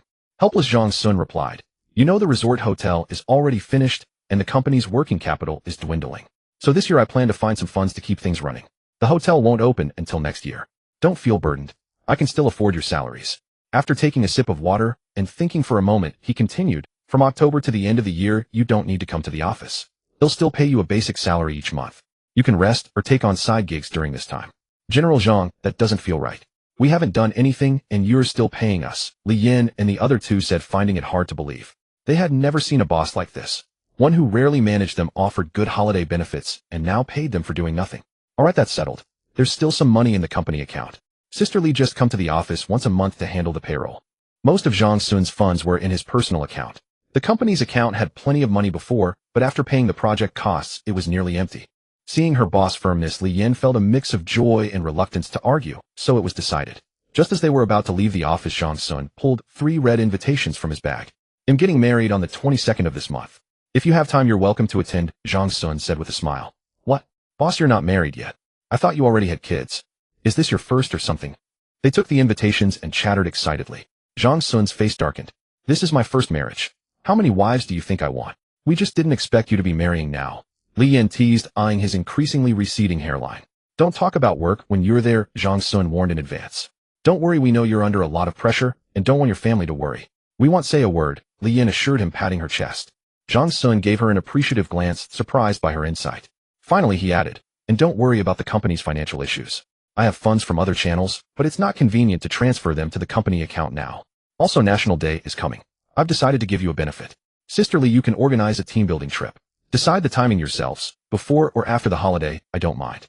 Each of you can bring 2 to 3 family members, and the company will cover the costs." "Really? Boss, you're amazing." Li Yan and the others were overjoyed, almost wanting to kiss Zhang Sun. "Of course. Discuss the plan among yourselves, and show me the budget later." Zhang Sun paused, remembering something else, and added, "Go on the trip without me. After the wedding I'll be going on a honeymoon, so I won't join you this time." "All right." After wrapping up, Li Yan and the others eagerly left to discuss the trip. Zhang Sun treated them to lunch, and then left early. He went to Jiangxing University of Geosciences to meet Professor Wang. Zhang Sun was deeply grateful to him. Last year, a conversation with Professor Wang had clarified the shelter's functions and helped him choose its location. This had saved him a lot of time, which was why he had sincerely donated to the school earlier. "Professor Wang, I'm here to give you an invitation.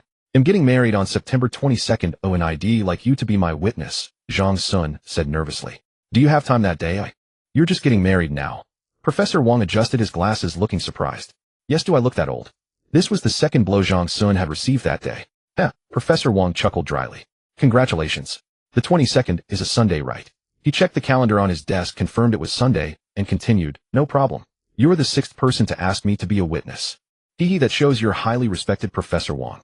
Zhang Sun flattered. "Indeed," Professor Wang replied with a proud smile. "By the way, are Xiao Zhou and Xiao Sun still at the school?" "I'd like to send them invitations too," Zhang Sun asked. He hadn't kept in touch and didn't know if they had graduated. They still have a year to finish their PhDs. They're on a geological survey in Sichuan province now, and will be back next week. Leave the invitations with me, and he'll pass them on. Whether they go or not later, I can't control," Professor Wang said. "Thank you, Professor." Zhang Sun smiled, pulling pre-prepared invitations from his bag and placing them on the desk. After a moment of silence, seeing Zhang Sun hesitating awkwardly, Professor Wang laughed and said, "Spit it out if you have something to say." "Well, Professor, could you not mention my donation to the school? I haven't told my family, and I'm afraid my wife will kill me if she finds out." Zhang Sun deployed his lying skills again. "No problem. You rich folks like to keep a low profile, oh I understand. Professor Wang chuckled. They chatted a while longer, but Professor Wang had an afternoon class, so Zhang Sun took his leave. Back home, he briefly introduced Professor Wang to his mother and father-in-law and mentioned that he had invited him to be the witness. Upon hearing that a professor would be the witness, the two elders were overjoyed and praised Zhang Sun endlessly for being able to secure such a prestigious figure. Embarrassed by their compliments, Zhang Sun quickly ended the discussion. Around September 10th, Du Jing officially resigned from the hospital. The family celebrated properly outside, and in the following days they prepared for the wedding. Fortunately, both parents were present, saving Zhang Sun a lot of trouble. On September 12th, the Mercedes-Benz 4S store in Shanghai called to inform that the RV had cleared customs at Shanghai port.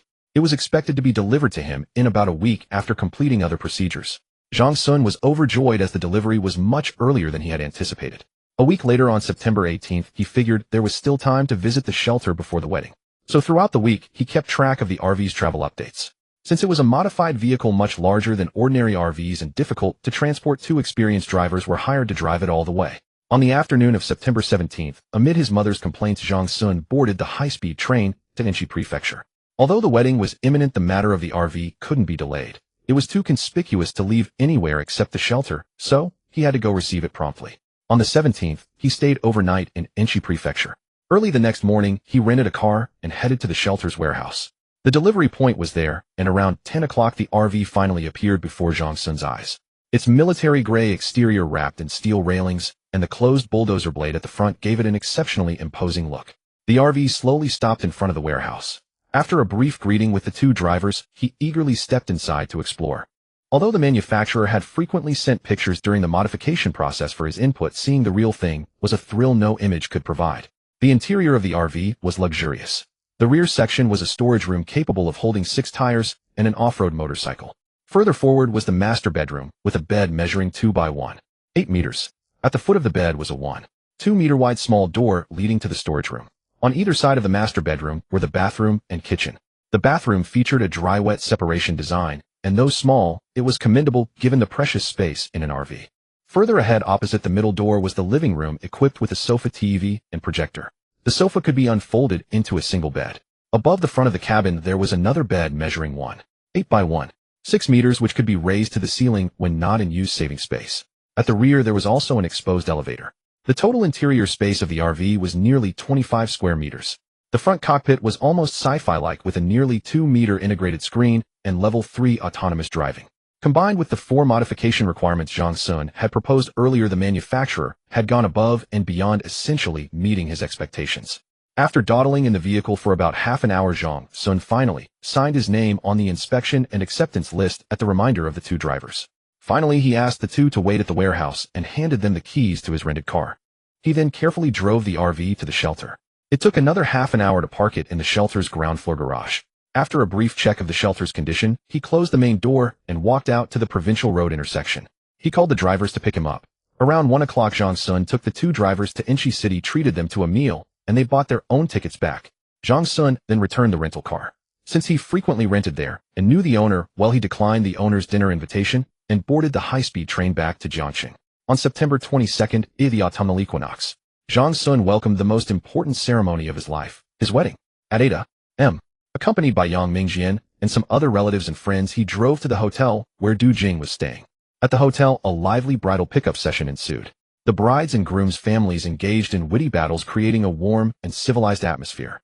After nearly 2 hours of various games and challenges, along with scattering handfuls of red envelopes, Zhang Sun carried his wife into the bridal car. In a traditional Chinese wedding ceremony, under the witness of Professor Wang, Zhang Sun and Du Jing exchanged rings symbolizing their love. Then speeches were given by elders and relatives from both sides. It wasn't until 2 p.m., after seeing off the last guest, that the wedding officially concluded. After settling payments with the wedding planning company and the hotel, they finally returned home. They rested for 2 days in Jiangxing, then the family went to Du Jing's hometown for another wedding, which was much simpler. Next came the honeymoon plans. Since the National Day holiday was approaching, there would be many tourists, and his wife didn't want to deal with crowds, so they postponed it until after the holiday. Moreover, they were exhausted from the wedding events, so they decided to rest at home for a while. Zhang Sun also arranged a separate group tour for his mother and father-in-law after the National Day, so they returned to their hometown for now. On one hand, they didn't want to disturb the newlyweds. On the other, they needed to prepare for the upcoming trip. 3 days after the wedding, Li Yin reported the budget for the company's team-building event. They planned to bring their families and also chose to go after the holiday. They intended to travel around nearby provinces with a budget of just over 300 yuan to save money for the company. Zhang Sun thought, what can 300 yuan buy? So he generously allocated 1500 yuan, saying, take this, whether you go to Hainan or Xinjiang, plan it yourselves. For Li Yin, this was an unexpected delight, and she happily went off to revise the plans with her two colleagues. On October 1st, a national day officially arrived with about 3 months left until the apocalypse. That evening, Du Jing suddenly took out a card and handed it to Zhang Sun, saying, this card is for you. Zhang Sun asked in confusion, what? It's a card. Inside is our savings, 3 million yuan. From now on, you're the head of the family, so keep the money with you, Du Jing said calmly. Zhang Sun was deeply moved. He pulled his wife into his arms and said tenderly, wife, marrying you is truly my blessing. But Du Jing pushed him away, blushing and saying, stop it, so cheesy. He kept the card because Du Jing was never one to spend recklessly, but with the apocalypse approaching, leaving the money unused would be wasteful. 2 days ago, he had also commissioned Rising S Company to procure a batch of quadcopter drones abroad in both wired and wireless modes. According to the description, these were nuclear emergency drones capable of autonomous flight and communication under intense nuclear radiation. He was unsure how nuclear radiation in the apocalypse might affect communication, so these drones would serve as aerial reconnaissance when venturing outside. Besides the drones, he also ordered a batch of anti-cancer and anti-radiation medications. Due to the urgent delivery timeline, the cost was high, around 3 million including shipping, with delivery expected around November. Additionally, following the standard for the shelter's living area smart system, he ordered 2 more sets of the most advanced whole house smart devices for future replacement, costing another 500. With various other expenses, his available funds were now less than 20 million. The honeymoon and the parents' trips wouldn't cost much, but the major expense would be stocking up on meat and fresh supplies. From a peak of 200 million in 3 billion yuan last year, he had spent 90 in 1 year. Without the apocalypse, this would be sheer profligacy. But for Zhang Sun, who knew the future, every cent was well spent. Even if he needed more, he wouldn't hesitate. All he could do was try his best to protect his family. As for others, he couldn't manage, nor did he have the ability. Even if he publicly announced the apocalypse, who would believe him? They'd just think he was a fool. Moreover, last year he had tried to warn people online, but it didn't make a single ripple. On October 18, 2024, the 3rd week after National Day, Zhang Sun and Du Jing officially boarded a flight abroad. 2 days prior, they had bid farewell to their parents, who had embarked on a guided tour, and now they set off on their own journey. Their first stop was the land of the morning calm and the Dogsh nation of Japan, where they spent 5 days exploring before flying eastward to enjoy 2 days of sandy beaches and sunbathing in Hawaii. From Hawaii, they flew directly to New York. Zhang Sun had initially considered visiting the Rust Belt, but safety concerns dissuaded him. After experiencing 2 days of the cosmopolitan grandeur of New York, they traveled to Boca Chica, Texas, on the very day of SpaceX's Starship SN-7 maiden flight. Standing on a small hill 5 kilometers from the launch site, Zhang Sun and Du Jing witnessed a colossal fireball high in the sky, an unprecedented and awe-inspiring sight. Zhang Sun felt an urge to laugh, but a glance at the somber-faced Americans around him quickly curbed that suicidal impulse. With a heavy-hearted demeanor, they proceeded to the Kennedy Space Center in Florida. The failure of Starship SN-7 had also delayed the Artemis II mission, originally scheduled for launch a day apart. The mishap forced the Americans to postpone this crude lunar flyby mission. Fortunately, the delay was only 3 days, giving Zhang Sun and his wife ample time to observe. On November 3, 2024, the countdown for Artemis II's crude lunar flyby began. Amid countless eager gazes, the SLS heavy-lift crew rocket soared skyward, carrying 2 Americans and 1 Japanese into the boundless cosmos. As the rocket faded from view, Zhang Sun sighed inwardly. Scanning the cheering crowd, he was about to lead his wife away when a sudden cry erupted from the massive outdoor live screen ahead. SLS rocket 2nd stage, separation normal. SLS rocket 3rd stage, ignition failed. SLS rocket 3rd stage, altitude dropping. SLS escape system activated. Orion crew capsule separated from 3rd stage. Orion crew capsule parachute deployment normal. No casualties. This abrupt roller coaster of events not only startled Zhang Sun, but left the Americans on site dumbfounded. His wife whispered slyly in his ear, "Do you think we're harbingers of doom? How come every rocket launch we watch fails?" Zhang Sun nearly burst into laughter at his girlfriend's analysis, but recalling they were on foreign soil, he reddened and stifled the mirth. Luckily, the surrounding Americans couldn't understand Chinese. Over the next few days, the couple explored Florida further, with their final stop being the U.S. capital, Washington, D.C. On November 7th, Zhang Sun and his wife boarded a flight to Washington. Upon landing, they sensed something amiss. Was this the sparsely populated America they knew? The airport and streets teemed with people waving all manner of flags. Their Chinese driver shed light on the situation. With the U.S. Presidential election reaching its climax in November 2024, Comrade Trump and Sleepy Joe were locked in fierce contention, drawing their supporters to Washington. Back at the hotel, the couple abandoned plans to explore, daunted by the sea of people outside.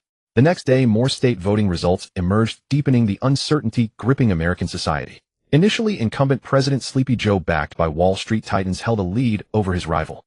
However, the twin rocket launch failures and a recent train chemical spill, among other factors, had caused his approval ratings to plummet. The American people were growing weary of Sleepy Joe. Moreover, his bid for re-election at nearly 90 years old was unprecedented in U.S. history. Trump's supporters grew impatient, taking to the streets, chanting, "Let's go Brandon," and "Make America Great Again." The former slogan cursed the elderly Joe, while the latter paid homage. Joe's supporters retaliated fiercely. What began as verbal sparring soon escalated into physical confrontations. Initially, National Guard units and police managed to contain the situation, but the clashes intensified. Some officers and guards harboring their own biases abandoned their duty to keep the peace and joined the fray. Watching the chaos from their hotel window, Zhang Sun and Du Jing quickly booked tickets to leave Washington. But given the extraordinary circumstances and massive passenger demand, the earliest available flights and trains were not until the 12th. Resigned, they holed up in the hotel. On November 10th, a Democratic congressman, joined by some who had betrayed Trump, jointly disqualified him. This enraged Trump and his supporters, who had tasted defeat once before. This time they were determined not to fail again. Heeding Trump's call, the slogan "Reclaim the Capitol, Seize the People's Victory, Make America Great Again" echoed across the nation. Trump's supporters overwhelmed Sleepy Joe's backers and marched triumphantly toward the Capitol and the White House. At 4 p.m. on the 10th, as they prepared to storm the Capitol, the military arrived, but could not stem the tide of the furious crowd. Gunfire erupted. Some believed the military had opened fire, while a portion fled in fear. Many turned their wrath on Sleepy Joe and the military, accusing them of ordering the shots. By nightfall, the overwhelmed military finally resorted to live fire. Meanwhile, Zhang Sun and Du Jing were comfortably ensconced in bed, lost in their own world. The next day, Zhang Sun watched the news. Washington streets were in shambles, with civilians and military exchanging gunfire, resulting in over 400 casualties in preliminary counts. This conflict not only shocked American society, but stunned the entire world, dominating every media outlet and news report. On the afternoon of November 11th, after a morning of respite, many Trump supporters took to the streets again, even as a plot to arrest Trump was brewing elsewhere. While U.S. states watched the situation unfold, they also grappled with escalating protests in their own regions. None of this concerned Zhang Sun, whose sole desire was to leave. His parents called multiple times daily from home, worried for their safety. Thankfully, on November 12th, the couple successfully boarded a flight to Europe, with England as their first stop. Upon landing, they learned from the news that London too was experiencing protests, anti-Trump and anti-secession marches. These protests were relatively peaceful, though they heard that Scotland and Northern Ireland were also witnessing pro-Trump and pro-independence demonstrations, which were far less tranquil. Sighing with weariness, Zhang Sun didn't even leave the airport. He booked 2 tickets to Gaulle, France. In France, they finally relaxed. They spent 2 days exploring Paris, soaking in the quintessential European lifestyle. Next came Switzerland and Norway. No sooner had they set foot on Swiss soil than news broke of a major terrorist attack in Paris, resulting in over 200 casualties. The couple was dumbfounded. How could misfortune follow them everywhere? They decided to cut their trip short and return home, booking tickets to Moscow for the 3rd day. Before that, they visited the Alps for some skiing. It was the start of ski season, drawing tourists from around the globe. Zhang Sun and Du Jing skied near the mountain's base for a while, but the excursion ended prematurely when Du Jing twisted her ankle. As they drove away from the ski resort, they witnessed a massive avalanche on a distant mountain. Shaken, the couple hastily changed their tickets to return home early. They didn't even leave the airport during their layover in Moscow, directly processing their transfer. Upon returning to their homeland, they learned that the Kremlin had just foiled a coup attempt against President Putin. In short, this month-long honeymoon was thrilling, enjoyable, and utterly unforgettable. Afterward, they visited several domestic tourist destinations like Beijing, Sanya, and Tibet. This time their journey was truly fulfilling and joyful, without any mishaps. By the end of November, after traveling around various parts of the country, Zhang Sun and his wife finally returned to their cozy home. Though it was their honeymoon, the month-long journey had left them utterly exhausted. Despite the many twists and turns abroad, the overall experience of the trip was still quite pleasant. His parents had mostly traveled within the country and returned early. They had since gone back to their respective hometowns, no longer in Jiangxing. The batch of drones and smart home devices he had previously ordered had arrived in Jiangxing, and since he was away, Li Yin had received them on his behalf. The day after returning, he forwarded the goods to the shelter warehouse. On the 3rd day, he set off for Enshi Prefecture. Before the logistics arrived, he frantically traveled between major fresh produce wholesale markets and farms in Enshi. The fresh produce markets were mainly for purchasing seafood and fish. He negotiated with the wholesale vendors to process and vacuum pack the items, then freeze them before shipping to the warehouse.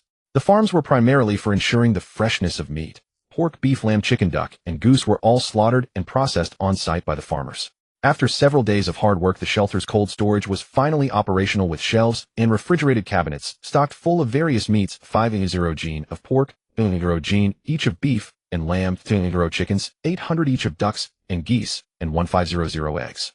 There were also 500 gene of various fish and seafood products. Based on a family of four's annual meat consumption, this stock would last them 70 to 80 years without issue. Most of the essential supplies for post-apocalyptic survival were now in place. To match the shelter's inventory management system, Zhang Sun spent nearly 2 more weeks. He barcoded and entered all food materials, fuel, spare parts, and other items into the system. Each floor's warehouse was equipped with barcode scanners and automatic sensors, so all consumption would be displayed on the terminal. Total quantities, amounts consumed, and remaining stock. Moreover, the system automatically assessed the consumption rate, allowing managers to make more rational arrangements. After completing this, he reconfigured the shelter's status, confirmed everything was in order, and returned to Jiangxing. He had spent over half a month there, and it was already late December with only a little over a month left until the apocalypse. Zhang Sun's earlier feelings of anxiety, nervousness, and unease had diminished considerably, perhaps thanks to the sense of security the shelter provided. After returning, Zhang Sun found an excuse to bring the whole family to Inchi Prefecture for the new year, claiming that the resort hotel hadn't opened yet, and his boss wanted him to stay on duty during the holidays. The family had no objections as they had witnessed the improvement in their lives over the past 2 years. They were grateful to this non-existent boss of Zhang Sun's and didn't question his reasons. After a few days in Jiangxing, Zhang Sun and Du Jing first visited Du Jing's hometown, staying there for 3 days. They specially visited her relatives and friends, enjoying a good reunion. Then they picked up his father-in-law and returned to his own hometown. The 4 of them stayed there for nearly a week, meeting everyone they needed to see and catching up on old times. After packing up, they all returned to Jiangxing. They spent the last New Year's Day in Jiangxing with 25 days remaining until the apocalypse. However, Zhang Sun didn't take them to Inchi Prefecture immediately. They would stay in Jiangxing for a while. Besides frequently taking his family to amusement parks, eating delicious food, watching the latest movies, and enjoying shopping sprees. He also visited all his close colleagues, friends, and classmates in Jiangxing, drinking, singing, talking about life, and reminiscing. In short, this period became one of the most beautiful memories of his life. His recent extravagant spending caught the attention of his family, who interrogated him for an hour. He barely managed to talk his way out of it. On January 20th, 2025, Zhang Sun's family packed up, locked the door, and officially set out for Inchi Prefecture. After a 3-hour drive, they arrived at a hotel in the city. Before going to the shelter, he still had some things to do. To buy time, he signed his family up for a 3-day short tour near the Inchi National Park. He himself went to the agricultural market again with a simple goal to stock up on the final supplies. He purchased various fresh vegetables and fruits. Since these items had a short shelf life, they had to be arranged last. Potatoes, sweet potatoes, taro, pumpkins, onions, radishes, and apples, items with slightly longer shelf lives, were bought in larger quantities. Green vegetables, peppers, and grapes were bought only in small amounts, enough for a few days. Since dried goods had already been purchased earlier, he only slightly supplemented the variety, such as dried bamboo shoots, mushrooms, and wood ear fungus. Additionally, he bought over a dozen live chickens, ducks, and geese, all in pairs. The shelter's 4th floor had a small breeding area. With these live poultry, future supplies of fresh meat and eggs would be somewhat guaranteed. After transporting these supplies back to the shelter, he did a bit of sorting and categorized them, placed the live poultry in the breeding area, set up the automatic feeding system, and then left. It was already January 23rd. He met up with his family in the afternoon, and on the 24th, they spent a day touring the tourist area with the tour group. In the evening, they didn't return with the group. Zhang Sun drove them to a town near Yisangwan, the closest to the shelter. Despite being the nearest, it was still over 30 kilometers away. Zhang Sun had chosen this location because it was remote, reducing the risk of being coveted, and a provincial road passed through, making construction convenient. They booked a homestay near the provincial road in the town. Conditions were neither good nor bad. The meals were mostly home-style farm dishes cooked by the owner. Inchi Prefecture is mostly mountainous with excellent air quality. For Zhang Sun and Du Jing, who had lived in the city for so long, experiencing this environment for a few days felt as if the industrial taint had been washed away, leaving them exceptionally refreshed. In the evening, his mother, father-in-law, and Du Jing pressed him on why he hadn't taken them to the themed hotel where he supposedly worked. This time, he didn't evade the question and said he would take them the next day. On the morning of the 25th, the last day, the last half day before the apocalypse. As expected, everyone's mobile signal was very poor and the television only worked via cable. The homestay owner complained about the lack of signal affecting their business. Zhang Sun knew that a violent solar storm had erupted, severely disrupting most of Earth's communication, satellite, and observation systems. Zhang Sun calculated the time after the TV and radio broadcast the warning there would be only an hour and a half before the asteroid impact. Driving from here to the shelter would take about half an hour at a fast pace. There were usually few cars on this provincial road, and even fewer at night, so traffic jams were unlikely. In truth, he wanted to take his family to the shelter right now, but to convince them he needed the national broadcast. He could take them into the shelter and seal the entrance, but then what? How could he explain the end of the world to them? How would they believe it? Moreover, the shelter had no wired connection to the outside and wireless networks were disrupted. Would his family, unaware of the truth, think he was deceiving them? Would the subsequent shaking and tremors be dismissed as a minor local earthquake? Such actions would only deepen suspicion among family members. After careful consideration, Zhang Sun decided to wait until the TV broadcast before leading them into the shelter. As for whether the town's residents might covet the place, he wasn't overly worried. On one hand, he had advertised it as a resort hotel, on the other the locals had never been to his location. When the apocalypse arrives, people's first reaction would likely be to head to official civil defense facilities or at least to the underground spaces of shopping malls. In contrast, Zhang Sun's resort hotel was far away and deep in the mountains, possibly even more dangerous. After lunch, Du Jing and his mother kept pressing him about when they were going to his boss resort hotel. Zhang Sun made an excuse, saying the keys hadn't been delivered yet, and they wouldn't go until after dinner. After a short afternoon nap, he accompanied them for another 2-hour stroll through the town. Being a tourist town, its style leaned toward the vintage, filled with restaurants, ghost houses, and souvenir shops. Astonishingly, there was even a 4-star hotel here. It was the off-season, so there were few people, making the walk with his family quite pleasant. After their walk, they returned to the guest house. Zhang Sun packed all the luggage and placed it in the car ahead of time. He then asked the guest house owner to prepare a few specialty dishes. After a hearty meal, he invited his parents to his room under the pretext of playing cards and tuned the television to the CCTV channel. Zhang Sun's actions only deepened his family's suspicion. It was nearly 9 in the evening. Weren't they supposed to head to his boss resort hotel? Just as his mother was about to interrogate him, a sharp alarm blared from the television, echoed by the speakers on the street outside the guest house. At that moment, the news broadcast showed an aged figure. On the screen, his face was filled with exhaustion and despair. He bowed solemnly to the front, then spoke in a heavy, hoarse voice, "Fellow citizens, I am Li Ziqian. Upon hearing this broadcast, please immediately organize self-rescue. This is not a drill. This is not a drill. This is not a drill." According to the determination of the National Astronomical Observatory at 2045 Beijing time, on January 25, 2025, an asteroid with a diameter of 15 kilometers will impact Earth. The impact site is Oceania, 500 kilometers off the coast of the Chilean capital. This massive impact will trigger a new round of mass extinction, bringing a catastrophe far greater than the impact event 66 million years ago. Where the future of humanity will lead, I do not know. Fellow citizens, upon hearing this, you may begin your self-rescue actions. Good luck to you all. May human civilization endure. Please forgive us. All countries globally failed to predict this disaster in time. Asteroid 347735 was monitored in early 2023, and the results at that time indicated it would pass Earth at a distance of 4 million kilometers later today. But starting early this morning, the sun erupted an unprecedented massive storm, causing extensive damage and failure to numerous satellites, communication devices, and radio observation equipment. Even optical telescopes lost some observation capability due to this solar storm, thus failing to provide timely warning. We speculate that after passing through the Earth-Moon system, this asteroid collided with another unknown asteroid, altering its orbit and momentum. It is now heading toward Earth at a speed of 16.36 kilometers per second. The voice in the broadcast gradually choked up. It is now 1903 Beijing time, about an hour and a half until impact.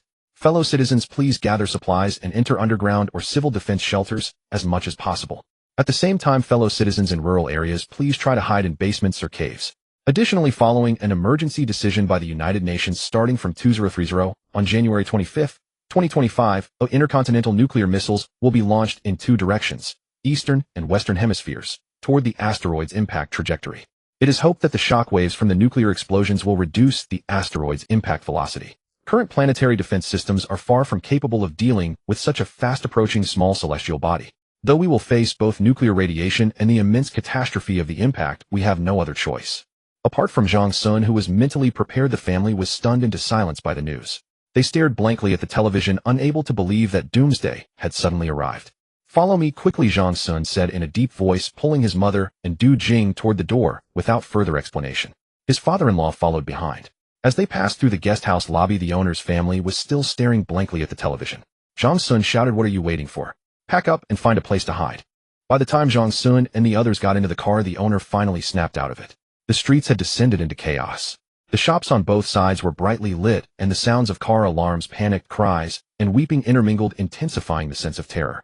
There were several natural caves near the town, and the largest star-rated hotel had a 2-story underground parking lot. These were the first places the townspeople thought to go. The guest house where Zhang Sun stayed was on the outskirts of town, right next to the provincial highway. He immediately sped toward the shelter. On the road, he saw a few trucks moving slowly. He wanted to warn them, but couldn't afford to be distracted while driving. On the way, Du Jing sobbed, "Where are we going?" They had no idea why Zhang Sun was driving into the mountains away from the town. "The shelter," Zhang Sun replied solemnly. He then explained, "The resort hotel I mentioned earlier is actually a doomsday shelter." "What? Do you know some inside information?" Du Jing asked in astonishment, even more confused. Zhang Sun organized his thoughts and decided to tell another lie, otherwise he couldn't explain how he knew about the future. "Actually, as early as last year someone posted warnings online, but they went unnoticed. And my boss happens to be a conspiracy theorist. After seeing those messages, he decided to build a doomsday shelter just in case. Even if the doomsday theory turns out to be false, the shelter could operate as a doomsday-themed hotel, killing 2 birds with 1 stone." Zhang Sun thought his explanation was perfect. "But will your boss kick us out later?" His mother worried. "His family is in Shanghai. Even if he wanted to kick us out, it's impossible. When the asteroid hits Earth, coastal cities will be the first to be hit. No one is likely to survive."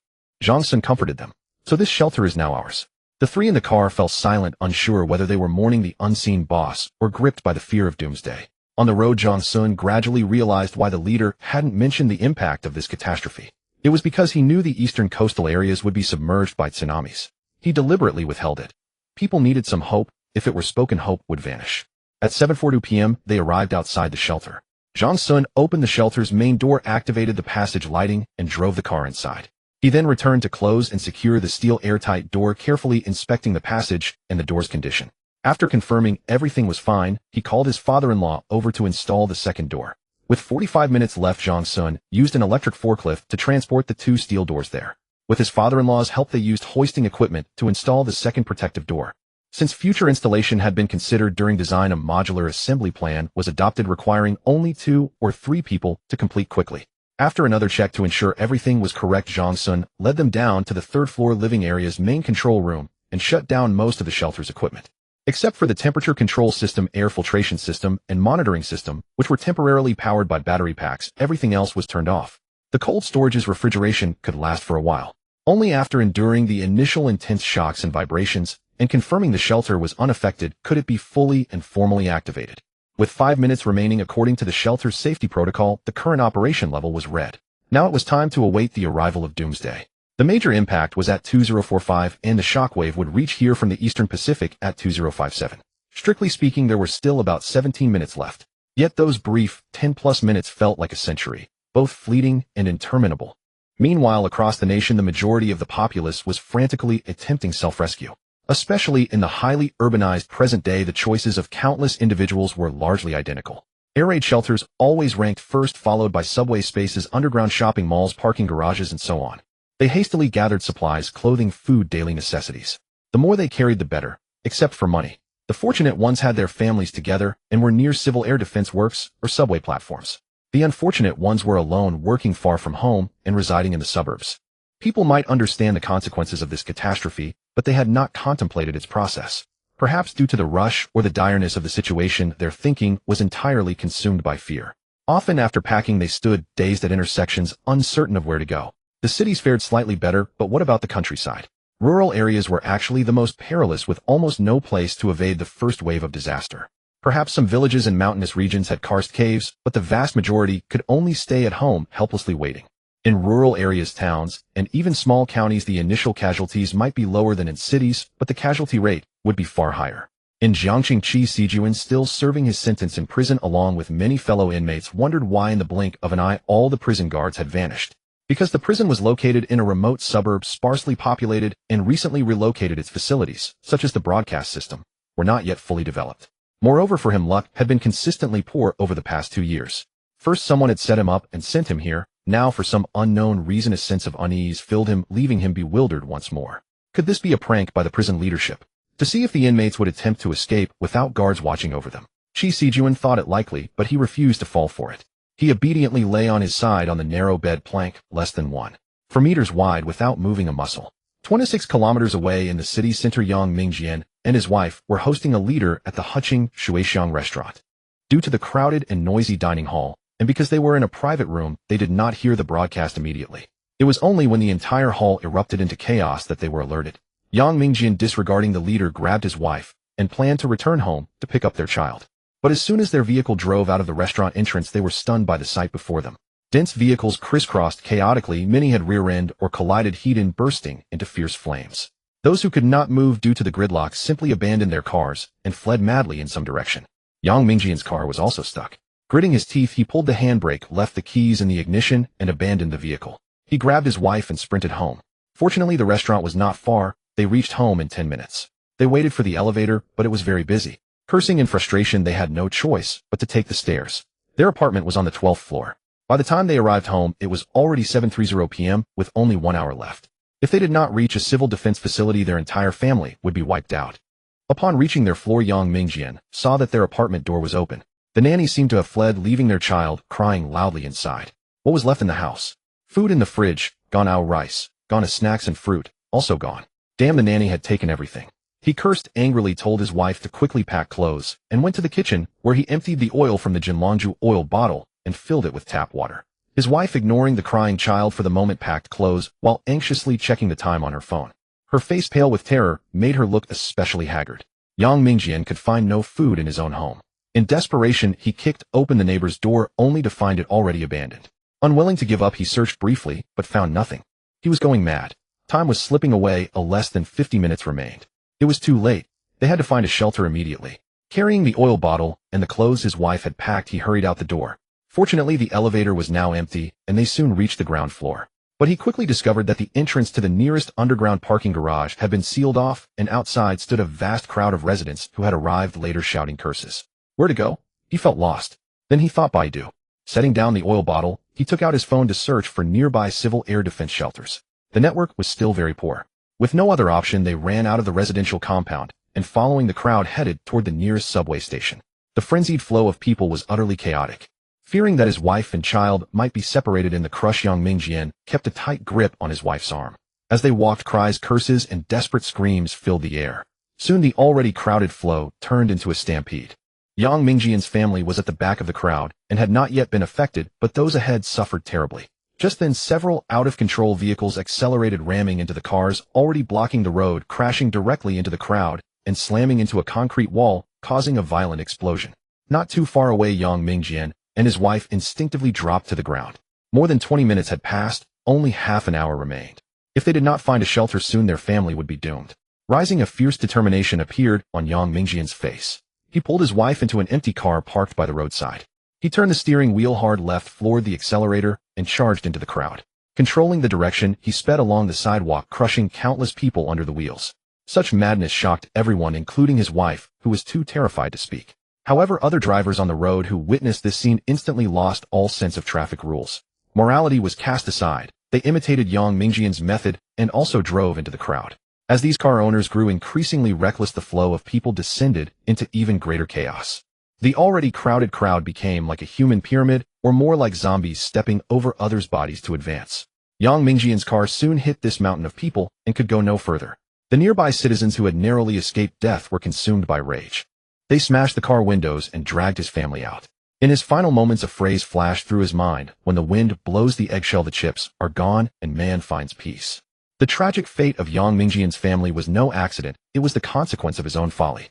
Professor Wang from Jiangxing University of Geology, however, was far more fortunate. When he first heard the apocalyptic broadcast, his immediate reaction was disbelief.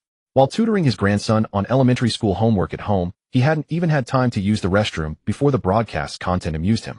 Yet when he saw the surging crowd outside, his composure shattered in an instant. In that moment, countless thoughts raced through his mind, but the first face that surfaced was that of Zhang's son. Just then his son burst in, shouting frantically, "Dad, the end of the world is here. Pack your things and get ready to head to the bomb shelter." Behind the school lay a long-abandoned bomb shelter.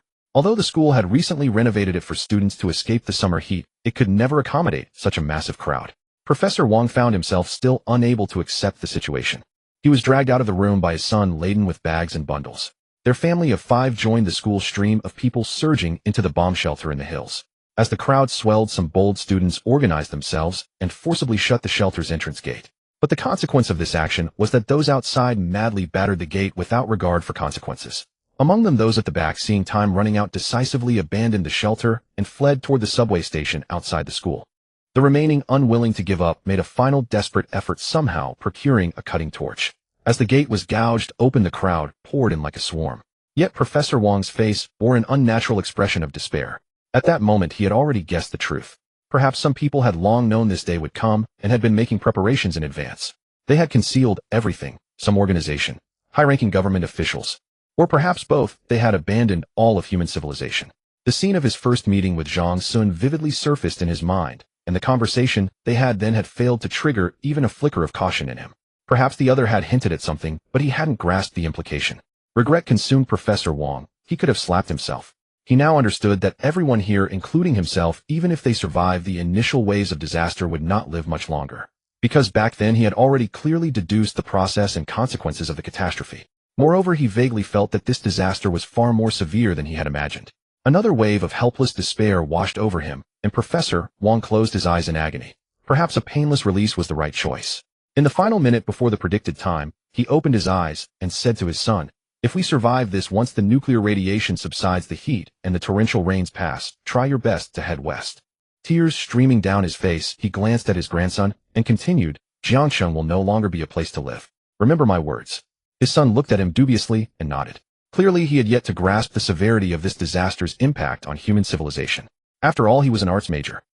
The entire world had descended into chaos. Major regional governments had actually received the news nearly 20 minutes in advance. In other words, the upper echelons had 20 more minutes to prepare than ordinary people. In many foreign countries, governments had even begun their evacuation early, choosing not to announce the news to avoid hindering their own escape. At least on the domestic front, after careful consideration, they decided to inform the public. Regardless, humanity's center of gravity had already tipped over the cliff. Whether you pulled back or stepped forward, the fall was inevitable. Railways, highways, and aviation hubs were completely paralyzed after the broadcast. There was no need for passenger riots. Pilots and ground staff had all fled. Because of the advance information, the measures taken by local governments varied greatly. Coastal regions in the southeast, north, and east had largely abandoned large-scale rescue efforts, as they were already futile. A small number of people might manage to fly inland, but the result would be the same. Perhaps they would ascend to heaven mid-flight. In some inland areas, such as Guizhou, Chongqing, Sichuan, and Gansu, local governments had secretly made some efforts, relying on their geographical advantages. However, whether these would prove effective remained uncertain. Some places, though eager to act quickly, had their efforts thwarted by the frenzied populace. Left with no choice, it became every man for himself. 10,000 years are too long, seize the day. But this day was far too short, leaving no time for preparation. Far across the Pacific, Heisei received the news from the news. The undersea cable transmitted the broadcast signal from the ancient Eastern power. It allowed the citizens of the beautiful country to learn of the impending apocalypse secondhand. Heisei immediately took his family to raid the suburban supermarket, launching a spectacular zero-cost shopping spree. In the Americas, due to their proximity to the impact site, their preparation time was far shorter than other continents. Moreover, the U.S. government had not broadcast the news to the public, but chose silence and secret evacuation. Heisei remembered buying an apocalypse bunker. Meanwhile, Li Pan from Hunan, being a minor state-owned enterprise leader, had also received the news early and quickly took his family to a shelter. Then there was the wealthy man from Central Plains province, also awaiting this day. This time he brought 3 women with him and entered his luxurious shelter hotel early, engaging in a frank, forceful, and sorrowful dialogue. Don't misunderstand. It truly was an unpleasant conversation. At this moment, the chaos across the globe surpassed even the combined devastation of 2 world wars. In the final seconds before the shockwave arrived, everyone prayed in their hearts, hoping it was all a false alarm. In a moment of fearful and anxious anticipation, the originally black and white images on the main control room screen gradually brightened, as if dawn had broken. The clouds in the sky became visible to the naked eye, slowly shifting from white to red. 2 minutes later, the image twisted and shook violently. Then on the distant mountains, countless plants were ripped up like turf, instantly sent flying, and many large trees were snapped in half by the gale. The outdoor surveillance cameras, encased in solid concrete, had their front view additionally shielded by bulletproof glass. Fortunately, most of them survived unscathed, except for one unlucky camera that was struck directly by a massive boulder. Because it was night, the outside world in the surveillance footage was brighter than daytime, making it look utterly terrifying. A few minutes later, the shaking images calmed down. Apart from the ravaged mountain bodies with ruins and broken walls, only scattered rubble could be seen rolling everywhere. The impact shockwave had passed, and the seismic waves were next.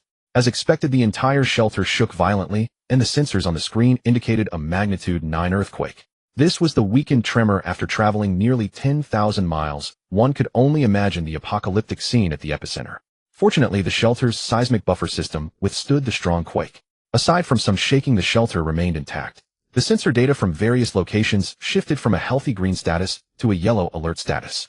Luckily, no red status appeared, or it would have been troublesome. Zhang Sun breathed a sigh of relief. As for Du Jing and the others, their faces were pale, and they gripped the chair backs tightly. At this moment, they truly realized that humanity's apocalypse had arrived. Fear and confusion in their eyes mingled with relief at being together as a family. Alas, Zhang Sun sighed, holding his wife's hand to comfort everyone. Since the disaster has already struck, if we can survive, let's live well. His family looked at him without speaking. Zhang Sun knew they just needed time to digest this monumental upheaval in their lives. The shelter's shaking gradually subsided, but was not over yet. Before the first seismic wave completely passed, a second one followed. Then, due to a series of chain reactions from geological changes, the tremors lasted for nearly half an hour. Two of the screens went black again, not from damage, but because rocks rolling down the mountain had blocked the view. The sky, as if scorched by fire, gradually darkened. Just as they relaxed, dozens of meteor showers suddenly appeared in the dim sky. They grew closer, resembling fireballs hurtling toward the surface at high speed.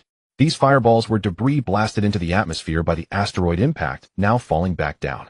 The opposite mountain was unluckily struck by a fireball, and the violent impact caused a strong resonance inside the shelter, forcing them to cover their ears in agony.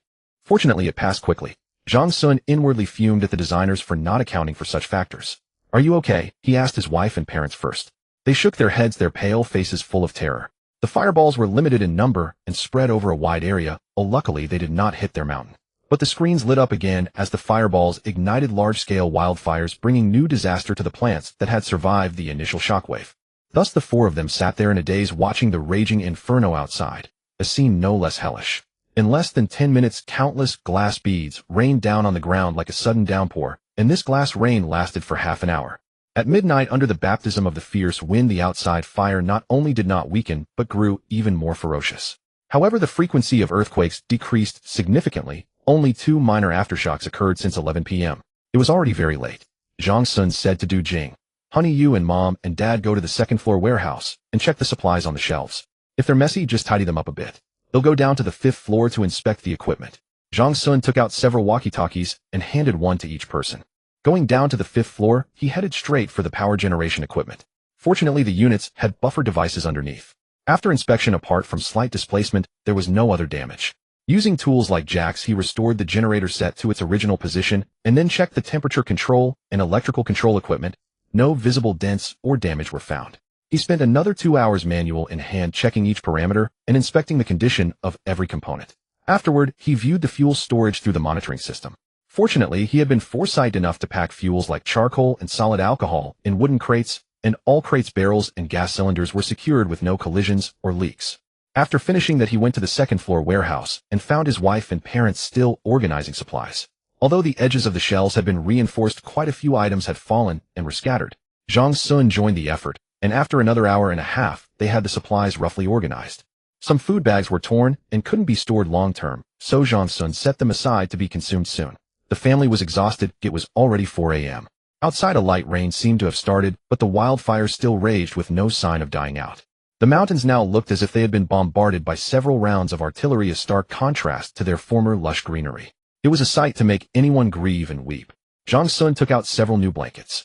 Worried his mother might be scared, he asked Du Jing to sleep with her, while he himself stayed with his father-in-law for the night. The next day, Zhang Sun woke up at over 10 a.m. After getting up, everyone's mood was still somewhat somber. After washing up, he first went to the main control room. The temperature control system had issued an alert in the morning, and the system had automatically adjusted the temperature. In the morning, Zhang Sun took out 4 boxes of self-heating rice for a simple meal. After eating, it was time to get down to business. In the afternoon, Zhang Sun first gave them a tour of the shelter, starting from the 5th floor, explaining the functions and precautions of each area in detail. He also entered their identity information into the system, allowing them to participate in the shelter's management. The next day, Zhang Sun began assigning tasks, a preliminary arrangement that could be adjusted later based on the situation. First, his mother responsible for daily meals in the living area, laundry and poultry care in the 4th floor breeding zone. His father-in-law in charge of managing and tending the agricultural zone. Du Jing responsible for monitoring the control room and managing warehouse supplies. As for Zhang Sun himself, he was in charge of daily inspections and maintenance of the shelter's systems and equipment. Tasks were assigned, but they were new to the shelter and knew nothing. So for the first 2 weeks, Zhang Sun's plan was learning and training. For instance, his mother needed to learn how to use various smart appliances in the living area, such as the induction cooker, dishwasher, range hood, and washing machine. Du Jing needed to learn how to use the supply entry-exit management system and understand the control room system parameters, alarm types, and how to handle them. His father-in-law was to manage a large agricultural ecological zone. Although it was highly automated, he still needed to learn operational principles, methods, and how to handle emergencies. In fact, Zhang Sun didn't know much about many things either, such as agricultural planting. He would have to learn slowly together with his father-in-law. Fortunately, the technical manuals were quite comprehensive, and there were video tutorials that were foolproof, making learning fast. The real test would come with hands-on practice. After that, everyone entered a state of devoted learning. Zhang Sun could teach them some things, while for other knowledge he had to learn alongside them. This state seemed to have somewhat diluted the fear and shadows brought by the apocalypse, and gradually their smiles returned more often. Just as Zhang Sun's family began to acclimate to their new life, the external environment grew increasingly harsh. Starting the next day, the air temperature outside the shelter rose steadily from 9°C to 40°C. This heat wave, accompanied by a drizzling rain, persisted for approximately 3 weeks. Especially when vegetation ignited, the surface temperature reached unprecedented levels. After the 3rd week, the temperature gradually receded, and the sky grew darker and more oppressive, devoid of any sunlight. The rain never ceased. From the 2nd week onward, it intensified, escalating into a torrential downpour within a single day. Zhang Sun recalled that this deluge would last over a month and was highly acidic. Anyone exposed to it would surely perish. After weeks of intensive study, everyone had acquired a preliminary grasp of their respective tasks. Starting from the 3rd week, after completing his daily inspections, Zhang Sun went to the agricultural zone on the 4th floor. There, alongside his father-in-law, he sowed the first batch of crops.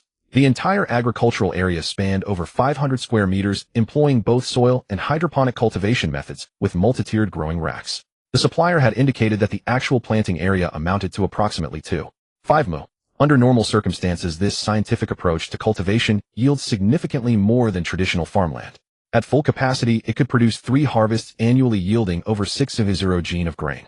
However, Zhang Sun did not adopt this approach. He activated only about 1/5 of the cultivation area. Within that fraction, half was planted with rice and the other half with various vegetables.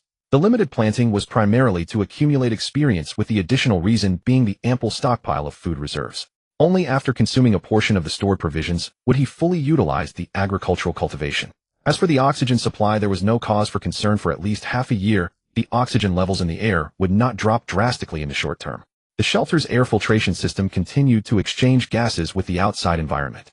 The first few days were arduous, selecting varieties, activating daylighting systems, sowing seeds, adding culture solutions, and other tasks. Only after completing these did things ease somewhat, though daily recording remained necessary. Du Jing, meanwhile, had nearly memorized the manual's contents, and combining theory with practice, could proficiently perform basic operations and management tasks. Now the family had accepted the advent of the apocalypse. Spending the rest of their lives underground was an unalterable reality. How to live well henceforth became the paramount concern. By the 3rd week of their shelter existence, the process of adapting to the shelter had grown increasingly smooth, allowing them to effectively leverage the shelter's intended value and functions. By the 4th week, a management routine had essentially taken shape. Rising at 7 or 8 in the morning, they first checked the central control room for any alarms and verified that the parameter readings of various equipment systems were normal. After breakfast, Zhang Sun conducted inspections on each floor, while his father-in-law attended to the crops on the 4th floor, recording their condition. His mother cleaned the living quarters and tended to the poultry in the breeding area. Du Jing periodically used a tablet to monitor the consumption and remaining quantities of supplies, also checking for items nearing expiration or damage, setting them aside in advance. These tasks took about 2 hours. After dinner, Zhang Sun and his father-in-law would conduct another thorough inspection of the shelter, ensuring everything was in order before retiring. To be honest, the workload was light and quite manageable, provided no malfunctions occurred. During their spare time, the family played mahjong, engaged in games, or watched movies. Zhang Sun's mother enjoyed square dancing, for which she had cleared out a larger bedroom to use as a dance space.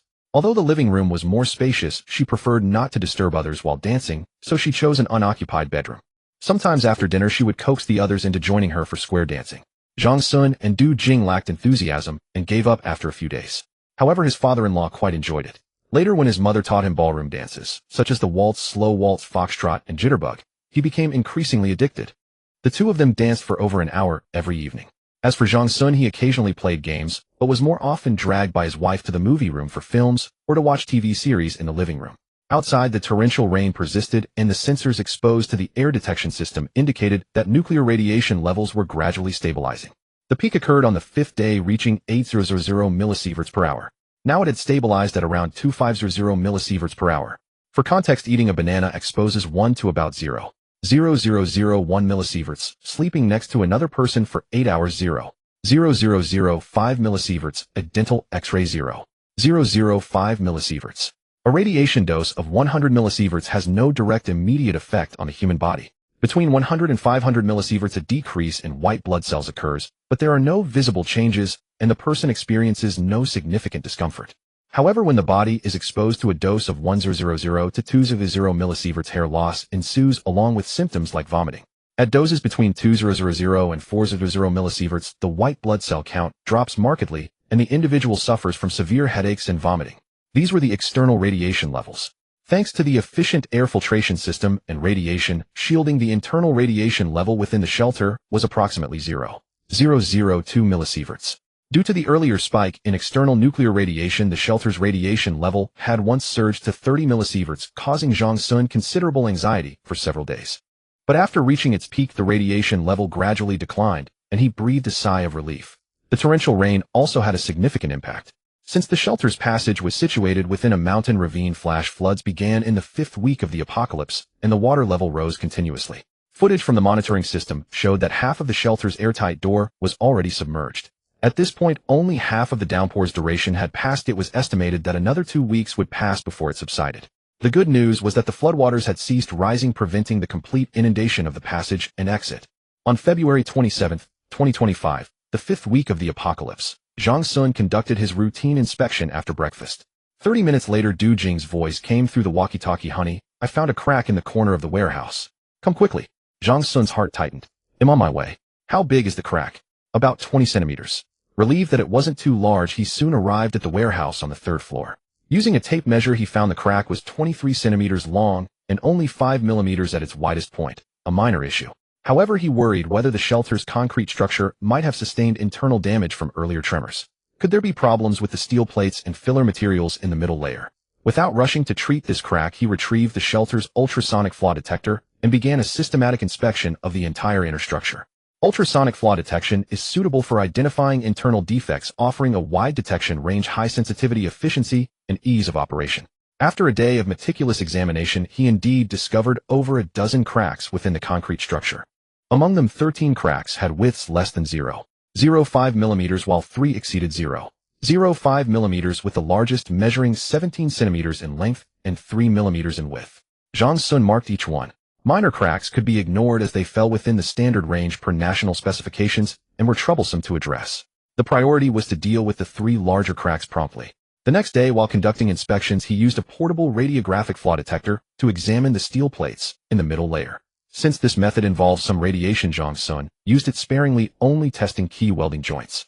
After sampling a few spots on each floor and finding no cracks in the steel layer, he felt reassured. Next came the task of repairing the concrete cracks. Zhang Sun worked alongside his father-in-law. They retrieved some cement from the material warehouse on the first floor, added a bonding agent, mixed it, and first sealed the exposed crack. For the internal cracks, they drilled small holes with a drilling machine and pumped the cement binder mixture into the gaps for filling. Once completed, the matter was resolved. After tidying up, Zhang Sun promptly recorded the entire incident, its discovery and handling, in the shelter's operation log. On March 19, 2025, nearly 2 months into the apocalypse, the torrential rain began to weaken. From the surveillance feed, the water level outside the shelter appeared to have dropped somewhat. Another week passed, and on March 26, the rain finally ceased. In the distance where 2 mountains converged, mountain torrents still surged violently, yet the open ground before the shelter had emerged. It was thick with mud and littered with fallen rocks. The air temperature gradually fell back to around 20 C, likely to continue dropping in the days ahead. Radiation levels had also decreased considerably. Washed by the heavy rain, the original 2,500 millisieverts had dropped to around 1,500 millisieverts. Though significantly lower, it remained lethal to humans. Without shelter, prolonged exposure would be unbearable. Recently, the shelter faced another challenge. Half of the air filtration system's filter cartridges were clogged. The main control room's warning alarms blared red daily. Had the other half not been functioning, Zhang Sun's family would not have lasted much longer. The shelter was connected to the outside not only through the main passage, but also via emergency exits and several air exchange channels above the main passage. However, the latter were narrow, with a diameter of only 0.8 meters. Due to the earlier massive impact and wildfires, the air was thick with dust and ash pushing the filter's dirt-holding capacity and efficiency to their limits. Both internal and external filter sets worked simultaneously. The internal ones were manageable, it was the channel filters that needed replacement. Normally, a VA150 filter from Israel's Beth company costing over 600 yuan each could last up to 5 years. But that was under normal conditions. Now they had failed in less than 2 months. Fortunately, he had stocked plenty of spares so replacements were not an issue. Moreover, as the dust content in the air continued to decrease, the subsequent filters would last longer and replacement cycles would not be so short. Additionally, the exits of several channels were blocked by mud and rocks requiring clearance. During this time, he had been waiting for the rain to stop, preparing for the outdoor cleanup and repeatedly studying the entry and exit procedures for disaster conditions. At 9 a.m. on March 28th, the sky remained overcast. Zhang Sun and his father-in-law donned protective suits, opened the second door, and drove the bulldozer between the two doors. This time the two men would work outside, while Du Jing and his mother stayed inside to monitor and provide backup. 20 minutes later, after moving tools and spare parts to the designated spots, Zhang Sun used the walkie-talkie to instruct Du Jing in the main control room to close the second door, then open the first door. The door slowly opened, and a sound of falling stones echoed through the passage. Soon a large mound of earth formed, leaving only about a meter of space between its top and the exit's upper edge. Once the door was fully open, Zhang Sun drove the bulldozer to push aside the mud and rocks. After several passes, the passage was completely clear. He then cleared the open area in front of the door, pushing the debris to both sides. After finishing that, he hurried down to help his father-in-law move the tools and filter spare parts. The mountain was stripped of all vegetation, making his earlier idea of a concealed design seem laughable. However, it saved them the trouble of searching for precise locations. Standing in front of the shelter, a quick glance revealed the spots. Zhang Sun and his father-in-law, each carrying tools and a filter cartridge on their backs, carefully climbed toward the highest channel. The climb was arduous due to the slippery surface. Upon reaching the spot, their first task was to clear the rocks and debris covering the exterior. Using tools, they spent over 10 minutes moving the rocks.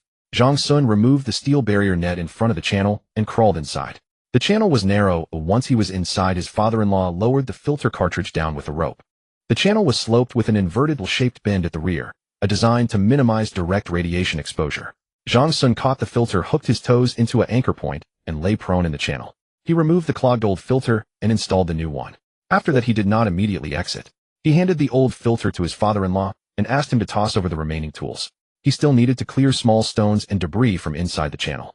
Wearing the protective suit made movements cumbersome, so the replacement and cleaning of each channel's filter proceeded slowly. Each channel took about an hour. There were 5 such channels in total. Starting at 9 a.m., it was past 3 p.m. by the time the last channel's filter was replaced. The main issue was the immense energy drain. They had to stop and rest frequently. After reinstalling the steel mesh at the channel openings, they located several surveillance camera positions, cleared the surface dirt and rocks, and wiped off any debris. One camera had been shattered by a boulder and could not be fixed now, though they would see about replacing it later. Coming down, Zhang Sun gathered all the discarded filters and used the bulldozer to push a pile of earth and rocks over them, burying them completely. Before heading back in, he climbed onto the bulldozer's cab roof, and through the protective face shield gazed into the distance. The road that once led to the provincial highway was now utterly unrecognizable. Scattered with rocks of various sizes, its surface was covered with a layer of dark gray mud and water mixture. It seemed he would need to find another opportunity to clear it, Zhang Sun thought. The corner of the provincial highway that was once visible was now completely submerged by mountain torrents. He wondered if the water would recede later.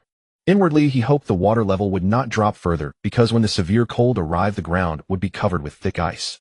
If the water receded, the damaged provincial highway would be impassable, and many boulders would block the way, making escape impossible. But if the water remained, vehicles could glide smoothly over the ice. After observing for a while, Zhang Sun re-entered the cab and drove the bulldozer back into the shelter. Du Jing, seeing the two enter from the main control room, received Zhang Sun's notification and closed the steel door of the first exit. The air filtration system began operating, exchanging the air in that space, then the spray system activated. After about 15 minutes of rinsing, Zhang Sun took a radiation detector from a tool cabinet on the wall and checked the radiation levels on the protective suits and the vehicle.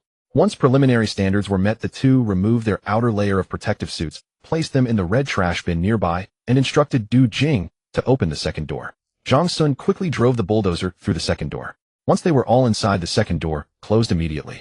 At that point, Zhang Sun and his father-in-law each took a hose and connected it to a pre-placed water tank. It was filled with soapy water. They continued rinsing the bulldozer from all angles. After washing, they checked the radiation again.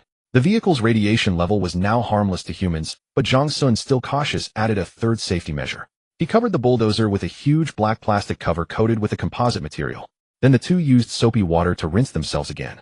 They collected the waste on the floor, dried the area, and confirmed the radiation was very low before removing their inner protective suits. To be safe, the bulldozer was left in the passage for now, not driven back to the first floor storage. After tidying up, they hurried to the living area, exhausted and hungry from the day's work. Sweating profusely, they took hot showers. When they came out, his mother had already prepared the meal. During dinner, his father-in-law joked that aside from gravity, this trip outside was as troublesome as a spacewalk on the Chinese space station. External monitoring data update: radiation 1320 MSV, temperature 10 C, PM 5 247 PM 10 200, sulfur dioxide O2 600, oxygen content 19. 7. Du Jing was recording the monitoring data in the operation log. On the screen, all the external data were displayed in large red numbers, indicating that humans still could not survive in such an environment for long periods. Although the system could automatically record and categorize the data, Zhang Sun still insisted on keeping a paper copy. Originally, these tasks were all done by Zhang Sun, but to lighten his workload, Du Jing voluntarily took over this responsibility. Recently, Zhang Sun had been busy remodeling the waste treatment station, mainly because the shelter was generating more and more garbage. After being stored for a while, it produced a lot of odor, mold, and various microorganisms, aspects that had not been adequately considered in the original design. Originally, it was fairly simple: an independent garbage storage area, plus a household garbage compactor with 2 more units stored in the equipment warehouse. Since Zhang Sun's family couldn't casually go outside to dump the trash, the garbage sitting there for too long led to problems. Last Tuesday, the air filtration system on the first floor of the shelter suddenly issued a warning. After Zhang Sun's investigation, he finally discovered that the problem originated from the garbage station. Thus, the renovation of the waste treatment station was placed on the agenda. Moreover, the next day, he spent half a day transporting all the original garbage outside and burying it. The renovation mainly focused on deodorization and bacterial inhibition, and the workload was not too large. First, using the redundant channels of the temperature control and ventilation system, a relatively independent pipeline was laid to connect the garbage station with the outside. Then a fan and a spray device were installed inside the garbage station. Every 3 days, the collected garbage was packed and placed in the garbage station for compression. Then the sprayer was activated to spray disinfectant and deodorant onto the garbage. After 15 minutes, the fan was turned on for an hour to expel the air inside the garbage station and complete gas exchange. Since the incoming air was filtered and was cold, the low temperature inside the waste treatment station could effectively inhibit bacterial growth. Of course, the waste treatment station itself was not large, and Zhang Sun had stockpiled quite a bit of insulation material. For this reason, he specifically lined the inner walls of the garbage station with a layer of insulation material to prevent the cold air from escaping. The entire process, including the time spent dumping the garbage earlier, took 4 days. It wasn't exhausting, just a bit troublesome. After completing this project, the family replanned their daily workflow, and after a few days of adjustment, found it to be more reasonable and efficient than before. During this period, Zhang Sun had also gained quite a bit of weight. Among the 4, he was the one who put on the most pounds. His mother and father-in-law danced every day and didn't gain weight. His wife exercised for an hour after dinner every day and also didn't gain weight, only he got fatter. Du Jing couldn't stand it anymore, so every night after his inspection, she insisted on dragging him to the gym to work out. Although the living area wasn't luxurious, there were plenty of recreational activities. There was a movie room. While the screen wasn't as large as a cinema's, it was much bigger than the living room TV, and the dim environment provided a decent viewing experience. There was also a study room filled with various types of books. His father-in-law and mother occasionally visited to read. They weren't accustomed to ebooks and felt that physical books offered a better experience. However, Zhang Sun and Du Jing's favorite was the game room, which was probably the largest room besides the living room. It was equipped with 3 desktop computers for playing various single-player games. There was also a Sony PS5, an Xbox gaming console, and a laser simulation shooting system. The most expensive item was the VR set. Standing on a balance machine, wearing a VR headset, and holding game controllers, one could experience the most realistic virtual sensation. After trying it twice, his mother and father-in-law lost interest because their eyes got too strained. However, his wife often competed with him for the chance to play. In the game room, they could also play mahjong cards, the 3 Kingdoms card game, chess, and more. They had originally considered setting up a pool table, but space was limited, so they had to place the pool table at the edge of the living room. There wasn't much to say about the control room. Zhang Sun had personally experienced the medical room once. Last time, while moving pipes, his calf accidentally bumped into a steel strap and got cut. He was immediately dragged to the medical room by Du Jing, where he got a few stitches. This was the first time anyone had been injured so far, and it was only a minor injury. Based on the survival outline previously established for the shelter, Zhang Sun discussed with his family and made some modifications primarily tailored to the current environment and actual conditions. Moreover, under the strong demands of his mother and Du Jing, the safety operation procedures were also comprehensively optimized. They also unanimously decided to conduct at least 3 to 4 full-scale drills every month, such as fire drills, evacuation drills, antitoxin drills, medical rescue drills, and accident emergency response procedure drills. Zhang Sun felt a sense of relief. At this moment, his family had truly integrated into this post-apocalyptic world and into the survival system of the shelter. On May 1, 2025, the outside temperature dropped to 35 degrees, and the screen had turned pitch black. It wasn't that the camera was broken or it was covered by a thick layer of snow. Meanwhile, the radiation level in the air had further decreased to only 1100 MSV. This was mainly because the previous heavy rain and swirling snow had brought most of the nuclear radiation down to the surface. The temperature continued to drop, and Zhang Sun knew that it was far from the limit. In his memory, in the Hubei province area, the average temperature in the second half of the post-apocalyptic year was 50 degrees, and the following year it continued to break through to 60 degrees. Moreover, the snow and ice outside were all highly radioactive. If one tried to melt it into drinking water, it would at least shorten one's life by more than half, and for the rest of one's limited life, one would be in an extremely painful state. However, the groundwater beneath the shelter had not been greatly affected, mainly because it was deep and constantly flowing. The radiation level of the groundwater had still increased slightly, but only by a small margin. Their domestic water was subjected to secondary precision filtration, which would not harm the human body, so Zhang Sun selectively ignored it. The shelter's domestic water consumption was actually quite high each day, and the wastewater was also discharged. It wasn't that Zhang Sun didn't want to utilize it, but it currently had no significant value, and storing it inside the shelter would just waste space. What he was more concerned about was the issue of waste gas and wastewater from excrement. These were difficult to pump out and had a strong odor, so they had to set up a separate septic tank. The designer had considered the possibility of utilizing biogas later on. However, Zhang Sun currently faced no energy crisis, and these waste gases and wastewater were actually a safety hazard for him. When the wastewater was full, it would overflow through the pipes. The same applied to the gas. It could easily cause poisoning while defecating. Therefore, he had to prepare in advance and lay an additional section of drainage pipe and exhaust pipe. When the water level in the septic tank reached a certain height, the drainage valve would automatically open, and the main drainage pump system would discharge part of the water from the top of the septic tank. The exhaust system was the same. When the internal air pressure reached a warning threshold, the exhaust valve would automatically open. At this point, the advantage of Zhang Sun's insistence that the control system must be programmable became evident. Apart from the necessary pipeline design, he only needed to use a few sensors, IoT units, etc. And write a new program to integrate into the main control system, enabling remote control of any part of the shelter. Honey, your dad and my mom. Du Jing lay on the bed that evening, her expression hesitant, her words trailing off halfway. What about them? Zhang Sun turned his head and asked. Don't you think they've been a bit too intimate lately? Du Jing gritted her teeth and spoke directly. Zhang Sun couldn't help but chuckle. He hadn't paid much attention before, but now that he thought about it, it really did seem that way. For months had passed since the apocalypse began, and spending every day together had inevitably sparked some feelings. What do you think? Zhang Sun first sought his wife's opinion.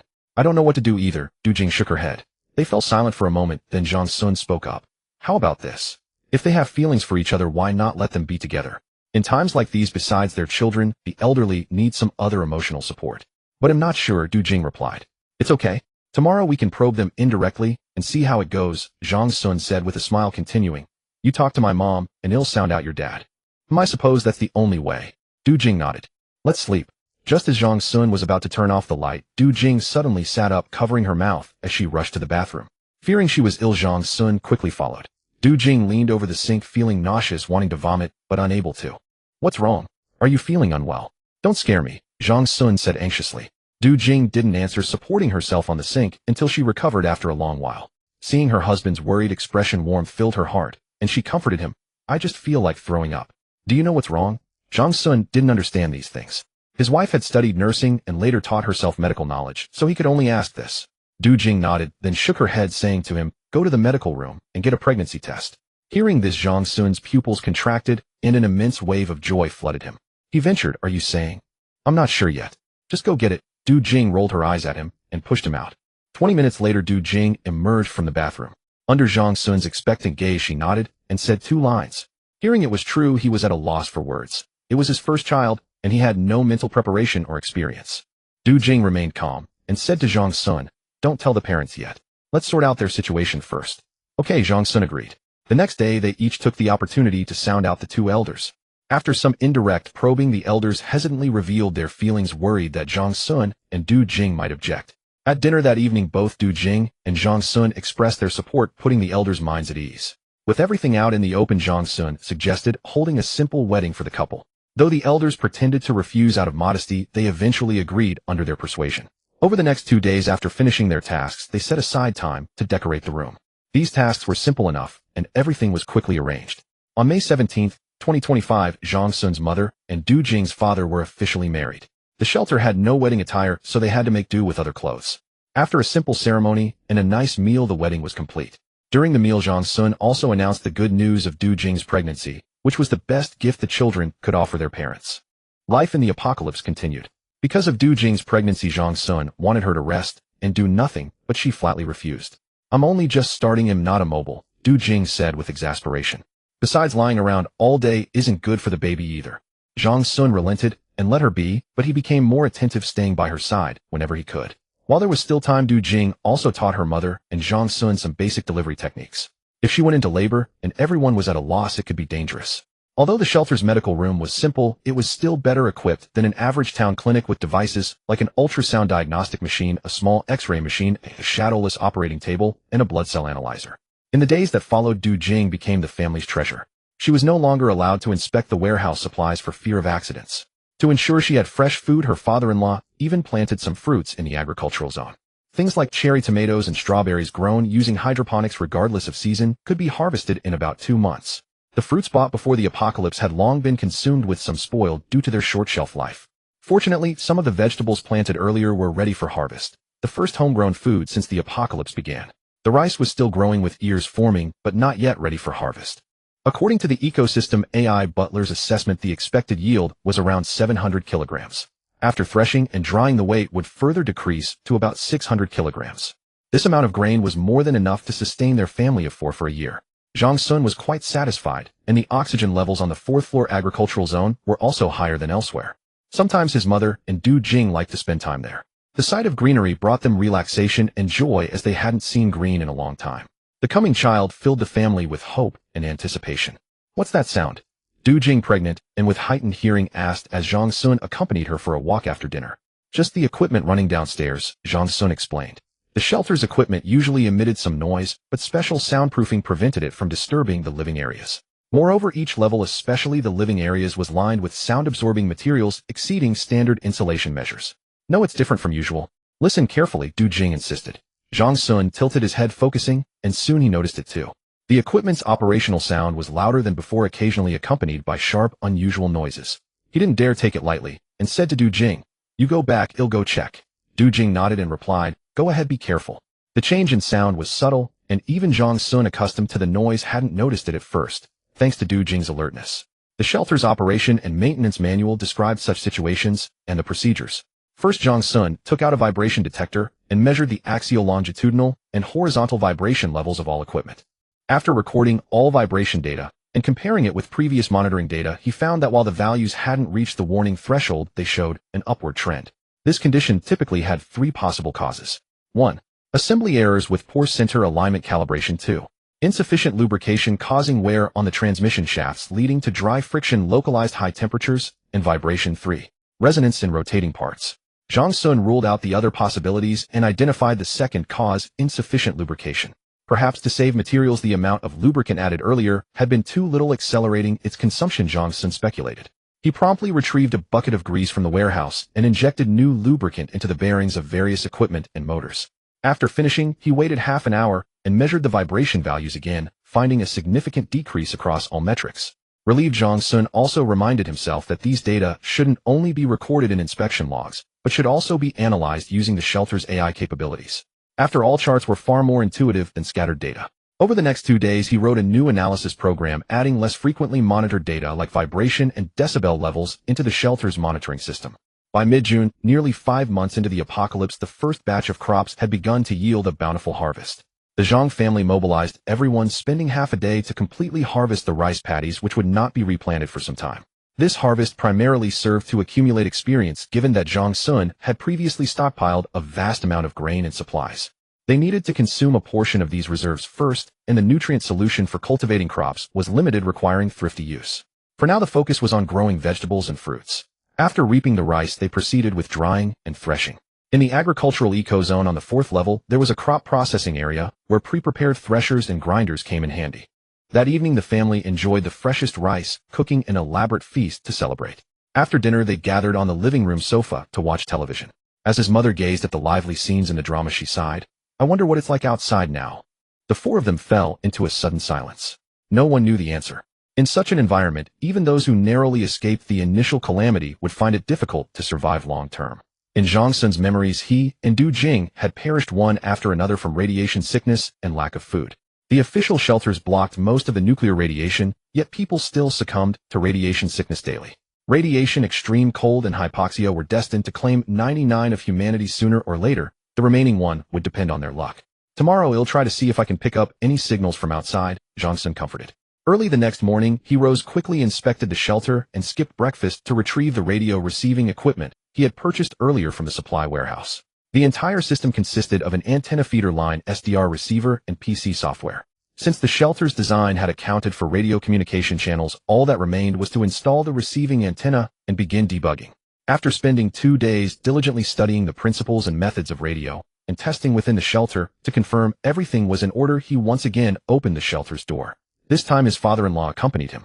They did not immediately proceed with installation, but first disposed of the garbage. The installation site was beside one of the ventilation shafts where the radio communication channel was deployed, offering good protection. The two worked together to connect the pre-prepared aluminum alloy pipes wrapped in insulation material to encase the receiving line, then erected the dish antenna. To prevent the antenna from being buried by heavy snow, the steel stand below stood 3 meters tall, angled eastward. After also wrapping it in insulation, they secured the 4 legs of the base frame to the ground with steel spikes. Then Zhang Sun waved his arms toward the camera. Inside, Du Jing, monitoring the feed, began to operate, rotating the antenna's orientation. Seeing the antenna move indicated a successful connection. The debugging work would have to be done back inside, a task Du Jing couldn't handle, so it fell to him. They did not return immediately, but continued to clear snow and debris from the shelter's upper passages and the camera area. As temperatures dropped further, the morning monitoring had already recorded 48°C. The cold was unbearable. Zhang Sun and his father-in-law wore thick clothing beneath their protective suits. This outing was more exhausting than their first. After clearing the snow near the passages and camera, the two carefully supported each other back to the main passage's flat ground. Before entering, he glanced toward the provincial road, a vast expanse of white that seemed to reflect light, possibly a layer of ice. The snow in front of the shelter had begun to freeze, becoming quite hard, and stepping on it did not cause sinking. This was good news for Zhang Sun. Would driving out in the future avoid getting stuck? He would verify it later. After another complex decontamination process, the two re-entered the shelter. Fortunately, since they hadn't driven out this time, the decontamination took much less time. Back in the living area, after shedding the heavy clothing, Zhang Sun went to the signal receiver and began debugging. First, he rotated the receiving antenna to test the direction. Due to the mountain's obstruction, the searchable angles were limited, with the northeast being the most feasible. Before the apocalypse, Zhang Sun had researched the impact of nuclear explosions on wireless communication, and the outlook was grim. Small-scale nuclear blasts had limited range and duration. Particularly high-altitude, high-yield nuclear explosions produced 2 types of effects. First, the nuclear electromagnetic pulse occurring at the moment of detonation, which briefly disrupts and damages electronic and electrical systems, including communication devices. The second was the additional ionospheric effect, a severe but short-term impact on shortwave radio communication and radar observation without damaging the equipment. Before the apocalypse, humanity had deliberately launched high-yield nuclear bombs, detonating them at high altitudes, generating massive radioactive clouds. When the multiple fission products rose above 15 kilometers, they created an additional ionospheric effect. Given the immense yield, Zhang Sun couldn't predict how long this effect would last. He held little confidence in this attempt. Moreover, he was not a radio enthusiast. His knowledge of this type of technology was superficial, but he at least understood the basic principles. The process primarily involved the receiving antenna capturing electromagnetic waves from the air, the tuning circuit selecting the desired frequency signal, and the detector restoring the high-frequency signal into an audio signal demodulation. The demodulated audio signal was then amplified to obtain sufficient driving power and finally converted through electroacoustic transformation to reproduce the broadcast content.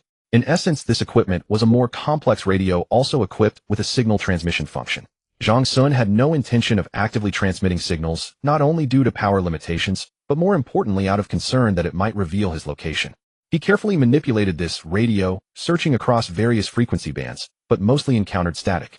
Occasionally sharp, piercing noises indicated that atmospheric radiation had severely interfered with the radio signals. After 2 hours of searching back and forth across the bands, the Zhang family gave up. It was currently impossible to receive external signals.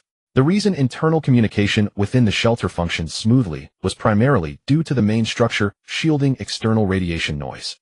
Thus, devices like walkie-talkies and IoT equipment which used radio transmission and reception could operate safely and stably. Though disappointed, life had to go on.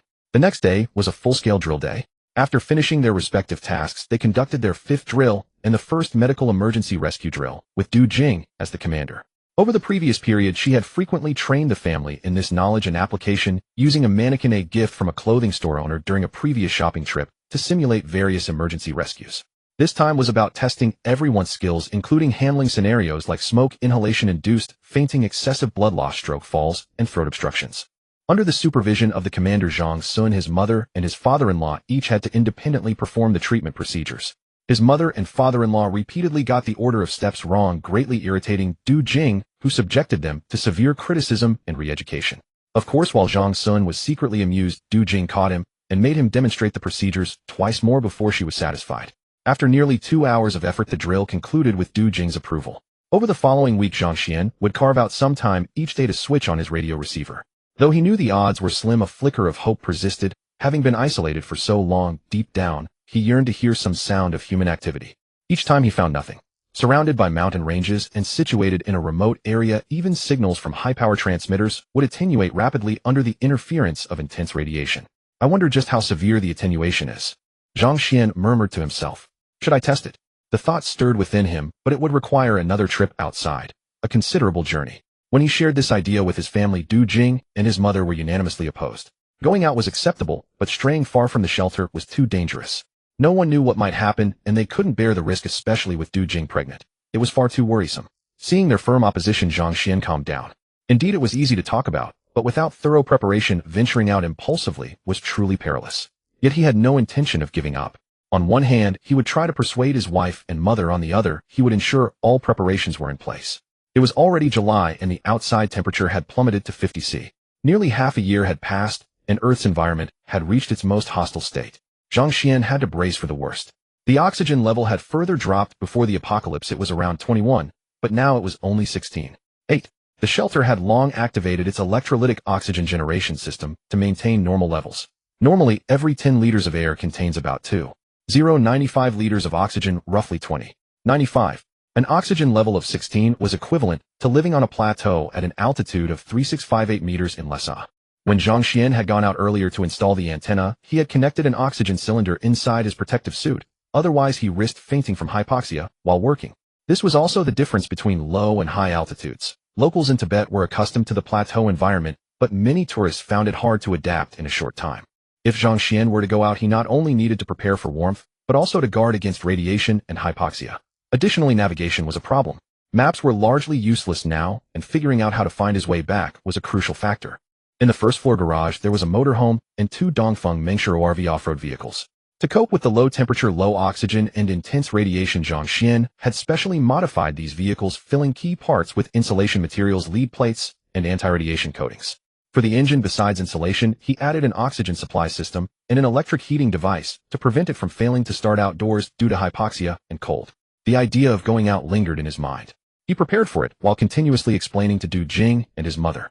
In the first few days, their stance was unyielding, but after Zhang Xian's patient persuasion, they finally softened a little. Seizing the opportunity, he intensified his efforts, detailing his plans and preparations. In the end, Du Jing and his mother were convinced and agreed to his expedition. This time he planned to go alone.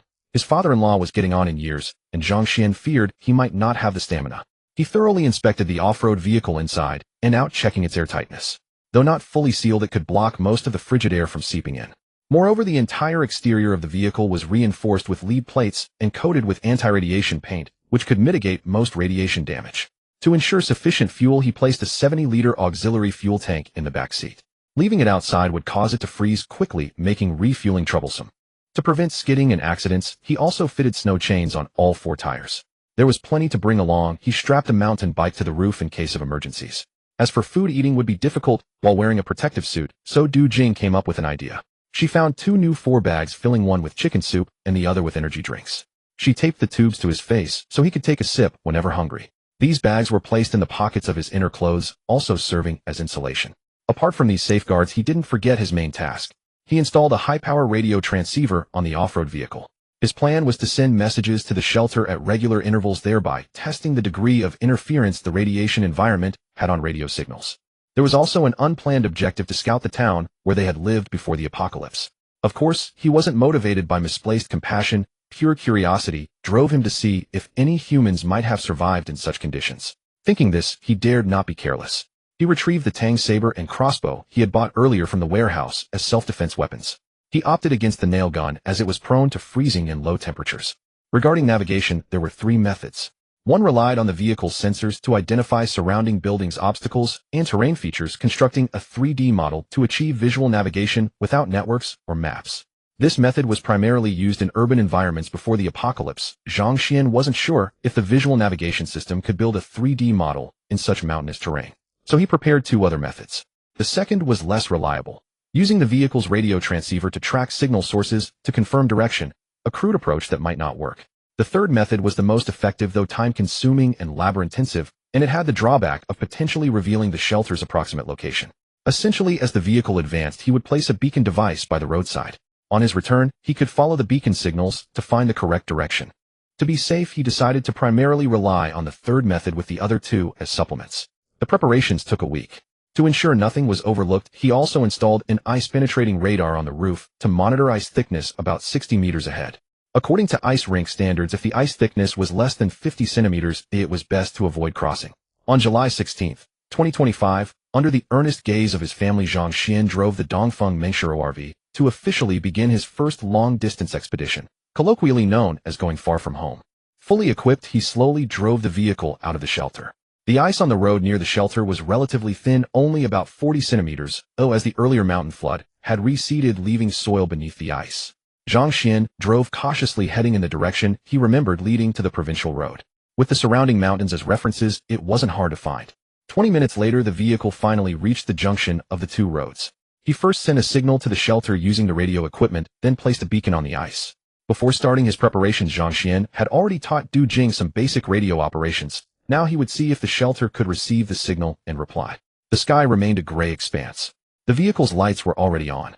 Sitting in the car, Zhang Xian gazed at the distant mountains, quietly waiting for a response from the receiver. BZZ, BZZ, BZZ.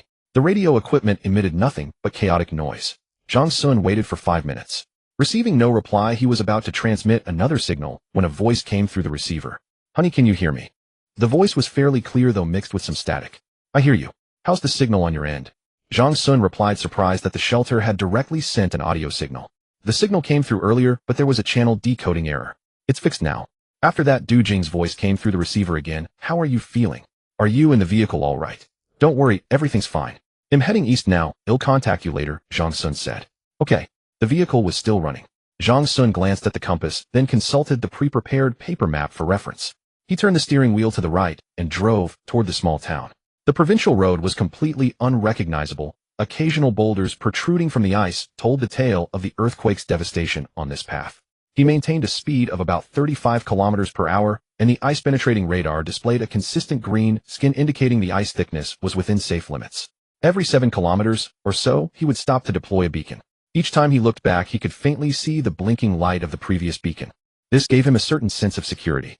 Every 10 kilometers, he would call the shelter.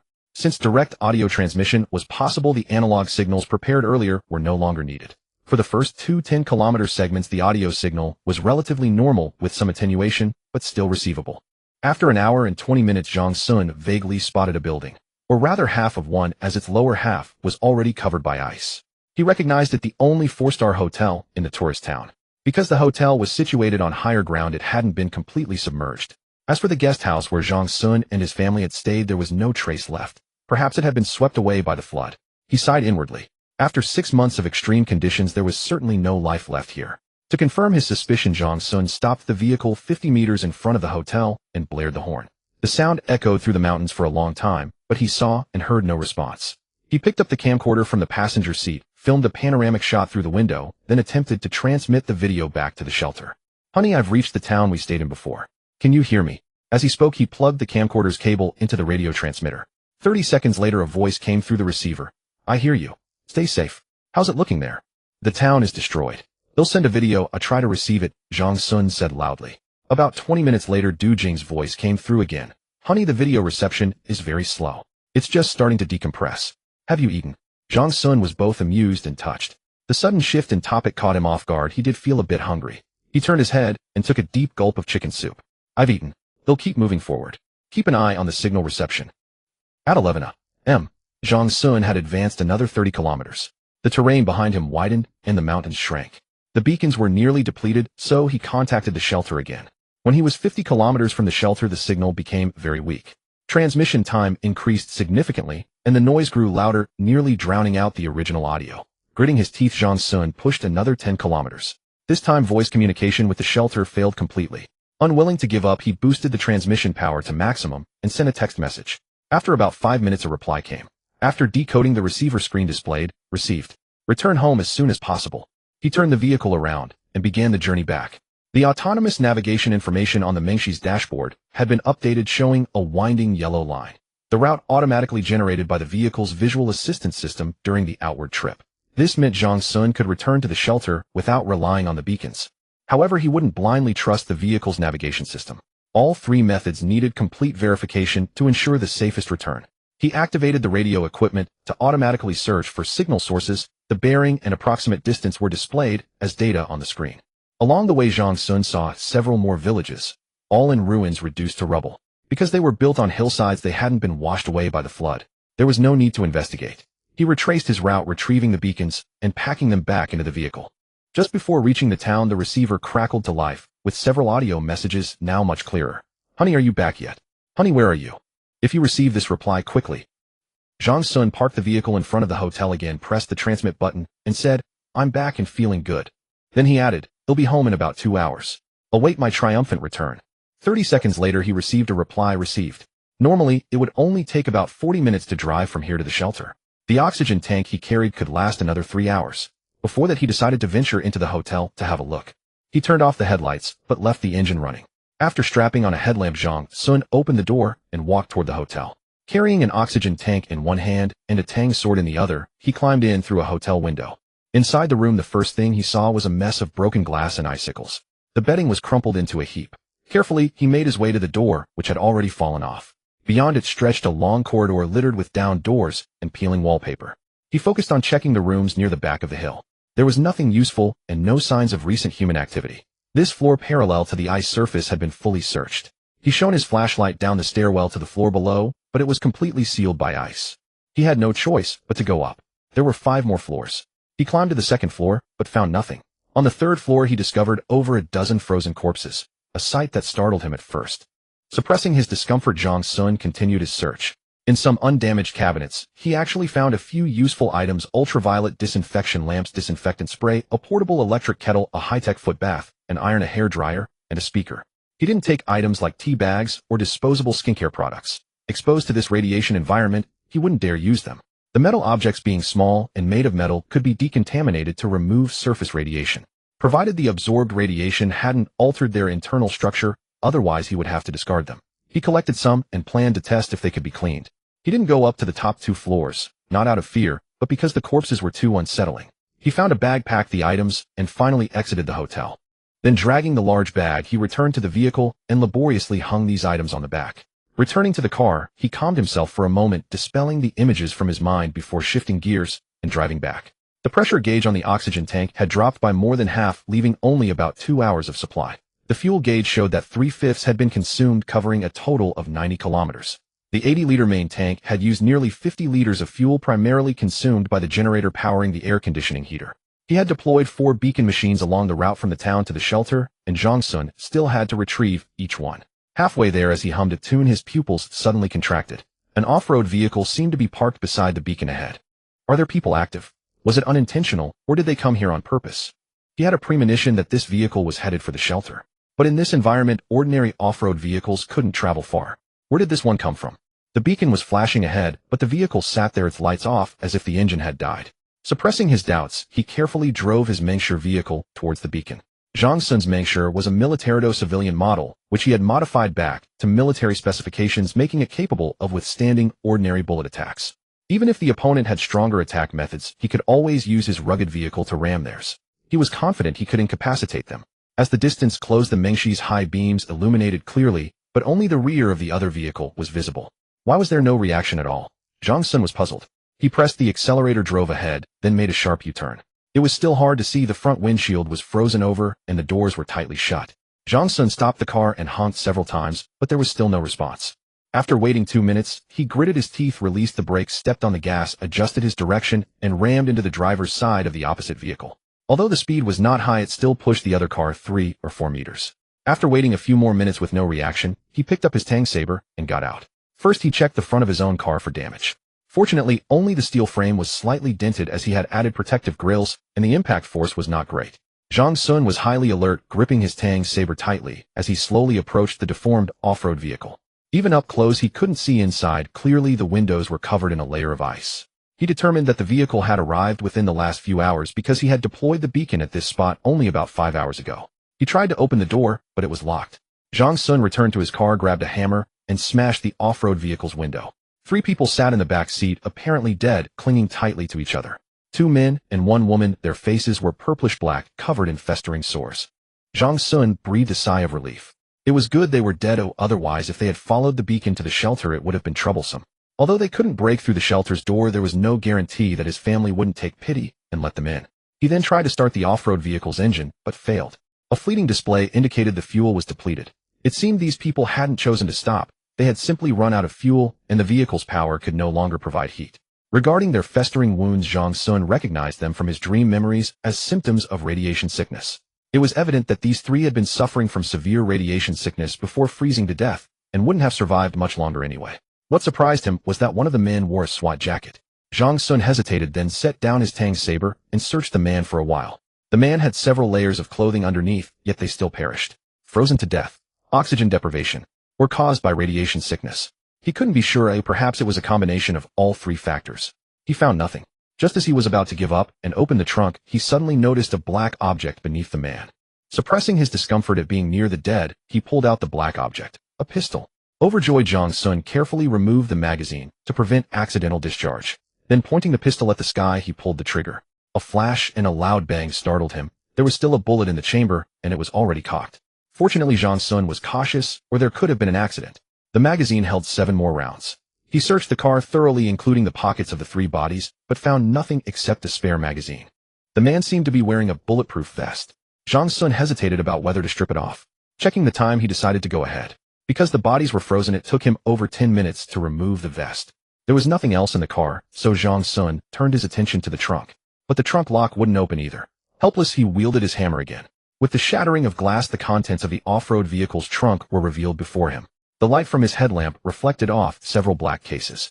His heart skipped a beat. There were 7 cases of varying sizes, looking relatively new, with nameplates and labels attached.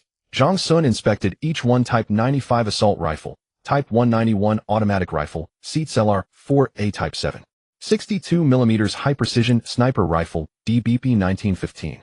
8mm standard ammunition approved batch steel 1500 rounds, Seats LR-4A7. 62mm high-precision ammunition, 420 rounds 7. 62mm tracer incendiary rounds 60. QKM white light aiming scope kithylographic sight kit, Type 84-7. 62mm micro pistol. Including the Type 92 police pistol Zhang Sun had found earlier, there were 5 types of firearms in total. He hadn't expected such formidable firepower in this off-road vehicle and felt a surge of relief.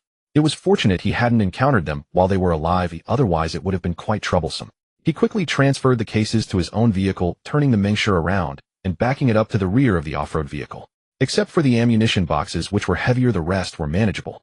After moving everything, he was exhausted, mainly because the thick protective suit was cumbersome. He then checked the car again for any overlooked items and unexpectedly found a notebook. It had been hidden under the seat cushion, so he had missed it earlier. Flipping through a few pages, he discovered it was a diary with valuable information, so he kept it. After closing the door, Zhang Sun picked up the beacon, then retrieved a rope to connect the 2 vehicles. He planned to tow the car to an inconspicuous spot to avoid arousing suspicion from anyone passing by. Starting the engine, he continued back.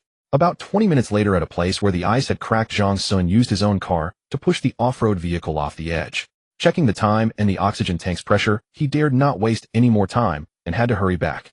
During this time, Du Jing had sent multiple messages urging him to return quickly. Zhang Sun knew his family was worried because he hadn't replied earlier. He responded briefly, then focused on moving even faster than when he had left. Half an hour later, Zhang Sun's Mengshi vehicle arrived safely at the entrance of the shelter. Back at the shelter, not only Zhang Sun, but also his family breathed a collective sigh of relief. He had left at 8 in the morning and returned at 3 in the afternoon, covering 120 kilometers in nearly 7 hours. After another lengthy decontamination process, he finally reached the living area around 5 o'clock, just in time for dinner. Among the items he had found earlier in the hotel, several still retained stubborn radiation contamination. Having been exposed to the outside environment for too long, the internal structure of the metal had changed. They were now useless, leaving only the ultraviolet disinfection lamp and the electric kettle still functional. He discarded the useless items along with his first layer of protective suit into the red trash can behind the front door. They were sealed, and he would find an opportunity to dispose of them later. As for the equipment discovered on the road, the decontamination process went smoothly. The radiation levels had already met the standards after the first cleaning. Zhang Sun speculated that these items had likely been stored in some key warehouse before avoiding prolonged exposure to high levels of external radiation. He estimated they had only been transferred to the off-road vehicle in the past couple of days. Furthermore, the guns had been protected to some extent by the plastic case they were in. Of course, the outer case was no longer usable, and Zhang Sun felt no regret about discarding it for safety's sake, keeping only the contents inside. As for the diary, it couldn't be washed. With no other option, Zhang Sun used the corridor's camera, holding the diary up so that Du Jing could take screenshots page by page. After finishing, he also threw it into the trash can. The warrior vehicle was rinsed 3 times. After closing the second door, Zhang Sun wiped it inside and out several times with soapy water. Instead of driving it into the garage, he pulled down the protective cover that had been draped over the bulldozer and put it back over the warrior. Afterward, he washed his second layer of protective suit with soapy water. Only after the test results met the standards did he take it off. He then moved all his previous gains onto the bulldozer and drove it back to the warehouse. Returning to the living area, Zhang Sun immediately took a shower and then gave each family member a big hug. This expedition not only verified the maximum transmission and reception range of the shelter's high-power radio equipment. Of course, if the radiation environment improved in the future, this distance would certainly increase significantly. Beyond that, it also confirmed that there were likely no survivors within a 60-kilometer radius. However, he was certain that quite a few people had survived in Enchi City proper. The diary he had briefly flipped through earlier confirmed this with some of its contents. Furthermore, the greatest gain was probably the weapons and ammunition. These items, which were unattainable before the apocalypse, not only greatly enhanced the shelter's defensive capabilities, but would also ensure much greater safety during future expeditions. After his shower, Zhang Sun felt an immense sense of relief throughout his body. Seeing the table laden with dishes, his appetite surged, and he immediately began to wolf down his food. After the meal, Zhang Sun noticed that everyone seemed out of sorts. Puzzled, he asked, "What's wrong with you all? Why do you look so listless?" Du Jing left the table, fetched a tablet, and said to Zhang Sun, "Take a look at this." The tablet displayed the content from the diary they had screenshotted earlier. Zhang Sun understood they had been stirred by complex emotions after reading the diary. He had only skimmed it briefly before, so he decided to take a proper look now. March 1st, 2025. Found a notebook with a pen. It's the 5th day of the disaster. It's so hot. Many people around me have died. That damned asteroid. That day, everyone rushed into the bomb shelter. I squeezed in with my son, but I didn't realize my wife was gone. I miss her so much. Still no news from my parents back home. I wonder how they are. March 15th, 2025. The hastily brought food ran out the day before yesterday. My son has a high fever. I really don't know what to do. I snatched a pack of instant noodles from someone earlier. That person is still lying on the ground, not moving. I didn't kill him, did I? March 16th, 2025. Looks like that guy from yesterday is indeed dead. How could he be so fragile? I only took a pack of his noodles. It's scorching hot in the bomb shelter. Too hot. My son's fever hasn't gone down. What do I do without medicine? I saw some people had medicine, but they wouldn't give it to me. They said I killed someone. I'm going crazy. March 17th, 2025. A group of people organized themselves to go out and scavenge for supplies. There's a supermarket near the shelter. Over 100 people went out, but only about 60 returned. They all had varying degrees of burns and scalding. But it's okay, they brought back a lot of food. I managed to grab some in the chaos. My son and I hadn't eaten in almost 2 days. March 19th, 2025. Without exception, all those who had returned earlier died. I heard it was from severe nuclear radiation. But people have to eat. Thankfully, someone found some protective suits in the shelter, about 20 or so. The temperature is dropping today. That's good news. But I lost my son on this day too. He was only 6 years old. 2025, I can't remember the exact date anymore. The day before yesterday, 8 or 9 people in SWAT uniforms came and took over the place. They drove 3 armored vehicles right into the shelter. Order is much better now, but people are still dying every day. Their skin is ulcerating and they're coughing up blood. I study geology, so I know a bit about radiation. Since many of our geological survey equipment contains radiation sources, I offered some suggestions to the SWAT officers. Yesterday, they organized a team to go out and look for supplies. They brought back a lot of things. Today, they got another group to dismantle the door at the shelter's entrance. In the morning, they used the cement they brought back to build a wall. I helped too, wearing a protective suit. After a whole day's work, we finally sealed the entrance, leaving only a small door wide enough for 2 people to pass through. We'll continue tomorrow to thicken this new wall, making it more effective at blocking radiation. 2025, I don't know the date. The rain outside is getting heavier and heavier, and it's highly corrosive. We've organized many supply searches, and many people have been burned because of it. The torrential rain soon flooded half the shelter's entrance. Good thing we built that sturdy wall in advance. People praised my foresight. Later, the SWAT officers treated me relatively well. But people are still dying from illness every day, which does help conserve the emergency food supplies. 2025, I can't remember the date. A riot broke out in the shelter today. 3 SWAT officers were killed. They had guns, but even more of the others died. Now only a few hundred people are left in this shelter. The old, weak, sick, and disabled are all gone. A few days ago, I saw someone hiding and eating something secretly. I don't need to guess what kind of meat that was. 2025, a winter, I think. It's getting colder and colder, unbearably cold. Only 2 SWAT officers are left now, but no one is resisting anymore. Everyone is unwilling to waste precious energy. And my body is probably failing too. I've been feeling very weak these past few days. Then it suddenly came to me. There seems to be an underground resort hotel over at Yushangwan. I once wrote a geological survey report for that boss, surnamed Zhang. Later, I heard from a friend at the Industry and Commerce Bureau that the resort hotel had probably been completed. It's impossible to survive here any longer. I have to find another place. But how can I get there? I've thought of many ways, but none of them work. So I told this news to one of the SWAT officers I got along well with. He was very excited when he heard it, but his comrade disagreed, and they started arguing again. In the year 2025, wasn't it? It should be. We were about to set off, but the previous SWAT vehicle had broken down, so we had no choice but to go out and find another. Finally, on the 2nd floor of a car dealership, we discovered an SUV that was still usable. The keys were still in the ignition, but the fuel had frozen. We gathered plenty of wood, lit a fire, and placed it above the engine to warm it up. After several attempts, we managed to start the vehicle. Fortunately, the ice layer was high enough, and we forced our way down from the 2nd floor. Then we returned to the air raid shelter to pick up his lover. The SWAT officer, to be safe, went back to their previous base and found several crates of weapons. My body was growing weaker. I didn't know if I could hold on until we reached our destination. Now I couldn't even remember the direction. He was driving, his face blue from the cold, while I wrote in my diary. No, I should be writing my last words, because I saw the fuel gauge was nearly empty. So cold. The woman in the back had fallen asleep. Then why did I seem to see a light? Zhang Sun put down his tablet and fell into silence as well. He knew this man. Before the apocalypse, when he first came to Inchi Prefecture to choose a site for the shelter, he had hired 2 locals who worked in the geological department. He had forgotten their names, but they had indeed been a great help to him. He sighed. It seemed there weren't many survivors left in Inchi Prefecture either. This damned apocalypse. Just from the situation described in this one diary entry, other places couldn't be much better. Honey, Dad, Mom, look on the bright side. At least we're still alive, and well, aren't we? Zhang Sun suppressed his own emotions and comforted them. Let's not dwell on dark thoughts anymore. Our daughter is pregnant, so let's be happy for the baby. Sake, his father-in-law, continued, echoing Zhang Sun. After resting for 2 hours, Zhang Sun completed the shelter inspection and patrol before finally going to bed. The next day, Zhang Sun slept until past 9. Du Jing hadn't woken him. He had been utterly exhausted yesterday, so she let him sleep in. After getting up, he still had to carry out the routine inspections. He couldn't afford to be careless, he silently admonished himself. To save on meat, they had the doomsday canned meal set for lunch. It wasn't exactly delicious, but it wasn't bad either. The main thing was that a small amount was filling. These cans had an extremely long shelf life, and it was a nice change of pace once in a while. After lunch, Zhang Sun and his father-in-law went down to the 1st floor. To tinker with the toys, every man dreams of guns. This time he had brought back 5 different models. Among them, the Type 84 and Type 92 pistols were relatively older models. The Type 191 automatic rifle and the CLR-4A high-precision sniper rifle were the latest products. The former also had a resounding name, a member of the Type 20 rifle family. The CLR-4A high-precision sniper rifle and the Type 84 pistol used 7.62mm caliber ammunition. The Type 92 pistol, Type 95 assault rifle, and Type 191 automatic rifle used 5.8mm caliber ammunition. Zhang Sun was particularly enamored with the Type 191 automatic rifle. It was equipped with 2 types of sights, a holographic red dot sight and a white light sight. The latter was a complex yet highly practical aiming device.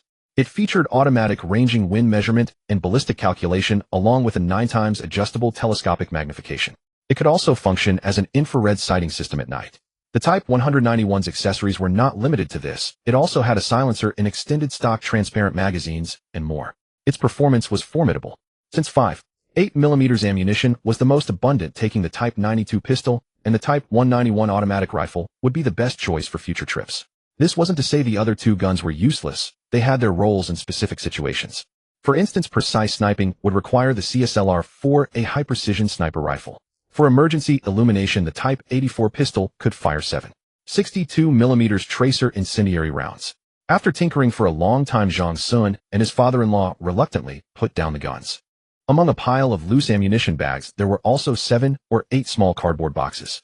Opening them, they turned out to be grenades. He hadn't noticed them before. Then his father-in-law volunteered, "I'll go get some materials to make storage cases for these weapons." Zhang Sun nodded and continued reading the manuals. He needed to find a way to do some live-fire drills to gain experience. The space inside the shelter was too small. He was afraid of ricocheting bullets hurting someone. What to do? That's right. Wasn't there a laser simulation shooting system in the game room? I could remove the laser emitter from the prop gun and attach it to the real gun. When practicing ID, just fire blanks. That way, except for not firing a real bullet ID, get the recoil sound and all the other sensations. Great idea, thought Zhang Sun, and he set to work. Actually, that system wasn't Zhang Sun's idea. It had been added by the designers at Rising S Company. Just that one piece of equipment cost 25000 RMB. Zhang Sun had checked online before. The retail price for this system in China was over 100, which showed just how exorbitant Rising S Company's prices were. The laser emitting device was small and didn't take up much space. The prop gun was too light, and its recoil and sound were negligible, providing no real experience.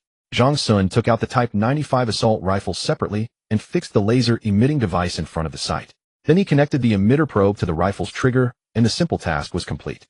Next came the testing phase. Zhang Sun raised the rifle, engaged the safety, mimicked the soldier's posture, and pulled the trigger. Pop, pop, pop. Several gunshots rang out, and the screen image shook violently. The simulated bullet hit the hostage right in the forehead. Awesome. The gunfire from the living area startled Du Jing and his mother, who rushed to the game room. They found him wearing a VR headset, holding a gun, and having a blast. They were at a loss whether to laugh or cry. Later, seeing his mother and Du Jing there, he let them try it out too.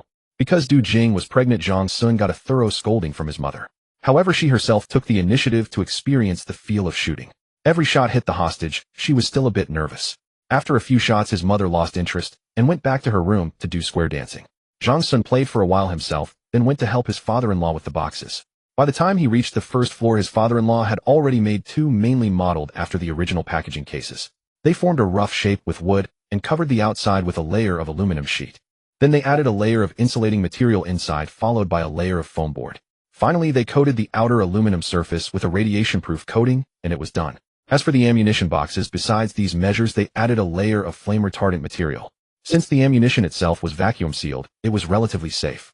The grenades were stored separately on the first floor, while the ammunition and guns were stored in the warehouse on the second floor. Today was July 17, 2025. In a few days, it would be half a year. For a long time to come, he wouldn't go out again. Taking out the trash didn't count. Du Jing should be about 2 or 3 months pregnant. The next priority was to ensure the baby's safe delivery and the shelter's secure operation. Last night, Du Jing had asked him a question: "Tell me, will our child hate us in the future? The world has already ended, so why did we bring him or her into it? When we're old and die, and this world is left with only him or her all alone, what then?" Zhang Sun had no answer for these 2 questions. Maybe the world would get better later. Maybe if they had more children, they wouldn't be lonely. No one could say what tomorrow would bring. Zhang Sun only knew that he wanted to do his best to ensure he and his family could live well in the present. That was enough. By August, his wife's belly had grown visibly large. The entire family treated her like a revered ancestor, refusing to let her do any work. However, after spending days playing games and watching television, Du Jing grew weary of this idle life and insisted on finding something to do. Having no other choice, Zhang Sun reluctantly agreed to let her resume her previous tasks, but imposed 3 strict rules. First, she was forbidden from entering the 5th floor or the 1st floor. The 5th floor was considerably noisier and housed more equipment, posing a risk of injury if she were to bump into something. The 1st floor, being near the exit passage, had higher radiation levels than the living quarters due to Zhang Sun's comings and goings. Although harmless to adults, it could potentially affect the child. Second, she was not allowed to consume expired food. Zhang Sun had stockpiled many provisions that had since expired, which he had been reluctant to discard, but Du Jing required safe food. Third, she was not to wander alone. The living area was small enough that she could be easily found, but venturing to other floors without company was too dangerous. These were his non-negotiable terms, and Du Jing had no choice but to agree. Subsequently, the full-scale drills previously held 3 to 4 times a month were reduced to twice monthly. To accommodate the pregnant woman, Zhang Sun deliberately lowered the standards. During this period, his mother was overjoyed as the chickens and ducks she raised had finally hatched their young. After 6 months of raising them, these fowl consumed a great deal and laid eggs regularly, but they refused to brood. Zhang Sun instructed his mother to consult the book, A Friend for Military and Civilian Talents. After studying it for a while, she finally discovered the reason.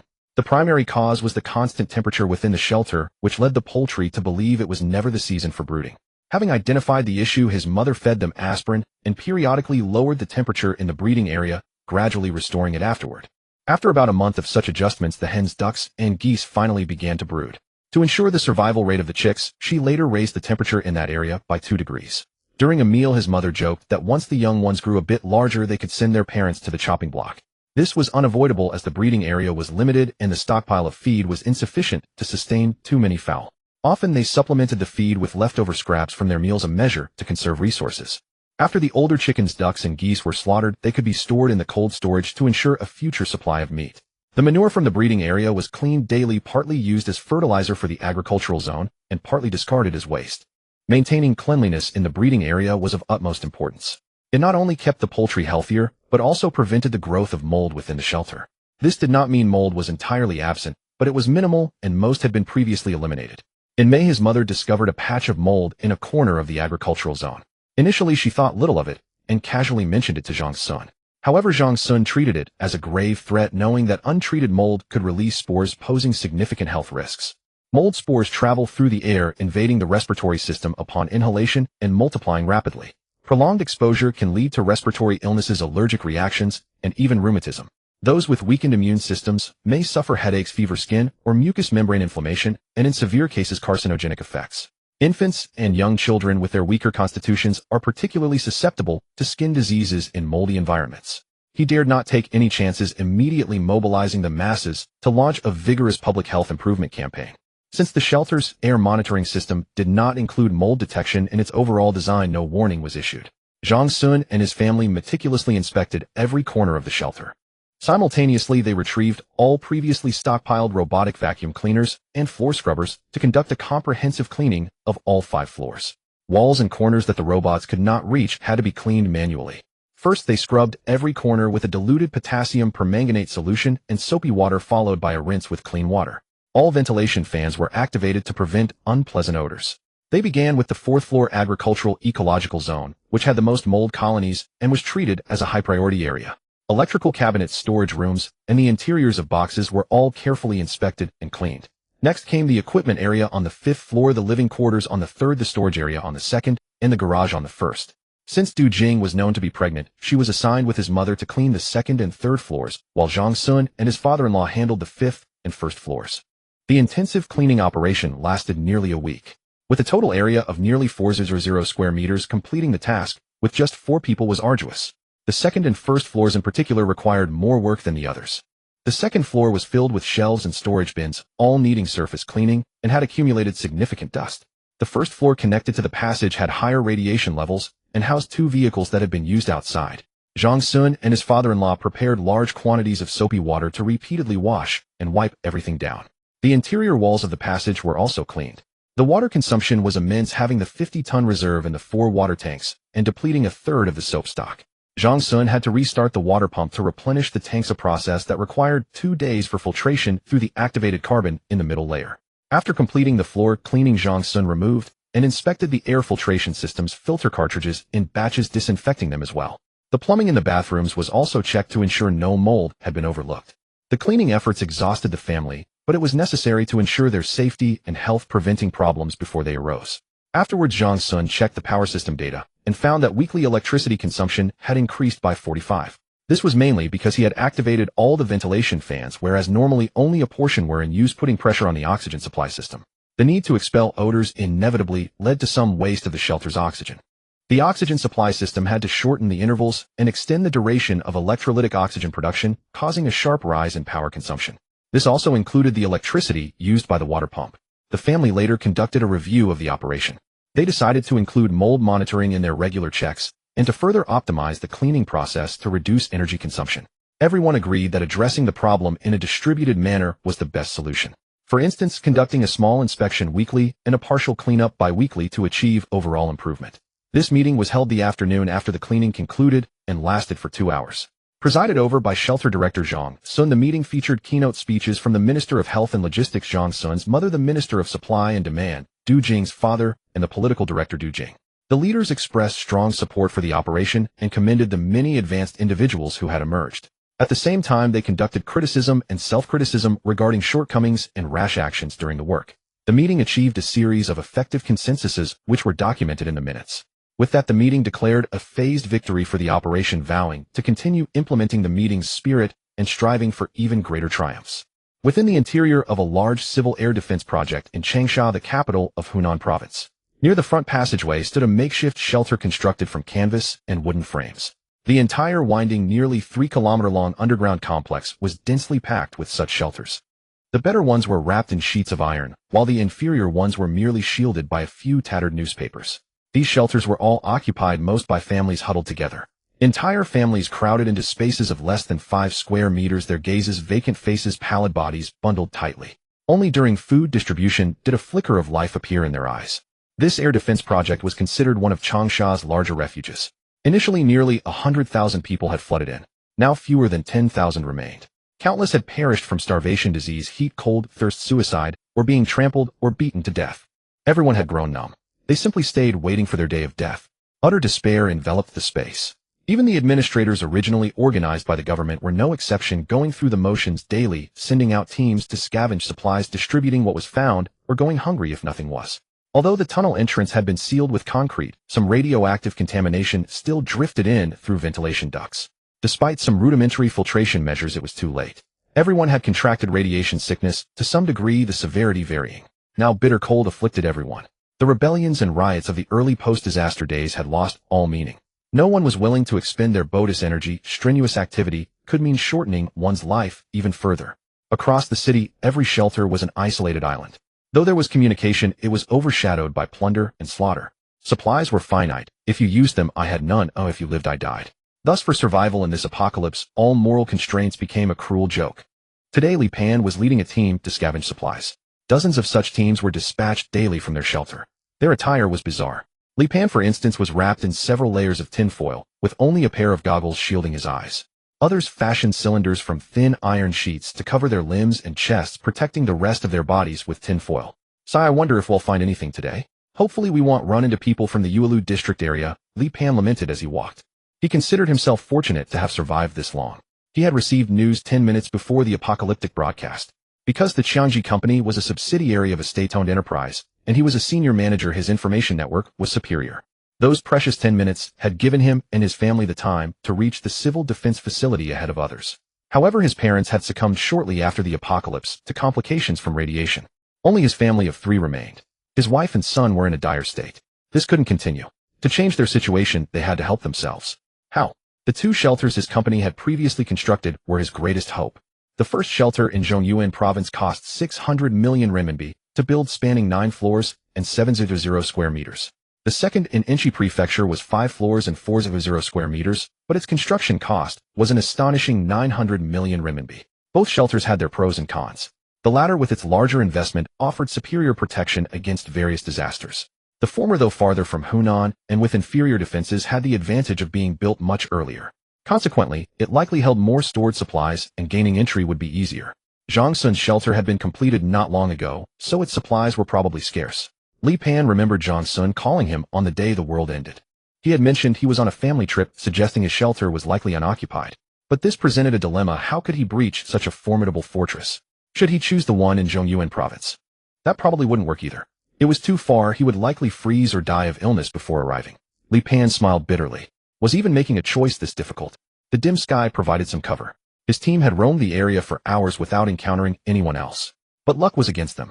Beneath the broken ice layer, they only found an expired box of spicy sticks and a few self-heating hot pot meals in the ruins of an underground shopping mall's convenience store.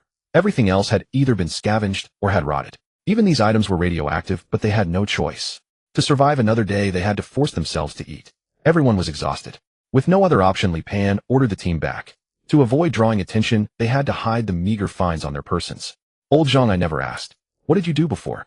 Li Pan spoke, trying to break the oppressive silence on the way back. Anything to survive. I've done it all. Started in a factory, then installed air conditioners, did after-sales repairs for security doors, and then. Before he could finish, Li Pan's eyes lit up. He asked urgently, security door repairs. Are you familiar with smart locks? Old Zhang hesitated. What use is that now?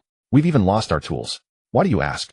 Li Pan glanced around at the others and made an excuse. If you can pick locks, we could try exploring some residential compounds next time. What intact compounds are left? Even if there were, they'd have been picked clean long ago, Old Zhang replied. Li Pan forced a dry laugh and said nothing.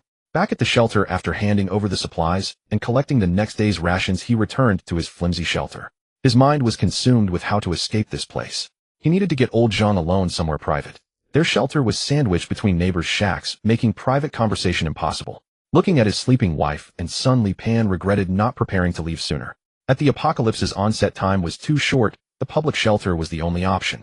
After enduring the earth-shattering tremors and scorching heat, came the acid rain followed by torrential downpours. Once the storm subsided, he had considered taking his family to find those two shelters. But they were all sick. He had to venture out to find medicine and food. Time passed, and then the temperature plummeted and the oxygen levels dropped. Every trip outside was pure torment. The lucky ones found a set of protective gear, the unlucky could only await death. He didn't know how he had endured these past 6 months. There was nothing left to hold on to in this apocalypse. If not for his family, he would have welcomed death. Li Pan held his curled-up son, closed his eyes, and calculated. To leave, they would need 2 vehicles. If Old Zhang could handle the locks, his family would come too. Besides vehicles, they would need fuel and food for the journey. If Old Zhang couldn't manage it, he would have to find a way to breach the main gate. If he still couldn't get in, he would accept it as their fate. He had driven to that place many times, but would need a map or at least a compass and intuition. They had a compass at home. He had picked it up during a previous outing as a toy for his son. It might prove invaluable. Li Pan was relieved that the compass, relying on Earth's magnetic field, was unaffected by nuclear radiation, unlike electronic devices that had all failed after the apocalypse. Now his wife and son were gravely ill, occasionally coughing up blood. He hoped Zhang Sun's shelter had some medicine. Old Zhang had a young daughter. His wife had died in a car accident before the apocalypse. Realizing that many people's illnesses were likely radiation-related, he had early on made his daughter a suit of tinfoil clothes. He wrapped her tightly, so the little girl showed no severe symptoms. On the outskirts of Houston, USA, within a hollow of a small hill, a thick layer of ice covered the ground, and the hillside was encased in ice. Beneath the ice, a white square object resembling a manhole cover was slowly opening. The ice above was not thick and bore signs of having been chiseled by hand. The white cover first revealed a crack from which a puff of white mist emerged. Once fully open, a head poked out from the hole. The figure glanced around, confirming there was no danger, before climbing up a ladder. The person wore a protective suit and carried a red bucket tied with a rope. Standing near the exit, he removed a chisel strapped to his body and began to break the ice. He placed the falling chunks into the bucket, then slowly lowered it down through the opening. Minutes later, an empty bucket was pulled back up, and he resumed chiseling. After just a few strikes, he began panting heavily, his breathing rate quickening, and he slumped down to sit on the edge of the exit. This man was He Zi, Zhang Sun's high school classmate. Before the apocalypse, Zhang Sun had won a considerable sum betting on football. To thank He Zi, he gave him a sum of money and suggested he buy a doomsday bunker from Rising S Company. He Zi's family was well off, and after some consideration, he took the advice and purchased this shelter. In fact, even the doomsday canned food reserves Zhang Sun procured were first bought by He Zi and recommended to him. However, since the apocalypse struck without warning, He Zi's gratitude towards Zhang Sun had become immeasurable. It was because of Zhang Sun's advice that his family had survived the end of the world. He remembered the day the apocalypse began. The U.S. government's emergency broadcast was delayed. The news the public received actually came from across the Pacific, from China. Even so, everyone was stunned, frantically questioning the government about the truth of the information. But the U.S. government offered no response whatsoever. It seemed they simply didn't care and had fled. He Zi's family was thrown into panic. After digesting the horrifying news, He Zi remembered he owned a doomsday bunker. He hurriedly told his family to pack their belongings and rush to the bunker. Since he had chosen a location on the hill behind their home in the hollow near the outskirts with few neighbors, the journey there went smoothly. With the U.S. government abandoning public notifications, the populace received the news late.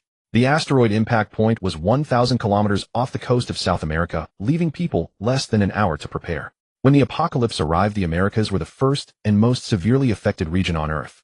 A colossal tsunami 500 meters high nearly submerged most of the continental United States. Violent earthquakes reactivated the Yellowstone volcanic group, causing even more severe environmental damage. The entire central and eastern United States became a watery wasteland and volcanic zone, making human survival impossible. Houston, located on the southeastern coast, experienced a smaller tsunami, and the floodwaters receded relatively quickly.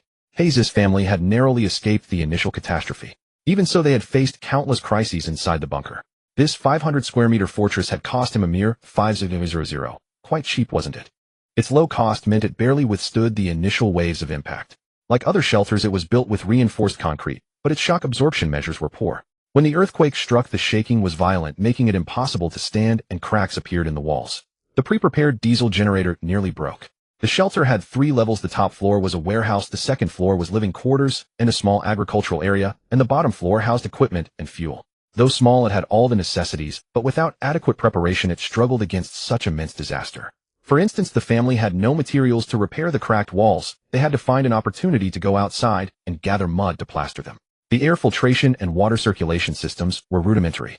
When fireballs rained from the sky, the ashes from burning Houston filled the air. The shelter couldn't filter these completely, causing everyone in the family to develop lung disease. Especially during the period of extreme heat, the family barely held on. The only consolation was that Hayes had bought several sets of doomsday canned food and provisions, enough to last them several years. His main reason for coming out today was that their water supply had run out. Since the great downpour, they had been shipping ice outside to melt for water. Despite the radiation, they had no choice. Without it, they would die of thirst. They still had some diesel. To conserve it, they ran the generator for an hour every 2 or 3 days to charge the batteries. The exit of the shelter was covered by about 3 meters of ice. Hayes had once climbed out and looked towards the city. It was completely unrecognizable. Nothing but ruins remained. What troubled Hayes most now was his family's severe coughing, headaches, and nausea, with no idea what to do. He had once thought of trying his luck in the city, but they had no transportation. Their car had been washed away long ago. The city and suburbs were connected, but still 7 or 8 kilometers away. Moreover, the suburbs were sparsely populated with few resources to scavenge. Fortunately, there was a mountain bike in the shelter. He planned to take it onto the ice tomorrow. He hoped to find supplies, especially medicine. After hauling up about a dozen buckets of ice, Hayes finally closed the steel door of the exit and returned to the shelter. The warehouse still held 7.5 sets of the doomsday meal packages. They had originally bought 8, consuming half a set over the past half year. The remaining supply would probably last another 7 or 8 years. There were also 7 or 8 jars of Lao Gan Ma chili sauce, 2 bags of flour, a box of instant noodles, and 3 packs of toilet paper. These were items they had acquired for free from a small supermarket during their escape. They were reluctant to use them, so much remained. When they first reached the shelter, they had 15 minutes left. Hayes quickly opened all the faucets, filled every container with water, and even siphoned the gasoline from their car. It was this water that allowed them to survive until the great downpour, sparing them from drinking the highly acidic rainwater. Besides medicine, energy shortage was a severe problem. The shelter's heating had failed due to the extreme cold, forcing the family to huddle together in a single room. Compared to 99.9% of people in the U.S., Hayes' family was fortunate, but their survival was agonizing. His parents' health was failing. Hayes, his wife, and his unmarried sister were the main laborers. Recently, they had been moving supplies and equipment from the first and third floors to the second floor, making it the main living area. They sealed off the other levels, leaving only one ventilation pipe to the outside to prevent heat loss. Hayes often reminisced about the past, sometimes wondering if his old classmate was still alive, and if so, whether he was struggling just as much. But he knew that the two of them would never see each other again in this lifetime. Since the previous incident, Jong Sun had been contemplating how to further strengthen the shelter's defenses. Before the apocalypse, due to the inability to obtain firearms, the shelter's security system focused primarily on surveillance and early warning. The crossbows and nail guns purchased back then could only be manually operated, and the newly acquired batch of firearms was no different. They could not be automated. It wasn't that it was impossible, but rather that conditions were lacking. After all, he couldn't possibly consider every detail. Even micro-control motors had been procured. He had originally intended to equip some toxic agents, but they were simply unavailable on the market, so he had to abandon the idea. The problem now was how to eliminate intruders before they could breach the door. Jong Sun frequently pored over the shelter's inventory list, pondering if any method could achieve this. After racking his brains for days without any good ideas, he had no choice but to set it aside for the time being. In fact, compared to the city's civil defense facilities, Jong Sun's shelter was quite secure. First, the location was extremely remote, known to very few, and anyone seeking it would have to endure the harsh external environment. Second, the shelter was built deep underground with only a heavy steel-structured door and an escape passage as entry points. The air exchange channel was only larger at the front for easy filter replacement, while the rear was very narrow, mainly for piping, making it impossible for a person to crawl through. Both doors were indestructible even by RPG bombardment. Finally, even if they breached the first door, there was still a second door. And if they breached the second door, I could still run them over with the RV. The safety was beyond doubt, as Zhang Sun's earlier concerns were mainly about preventing enemies from damaging the shelter's external facilities, such as the door's identification system, keyhole ventilation system channels and filters. Also, external surveillance cameras, radio antennas, and the like could be maliciously damaged. These were all precious assets of Zhang Sun, and he must not let enemies destroy them. However, the awkward situation now was that there was no good way to eliminate the enemy before they approached. On one hand, the harsh external environment made it impossible for ordinary methods to maintain weapon performance for long. On the other hand, how to achieve timely warning weapon control and accuracy assurance. If these issues were not resolved, it would be difficult to keep the enemy at bay. A few days ago during dinner, Zhang Sun asked his family, "Last time people came with weapons. If later some elderly women and children come, would you let them in out of pity?" After a moment of silence, Du Jing spoke first. "It depends. If the baby is a boy, I might choose to take in a girl. If it's a girl, then take in a boy. If they have severe radiation sickness, then definitely not." Mom nodded and said, "Just thinking about those people coming with guns, I still feel a bit scared. If Xiao Du hadn't gotten pregnant, I might have chosen to take them in. But now that she carries our Zhang family's child, our family's property definitely cannot be left to outsiders." Dad also chimed in with your mom. Since everyone had reached a consensus, Zhang Sun had nothing more to say. His shelter was designed to the survival standards of a large family, and all functional indicators were top tier. After more than half a year of various harsh and complex post-apocalyptic conditions, it had demonstrated excellent risk resistance. Overall, he was quite satisfied, though there were some regrets about not having considered certain aspects during the design and stockpiling phase. Unless he went out again to the city center to see if he could find some equipment and supplies he needed. But now his wife was pregnant, so after some thought he decided against it. The shelter probably wouldn't be on anyone's mind. After all, the apocalypse had been going on for so long, and many of the people involved in its construction might not even be alive. Apart from pondering the shelter's defense issues from August 13th to 15th, Zhang Sun and his father-in-law did one more thing. To make the living area closer to nature and also for the future baby Sake, they deliberately created a garden on the connecting passage between the living room and the upper and lower floors, as well as on part of the staircase. The passage, nearly 4 meters wide and 7 meters long, along with some staircase space, was transformed into a green environment, serving as a nostalgia for the past. A 2-meter-wide walkway was left in the middle with 1 meter on each side, bordered by cement and stone walls about 30 centimeters high. The soil was brought from the 4th floor agricultural area storage, about 5 cubic meters spread on both sides of the passage. Then some nutrient solution mixed with water was poured over the soil. Finally, they pruned some of the green potted plants originally used as decorations in the living area and planted them in this garden. Plants like pothos spider plants, cacti, and asparagus ferns were all quite resilient and could also help regulate air quality.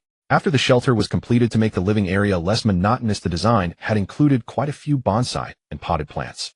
These bonsai ranged from trees to flowers to grasses, and the warehouse also stocked many plant and flower seeds. In addition to the above, they also incorporated roses, ivy, and grapevines. Under the direction and planning of Mom and Du Jing, Zhang Sun and his father-in-law carefully planted each type according to their requirements. For example, how far apart to place each tree, where to plant the red flowers, where to plant the purple ones, where to put the succulents, and so on. In terms of aesthetics, men were indeed inferior to women. Later, when the vines grew, they would need to build wooden trellises overhead for the vines to cling to. In Du Jing's words, in the future it would feel like being in a jungle, and you could just reach up to pick grapes to eat. How wonderful would that be?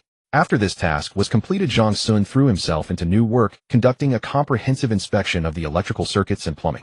Because during a routine check a few days earlier, Zhang Sun had noticed aging and overheating in some wires. Although the entire shelter's circuits and pipes were made of the best materials, design flaws could not be ruled out. So during this inspection, he modified the unreasonable designs, replaced the aging wires and pipes, and also labeled the areas that were easily overlooked to remind himself during daily inspections. Correspondingly, he also checked and tested the shelter's firefighting equipment, especially the sprinkler system and smoke alarms. These two tasks were extremely energy-consuming, mainly because every corner needed careful inspection. A slight carelessness could easily miss a spot. If something went wrong in the future, it would affect the entire shelter's normal operation. Considering the shelter as a piece of equipment, daily maintenance and upkeep were essential to keep it functioning properly. Don't think Zhang Sun's daily repetitive tasks were dull and tedious. With such a large area and so many equipment and systems, one move could affect the whole, so there could be no carelessness or slack. Unlike before the apocalypse, the external environment wasn't so harsh and the internal systems had little pressure. If something went wrong, one could always call someone to fix it. If it couldn't be fixed, replace it. For more serious accidents, as long as the people were still alive, they could always abandon the place and walk away. But in the apocalypse, that mindset wouldn't work. If things truly reached an irreparable point, there would be nowhere to run. Although the daily work was repetitive and monotonous, being able to spend every day with his family made Zhang Sun. On August 20th, 2025, the annual monitoring data from the shelter showed radiation at 720 millisieverts temperature at 57.2 C PM2, 5 at 198, PM10 at 120 sulfur dioxide SO2 at 170, and oxygen content at 16.3.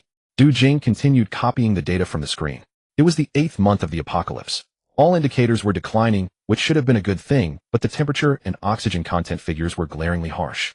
Alas, who knows how much longer this will last, she sighed inwardly. 57C, based on his past memories, Zhang Sun judged it was nearly bottoming out. As for oxygen content, it was likely to drop further. The newly generated oxygen across the entire Earth was already negligible. Meanwhile, volcanic eruptions, fires, and the decay of animal and plant corpses were consuming precious oxygen. The Earth's remaining oxygen reserves could sustain it for who knew how many years.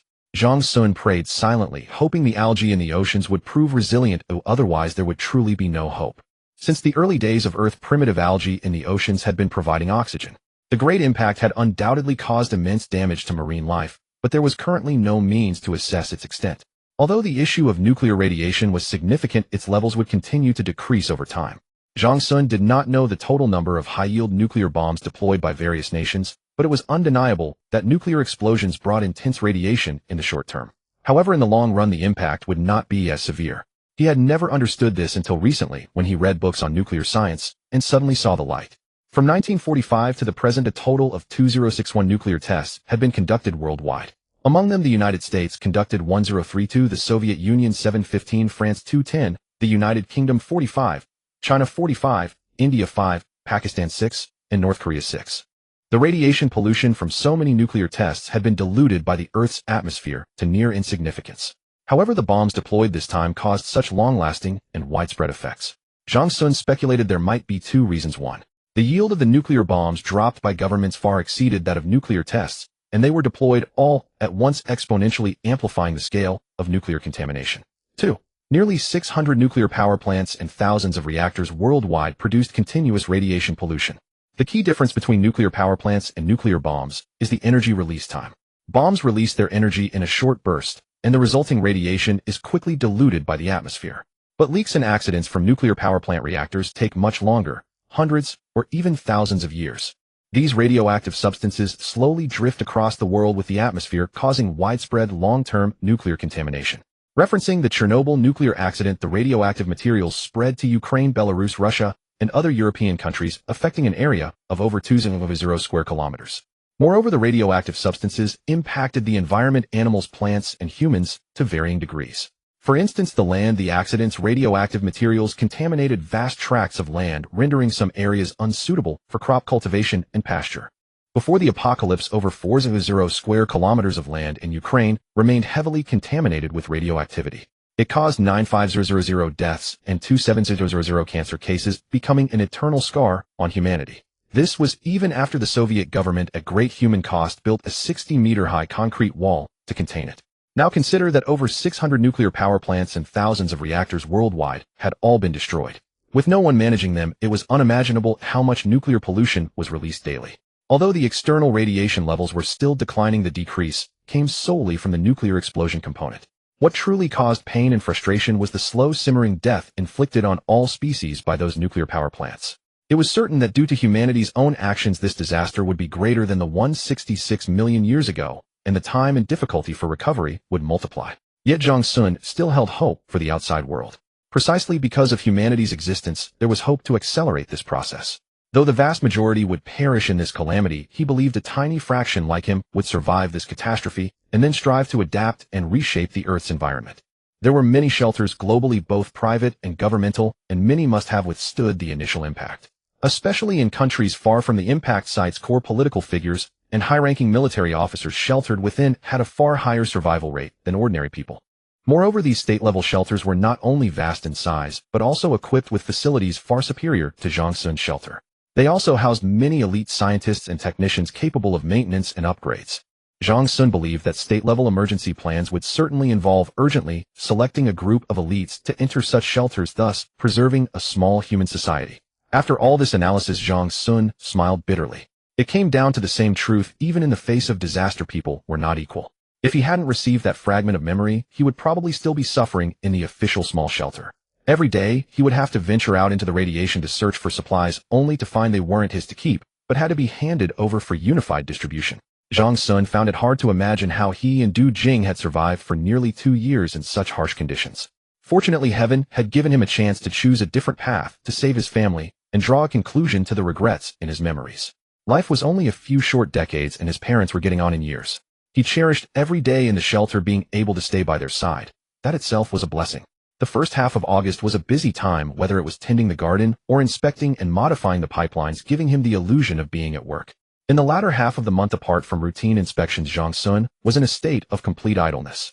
After breakfast each day, he would inspect each floor, then play games with his wife. After lunch, he would take a nap or practice shooting.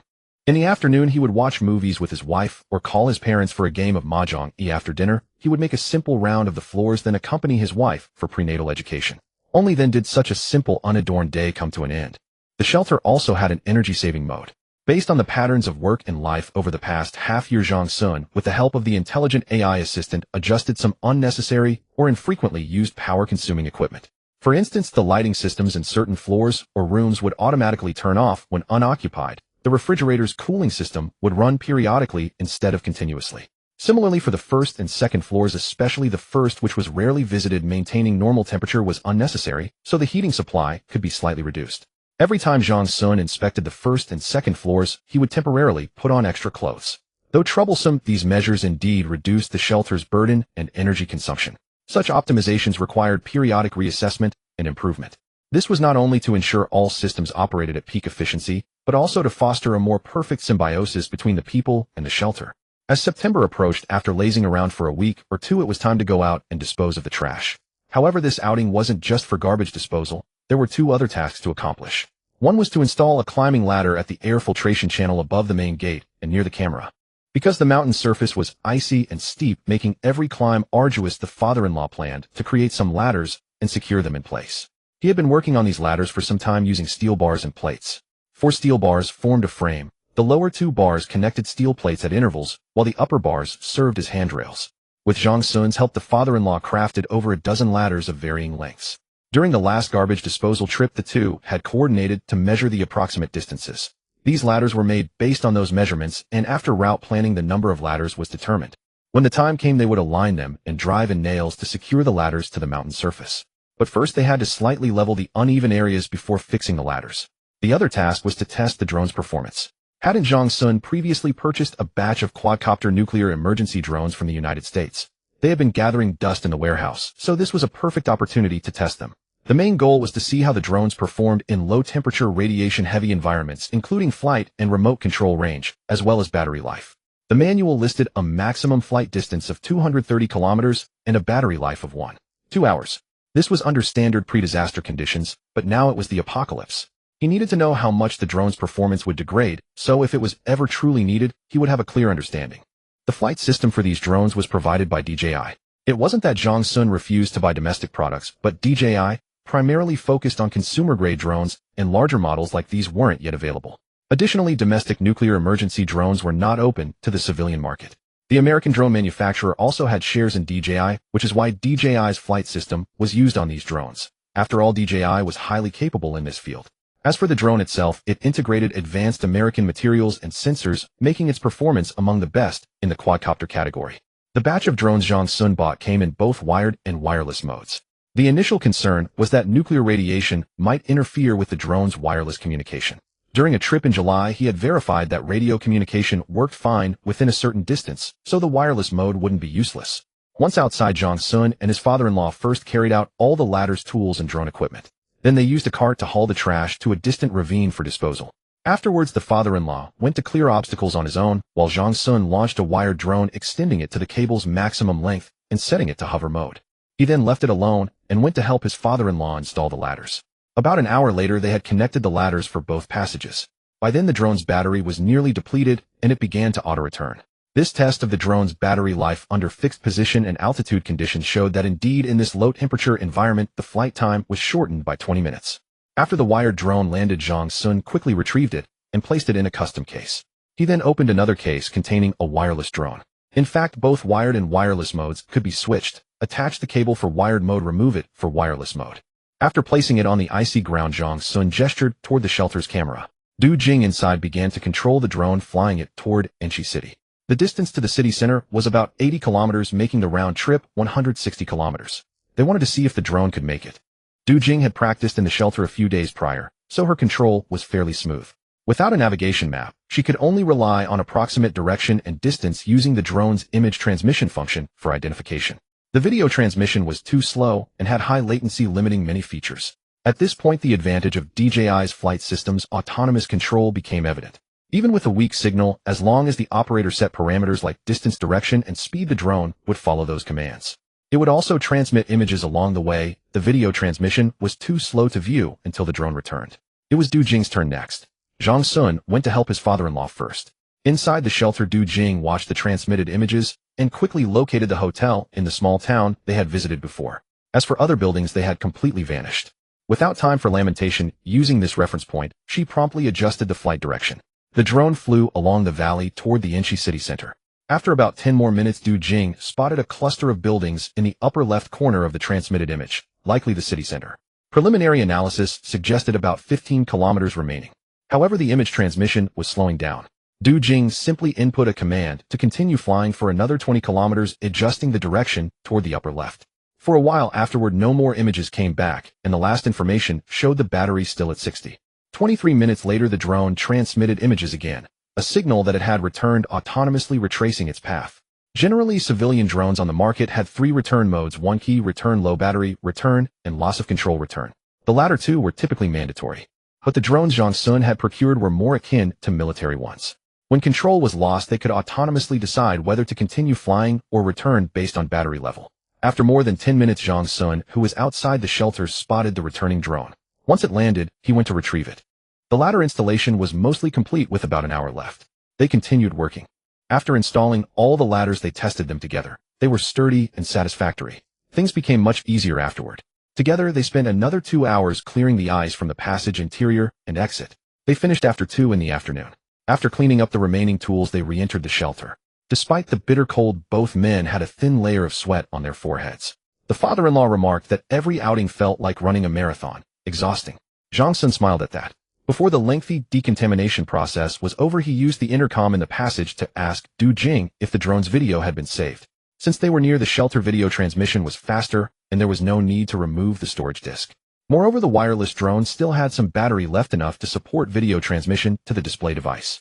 Upon hearing Du Jing confirm that everything was okay, Zhang Sun relaxed. This outing had not only installed the ladders, but also verified the drone's various performance metrics, a complete success. From now on, when they went out to clean the passages and camera protective covers, they wouldn't have to struggle to climb. It was not only strenuous, but also dangerous, especially for someone as old as his father-in-law. If an accident happened, dealing with it would be particularly troublesome. As for the drone, in hover mode, the battery life was 1 hour. In flight mode, it was about 50 minutes. The flight range was between 160 and 190 kilometers. As Zhang Sun had expected, it fell short in many areas, though the communication range had increased slightly. During his earlier car-based test, the signal cut out at about 50 kilometers. This time it lasted until 65 kilometers before interruption. He guessed it might be due to the higher flight altitude. Later, he watched the drone's footage with his family. Only 3 minutes of city scenes. The city was entirely white with collapsed buildings everywhere. Not a single person was in sight. A desolate, frozen ghost town. Location: Changsha. Li Pan had been preparing for some time. The distance from here to Enchi Prefecture was about 400 kilometers. Driving there would take at least a day, and that was assuming they knew the general direction and the road conditions were relatively good. They couldn't drive too fast, especially on such a frigid layer of ice. No matter whether the ground had been flooded initially, the surface was now covered with a layer of ice of varying thickness, as it was simply too cold. They found a relatively intact small box truck 5 meters long with some fuel inside, though it was frozen, a problem that was easy to solve. As for people, there were 5 in total from his and old Zhang's families: Li Pan, his wife and son, and old Zhang with his 3.5-year-old daughter. He had mentioned the plan to old Zhang earlier, and old Zhang agreed without a second thought. To be honest, Li Pan wasn't sure he could open the door of the shelter he had in mind. Since conventional methods wouldn't work, there were always other ways, like implanting a virus to reset the identification target. Coincidentally, he knew this method. It had been his former company's core internal secret used to deal with some difficult smart lock systems. Old Zhang had once been a backbone member of the company's lock repair department, so he naturally had the authority to use this ultimate weapon. Precisely because it was shady and illegal, their company had eventually been shut down for this very reason. In old Zhang's backpack was a USB drive carrying this virus. Just in case, they also found some C4 explosives and tools like hammers. They had originally wanted things like electric drills and saws, but couldn't find batteries to power them, so they had to give up. Other supplies like food and heating materials were harder to find, and they spent a lot of time and effort on them. The two of them racked their brains to skim some supplies from under the noses of other team members. The food they managed to save couldn't be brought back to the shelter, so they had to hide it outside first. Even then, they constantly worried that someone else might find and take it. Fortunately, heaven helps those who help themselves. After more than a month of effort, the two had prepared a 3-day food supply for 5 people. To insulate the truck and shield against radiation, they used blankets and whatever else they had at home. They wrapped the inside of the truck's cargo compartment with blankets and then covered the blankets with a layer of tinfoil. Old Zhang initially wanted to put an iron basin inside the compartment to light a fire for warmth, but Li Pan scolded him for being an idiot. With limited oxygen, lighting a fire in such a confined space was akin to asking for death. Even if they didn't die from oxygen deprivation, they would die from carbon monoxide poisoning. After being criticized, old Zhang learned his lesson. He suggested hanging 2 iron boxes outside the compartment to burn fuel and running water-filled pipes through the compartment to provide heat using the principle of a radiator. Li Pan thought it over and realized it could work, but wouldn't the blanket layer on the compartment wall be ruined? He thought again. With the outside temperature so low, the temperature of the iron boxes shouldn't cause any problems as long as there were no open flames. To save fuel, he and old Zhang didn't plan to use the truck's air conditioning at all. They set to work immediately.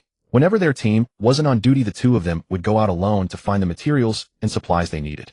During this time, Li Pan unexpectedly met a local from Inchi Prefecture.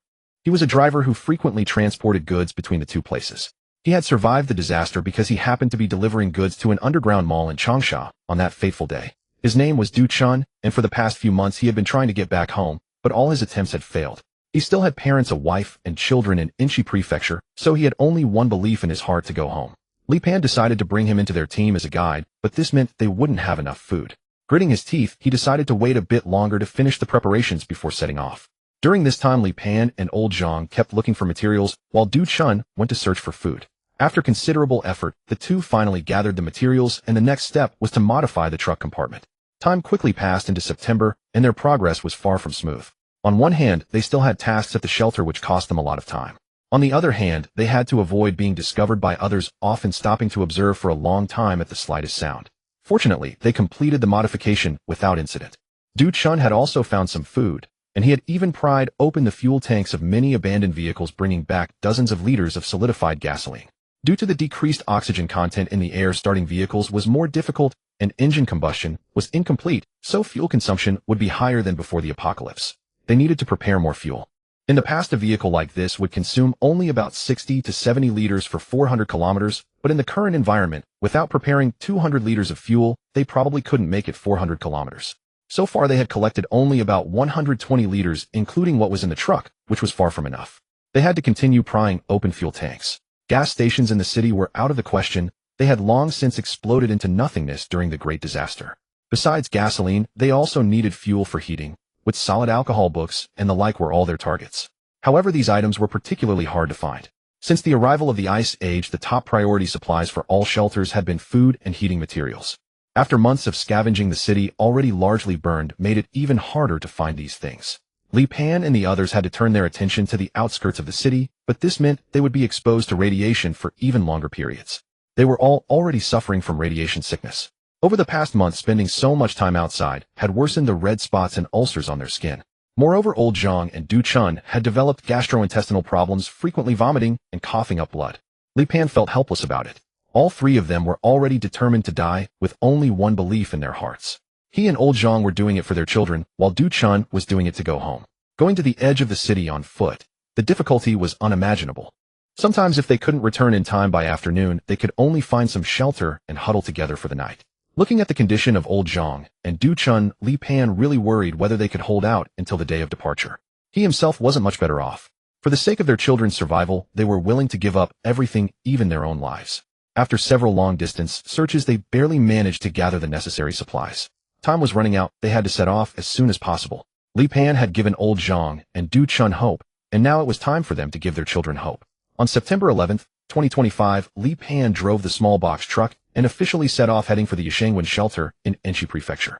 But the truck looked strange, with an iron box emitting black smoke hanging on each side. When they picked up their families from the shelter, Li Pan and old Zhang silently put the tin-foil protective suits they had made on the children. Li Pan's wife watched silently, saying nothing, because she already knew Li Pan's resolve. When he and old Zhang went out earlier, his wife had been taking care of old Zhang's daughter. Du Chun was in the passenger seat, guiding Li Pan on the direction. As the vehicle set off, a glimmer of light appeared on his terrifying face, as if he could see his family standing at the door smiling and welcoming him home. The next day, inside the compartment, old Zhang struggled to open an irregular window on the compartment wall. He added firewood to the iron box outside, then using all his strength, closed the window. After that, he remained in that position for a long time. Li Pan heard the sobbing from behind and forced himself not to let his tears fall because they would freeze. His hands were already stiff. Old Zhang was gone. Even if they reached that place, no one could open that door anymore. Li Pan didn't look back, and Du Chun didn't say a word, because that place was old Zhang's wish. It was also their hope. Together they were driving toward hope. In Inchi City proper, a gaunt young man with bleached hair asked, "Boss, everything's set. When do we head out?" The man he addressed as boss inquired, "Can those small vehicle-mounted radios we found last time still work?" "Lu Feng says they're good to go. Just need power in our cars," the bleached-haired youth replied. "And that big weapon? Has Lu Feng figured out how to operate it?" the man pressed. "He's got the basics down, but we only have 2 shells. Isn't that too few?" The bleached-haired youth sounded worried. "As long as we aim true, I'm sure we can blast open the warehouse gate. But you'd better remember the location. Don't let us make a wasted trip." The man called boss was named Sun Xiaohua. Once the owner of Inchi's wholesale market, he had seized control of a civil air defense shelter after the apocalypse through sheer cunning. Now even his shelter could no longer hold out. From an initial crowd of 5,000 to 6,000, only a little over 300 remained, and his status as leader had become somewhat hollow. Last month, an offhand remark from the bleached-haired youth sparked a memory, rekindling a faint glimmer of hope for survival. The bleached-haired youth had once been a local delivery driver, frequently shuttling goods to and from the wholesale market. As supplies grew scarcer, he muttered to the boss, "If only we could get to Yasangwan. There's a warehouse there stacked with supplies." The warehouse he mentioned was of course the one Zhang Sun had built. He had made several deliveries there and remembered it well. The speaker meant nothing by it, but the listener took it to heart. Sun Xiaohua pressed for details and realized it belonged to that man, the one who had once bought large quantities from his market, sparking gossip among the shops. He had never thought much of it until the bleached-haired youth mentioned seeing plenty of grain in the warehouse, which shattered his composure. He urgently asked for its location. A distance of 80 to 90 kilometers was an insurmountable chasm for them. 2 months ago, Sun Xiaohua wouldn't have dared to dream of traveling so far. But now he possessed a formidable asset, an armored vehicle. Last month, while scavenging for supplies, they had discovered it amid the ruins of a military facility. It was just a repair depot, really, where some military vehicles from the province were sent for maintenance. They had found other valuable items, but only this vehicle could be extracted from the rubble. The rest were trapped. For communication, they had also salvaged 2 small radios. Sun Xiaohua had spent this time preparing an armored car, an off-road vehicle, some gasoline, and food. He had hoped to find firearms or other weapons, but dared not venture deep into the collapsed factory. To his relief, the armored car mounted a small caliber autocannon with 2 shells left, likely left over from testing after repairs. According to Lu Feng, it was a reconnaissance vehicle. Besides the autocannon, it had a retractable mast with electro-optical sensors. With food outside now scarce, heading to the place the bleached-haired youth mentioned was imperative. The shelter's survivors were mostly his and his men's relatives and friends. Without new supplies, they would all perish. Sun Xiaohua was no saint. After the apocalypse, he had countless lives on his hands, which was why he had become the shelter's boss. The bleached-haired youth was sharp and obedient, while Lu Feng was a technical talent who had suggested the shelter's anti-radiation measures. Sun Xiaohua valued them both. He called his cousin over and said, "We're leaving soon. If I'm not back in 2 days, the shelter is yours to manage." "Can I come along?" his cousin asked. "What for? Look how few of our family are left. Every day we survive is a gain.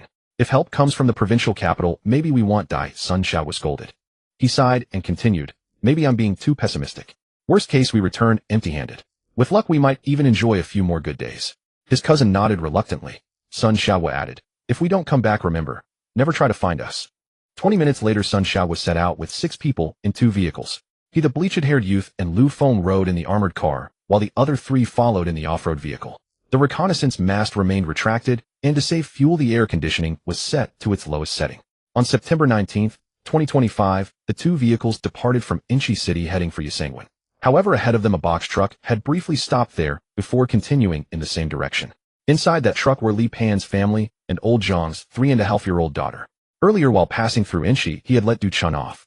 Watching his hunched figure stagger into the dim, icy snow, Li Pan glanced back at his wife and child, released the brake, and pressed on. For 100 kilometers, they had been traveling for nearly 2 days and still hadn't finished. If not for Du Chun's faint recognition of the mountains on either side, Li Pan wouldn't have known where he was driving. 80 kilometers remained. As long as he followed the valley ahead, he would reach the destination. He pressed the accelerator a little harder. After driving less than 10 kilometers, a glimmer of something different appeared in his eyes. The biting cold sharpened his vision. He had lost count of how many hallucinations he had experienced. He could barely keep the car steady. Inside the cabin, his wife struggled to suppress her cough, a trace of blood staining her sleeve. Feeling the vehicle's instability, she held the two children close, casting a worried glance toward the driver's seat, but saying nothing. 2 days of Stopango travel had drained all hope. With the children, she thought, let them all die together. An hour later, Li Pan seemed to spot the small town he used to frequent. It couldn't be far. Wait, was that a bird flying ahead? Damn it, another hallucination. He slapped himself and drove on. 40 kilometers behind him, Sun Xiaoguo's convoy had just left the city when the bleached-haired youth shouted, "Boss, look. Are those tire tracks on the ice to our right?" Sun Xiaoguo turned to see faint impressions and ordered Lu Feng to stop. He radioed the off-road vehicle's occupants to investigate. They confirmed that a single vehicle had passed by not long ago. Sun Xiaoguo pondered. One car posed little threat, but what was its purpose? Heading for the same supplies? Or was it the warehouse owner's vehicle? How many people were at their base? But recalling his armored car and 2 shells, his confidence surged. He told Lu Feng, "Speed up. Let's see what treasures await." On the afternoon of September 15th, 2025, pair of kings, Zhang Sun played his cards. Pair of aces, I raise. Du Jing unhesitatingly slapped down 2 cards. "We're on the same team, why are you hitting me?" Zhang Sun's face twisted in distress as he glared at Du Jing. Du Jing made a funny face, then retorted with a straight face. "What's with the attitude? I just forgot. This round Mom won again." Zhang Sun was about to let his father take over when the shelter's warning system blared an alarm. The 4 of them were startled and rushed to the control room. Zhang Sun saw the alert, "Suspicious moving target detected." He quickly pulled up the surveillance footage. The camera captured a truck-like object passing by on the provincial road in front of the shelter.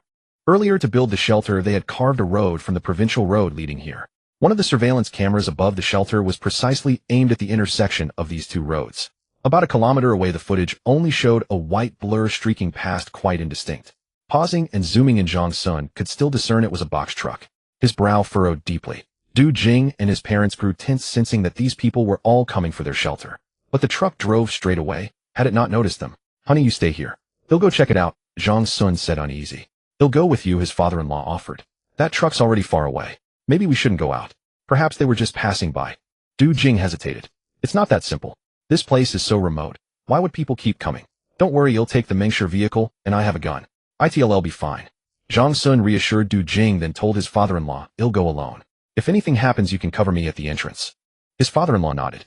Zhang Sun was about to change into protective gear when the alarm sounded again, less than 3 minutes since the last. The live feed showed the box truck turning back, pausing at the fork, then heading toward the shelter. Without even saying goodbye to his family, Zhang Sun rushed to the first-floor garage. About 10 minutes later, the truck stopped in front of the shelter. A man completely wrapped up climbed out. It was Li Pan. Struggling to steady himself after the long drive, he nearly stumbled. Regaining his balance, his pale face lit up with joy. He surveyed the surroundings, noting that the fallen rocks had been cleared and a long antenna stood above the passage. Someone lives inside. Li Pan's heart churned with both excitement and anxiety. Excited that his son and wife might be saved, anxious whether the occupants would open the door. With old Zhang gone, Li Pan had no way to breach the shelter's gate. Li Pan tried to straighten his stooped body, but lacked strength. He raised his head, spread his arms, and waved at the camera, knowing someone inside would see him. After about 7 or 8 minutes, the shelter's gate opened and an armored vehicle slowly emerged. Li Pan instinctively stepped back, his heart pounding. "Who are you and what do you want?" A voice came from the vehicle's loudspeaker. "It's me, Li Pan, Mr. Zhang." He recognized Zhang Sun's voice, joy flooding through him. "Li Pan." Zhang Sun eyed the stooped figure suspiciously. How had he become like this? "Who's in your vehicle, eh?" Zhang Sun countered. Li Pan gave a bitter smile. Clearly Zhang Sun didn't trust him. He wobbled toward the cargo hold. Zhang Sun kept his foot on the gas pedal, one hand on the wheel, the other reaching for the gun on the passenger seat. 2 minutes later, a woman emerged from the cargo hold holding 2 children. Setting the children down before the Mengshi, the 4 of them knelt in unison. Li Pan sobbed loudly. "Mr. Zhang, please take in our children, I beg you." Zhang Sun's brows knitted tightly. He couldn't decide. He opened the door, walked up to Li Pan, and studied the 4. Li Pan and his wife were in the worst shape, likely wouldn't last long. The little boy, about 8 or 9, looked sickly too, probably suffering from severe radiation sickness. The girl, wrapped in tinfoil with only her eyes visible, seemed to have a livelier gaze. "Li Pan, even though we have a history, I can't let you into my shelter. We don't have enough food and you're heavily contaminated with radiation. I have to think of my own family," Zhang Sun said, staring at Li Pan. The kneeling woman burst into tears upon hearing this. Please just let our 2 children in. Li Pan and I want enter. We won't be a burden. Li Pan kept kowtowing weeping. I know my wife and I are beyond saving, but these children are so young. For old-time sake, please take them in. Sighing, Zhang Sun didn't make the decision alone. Wait a moment, he told Li Pan. He took out a walkie-talkie and explained the situation to his family, asking their opinion. He wasn't heartless, but this shelter was his life's work. He didn't want unforeseen risks to disrupt their peaceful life. Du Jing and her parents were watching the monitor, but couldn't hear the sound. Zhang Sun relayed the situation via the walkie-talkie. In the control room, the two were torn. After a moment of silence, Du Jing said to her mother-in-law, Mom, please step out for a moment. I need to talk to Zhang Sun alone. Her mother-in-law nodded, letting the couple decide. After the elders left, Du Jing picked up the walkie-talkie and said, move a bit farther away. I have something to ask you. Zhang Sun stepped back, turned down the volume, and put it to his ear. Du Jing asked, Honey, what condition are the 2 children in? The older boy likely has severe radiation sickness. The younger girl's face is hidden, but she seems less affected, Zhang Sun replied. Listen, based on your description, I think the boy is beyond help and won't last long. As for the girl, we'll see later. Agree to take them in. That way you won't be tormented by guilt. They can stay on the first floor for now. We can afford the food. If the children die later, it won't be our fault, Du Jing analyzed calmly.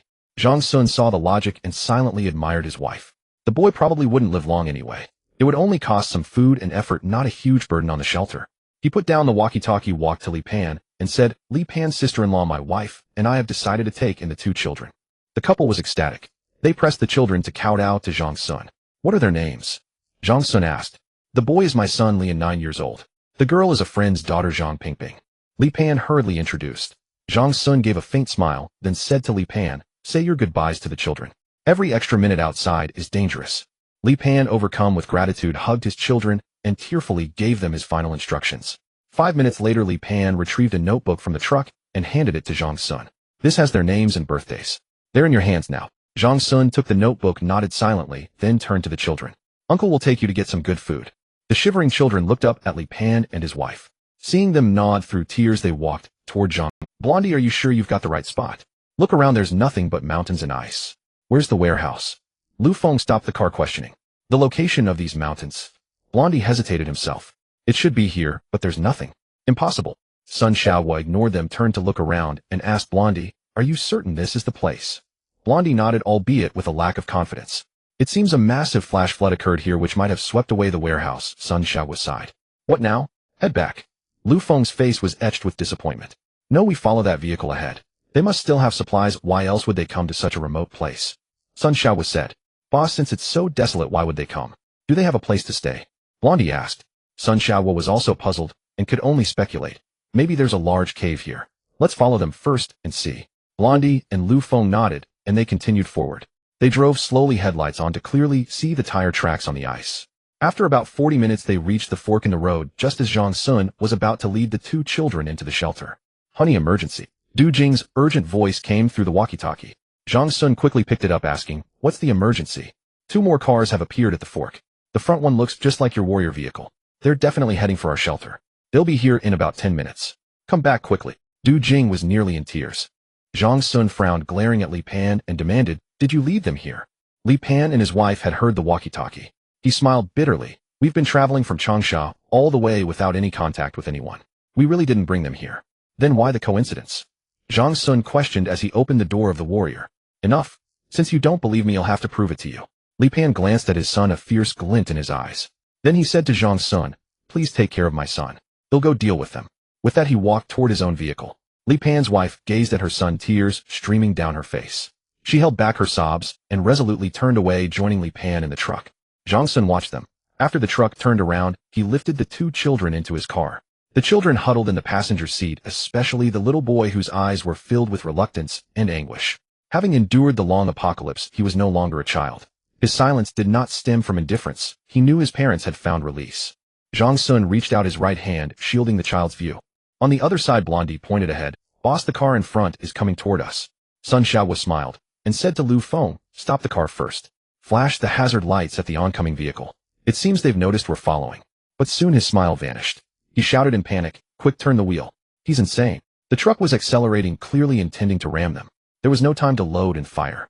Although their vehicle was armored, such a collision would still be devastating. The armored car barely scraped past the truck, but the off-road vehicle behind was about to collide. Suddenly, a massive explosion flipped the off-road vehicle, its front end blown to pieces. The truck was engulfed in flames.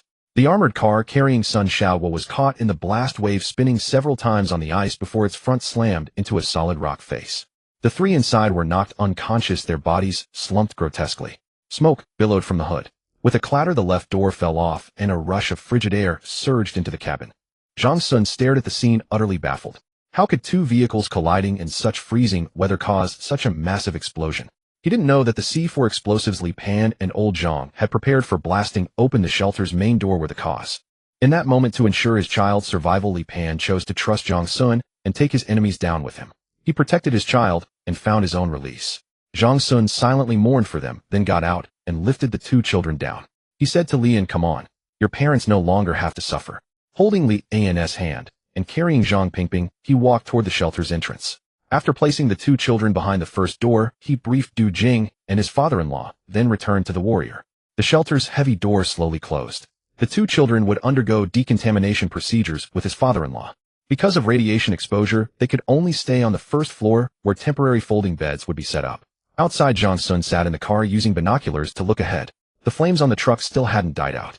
The off-road vehicle behind was severely mangled, tilted on the ice and slope. Two people with bloodied faces had their upper bodies hanging out of the windows.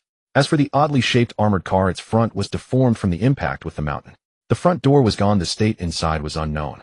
Zhang Sun didn't act rashly. He sat quietly in his car waiting. He was waiting for death, for others to die. Exposed directly to the elements without heat replenishment or movement, the human body quickly loses heat, leading inevitably to death. He feared the people in those two vehicles might still be alive, so he dared not take risks. He only had to wait. Zhang Sun checked the time. 2 hours had passed. It was 4:30 p.m. He decided it was enough. He drove toward the scene, first approaching the more dangerous armored car. Holding a Model 92 pistol, he cautiously drew near. Peering inside, he saw 3 people lying in the vehicle, their faces purplish-blue, a thin layer of frost on their skin. Zhang Sun relaxed. He checked the other car. The 3 inside were even more gruesomely dead. Looking at the tragic scene, he sighed inwardly. This damned apocalypse. Everyone struggles to survive. For survival, there is no right or wrong. In the end times, could Zhang Sun still condemn them as bandits? No, in this world there was no longer any distinction between right and wrong. Whether bandits or in self-defense, labels meant nothing. The ultimate goal was to survive. He then dragged the bodies out, gathering them together, planning to bury them the next day. As for Li Pan and his wife, the explosion of several C4 blocks had left no intact bodies. Zhang Sun intended to later erect a cenotaph for them. The truck and off-road vehicle were worthless. The armored car, with only its front deformed, could still be repaired. What intrigued him was that it appeared to be an army reconnaissance vehicle with a retractable mast on the roof covered in various photoelectric sensors. Countless ideas flooded his mind, but the priority now was to return for dinner. It was nearly 6. He had little time for melancholy. He needed to tow the armored car back to the shelter. He grabbed a rope and tow hook from the warrior, attached them, then climbed back into his vehicle and drove toward the shelter. After Li Un and Zhang Pingping entered the shelter, Zhang Sun's father-in-law, clad in protective gear, prepared to decontaminate them. The two children, wrapped in tinfoil, shivered from the cold. Only after the shelter's fans delivered warm air and the temperature rose did the decontamination process begin. Without protective suits, they had to resort to immersion. The father-in-law had prepared a large tub, heated soapy water, and instructed the children to strip and soak inside. After about 20 minutes, he retrieved a radiation meter to test them. Li An's face was pallid and his skin bore many ulcerated patches. Whether from frostbite or radiation-induced dermatosis was uncertain. He also coughed frequently, his condition dire. For a child who had just lost both parents, such a blow had rendered him fragile. Measurements showed that the radiation levels on Li Un and Zhang Pingping had dropped significantly. Zhang Pingping in particular appeared in better shape, with only some frostbite on her hands and no other visible symptoms. After passing through the second door, they underwent another round of decontamination. The mother had prepared 2 beds, a set of new clothes, and some food in advance. She left them on the first floor and returned. Without removing his second-layer protective suit, the father-in-law brought them inside, not out of forgetfulness, but because the boys still had residual radiation that couldn't be cleared. They had to be temporarily isolated separately in the machining area. For the first time in over half a year, the 2 children tasted such delicious food and felt such warmth. As they ate, they broke into tears. The father-in-law watched them devour the meal, a pang of sorrow stirring in his heart. "Eat slowly, there's plenty. Don't choke," he cautioned. After they finished, he settled them at opposite ends of the area, about 8 or 9 meters apart. Li An's radiation levels were far higher than normal, so the distance was necessary to prevent further harm to the little girl. The father-in-law pondered whether to build a separate small room for Li An. His daughter was pregnant, so he couldn't bring the children into the living quarters. He would wait for Zhang Sun's return to decide. Later the mother brought over some toys and children's books. Around 7 o'clock, Zhang Sun returned. He parked the 2 vehicles at the second door without driving them inside. Peering through the glass outside the processing area, he saw the 2 children lying quietly on their beds reading books. Relieved, he went downstairs to prepare for dinner. His family was waiting for him to eat. After showering, Zhang Sun sat at the table and asked, "How are the children?" Li An's condition is severe. It's uncertain how long he'll survive. Zhang Pingping seems fine. In a few days we'll have them undergo a preliminary check in the medical room, Du Jing replied. He nodded. His mother then asked, "What happened outside earlier?" 6 people died. Whether lured by Li Pan or by coincidence, I'm not sure, Zhang Sun said, recounting the events in detail. He found no firearms in the vehicle, but 2 artillery shells filled him with lingering dread. He also discovered a marked map with several circles drawn on it, one labeled Military Repair Factory. By the way, are there any anti-radiation drugs in the shelter? Zhang Sun recalled purchasing some from abroad when he bought drones. These drugs came in 3 types, 2 from overseas, and 1 consisting of Chinese herbal medicine. Anti-nuclear radiation drugs refer to medications that protect against radiation damage. Different types target specific effects. For instance, Chinese herbs like ginseng, lingzhi mushroom, and rhodiola boost immunity, improve hematopoietic function, enhance antioxidant capacity, and inhibit free radical activity, thereby effectively reducing DNA damage and promoting repair. Free radical scavengers, such as WR-2721-ethanopropilaminoethyl phosphorothioic acid, neutralize free radicals through unsaturated bonds or redox reactions, eliminating or mitigating radiation damage. Anti-radiation cytokine-based biochemical drugs primarily include interleukins like IL-1, IL-6, and IL-11. IL-1 reduces radiation damage by effectively scavenging free radicals. IL-6 significantly lowers reactive oxygen species in normal tissues, offering radioprotection by reducing free radical harm. IL-11 enhances hematopoietic function, thereby elevating peripheral blood cell counts. These can't be taken casually. Let me study the instructions later combined with a preliminary physical exam, Du Jing quickly interjected. After a moment's thought she added, "But we can start with the Chinese herbs. They have few side effects." All right. Zhang Sun agreed, deferring to Du Jing's medical expertise. In truth, Li Pan and the man he called Old Zhang had protected their children, while never allowing them to leave the shelter after the apocalypse. Old Zhang in particular had been the first to adopt anti-radiation measures in their makeshift shack. Moreover, Zhang Pingping was young and the tinfoil coat was scanty, so she suffered less radiation damage. The next day, Zhang Sun and his father-in-law found some aluminum panels and built a simple small room in the processing area to isolate Leon. The boy was obedient, neither crying nor fussing. Zhang Sun, wearing a single-layer medical protective suit, patiently comforted him and explained the reason for isolation. Leon, though unsmiling, cooperated. As for Zhang Pingping, her radiation levels had dropped significantly, but were still 3 times higher than natural background radiation. It seemed they would have to stay here a while longer. Although the levels were within safe limits and posed no threat to others, Zhang Sun dared not take risks with a pregnant woman at home. At noon, under Du Jing's guidance, the mother prepared herbal medicine, which both children drank. The effects wouldn't be apparent immediately, so they would continue daily. To keep the children entertained, Zhang Sun provided each with a tablet loaded with animated shows in addition to the toys and books already prepared. He had stockpiled hundreds of such electronic devices, various brands of laptops, tablets, phones, smartwatches, and handheld projectors. Another matter Du Jing raised was planting vegetables that resist radiation to boost immunity. Since Zhang Sun frequently ventured outside the shelter, he needed to be especially cautious about such harm. In the evenings, Du Jing made a point of video calling the children, knowing they slept alone. She worried they might be scared and also provided psychological counseling. Having just lost their parents, the children were downcast, but with Du Jing's guidance, their spirits and condition gradually improved. Zhang Pingping, being younger and less aware, quickly regained her smile after a little comfort. Leon was more challenging, tormented not only by psychological trauma, but also by physical pain. During the day, Du Jing gave him some painkillers which helped. Having endured so much, Leon had matured.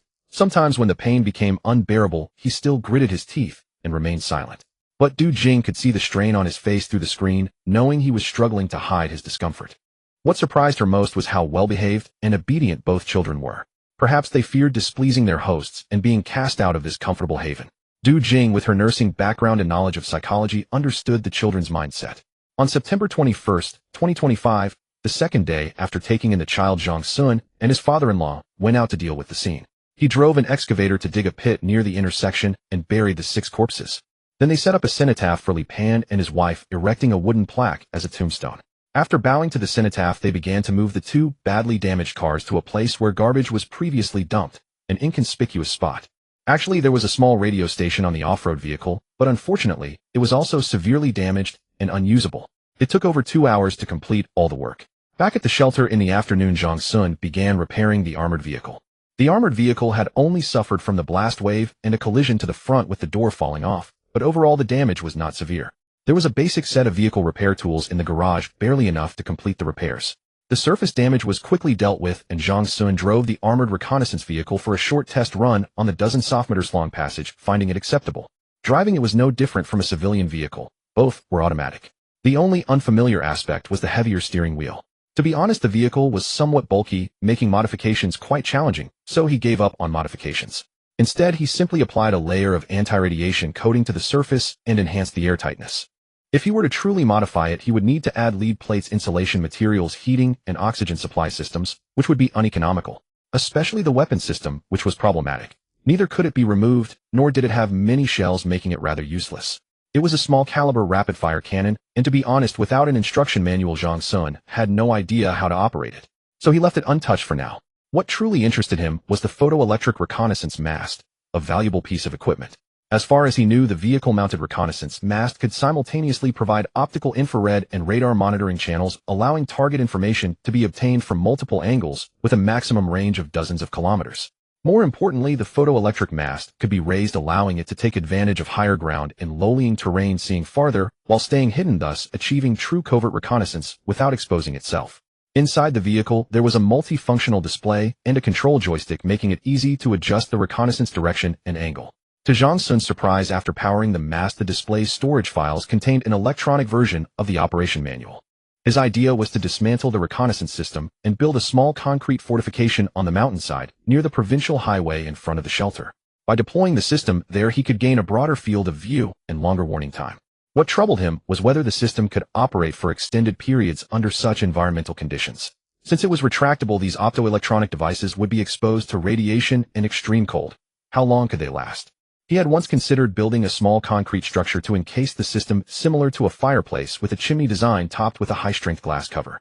This would solve both the insulation problem and the issue of limited visibility. But on second thought, he abandoned the plan for a simple reason: the temperature difference between inside and outside would cause condensation, forming a layer of water vapor on the inner surface of the glass cover, preventing the optical system from seeing clearly outside. Reluctantly, he had to give up on this idea and settle for a secondary option. He and his father-in-law made an iron box with a lid equipped with a small hydraulic cylinder. Using this device, they could control the opening and closing of the lid. After finishing, Jong Sun welded the contraption to the top rear of the armored vehicle, serving as a takeoff and landing platform for the drone. In the future, when going out, he could use the drone's flight advantage to obtain terrain information for dozens of kilometers in advance. Combined with the detailed reconnaissance from the photoelectric mast, Jong Sun could completely seize the initiative. On September 25th, the little girl's radiation level finally returned to normal. After taking herbal medicine for a few days, her complexion became rosy and the frostbite on her hands began to scab. Jong Sun moved her to the living area where she shared a room with his mother. As for Lian, his condition remained the same, even seemed worse than before, though not evident from his complexion. Only his coughing became more frequent. The phlegm also contained blood, and more worryingly, the ulceration on his body had begun to spread into his mouth. His radiation level was still relatively high, but there was no time to wait. Du Jing had him put on a protective suit, bring him to the third-floor living area, and then took him to the medical room for an examination. While waiting for the data, Jong Sun took him on a short tour of the place, encouraging him to persevere, saying that once he got better, he could move downstairs to live. For the first time in a long while, Lian saw green plants, could walk around, and saw such a bright place. A long-lost smile finally appeared on his face. He asked Jong Sun happily, "Uncle, can I really live here in the future?" "Well, when you get better, the computer in the game room will be for you to play. Now you need to cooperate with Auntie in treatment and take your medicine on time," Jong Sun comforted him. Looking at the young, determined face inside the protective suit visor, he sighed inwardly. It was incurable. All they could do now was try to prolong his survival time. Earlier, Du Jing had examined Zhang Pingping and found that aside from fewer hematopoietic stem cells and white blood cells and some anemia, there were no major problems for now. However, damage at the DNA level could not be determined due to lack of equipment. From now on, it was up to her own body. If no new problems arose, it would be fine. If they did, Du Jing would be helpless. To be safe, in addition to continuing herbal medicine, Du Jing also had her take WR-2721 for a period of time. Its mechanism of action involves scavenging free radicals, hydrogen transfer, inducing tissue hypoxia, and enhancing DNA stability. Of course, Lian was also taking this medication during this period along with IL-6 and IL-7, but the effects were not good. After a while, Du Jing simply disinfected the medical room and took off her protective suit. She printed out the data and flipped through medical books, checking item by item. The further she read, the more furrowed her brow became. Sighing, she put down the report and called Zhang Sun in alone, saying this child has leukemia and likely thyroid cancer. In addition, his digestive system. Du Jing did not continue. Zhang Sun was silent for a moment and asked, how long do you estimate he has? Maybe a month, maybe 2 or 3 months, Du Jing said. Just now when you tested him, how high is his radiation level now? Zhang Sun asked again. Relatively high, but it basically has no effect on others. In that case, let's use the chelating agent DTPA with some salt stabilizer over the next few days, decontaminate him a few more times, and then let him come downstairs to live. Zhang Sun thought for a moment and decided to let Lian come down. Du Jing nodded as well. His mother cleaned a bedroom and arranged it, moving a computer over with many games installed. 2 days later, Lian finally came down. He no longer had to wear a protective suit, and he was very happy. Perhaps aware of his own condition, while he still had strength, his favorite activities each day were playing games on the computer and eating. However, his appetite grew smaller and smaller, and he often vomited. In the end, too weak, he could only lie in bed, unable even to play his beloved computer. Daddy, is brother going to die? Zhang Pingping tugged at Zhang Sun's hand, gazing at Li, and who lay on the bed at death's door. Zhang Sun lifted her onto his lap, stroked her hair, and said gently, no, he's just going to find his own mom and dad. Then will he come back? The little girl asked innocently. No, he won't. From now on, you'll have to play with your little brother or sister, Zhang Sun replied, pointing at his wife's belly.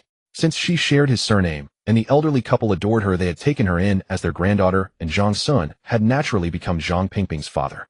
Apart from Zhang Pingping, Li and was the same, though he called Zhang Sun his godfather. Today, November 13th, Li An's eyes never opened again. Though he still breathed and had a pulse, it had grown exceedingly faint. The family gathered around his bed, watching the suffering child, their hearts aching with both pity and reluctance to let go. His mother's tears fell uncontrollably. The time spent together had forged a genuine bond with these two children. Zhang Sun asked Du Jing to take his mother and daughter out, as staying would only deepen their sorrow. Around 2 o'clock, Zhang Sun held Li An's hand and felt his body temperature gradually turn cold. He quickly checked his pulse and breath. Both were gone. The boy had passed away. Zhang Sun whispered softly, go on, find your parents. The next day, while his daughter was still asleep, Zhang Sun and his father-in-law went out and buried Lian beside the cenotaph of his parents. From then on, the shelter returned to a peaceful rhythm of daily life. With an additional child, the smiles on his parents' faces grew more frequent, and they no longer often sighed over the past. His wife's belly grew larger, filling the family with renewed hope for the future. The living area originally had 5 bedrooms, 1 for Zhang Sun and Du Jing, 1 for his parents, and 1 that his mother had turned into a square dancing room. Their daughter Zhang Pingping had previously slept with the elderly couple, but now she had her own bedroom, the one that had belonged to Lian. Now that Lian was gone, the room was tidied up slightly and given to her. However, Zhang Pingping, lacking a sense of security, still clung to her grandparents' bed and refused to return to her own room. With a daughter, Zhang Sun found himself much more at ease, no longer needing to be by Du Jing's side constantly. After finishing his daily inspections and spending a little time with his wife, he could head to the game room to play. Since his daughter was already 3.5 years old by pre-apocalypse standards, she was of kindergarten age. As his wife was pregnant and had little else to do, she took on the task of Zhang Pingping's preschool literacy and enrichment. Among the hard drives Zhang Sun had prepared were numerous video teaching materials, so there was no shortage of quality content and instructors. Days passed one after another. Zhang Sun worked each day, then played games, watched movies with his wife, played chess with his father, and doted on his child. Such a life before the apocalypse would have been unimaginable. In his previous job, he had to travel frequently and came home every evening exhausted like a dog. He couldn't even take his family out. He barely had the energy to move, preferring only to lie down and rest, scrolling through his phone. By the end of December, as the new year was about to dawn, Zhang Sun and his parents cleaned the shelter once more, though it was not as thorough as before. Since they conducted minor inspections and cleanings periodically, the overall condition remained fairly good and mold was virtually gone. After the cleaning, Zhang Sun took over Du Jing's task of inventorying the warehouse supplies, tallying this year's consumption and remaining stock. First were the doomsday canned goods and emergency rations. They had purchased a considerable amount, totaling 200 sets. In reality, over the past 11 months, their family of 4 hadn't even finished half a set, partly due to taste and partly because the agricultural zone grew many vegetables to avoid waste. Moreover, the family preferred cooked rice, and Du Jing's pregnancy also played a significant role. Next were medications. Since Zhang Sun had swept through most pharmacies in Inchi Prefecture, the stock of conventional drugs was ample. However, he felt that certain special medicines like the anti-radiation drugs he had taken before were still insufficient. Lian had taken them for about a month without any effect, so to avoid waste they were discontinued. That 1 month's supply of anti-radiation drugs had depleted 1/10 of the shelter's stock. It wasn't that Zhang Sun was unwilling to stock more, as such drugs were simply hard to come by. Another category with significant consumption was materials. The previous renovations of the garbage room septic tank and the external ladder had rapidly depleted his reserves of steel, aluminum, and insulation materials. During the inventory, he flagged the material stock, reminding himself to use them more sparingly in the future. Then there were protective suits. Each time Zhang Sun went out, he had to discard one set, primarily the outer layer. A single nuclear, biological, and chemical protective suit cost over 1,000 yuan, while the inner layer cost over 200. Zhang Sun had originally purchased 350 of each. And sometimes he wasn't the only one going out. At this rate, they would be used up in 2 or 3 years. So he decided that from now on, when going out, he would not discard the suits immediately. After decontamination, they could be reused a few more times. He had previously made similar assessments, mainly considering the duration of exposure to the outside environment and the degree of decontamination. If managed well, the outer suit could be reused at least 5 to 7 times. The thinner inner layer, not directly exposed, could be used even more times.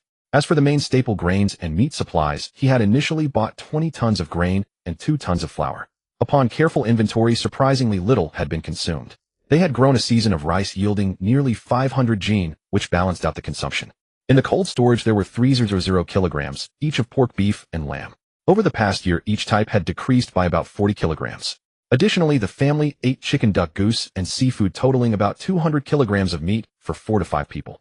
Thus, the meat stock would still last them a long time, especially since the shelter also raised dozens of poultry. They had recently hatched chicks, and his mother and father decided to slaughter the older batch for the Lunar New Year. This way, the consumed meat would be partially replenished. Other items with higher consumption were snacks. He had purchased a bit of everything available in supermarkets.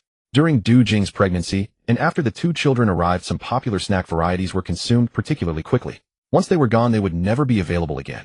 Zhang Sun intervened, asking them not to fixate on just those few types. Couldn't they spread it out a bit? Fuel consumption was relatively low, mainly gasoline, with about 100 liters used, exactly 1 barrel's worth. Diesel consumption was 400 liters. Other fuels like charcoal and natural gas were for emergencies and remained unopened. Oxygen reserves were also unchanged. Each time he went out, Zhang Sun took several compressed oxygen cylinders, but the primary source was the shelter's electrolytic oxygen generator, which compressed and stored oxygen. Other consumables like toothpaste and shower gel were quite durable, so Zhang Sun wasn't worried. After 3 days of meticulous tallying, he used the AI butler to create a statistical table. The table listed consumption, remaining stock consumption rate, and intensity, making everything clear at a glance. This would allow for more rational allocation of supplies in daily life. Time swiftly arrived on January 25, 2026. A year had passed since the apocalypse began. To commemorate this, their family held a significant ritual to honor their departed loved ones and friends. It started with his mother and father wanting to find a place to worship, but traditional practices like burning paper money and setting off firecrackers were certainly out of the question. Thus, Zhang Sun devised a solution. They compiled a list of relatives and friends they remembered and had close ties with. For those with available pictures, they extracted their portraits. For those without, they used cartoon avatars as substitutes, aiming to create a digital memorial wall. Next, he wrote a simple program to annotate each person's relationship to their family, age, and known life events, adding these details to their personal profiles.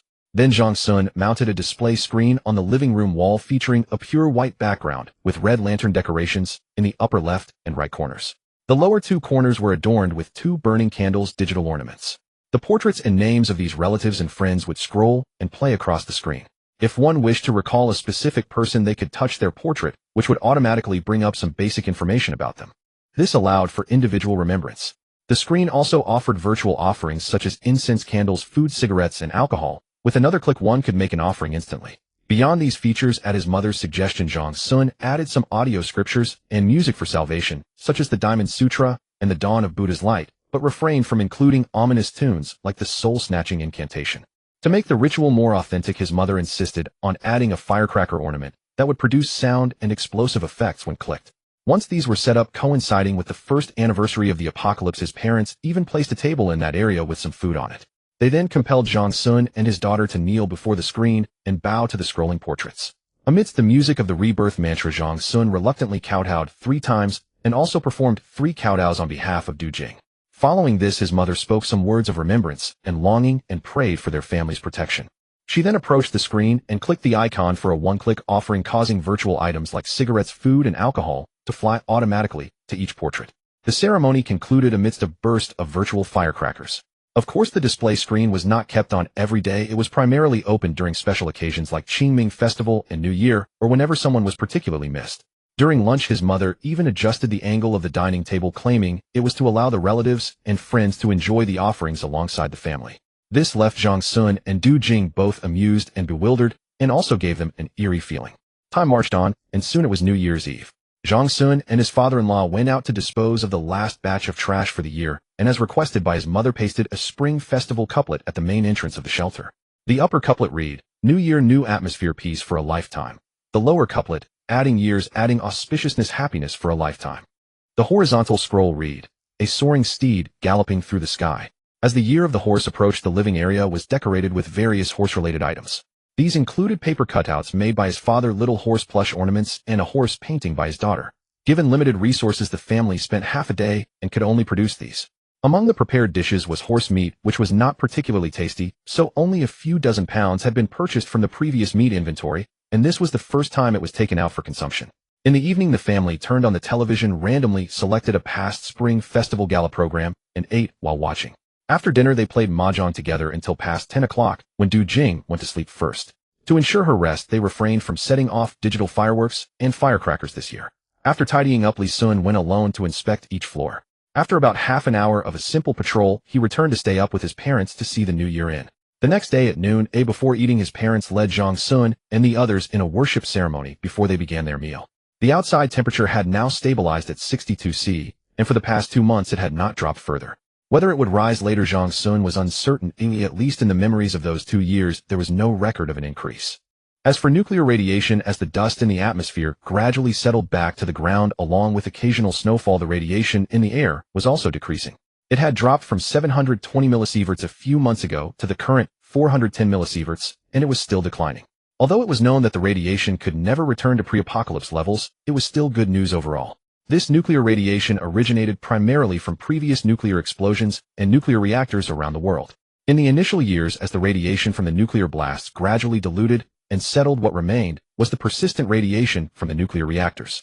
The nuclear contamination from the reactors could last for hundreds or even thousands of years. For the surviving humans, the options were either for their bodies to evolve to adapt to this radiation or to eliminate this pollution through the efforts of several generations or even a dozen generations. The first scenario was uncertain, as evolution was not an overnight process and might take tens of thousands or hundreds of thousands of years. For humanity, it was both lengthy and fraught with uncertainty. Who knew if it would succeed? Even if they evolved to adapt to nuclear radiation, would human form remain the same? The second option involved large-scale development underground, utilizing subterranean resources and space to rebuild human civilization, and when civilization had recovered to a certain level, then advance back to the surface. Both choices were painful processes for humanity. If a choice had to be made, the second option was certainly more rational. Besides nuclear pollution, the entire Earth was enveloped by dust kicked up by the massive impact, leaving the sky perpetually gloomy, without a single ray of sunlight penetrating through. Photosynthesis ceased, oxygen levels dropped, and the food chain collapsed. Oxygen deprivation and hunger were also obstacles to survival. The regression of civilization was inevitable. Even if a portion of people survived by chance, their future days would likely be even more difficult. Most of this batch of survivors would also die from various causes. Moreover, would anyone still be willing to bear children in such an environment? Even if born, how long could they live? All of the above does not suggest that humanity is doomed to extinction, but rather illustrates the magnitude of the challenges facing human civilization. The dust in the atmosphere would take nearly 1,000 years to settle slowly. The previous heavy rains had only washed the lower tens of kilometers of the atmosphere. Above the clouds, and even in near space, there were still vast amounts of impact dust, all of which required time to gradually recover. Zhang Sun was uncertain how long this shelter could endure under such an apocalypse. What he needed to do was ensure that all equipment and systems within it could continue to operate in good condition, and then pass them on to the next generation. As for what would happen after his death, it would no longer concern him. The original purpose of building this shelter was clear: to lead his family through the disaster and live out their lives well. His initial intention had never changed. Now that he had a child, he naturally had to consider their future as well. Of course, all he could do was this much: leave behind a home sufficient for their survival. On April 17, 2025, it was the 4th birthday of Zhang Pingping, his daughter. Li Pan had once given Zhang Sun a notebook on which her biological father had scribbled her name and birth date. That afternoon, Du Jing also welcomed the birth of their baby. At first, Zhang Sun and his mother were in a fluster. After calming down, they followed the procedures Du Jing had previously trained and instructed them on. After an hour of effort, the baby was finally delivered. She gave birth naturally while half sitting in a bathtub filled with warm water in the bedroom. The process went smoothly, which surprised Zhang Sun. The newborn was a baby boy, which followed the tradition of Zhang Sun's family, where most offspring were male. The baby's full name was Zhang Wenming, and his nickname was Little Fortune Star, embodying the family's hopes for the future. His daughter was also very curious about her newborn brother. She leaned in to look, and seeing his wrinkled and flushed little face, immediately exclaimed, "Why is my little brother so ugly?" The whole family gathered around the newborn baby. Hearing Zhang Pingping's words, they all laughed heartily. In the evening, the family came to Zhang Sun's bedroom. Du Jing was half laying on the bed holding the baby, a happy smile blooming on her somewhat pale face. His mother had made a cake that didn't look very appealing, with 4 candles on it celebrating the birthdays of the 2 children in the family that day. Amidst the cheerful birthday song, the shelter welcomed a new member. Of course, Zhang Sun's family continued their daily work. It had been 19 months since the shelter was completed. It had also been over a year since the apocalypse began. The shelter had withstood the trials of earthquakes, extreme heat, torrential rain, intense nuclear radiation, mold, and various other tests, ultimately not disappointing Zhang Sun's expectations. From the initial 4 occupants to the current 6, it meant increased consumption and a heavier burden on the shelter, but he remained confident. The generator sets and geothermal heat exchange pump sets on the 5th floor had not experienced any malfunctions so far. Under the careful maintenance of Zhang Sun's family, all operational data remained very stable. The agricultural ecological zone on the 4th floor, though not fully operational, was full of vitality. Golden rice, various emerald green vegetables, and bright strawberries made one feel as if transported to a pre-apocalyptic countryside. The living area on the 3rd floor also boasted a sea of vibrant flowers. The garden created last year had become a spectacle of blooming beauty. Various green plants and flowers lined both sides of the passage, and with the vines overhead, it felt like stepping into a fantasy world. As for the material warehouse on the 2nd floor and the garage on the 1st floor, there was little change except for 1 additional vehicle and slightly lower temperatures compared to the lower levels. Apart from Zhang Sun's daily inspections, others rarely went upstairs, partly because it was colder up there and partly because there was nothing particularly interesting to see. In the living area, there was also a storeroom for staple grains and daily necessities where the family usually fetched supplies for cooking. Thus, besides Zhang Sun's routine checks and occasionally taking his daughter to find snacks, no one else was really willing to go up to the 2nd floor. Starting in May, the shelter's operational equipment underwent its annual major maintenance. First was the maintenance of the turbine unit in the power system. After switching the power supply to the backup unit and shutting down the geothermal generator, Zhang Sun first used an industrial borescope to inspect the turbine system's pipelines, mainly checking for sludge inside the pipes. He then used ultrasonic and radiographic instruments to examine the bearings and blades for any cracks or damage. Finally, he drained the turbine oil from the tank and cleaned its interior. After refilling the oil, he connected a filtration device to the tank for a 2-day bypass filtration to remove sludge and fine particles from the oil. Additionally, there was the geothermal heat pump set for the temperature control system. This oil tank was relatively small, so maintenance was still performed via bypass filtration. Since the pump set for the temperature control system was connected to underground, thermal energy descaling was also crucial. For this, he had prepared a specialized environmentally friendly cleaning agent with strong solubility for scale deposits, making it less likely for them to adhere to the inner walls of equipment and pipes. Another important task was rust removal and rust prevention. In fact, most of the shelter's pipeline facilities were made of rust-proof and corrosion-resistant alloy materials. However, some parts were still made of common metals. So for any rust that had formed, Zhang Sun took this opportunity to remove it all and apply new anti-rust paint. After 5 days of major maintenance, the overall noise level on the 5th floor of the shelter dropped by about 2 decibels. "Honey, in a couple of months, I want to go check out Inchi Prefecture," Zhang Sun said in a low, hesitant voice to his wife after finishing the day's work. He had actually been thinking about this for a while. The uninvited group of people from before had given him an extreme sense of insecurity. He didn't know how they had come or why they knew about this place. Having encountered outsiders twice, the first time heavily armed with guns, and the second time directly arriving in an armored vehicle, he wondered if there would be a third time. He planned to make a trip to the city to try to find out the specific situation there, such as how many shelters existed, the population living conditions, and whether there were any large factions. Another purpose was related to the map found in the armored reconnaissance vehicle. It marked a military industrial unit, a military machinery repair factory. If he had the chance, he also intended to go there to see if there was anything useful. Zhang Sun had always wanted to enhance the shelter's reconnaissance and defense capabilities.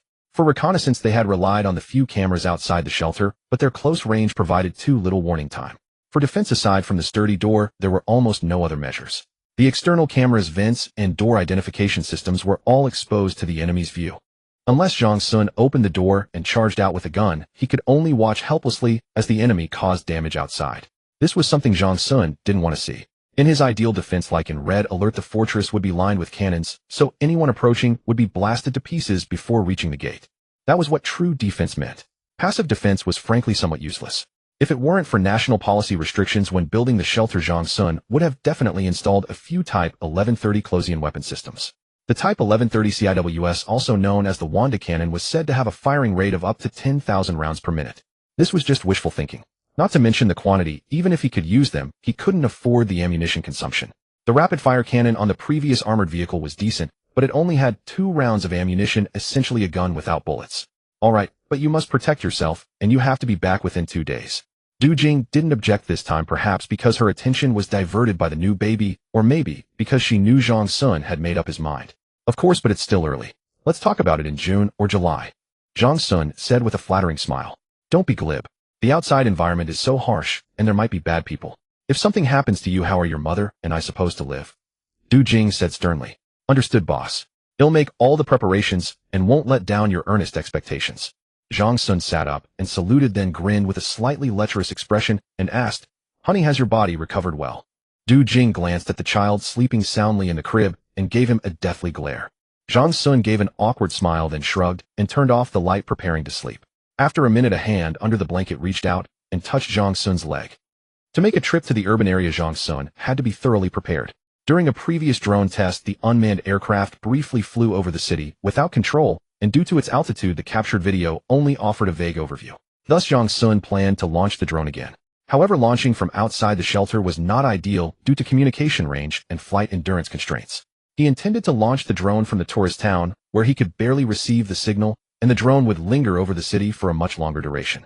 Using the images and videos captured by the drone, he would analyze the road conditions in the city, the layout of shelter zones, and any signs of human activity. These were crucial pieces of intelligence. Combined with his existing maps, he could mentally map out which areas to avoid and which to prioritize for searching. On May 28, 2026, Zhang Sun drove the modified armored reconnaissance vehicle out of the shelter alone. Drawing from past experience, he didn't bother deploying any beacon devices and headed straight for the tourist town. On the roof near the rear, there was a metal box housing a drone. Zhang Sun could operate it without leaving the vehicle. He simply controlled the hydraulic rods from inside to open the lid and launch the drone. The rapid-fire cannon mounted on the vehicle was somewhat awkward with only 2 rounds of ammunition, and being alone, he couldn't drive and fire simultaneously. This time, Zhang Sun pushed the speed to 60 kilometers per hour and soon reached his destination. He parked the vehicle in an inconspicuous open area. Then, opening the metal box's lid, he launched the drone, guiding it toward the city. The drone's maximum communication range was about 60 kilometers, and the city was just over 40 kilometers away, barely within signal range. Holding the terminal device, Zhang Sun watched as the screen grew increasingly laggy with distance. Eventually, only a single frame appeared every 10-odd seconds. Fortunately, he only needed to set the direction and course. The rest was automated. He would analyze the footage once the drone returned. Controlling the drone's speed, after about 20 minutes, Zhang Sun finally caught glimpses of the city through the intermittent frames. He quickly adjusted the drone's orientation and set parameters like altitude and speed to capture clear video. Once over the city, he issued a command for the drone to fly another 15 kilometers forward. Anticipating potential communication loss, he pre-programmed its flight path and return distance. The drone circled the city for 20 minutes before returning. While it couldn't cover the entire city, it scanned key areas. After retrieving the drone, Zhang Sun reviewed the footage. He saw no signs of human activity, likely due to the drone's altitude. However, in lower areas, he spotted 2 tightly fortified civil air defense shelters, clearly man-made, with makeshift sheds outside of unknown purpose. Given the short flight time, no one was seen entering or exiting the shelters. Perhaps the occupants were out scavenging or had perished. The buildings were severely collapsed, as if hit by floods. Debris had been washed away or submerged, most of it now trapped under ice. Only a few structures stubbornly stood. In some places, ice cover made vehicle travel smooth, but he had to watch for exposed rebar and glass shards as the armored car was not tracked. Zhang Sun hesitated, considering another flight, as he hadn't located the military repair factory marked on his map. The city was drastically changed, and the video offered no clear clues. He decided against it. Changing the battery was too troublesome. Turning the vehicle around, he prepared to head back. Over 2 hours had passed. He could still make it back for lunch. A few minutes into the return drive, a loud crash echoed from behind the left mountain, startling him. He stopped the car and stuck his head out the window to investigate. Blocked by the mountain on his left, only the reverberating sound reached him. Zhang Sun felt a mix of alarm and uncertainty. The noise resembled a steel plate striking rock. Could a building have collapsed? But this was a desolate wilderness. Oh, what structures remained intact? Should I go check it out? He murmured, glancing at the oxygen tank's pressure. No, let the drone scout first. He retrieved a spare battery from the vehicle and swapped it into the drone. With the fresh battery, he launched the drone, flying it along the mountain's base toward the other side. Soon he discovered a damaged, elevated track behind the mountain, likely for high-speed rail, winding into a tunnel. The tunnel on the mountainside had vanished. The elevated track was broken into sections, and he also spotted the shattered remains of white train cars. Some cars were lodged on the mountainside, others had fallen to the base. Zhang Sun was stunned. He hadn't known a high-speed rail line existed here. It seemed to head toward Chongqing or Sichuan. The crash had heard was likely a car falling. With the mystery solved and enough oxygen remaining, Zhang Sun immediately drove toward the site, leaving the drone hovering overhead. After a short detour, he reached the fallen car. Its windows were completely shattered, and the interior was dark. Wearing a headlamp, Zhang Sun approached the car. The light revealed no seats or passengers. It was a freight train. Inside were rectangular crates wrapped in iron, wood, and foam layers. The goods were sealed in plastic wrap, their contents unclear. The car held 7 or 8 such crates, but lacking proper tools, he couldn't open one. Returning to the vehicle, he used the radio to brief his family on the discovery. 10 minutes later, Zhang Sun swapped the oxygen tank on his protective suit and continued onward. Another car lay further ahead, angled and partially embedded in ice. Peering through a window, he saw only ice below. It seemed this car had fallen after the heavy rain and was quickly frozen in place. The recently fallen car held the most promise. He planned to return later and find a way to transfer its cargo. Zhang Sun mulled over the plan. Afterward, he raised the drone and used its camera to capture an upward angle video of the area. Once done, he retrieved the drone and prepared to head back. Having lived in the shelter for over a year, he had rarely ventured outside. The monotony was simple and unadorned, but over time it felt stifling. He couldn't quite explain the urge to break free, to speed in a car, fire off a few bursts from a gun. Perhaps it was just restlessness. After returning, Zhang Xian transferred the footage captured by the drone to his computer. He then compared it with the previous map. The city had been reduced to ruins, and he could only vaguely identify the locations in the video on the map based on some landmark buildings. After studying for about an hour, combined with the information on the map, Zhang Xian had a clearer idea. He also had no intention of letting go of the supplies on that freight train. He discussed with his father-in-law how to bring those items back. The plan was quickly finalized. The next day, Zhang Xian and his father-in-law drove a truck and an excavator out of the shelter. Without a crane, they had to use the excavator's large bucket as a substitute. Upon arrival, they used cutting tools to slice open a large opening on one side of the carriage, then attached a rope and pulled the cargo out. The goods were tightly wrapped with several layers of protection, so Zhang Xian wasn't worried about bumps or scratches. He directly used the excavator to lift them onto the truck. The truck couldn't load everything in one trip. It took 2 round trips to transport all the items to the entrance of the shelter. They then spent considerable effort moving them inside the shelter.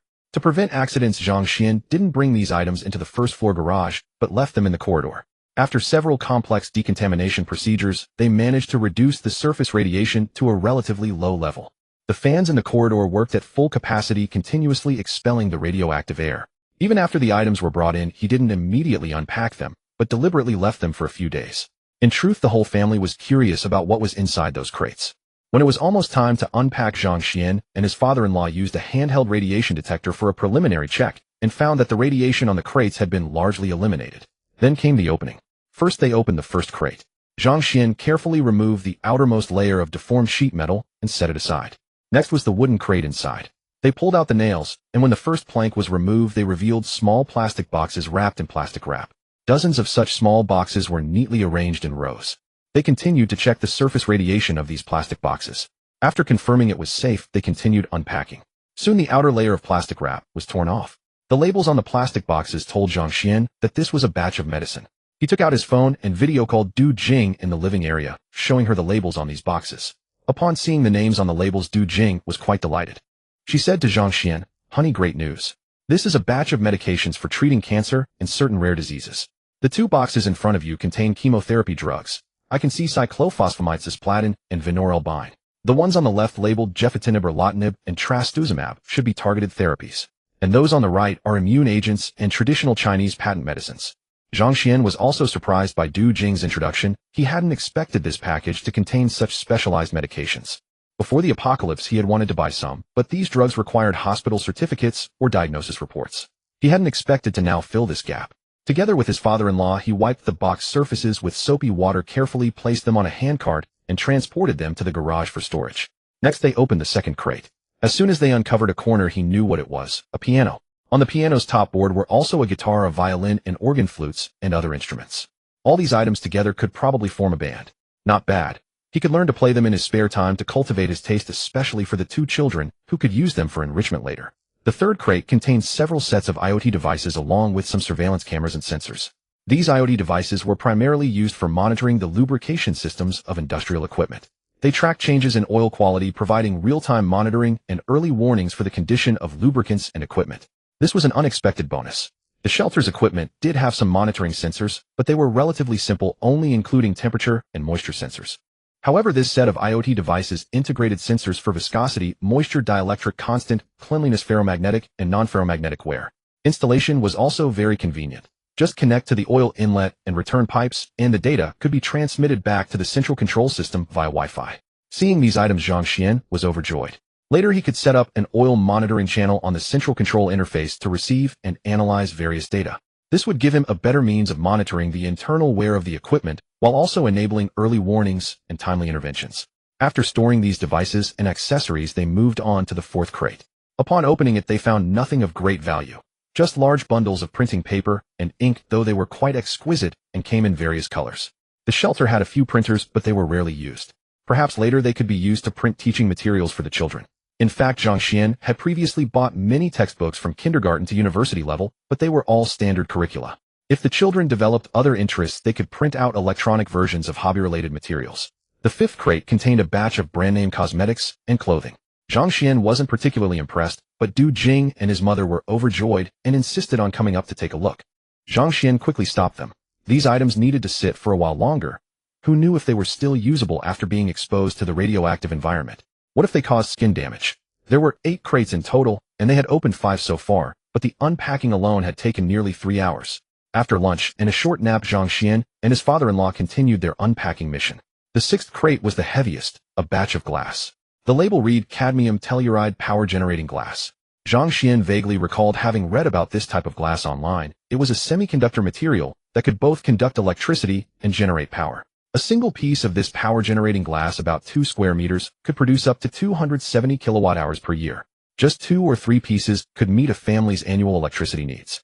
It seemed excellent, but it hadn't appeared on Zhang Xian's procurement list for a simple reason: it required sunlight to generate power. Now that it was the apocalypse with no sunlight, Zhang Xian found it bittersweet. These power-generating glasses were completely useless to him and just took up space. He hadn't bought them before, yet now heaven had gifted them to him for free. The 7th crate contained some car tires and general-purpose parts. To be honest, these tires were too small for Zhang Xian's warrior vehicle. They would only fit his old family car. The general-purpose parts were somewhat useful, but they were all small items like oil seals, screw seat cushions, and windshield wipers. The contents of the 8th crate were quickly revealed, but they left the whole family blushing. It turned out to be a batch of unclothed silicone dolls in various poses, both male and female, with remarkably realistic tactile sensations. Each doll came with several outfits, including JK uniforms, schoolgirl attire, policewoman costumes, nurse uniforms, and more, allowing users to dress them in their preferred uniforms.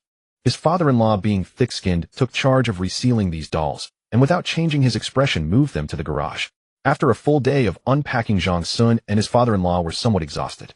All the unboxed items were first placed in the garage on the first floor to be sorted and stored in the warehouse later. 3 days later, Zhang Sun felt the time was right, and the whole family went to the garage to begin organizing and categorizing the supplies. He worked with his father-in-law, moving large items like the piano and glass materials, while Du Jing and his mother handled the medicines and luxury goods. In the living area, a bedroom was specially arranged as a study and playroom for the 2 children, furnished with 2 desks. Now the piano and other musical instruments were to be placed there as well. The IoT devices were stored on the 5th floor and in the equipment warehouse to be installed later. The cadmium telluride power-generating glass was categorized under materials and placed on the 1st floor and in the materials warehouse. Everything else went into the supplies warehouse on the 3rd floor, especially the medicines, for which Zhang Sun had prepared a refrigerator set to a temperature between 0 and 3 degrees Celsius for preservation. It took another full day to finally organize the new batch of supplies. Even then, the work wasn't complete. Zhang Sun and Du Jing affixed barcodes to each item, scanned them, and entered them into the inventory management system before they could call it a success. In the evening, Du Jing deliberately took out some exotic lingerie and tried them on in the bedroom. The sight stirred Zhang Sun's blood, but considering how tired she was from the day's organizing, he managed to restrain himself. The baby in his arms was babbling, reminding him that the bottle was empty, but Zhang Sun remained oblivious, still eagerly watching Du Jing as she tried on clothes. Du Jing saw in the mirror the baby about to cry in Zhang Sun's arms, and immediately glared at him, making him shiver as he hurriedly soothed the child. The little one, now nearly a month old, was full of energy every day. If not for his mother's help with childcare, Du Jing might have suffered from postpartum depression. Even so, her temper was growing, and Zhang Sun dared not provoke her during this time. "Didn't you want to go to the city? How's the preparation? When do you plan to leave?" Du Jing asked Zhang Sun after putting the child to sleep. "Not ready yet. Let's talk about it next month," Zhang Sun replied. "Can I come with you? Staying here for over a year feels so stifling. It's too dangerous outside. What would you do there? The baby is still so young." Zhang Sun refused outright. "Honey, please, just this once. Take me out for a spin.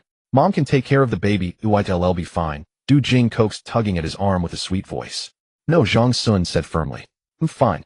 If you want, take me, then sleep on the couch from tonight." Du Jing's mood shifted instantly as she pushed him away. Zhang Sun, feeling a headache coming on, defended himself. "I'm doing this for your own good. If you're bored, I'll take you out next time I deal with the trash, okay? I've seen enough of the area outside the shelter on the monitors. I want to go somewhere farther. It's all ruins and ice. What's there to see? Be good and listen." Zhang Sun tried to touch Du Jing's hair, but she dodged him. "Forget it. Just go sleep on the sofa." Du Jing turned away, her back to Zhang Sun. Left with no choice, Zhang Sun took a quilt and slept in the living room. The next morning, his mother woke him up. "Why are you sleeping in the living room?" she asked in confusion. So he told his mother what had happened the night before, hoping she would be reasonable and help persuade Du Jing. Instead, his mother sided with her. "Xiao Du has a point. Being cooped up in this place all year would drive anyone crazy. I feel the same way. I'd like to go out for a spin too." Zhang Sun was dumbfounded but didn't argue with his mother. He went about his rounds, inspecting each floor. For several days, Du Jing ignored him, and Zhang Sun felt increasingly uneasy and miserable. At night, he thought it over and began to realize he had indeed neglected his family's feelings. Being in a confined environment for too long can be oppressive. Zhang Sun felt it too, but he occasionally went out, which alleviated the pressure. He didn't want his family to leave the shelter, partly because of the dangers outside, and partly due to an obsessive memory that drove him to protect them better. After a few nights of self-reflection, Zhang Sun decided to compromise. At breakfast, he said to Du Jing and his mother, "Mom, honey, I agree to let you go out and see the world." His mother and Du Jing were surprised and quickly confirmed, "Not just a stroll around the shelter entrance, right?" Zhang Sun shook his head and said, "They'll take you to that small town we visited before, but we can only stay half a day. We must be back before noon." Before they could agree, he added, "Everything must be done according to my instructions, or we won't go." "Okay, well, listen to you," they said in unison. Zhang Sun nodded and said to his father-in-law, "Dad, I'm taking them out tomorrow. He'll need you to stay home." His father-in-law was indifferent and replied, "No problem, but be careful." The next day, under Zhang Sun's guidance, Du Jing and his mother donned thick protective suits, climbed into the spacious Mengshi vehicle, and set off with curious expressions. Going out to relieve boredom was one thing, but seeing the sights stirred emotions. Within 20 minutes of driving, their eyes reddened as they mourned the glory of the world before the apocalypse. Especially when they reached the small town where they had once lived, his mother's tears flowed freely. Such a beautiful place reduced to this in an instant. "Those poor people," she lamented. Zhang Sun did not offer comfort. After waiting over 10 minutes for their emotions to settle, he suggested taking photos of them. At the mention of photos, Du Jing and his mother quickly wiped away their tears and struck poses in front of the hotel and a few protruding buildings, enthusiastically asking Zhang Sun to photograph them.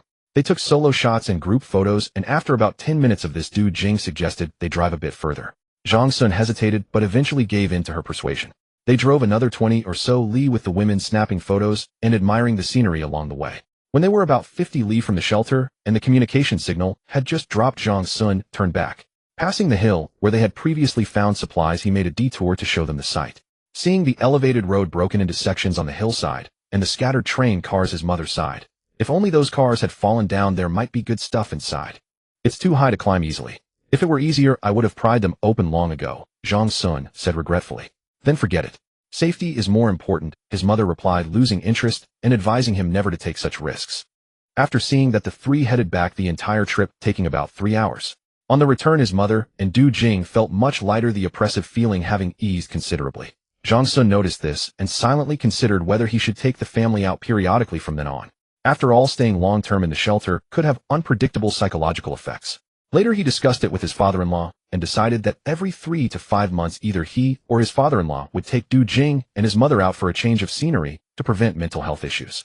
After the matter was settled, the Zhang Sun family returned to their tranquil daily life. His daughter Zhang Pingping was learning to read and write with either Du Jing or Zhang Sun, spending an hour or two each day teaching her. His mother had recently been studying cookbooks, preparing a rich variety of delicious meals for the family every day. In the agricultural zone, his father-in-law had begun preparing for the seasonal planting transition, but still refrained from planting rice.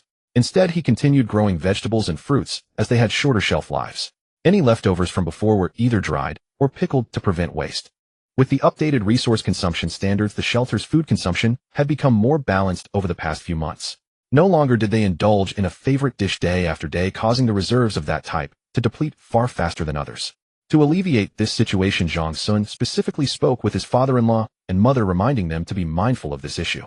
Fortunately, the elders possessed a strong sense of the bigger picture and quickly corrected their habits, revising the previous unreasonable practices and establishing a new set of storage and retrieval standards.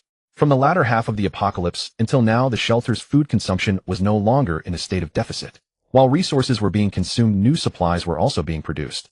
Overall, from personnel quality to systematic planning, as many unreasonable lifestyles were gradually phased out, all systems had entered a virtuous operational cycle. Since the addition of a new family member, the shelter had gradually become filled with the warmth of human life. Each day was threaded together by the child's cries and reading sounds, the scolding of the parents, the playful chaos of chickens and dogs, and the sizzling of cooking from the kitchen, a vibrant tapestry of life that had previously been absent from the shelter. Now these elements had returned to the family's life. While enjoying this peaceful existence, Zhang Sun did not forget his plan to go to the city. During his free time, he continued to prepare for it. Since the shelter was only about 80 kilometers away, not too far, he decided against taking the RV, as it would be too conspicuous. Moreover, the city was small and nestled at the foot of a mountain, making an RV too unwieldy. Instead, he would use the same armored vehicle equipped with a cannon. He had made some modifications to it recently, adding a drone launch platform at the rear of the roof. This time the preparations focused on communication and protection.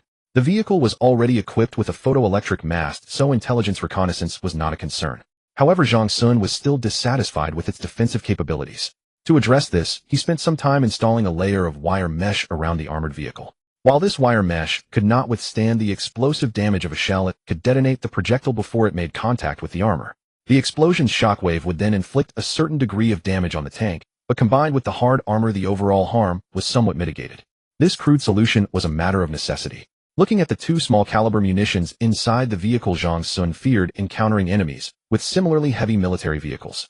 If such a confrontation occurred, being alone in the vehicle meant he could not retaliate while driving. He could only rely on stacking more armor to increase his chances of survival. This armored vehicle had been brought by the previous group. Zhang Sun's own vehicles, particularly the RV, which had higher defensive standards, had already been retrofitted with wire mesh during modifications. It wasn't that Zhang Sun was avoiding using his existing vehicles, rather this one offered superior reconnaissance capabilities, providing timely early warnings and allowing him to observe road conditions from a distance.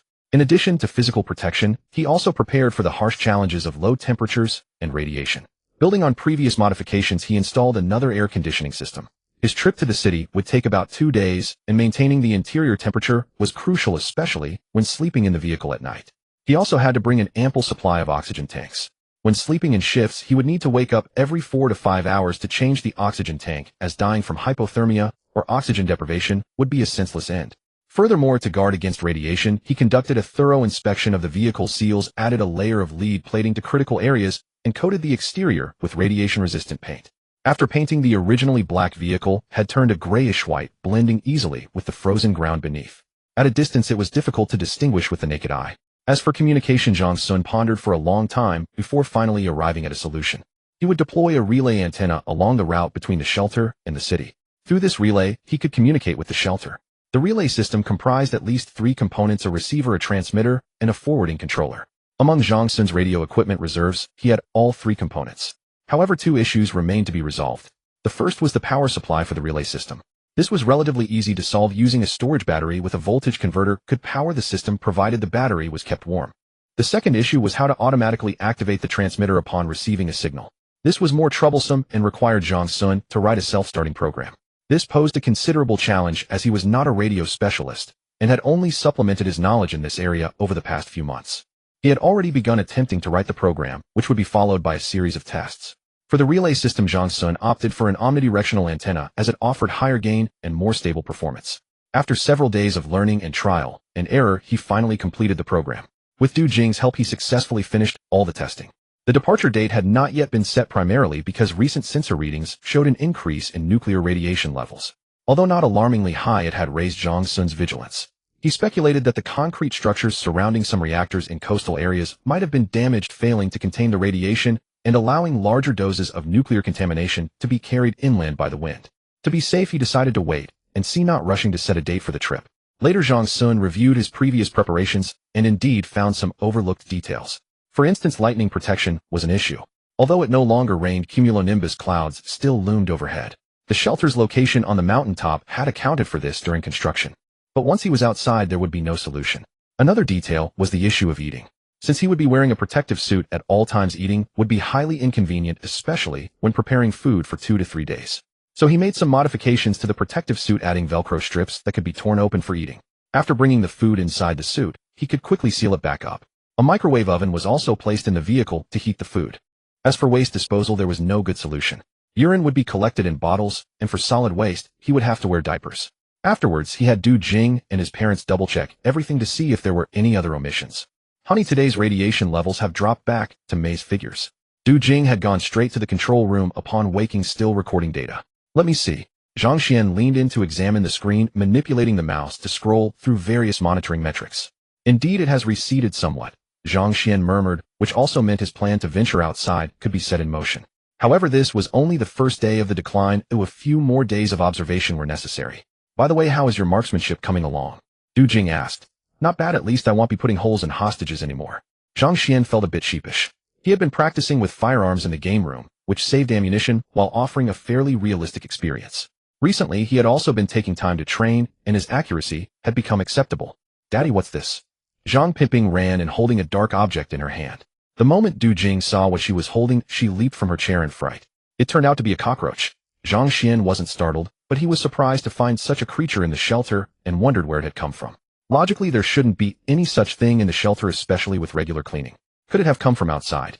With the harsh external environment, how could a cockroach survive and make its way inside? Take it away now. Du Jing roared. It's a cockroach.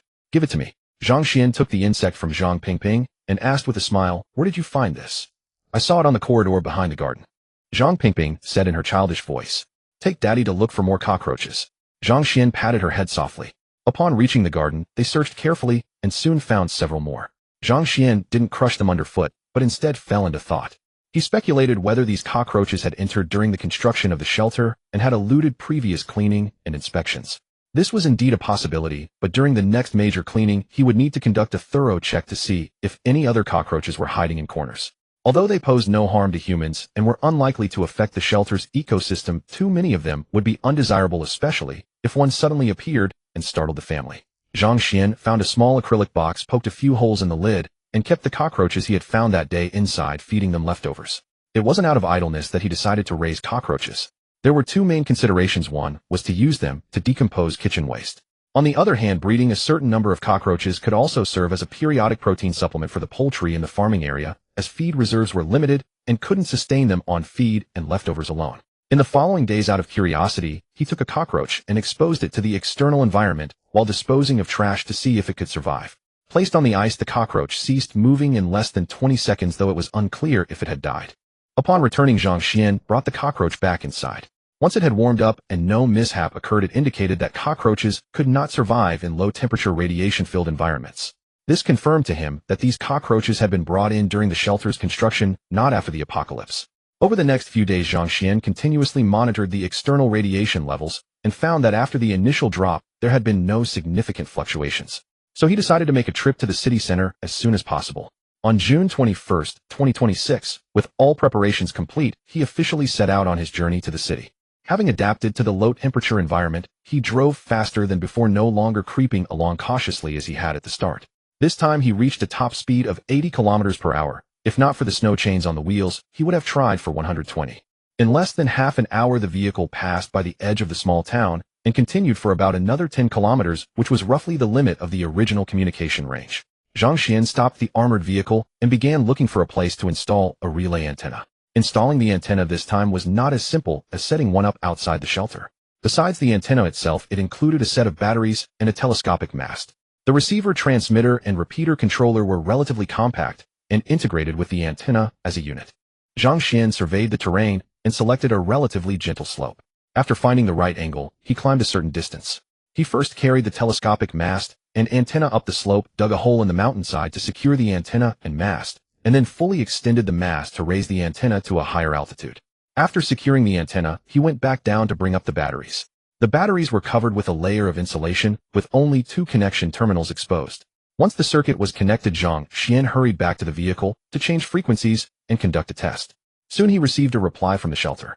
Since the relay antenna was powered by batteries, its operational time would naturally be limited and Zhang Xian would need to retrieve it upon his return. After a brief rest, he continued driving toward the city center. Half an hour later, he finally saw the ruins on the outskirts of the city. Many of the tall buildings he remembered had vanished, replaced by collapsed steel and concrete everywhere. He stopped the vehicle, took out his previous notes and map, studied them for a while to confirm the direction, then pressed the accelerator and continued. The closer he got to the city center, the slower he drove, vigilantly observing both sides as he went. Navigating through the gaps between buildings, the vehicle drew nearer to the urban core. Apart from the sounds of tires rolling over ice, concrete, or shards of glass, there was no other noise. Some partially collapsed buildings had dark, gaping windows that resembled terrifying maws, exuding a chilling aura. Zhang Xian advanced while observing, trying to match the landmark buildings with the images from his earlier reconnaissance. Viewing the city from above was like looking at a flat map, but now that he was immersed in it, it was difficult to orient himself correctly. In the end, he had to stop the vehicle in a relatively inconspicuous spot. He planned to launch a drone for another reconnaissance. Just as he was about to press the takeoff button, a red dot appeared on the vehicle's screen. Before entering the city, he had raised the photoelectric reconnaissance mast on the armored vehicle. The red dot was very conspicuous, seemingly originating from a building on the right side. In such a frigid environment, an object with a temperature nearly 90 degrees higher than its surroundings appeared vividly red on the screen. It was clearly a living person. Startled, Zhang Xian quickly put away the drone controller. He leaned over to look out the right side window, but saw nothing, yet the screen showed the red had not moved.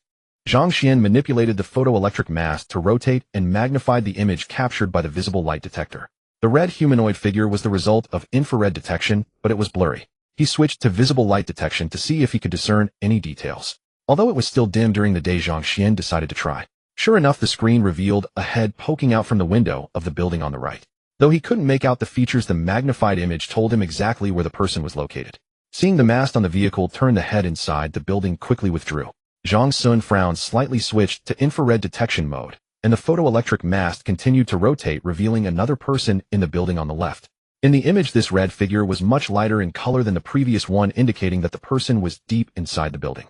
Moreover, he was moving slowly, apparently searching for something, unaware of the commotion outside. The person by the window of the building on the right remained seated, making no major movements. After a while, he poked his head out again to see what was happening with the armored vehicle. Zhang Sun hesitated about whether to get out.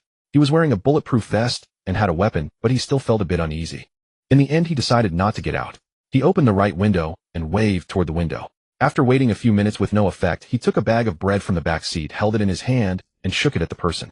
Soon a figure wrapped entirely in aluminum foil and tinfoil, wearing 2 layers of goggles, appeared near the armored vehicle. It was impossible to tell if it was male or female. Zhang Sun waved for him to come closer. After a moment of hesitation, the person slowly approached the window. Before Zhang Sun could speak, the person rasped, "Can you give me something to eat?" It was a man. Zhang Sun, sitting sideways in the vehicle, said, "I can but first answer some of my questions." Looking at the fully armed Zhang Sun, the man was both curious and wary and asked back, "Where are you from? How are things outside?" "I came from Jiangxing. I couldn't survive in that city anymore, so I'm heading inland to see if there's any place to live." Zhang Sun lied. "Such a big city, and it's collapsed too. It seems there's no hope for this world." The man sighed in despair. He didn't doubt Zhang Sun's words, given that in over a year in Inchi Prefecture, he had never seen anyone with such good equipment traveling through the outside world. "Friend, tell me the current state of this city and answer a few of my questions, and this bag of bread is yours." Zhang Sun waved the bread again. The man's eyes were indeed drawn to the bread. He quickly nodded, swallowing saliva as he relayed what he knew. After listening for a while, Zhang Sun learned the situation in the city center. The shelter where this man lived was about 3 li away. Because few survivors remained in his shelter. Originally, it had nearly 10,000 people, but after over a year, only less than 500 were left. Most of those 10,000 were able-bodied adults, as the old, weak, sick, and disabled had died early. The original management structure had also collapsed, so they could only resign themselves to fate, going out daily to find food. If they couldn't find any, they resorted to eating the meat they had stored. People like him searching for supplies had to be extremely careful not to run into others. If lucky enough to find food, they had to guard against others snatching it. If unlucky, and found nothing they might become someone else's meal. That was why he was so wary of Zhang Sun at first. Only because he was starving and saw Zhang Sun's luxurious equipment, guessing he was not a local, did he risk coming out to try his luck. How many such shelters are there now? How many people are still alive in the larger ones? Zhang Sun asked. The man took a deep breath, weak, and said, I know of over 20. The 2 nearest air raid shelters don't seem to have anyone coming out anymore. I'm not sure about the numbers. Probably like us, not many left. Zhang Sun nodded, then took out a map and pointed to a place. Do you know this place? The man leaned close to the window, looked first, shook his head, then nodded, coughed, and said, It seems to be east near the old development zone. Thanks. Zhang Sun didn't trust the man's words blindly. He tossed the bread to him, and before the man could react, closed the window and drove away immediately. Shortly after Zhang Sun left, the man turned and retreated into the building, tore open the bread bag, and wolfed it down, tears streaming from his eyes as he wore a look of ecstasy. But the bread was soon gone. The look of enjoyment turned into regret and lingering aftertaste. After a while, he poked his head out again, staring in the direction Zhang Sun had gone, a ruthless glint in his eyes. At that moment, Zhang Sun continued driving. The infrared detector spotted a few more red dots, but he ignored them and sped away. Based on that man's account, it seemed fewer than 10,000 humans were left alive in this city. In the future, the number would keep dropping until the meat was completely exhausted. Or perhaps even before that, radiation sickness would kill these people quickly. This was just a small city with no solid civil defense facilities.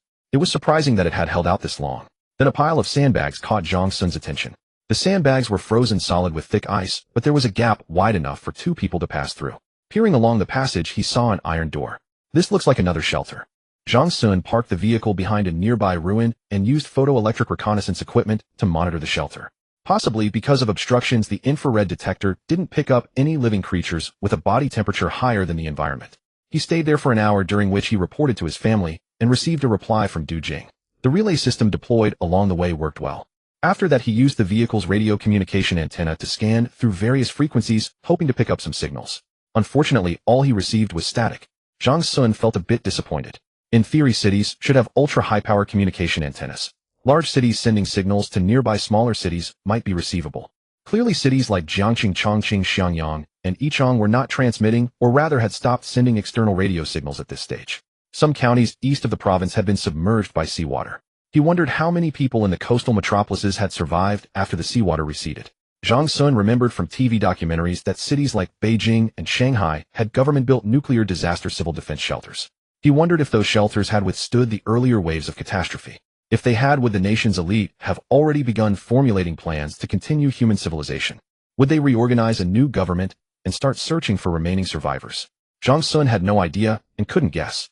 His home was too far away. After an hour and a half, he saw no one enter or leave the shelter, nor did anyone pass through the area. He took out the map, studied it for a while, and with the help of a broken sign outside, finally confirmed his location. Tracing the line on the map, he knew which direction to go. It seems that man didn't lie to me. It's indeed to the east. Restarting the vehicle, Zhang Sun stepped on the gas and sped away. As Zhang Sun traversed the city, he drew the attention of some survivors.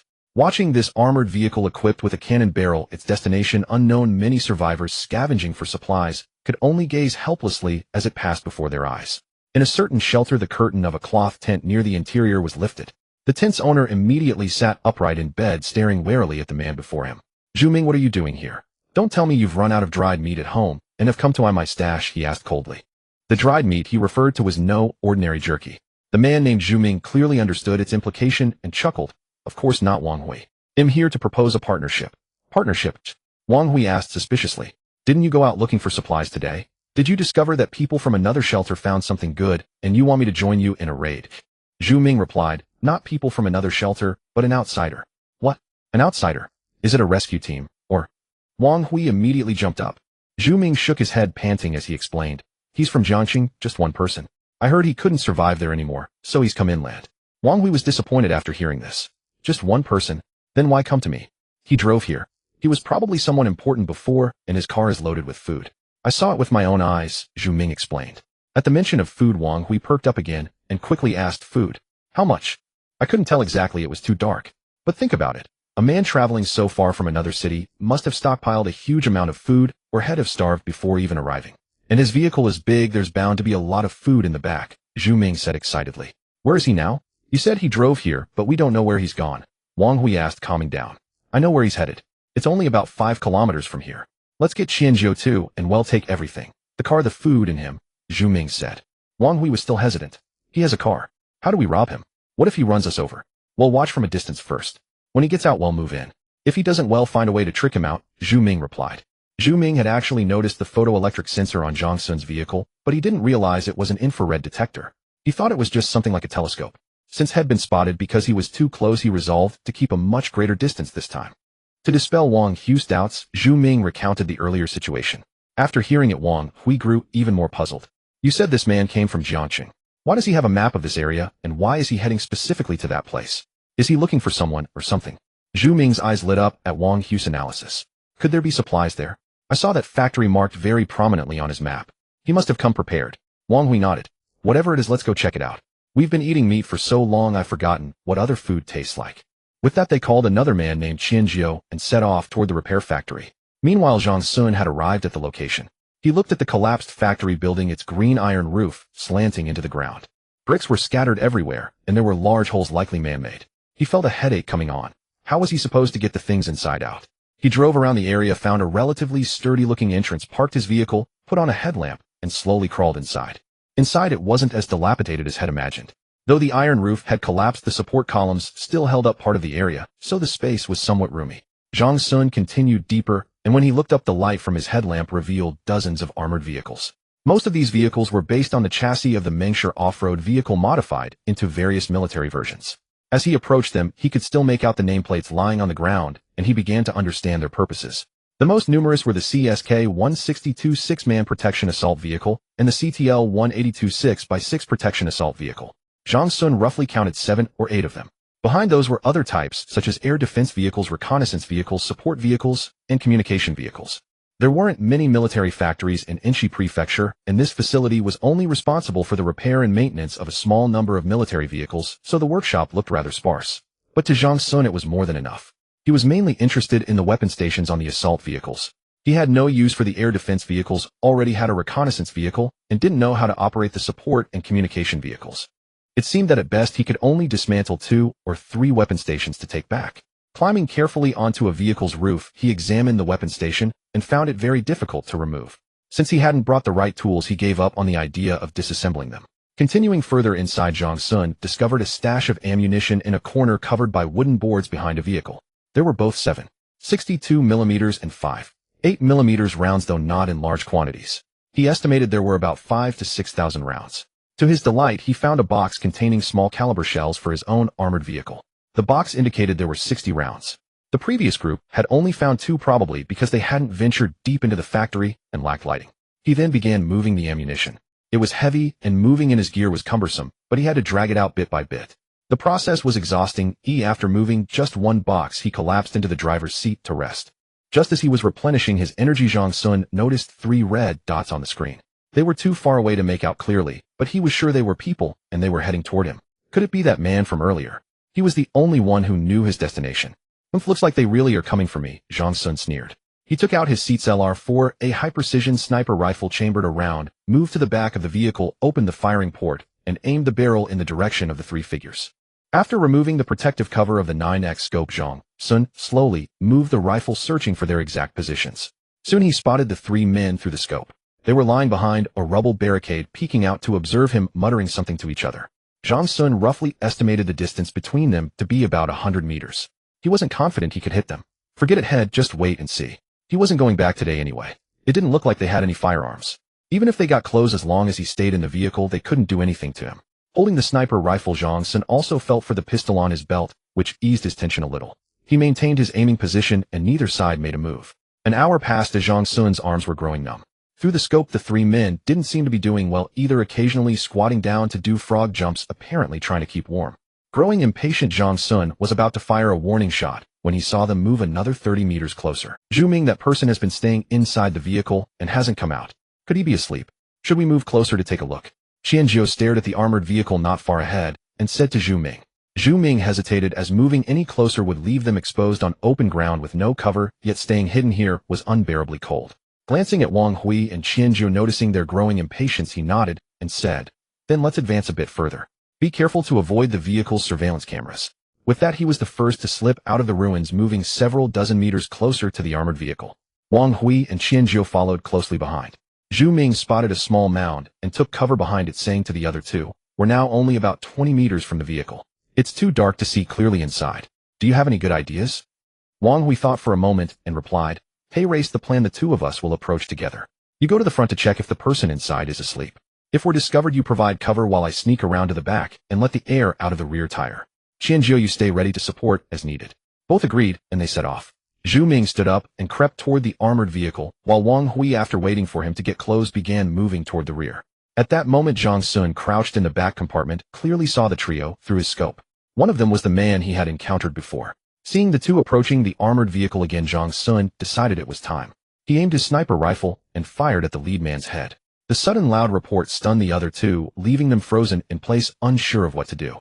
Zhu Ming, staring at the nearby armored vehicle, saw only darkness before his eyes as a blood hole appeared on his forehead. He collapsed onto the icy ground. Before the others could react, Zhang Sun quickly aimed at the second man and fired again. He missed, but the second gunshot terrified the remaining two, who scrambled frantically to flee. Zhang Sun fired a third shot, hitting the second man in the back. As he ran, the man touched his chest and then fell headfirst to the ground. The last man glanced back, while running, terror evident in his eyes as he saw his companion fall. He didn't run in a straight line, darting erratically while searching for cover. "Cunning," Zhang Sun muttered under his breath. This last target indeed made aiming difficult, but he didn't want to let him escape, fearing it might attract more ill-intentioned people.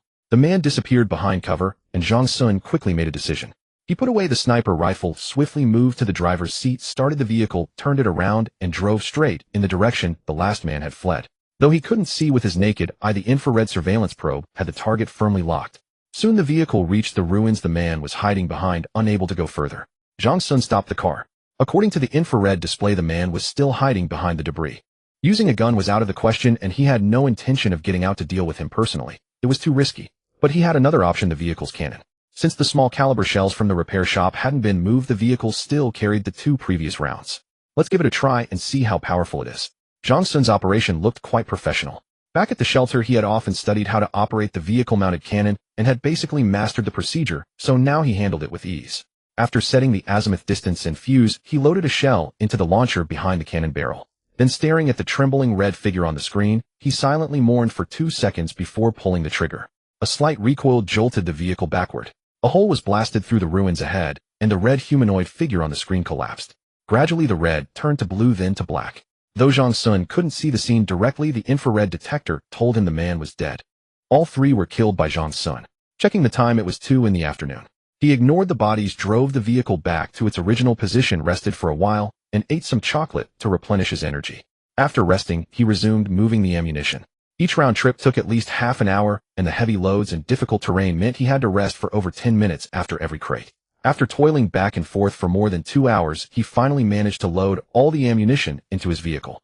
Once done, he replaced his oxygen tank and added 120 liters of gasoline to the vehicle, the second refueling since setting out that day, a testament to the enormous consumption.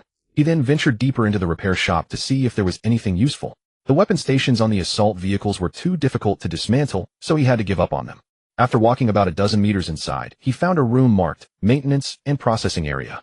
The door had already fallen, and upon entering, he saw parts scattered all over the floor. Zhang Sun opened his backpack, searched for some useful parts and tools, and packed them inside. Continuing forward, he soon made another discovery: a warehouse. He pried open the lock and found it in utter chaos. The earthquake had scattered spare parts everywhere. Sealing rings, standard nuts and bolts, antifreeze, lubricating oil, engine accessories, springs, tires. So many things dazzling Zhang Sun. At the far corner of the warehouse stood several large crates with words printed on the outside: Military Vehicle Mounted Remote Weapon System.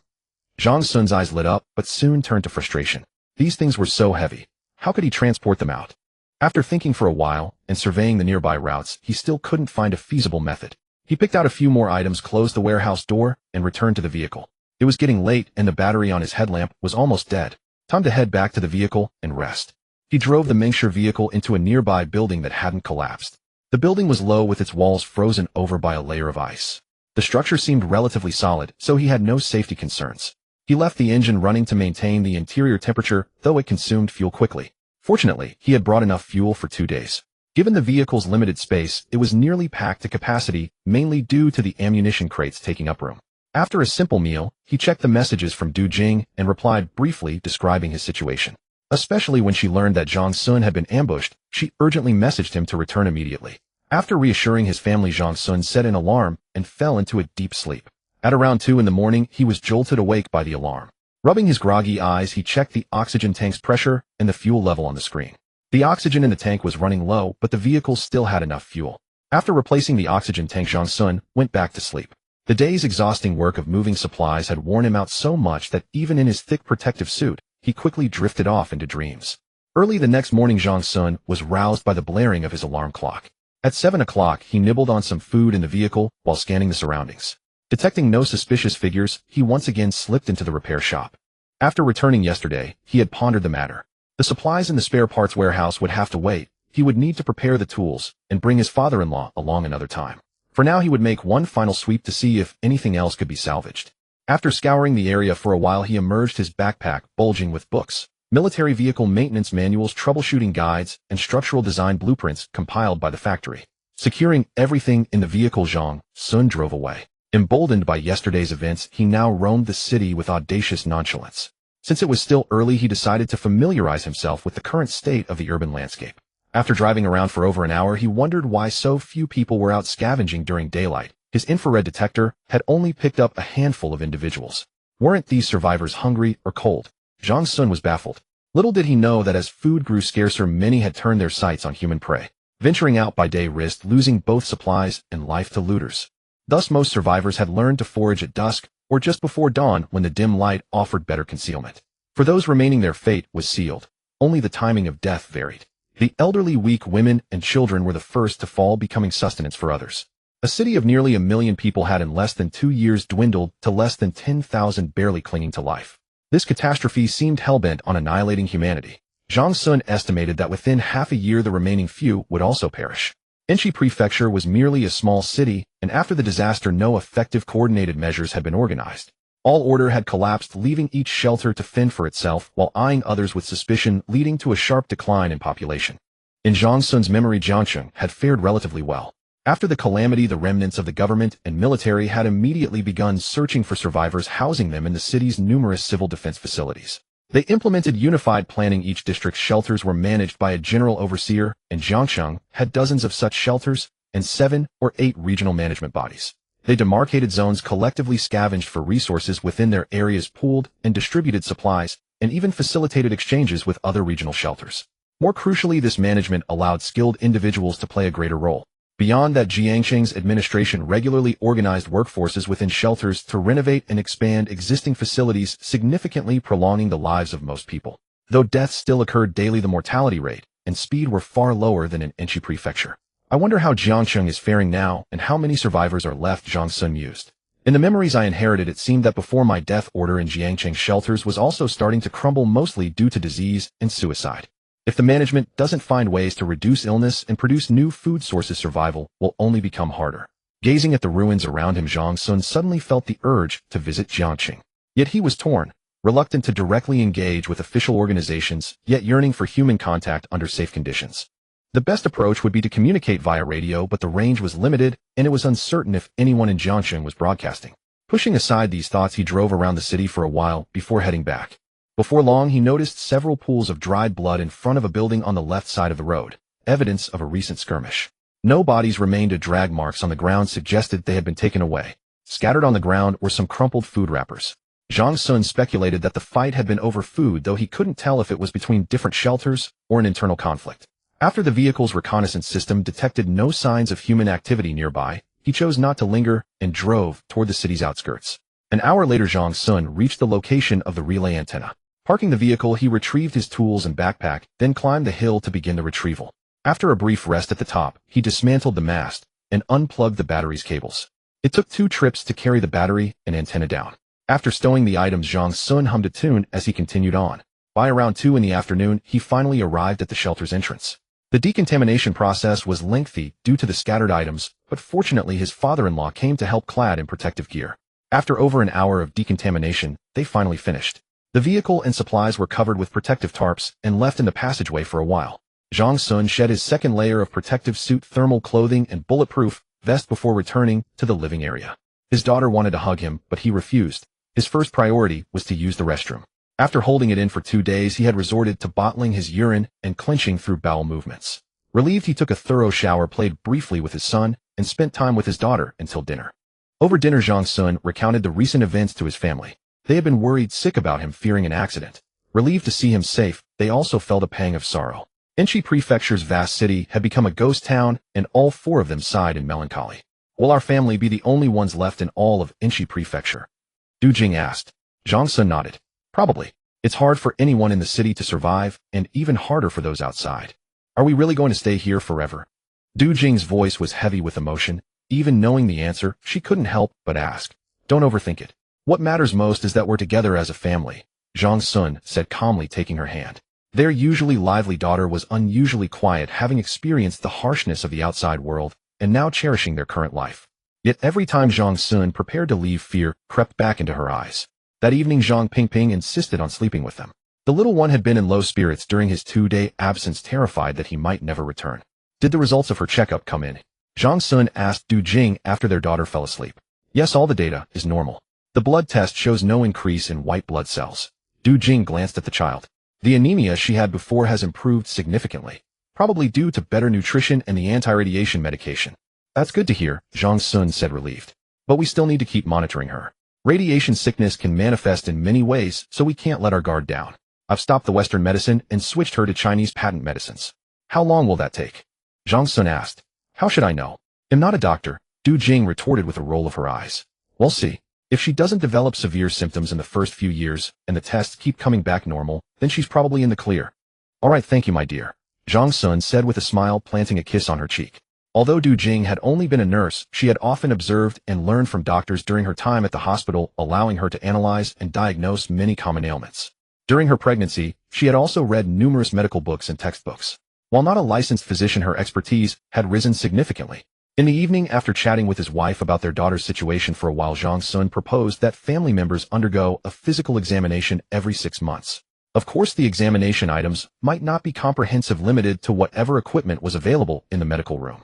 His parents were nearly 60, although they were still in good health. Age was catching up, and his father often accompanied Zhang Sun on outings, so regular checkups were necessary. Du Jing, being a half-baked doctor, might lack some expertise, but she could still diagnose common ailments based on test data. For things she didn't understand, she could find answers in books, so Zhang Sun was quite satisfied with his wife. The next day, after finishing their respective tasks, Du Jing organized a physical examination for the family using the medical room's equipment. With few people and limited tests, it was over quickly, though the results wouldn't be available until the next day. When the results came out, everything looked fine. No major issues except that the elderly couple's blood pressure needed attention. As for the ammunition and spare parts Zhang Sun had brought back, they were sorted and stored on the third day. To ensure safety, the small caliber shells were not stored with bullets. Instead, a concrete cabinet was built in a corner of the garage, where they were kept dry and properly placed. During this time, he discussed with his father-in-law about making another trip to the city to retrieve items from the repair shop's storage. His father-in-law had no objections, but to ensure everything went smoothly, plenty of preparations were needed. In such an environment, even the slightest mistake could be fatal, and Zhang Sun dared not gamble with his and his family's lives. July 2, 2026. External monitoring data update: radiation 316 MSV, temperature 62 C, PM2. 5, 203, PM10 120, sulfur dioxide, SO2 102, oxygen content 16. 1. After recording the data, Du Jing washed up briefly and returned to the room. Seeing that her son was awake, she warmed the prepared milk and began feeding him. Meanwhile, Zhang Sun was out inspecting various parts of the shelter. After feeding, Du Jing carried the baby to the living room. Her mother-in-law had just returned from the farming area holding a few eggs. Seeing Du Jing, she raised the eggs and said with a smile, "Let's boil some eggs today to nourish everyone." "Mom, have our chickens started laying eggs again?" Du Jing asked, holding the baby. "Yes, after a few months, when the next batch of chicks hatch, we'll have fresh meat. Eating frozen food all the time isn't very nutritious," her mother-in-law replied, touching the baby's forehead with her own before heading to the kitchen. "Where's Dad? Is he downstairs?" Du Jing followed her mother-in-law into the kitchen. "He's fertilizing the vegetables. I'll bring back some leaves for breakfast noodles." While her mother-in-law prepared breakfast, Du Jing carried the baby to her parents' bedroom. Seeing her daughter still asleep, she woke her up. Zhang Pingping lingered in bed for a while before getting up to wash up. After she finished, her grandfather returned with a basket. Du Jing asked, "Dad, why did you pick so many vegetables?" "This is for the whole day. Eating more vegetables supplements vitamins," he replied cheerfully. Du Jing sighed helplessly. "But we can't eat the same ones every day. Can't you plant more varieties? We can't even finish what we have now. I have to dry and dehydrate some every so often, or else I'd have to feed them to the poultry." Her father-in-law set down the basket and continued, "I'll harvest some in a few days and plant other varieties. I won't grow so much next time, so we don't waste food. Grandpa, I want cherries." Zhang Pingping exclaimed loudly. "All right, the cherries will be ripe next week. I'll pick some for you," her grandfather said. But Du Jing frowned at her daughter. "Don't think about eating all the time. Have you finished the homework I assigned yesterday?" Zhang Pingping shrank back, mumbling, "Just a little bit left. After breakfast, I'm confiscating your phone. No cartoons. Finish today's lesson first, then complete all the homework from the past 2 days," Du Jing threatened sternly. Zhang Pingping hid behind her grandfather, looking aggrieved, but even her grandfather couldn't help. No cartoons today. When her mother-in-law finished preparing breakfast, Zhang Sun returned. He took off his thick coat, took the baby from Du Jing, and played with him. Because the temperature on the first and second floors was deliberately set low, he had to wear a military coat every time he went up for inspections. "Time to eat," her mother-in-law said, bringing out a large bowl from the kitchen. She then told her husband, "Go get the bowls and chopsticks." The large bowl contained noodles topped with freshly picked greens, a few boiled eggs, and some pork slices coated in sweet potato starch. After her father-in-law set the table, her mother-in-law served everyone a bowl. The portions were tailored to each person's appetite, and extra dishes were only made on holidays to avoid waste. Even if leftovers remained, they were minimal, either saved for the next meal or fed to the poultry or cockroaches. The cockroaches Zhang Sun had raised had now hatched dozens of young ones. That morning, her mother-in-law had taken a dozen to feed the poultry. The ducks and chickens seemed to enjoy them, while the geese pecked enthusiastically but didn't seem to swallow. "Pingping, is that enough? Want me to cook more?" her grandmother asked, seeing her granddaughter eating so quickly. Zhang Pingping finished her meal, put down her chopsticks, and said calmly, "Grandma, I'm full." Her bowl was small, so she finished quickly. The others finished soon after. Du Jing grabbed a tissue, wiped her mouth, then wiped Zhang Pingping's face. "Go to class now. Let Daddy accompany you," she said. "Okay," the girl replied, hopping off her chair and taking Zhang Sun's hand to the study. Zhang Sun turned on the computer in the study, pulled up yesterday's learning videos, adjusted the progress, and let his daughter sit in front to study. The videos were mostly for preschoolers, learning characters and recognizing pictures. After a while, when she knew enough characters, they would move on to elementary school curriculum. These videos were downloaded in advance, simple enough for the child to learn on her own. If she had questions, she could ask the adults. Homework was also assigned by the teacher in the videos, so Zhang Sun didn't need to worry. He just checked it once a day. Of course, she didn't study every day like the outside world. It was 6 days on, 1 day off. While the child studied, Zhang Sun wasn't idle. He read some books, mostly professional ones. Life in the shelter was monotonous, and without reinforcement, many things had learned before were easily forgotten. So he set aside time each day to read, not necessarily to improve himself, but at least to retain the knowledge he had. Du Jing did the same. She often read medical textbooks while taking care of the baby. In the morning, Du Jing stayed in the room with the baby reading. Her father-in-law went to the 4th floor agricultural area again, then returned to the game room to play chess on the computer. Her mother-in-law watched some TV dramas, then did some square dancing. Thanks to good soundproofing, it didn't disturb anyone.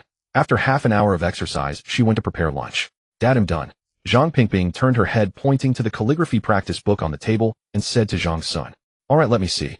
He put down the book he was holding, walked over to the computer, and examined her handwriting. Crooked and uneven, but far better than his own at her age. How many characters did you learn today?" Zhang Sun asked. 8 characters, and I also learned about many animals," Zhang Pingping replied. "Good, then let me test you. What does this character read?" Zhang Sun pointed at a character in the book. "This character."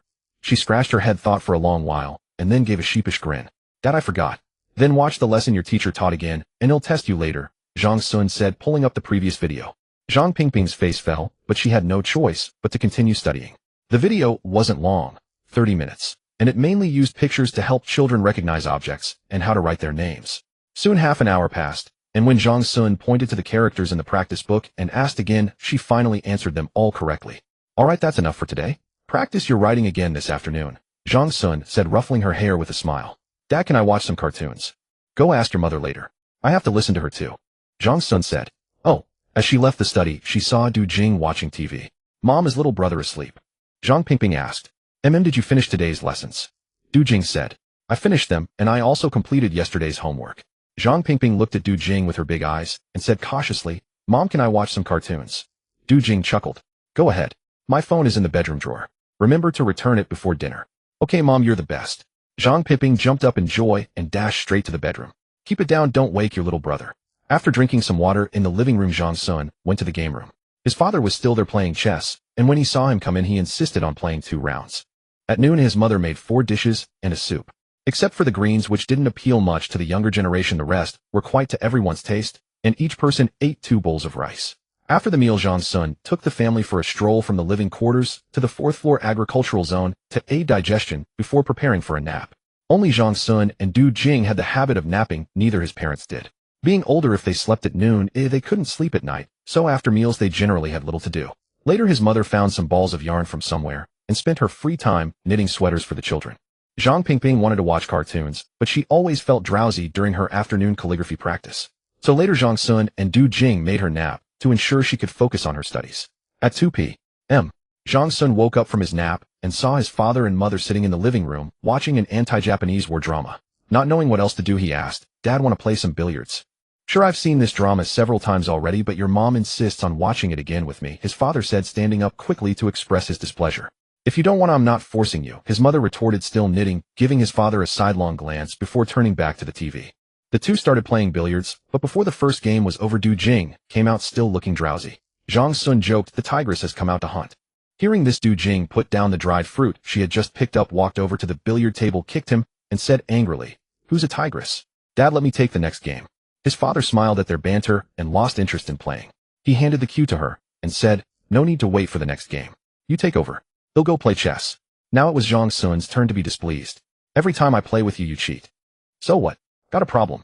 "It just means your skills aren't good enough," she said, thrusting the cue and knocking a ball into the bottom pocket. Zhang Sun's face fell, and he said nothing, watching her continue her performance. After losing 3 straight games due to Du Jing's relentless cheating, he gave up, put down his cue, and headed to his daughter's room. Zhang Sun saw Ping with her head buried under the covers and immediately knew she wasn't asleep. He lifted the blanket and found her hiding inside watching cartoons. "Get up and go to class now, or I'll tell your mother," Zhang Sun said sternly. "Dad, don't tell Mom. He'll go to class right away."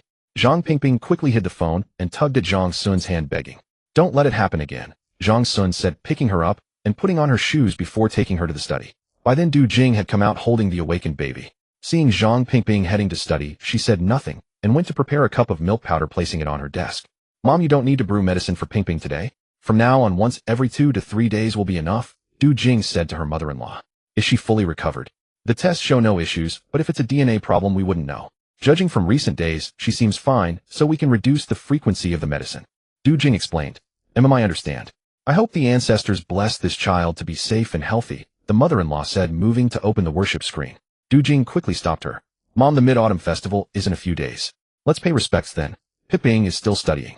"All right," the mother-in-law said, stopping in her tracks and ultimately not opening the screen. In the afternoon, after accompanying his daughter in an hour of calligraphy practice, Zhang Sun took her to the game room to play games. Du Jing handed the baby to her mother-in-law and went to the movie room to watch a film.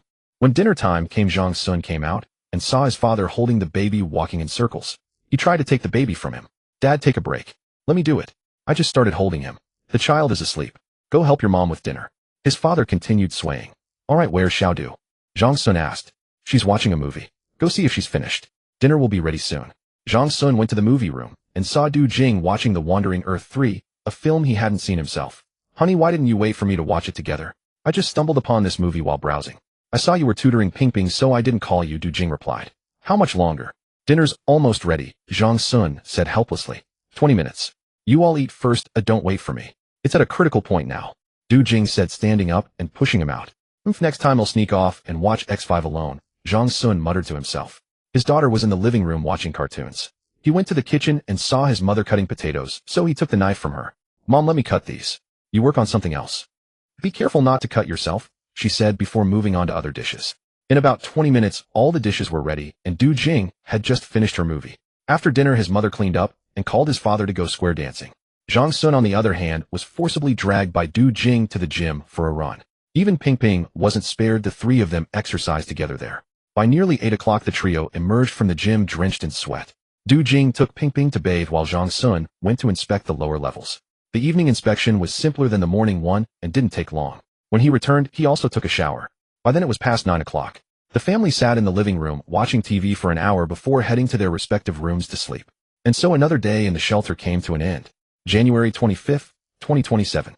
2 years had slipped by since the apocalypse silently descended. The external world showed no signs of recovery, with the remnants of human civilization confined to isolated corners. Whether through reluctance or despair, nothing could halt the slow dissipation of Earth's memory of humanity. Perhaps in some corners sparks of civilization's rebirth still flickered, yet they were so fragile that a mere gust could extinguish them. Zhang Sun's family was one such spark, tenacious yet serene. Half a year had passed since his last trip to the city center. After thorough preparations, Zhang Sun embarked once more on the journey. This time 3 of them set out: Zhang Sun, Du Jing, and his father. Each drove a vehicle forming an imposing convoy. Du Jing led the way in an armored reconnaissance vehicle. Zhang Sun brought up the rear in a wheeled excavator, while his father drove the truck in the middle. Due to the excavator's slow speed, the truck towed it for the first dozen miles. Only as they neared the city did they release the tow hooks. This second visit revealed the city to be far more desolate. On the way to the repair shop, Du Jing's surveillance equipment detected no signs of human activity. Though expected, it stirred a sense of melancholy. It took nearly 2 hours to reach their destination. Zhang Sun instructed Du Jing to stand guard outside. He drove the excavator to the rear of the repair shop, and with a single scoop tore a gaping hole in the warehouse wall. After clearing a path, Zhang Sun and his father entered and moved the scattered bricks aside. The 3 crates containing remote weapon stations were their priority. Using ropes, they secured the crates and hoisted them onto the truck with the excavator's hook. The 3 large crates occupied nearly half the truck's space. They didn't overlook the remaining spare parts, from engines and tires to spark plugs and sealing rings, loading almost everything they could onto the truck. They worked until past 2 in the afternoon, finishing the transfer of spare parts. Afterward, they refueled the vehicles and began their return journey. They communicated via walkie-talkie. Given the truck's increased weight, the excavator was no longer towed. Navigating through the urban ruins was slow, but no mishaps occurred. Zhang Sun followed in the excavator, about to coordinate directions with the lead vehicle, when he accidentally switched the walkie-talkie channel. As he tried to correct it, an unfamiliar voice emerged. Zhang Sun's heart jolted. The walkie-talkie's reception range was only about 2 kilometers. Could someone nearby be trying to communicate? The voice sounded weak and intermittent. He couldn't make out the words. Cautiously, he chose not to reply. He turned the volume to maximum, but the other side fell silent. Switching back to their channel, he said, "Dad, honey, stop for a moment. Tune your walkie-talkies to XXX frequency and stay silent." After instructing them, he switched back to the mysterious channel. It seemed to be a small radio station. That his walkie-talkie could pick up the broadcast meant they were very close. By sheer luck, he had stumbled onto the correct frequency. All 3 vehicles halted. After 2 minutes, the weak voice returned. "This is FM XXX megahertz. If anyone can hear me, please reply." Zhang Sun frowned, uncertain of the intent. Was it a plea for help? Ha ha ha. A sudden burst of laughter, oddly out of place. "Everyone's dead, all dead. I've lived to the very end. But there's no one left to talk to." This radio was once the hope of everyone in our shelter. But the greater the hope, the deeper the despair. After the apocalypse, we broadcast daily. The first year, we heard from other shelters in the city. By the second, even those signals ceased. From weekly broadcasts to monthly ones, disappointment piled into despair. You must feel the same, right? Who will talk to me? If I don't die from illness, I'll die of boredom. Maybe I should go out and find you. Tell me where you are. This is the last battery. If you don't reply, you'll never hear my voice again. This is FM XXX megahertz. If anyone can hear me, please reply. Cough cough. Lifeng Road Shelter, Inchi Prefecture. Li Zichuan, the last survivor, broadcasting to the world. Whether you hear me or not, tomorrow, I'll put on my cleanest clothes and step out of this cage. It's so dark here. Shadows flicker before my eyes every day. I'm terrified. Zhang Xiaoqi, why are your eyes bleeding? Wang Dawei, your walk is so strange. Who ate your leg? The walkie-talkie fell silent. After a long pause, Lifeng Road Shelter, Li Zichuan. This might be my last broadcast. Perhaps you're like me, quietly stranded on an isolated island, the once beloved world devoid of life. How I long to see that lush, bustling world again, to taste my mother's braised pork once more, to kiss my daughter's rosy cheeks too. The voice grew faint, heavy breaths laced with sobs carried by radio waves, as if lamenting the demise of civilization. Mom, I see you. Are you here to take me home? This is FM XXX megahertz. I want to tell you the sunlight has streamed in. My mom, dad, wife, and daughter are waving at me from there. Goodbye, friends. I can finally go home.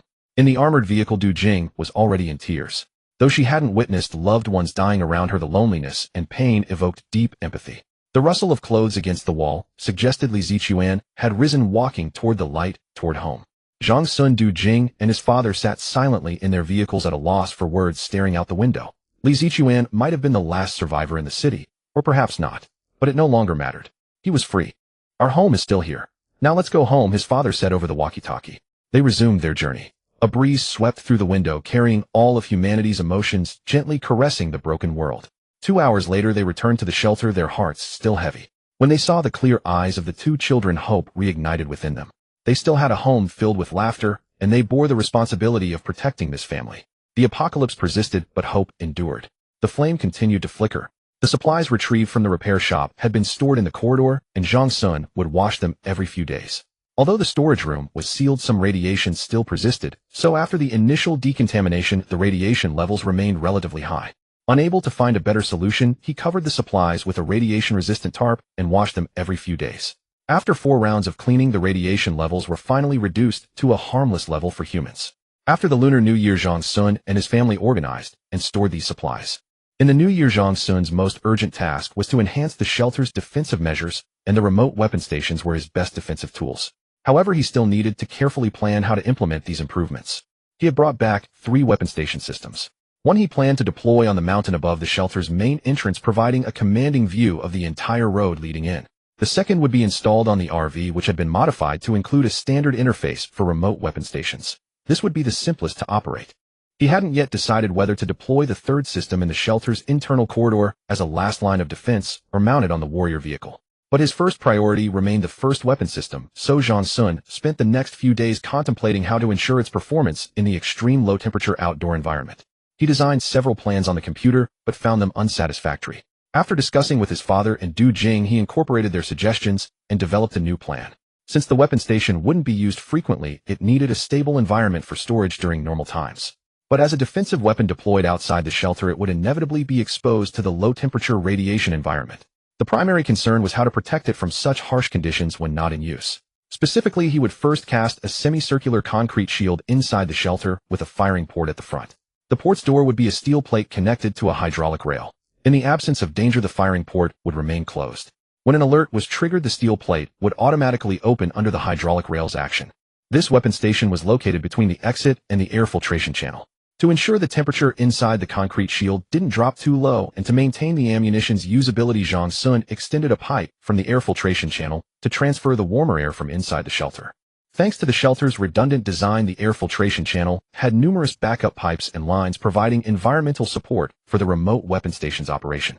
After finalizing the plan, Zhang Sun and his father began preparations. The semicircular concrete shield was made to fit the weapon station's size, a straightforward process. However, the firing port with the hydraulic rail was more troublesome. Because the concrete shield was curved, installing this mechanism required considerable effort. Meanwhile, he added an insulated box for the controller to prevent system failure due to low temperatures. After finishing this part, he promptly wrote a program for the firing port's control unit microcontroller to enable remote control from within the shelter. For instance, when the main control system detected an anomaly, it would trigger an alert and automatically open the remote weapon station's firing port, saving time for a counterattack. Of course, the device could also be manually operated. After uploading the program to the microcontroller, Zhang Sun integrated the weapon station with the concrete shield and conducted several days of testing. Overall, the results were satisfactory, but there were minor issues such as the hydraulic rail support and closure being somewhat rough and the sealing between the firing port steel plate and the concrete shield. For the former, Zhang Sun slightly adjusted the position and applied lubricant to many joints, resolving the smooth operation issue. For the latter, he changed the sealing method, replacing the low-temperature assistant nitrile rubber with fluorosilicone rubber, which performs well under both high and low temperatures. Next, he needed to prepare the internal wiring. The weapon station's power and signal transmission cables had to be connected inside the shelter in advance. When installing it outside, he only needed to connect the shorter cable from the weapon station to the control cabinet in the channel via a hot air pipe. This task alone took him and his father nearly 2 weeks. It wasn't that they were inefficient, rather they had daily shelter inspections, maintenance, and various other chores. They could only spare some time each day to work on the remote weapon station. After all preparations were complete, it was time for outdoor installation and debugging. Since the concrete shield was too heavy, Zhang Sun used the crawler crane he had never driven out before. The crane's boom could extend to a height of 15 meters, which was sufficient for lifting the concrete shield. After moving the materials and tools outside, Zhang Sun and his father climbed the ladder to the deployment site. They dug a level area on the ground and drilled a channel for the hot air pipe. The pipe would be buried underground, and although it was wrapped in 2 layers of insulation, burying it further helped isolate it from the extreme external cold. Zhang Sun descended to operate the crane, lifting the concrete shield. His father guided it from above, aligning the position and driving 4 long steel spikes into the ground at the corners to secure it. Then Zhang Sun came up, laid the pipes, and connected the control cables. Next came the testing phase. First, the firing port opening and closing test. Du Jing manually operated it from inside the shelter, conducting 10 sets. The operation was smooth except for the first set, which had some ice-induced lag. Then came the weapon test. The firing port was wide enough, allowing the weapon station to rotate 60 degrees.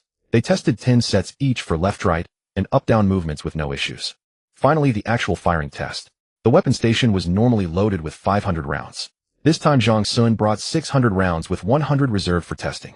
After moving the vehicles away, Zhang Sun and his father hid behind a rock and instructed Du Jing to commence live fire. 10 sets of firing each with 10 consecutive rounds were impressive as the bullets struck the ice. Zhang Sun was satisfied. Before returning, there was one more task: to unseal the firing ports on the shelter's steel door. The original design included firing ports at the two corners of the door. However, due to frequent disasters early on and the thinness of the port's opening-closing panels, Zhang Sun had sealed them from the outside by adding two thicker steel plates. Now, with only low temperatures and radiation remaining and disasters less severe, it was logical to unseal the left and right firing ports. If the remote weapon station failed, Zhang Sun could still use these two firing ports to shoot at external enemies from within the shelter. Neither of them had eaten lunch, and they worked until 2:00 p.m. Zhang Sun retracted the crane's boom and drove it back into the shelter. The day's process went smoothly, and he breathed a sigh of relief. The shelter now had a reliable means of defense and counterattack, unlike the previous two times when they could only watch others approach. Especially Sun Xiaohua, who had almost reached the door. If not for Li Pan and his wife, Zhang Sun would have had no choice but to hide inside and watch the destruction. Now it was different. With the remote weapon station and the video surveillance providing an early warning of about 5 to 6 minutes, if anyone came here again, Zhang Sun could ensure they would never reach the door. In a remote mountain area of Fuling District, Chongqing, several military trucks were slowly driving on the icy surface. The people on board stared intently at the flickering light signals in the distance. After about 10 minutes, the vehicles came to a halt. The surrounding hills were not particularly tall. The driver of the leading vehicle, clad in protective gear, opened the door and walked to a massive circular archway. He picked up a specially made steel rod nearby and struck the archway in a rhythmic pattern. This was the prearranged signal between the two sides. Those inside would judge whether the visitors were friend or foe based on the rhythmic sounds. Soon the steel archway was pushed open from within. This was a shelter located in Chongqing. Due to its distance from the city center, it had not been flooded with a massive influx of citizens when the disaster struck. The people living here now were primarily those temporarily selected by the government and transported via helicopters and other means. Although there were only slightly over 3,000 people for this shelter with a total area of nearly 100 square meters, it was far from crowded. Under the guidance of others, several trucks loaded with supplies slowly drove into the shelter. The shelter's passageways were very spacious, with various vehicles parked along the sides. The deeper one went, the more people could be seen, all busily engaged in their tasks. This scene almost gave one the illusion of a pre-apocalyptic world. Dr. Chen, this is the last batch of materials. You must be extremely meticulous. The safety of over 3,000 people in this shelter rests in your hands. Standing on an upper railing, a middle-aged man with glasses and graying hair spoke to an old man in a white lab coat, beside him watching the returning trucks. I understand. In the 2+ years since the disaster struck, even with our highly protective measures, the shelter's population has dwindled from an initial 4,000 to the current 3,000. If we don't restart human industrialization, soon we'll be left waiting for death. Dr. Chen murmured. Standing beside him was Jiang Ran, the shelter's second leader. Despite his head full of white hair, no one would believe his age. He was only 38. He had once been a political commissar in a unit of the People's Liberation Army Rocket Force and later served as the director of the Chongqing Municipal People's Armed Forces Department. Dr. Chen was originally an academician of the Chinese Academy of Engineering and a technical advisor to the China National Nuclear Corporation. In the tens of minutes before the apocalyptic broadcast, the Chongqing municipal government received advance notice and at the fastest possible speed activated a secret contingency plan. Under the guise of a military exercise, they mobilized a large number of helicopters and other transport to ferry a group of valuable talents and their families to this location, stockpiling vast amounts of supplies. By exploiting this time gap, they managed to avoid the massive chaos that erupted after the broadcast. Jiang Ran's first superior was the mayor of Chongqing, but unfortunately he died in the second year. Although the shelter had amassed a large quantity of supplies, many people still perished from disease or an inability to tolerate the hypoxic environment. This shelter was actually the renowned 816 project. Construction began in 1967, initially carried out by engineering troops who excavated tunnels. After 1975, the 816 factory construction team took over for facility construction, employing a total of over 600 workers throughout the process. Due to changes in the international situation and strategic adjustments in the national economy, the project was halted in 1984. Later in 2015, the government carried out renovations. The total building area was 100 square meters with 18 large caverns and 130 roads at its branch tunnels and shafts. The cumulative axial length of all caverns exceeded 20 kilometers. Among them, the largest cavern reached a height of 79.6 meters with a sidewall excavation span of 25.2 meters and an arch span of 31. 2 meters covering an area of 1,300 square meters. This created a layout of buildings within caves, caves within buildings, and rivers within caves, providing immense security for the survival of these thousands of people. The factory buildings within the caves were about 400 meters deep, with the thickest overburden reaching 200 meters. The core area's overburden thickness was over 150 meters. The water diversion channel drew water directly from the depths of the Wu River into the cave. The 816 cavern could withstand the airburst shockwave of a 1 megaton hydrogen bomb and a direct hit from a 1,000-pound bomb. It could also resist the destructive force of an 8-magnitude earthquake, as the geological structure here was relatively stable. Moreover, being far from the major impact center, it suffered minimal shock when the disaster struck. The 7th and 6th levels have been renovated and various types of equipment have been installed. We're only waiting for your ignition preparations on the 8th level. Jiang Ran spoke with an expectant tone. Fortunately, Chongqing is a heavy industrial city, so various equipment and materials weren't hard to find. Otherwise, we would have had to go all the way to Xi'an. Dr. Chen nodded and asked, have we established contact with other places? An expedition team from Xi'an made a trip once. Although there were still many survivors, they were all fragmented. We didn't find any government organization, so we decided to give up. Jiang Ran sighed and continued. To the east and west were surrounded by mountains. Without communication support, it's difficult to advance. And judging by the current situation, things don't look optimistic. Alas, forget it. Let's focus on managing our own home well. Perhaps the seed of human civilization lies right here with us, said Dr. Chen. I hope there are many such seeds, Dr. Chen. Jiang Ran shifted the topic, saying, I plan to organize manpower to continue advancing underground after the lower 3 industrial levels are operational. The surface is no longer suitable for human habitation, and the shelter's population will only grow. So we must plan for the future. That's a wise move. But I don't have much time left. I doubt I'll live to see the day civilization is restored, Dr. Chen said dejectedly. It doesn't matter.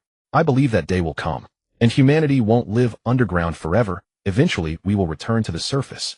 Perhaps none of us will see it, but we have left behind hope and the spark. Jiang Ran smiled calmly and said firmly, the spark plan will surely succeed. This spark plan was precisely the plan to reignite the flame of human civilization based on the old nuclear reactor site on the 8th level. To develop industry, the first necessity was electricity, and the source of electricity required energy. With so many people in the shelter, energy consumption was already insufficient, let alone meeting the demands of industrial production. Thus, nuclear energy was humanity's hope. To achieve this, talent was always the most important factor. And here they possessed the brightest minds of human civilization along with an existing reactor framework. Nuclear energy being harnessed by humanity once again was no longer an impossibility. The 816 project was originally conceived as a backup nuclear enterprise for Gansu's 404 factory, a highly confidential military enterprise producing heavy water. In the 1960s, the former Soviet Union posed a nuclear threat to China, and the central government decided to build a second nuclear raw material industrial base in the third-line hinterland, requiring it to be nestled in mountains and built into caves. In September 1966, the central government selected the mountains of Baitao town in Fuling to build the 816 nuclear factory. The 816 project was planned to produce nuclear fuel with a graphite water-cooled reactor that served dual purposes of production and power generation within the cave. Besides the reactor section, the cavern project also included another crucial component, nuclear waste treatment, encompassing the processing of contaminated waste such as wastewater and spent fuel rods. Over the past 2 years, they had been collecting necessary equipment and materials while renovating the shelter, replacing old equipment and pipelines, sacrificing countless lives in the process. Now at last, they had the possibility of ignition. Therefore, this time, they could not afford to fail. In the nuclear reactor hall on the 8th floor, a cavernous space, 20 to 30 meters high, the original support structures of the reactor still remained. The supports, crafted from nearly meter-wide I-beams of the 816 underground nuclear project, formed a perfect square. Beneath the supports, the circular sockets for the process tubes were densely packed, numbering 1984 in total. Adjacent to them, a radiation-proof trench over a meter wide was filled with barite sand transported from Yunnan. The vast empty ceiling was riddled with circular holes, each roughly 10 centimeters in diameter. On the walls surrounding the reactor hall, 2 levels of steel walkways were installed, their cream-colored paint still gleaming. The heavy iron doors, a full 2 inches thick, ensured maximum safety. At the bottom of the nuclear reactor hall on the 3rd level of the 816 nuclear military cavern, one passed through a narrow corridor and an iron door over 2 inches thick that required stooping to enter, revealing a circular pot-like pool. The pool had an upper diameter of about 20 meters and a depth of 5 meters.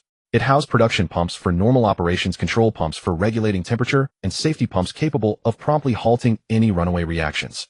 In the central control room on the 9th floor, a gray console sat in the center bearing the inscription date of manufacture, July 1980, Great Wall Switch Manufacturing Plant, People's Republic of China. However, this console had been abandoned, its outdated equipment unable to meet modern demands. Most astonishing was the control room's computer system, which occupied 3 walls covering an area of approximately 150 square meters. The original massive computers stood about 2 meters high, with numerous wires exposed on empty iron racks. A yellowed product certificate for a display screen read date of manufacture June 30, 1978. Several circular display screens about 2 meters in diameter showed the layout of various areas. In front of these old computers, a new wall had been erected beyond which modern computers and control equipment from the new century had taken their place. The control system had undergone multiple rounds of testing.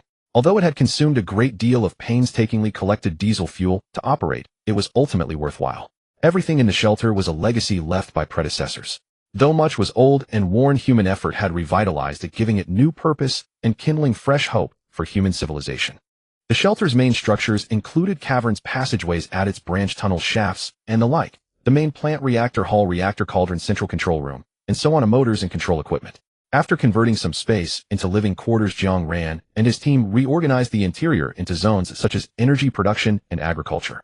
Among the remaining 3,000-odd people, there were over 1,000 able-bodied laborers along with top minds from various fields, which enabled the shelter to reach its current state.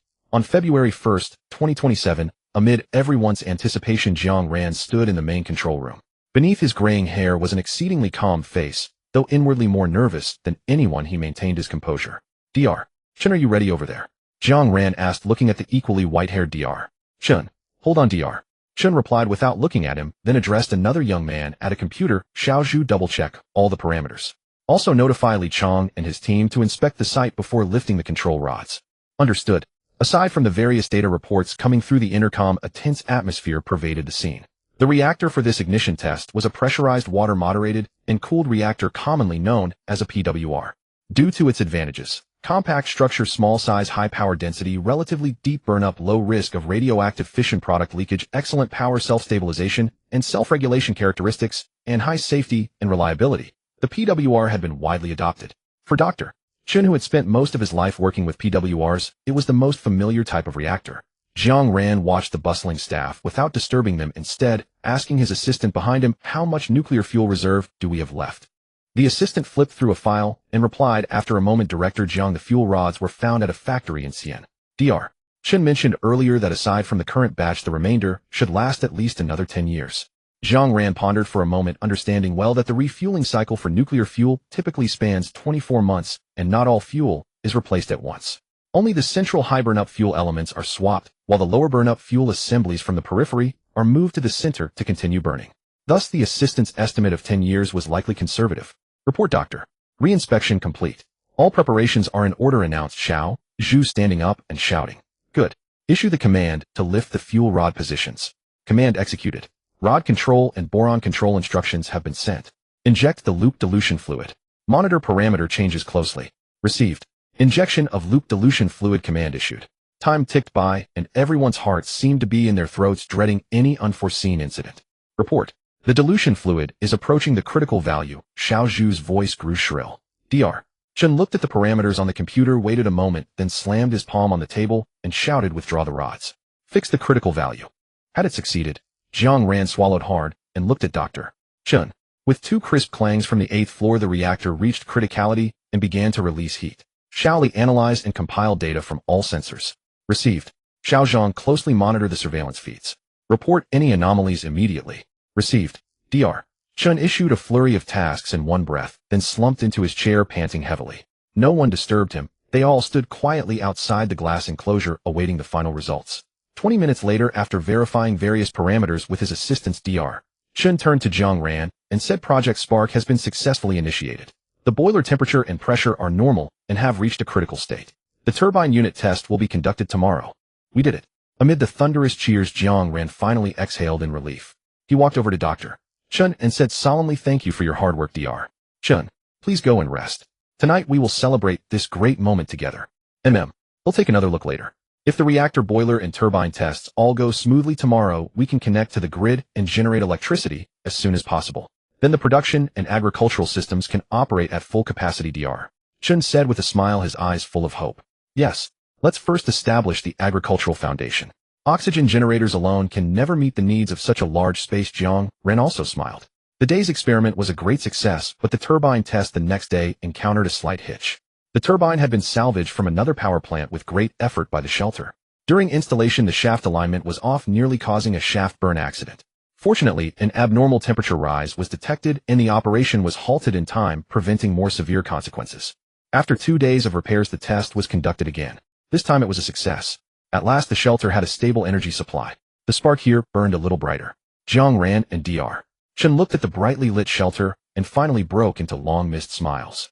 The success of the spark plan in Chongqing was a landmark event in the continuation and development of human civilization, yet it held little relevance for Zhang Sun, who was over 400 kilometers away.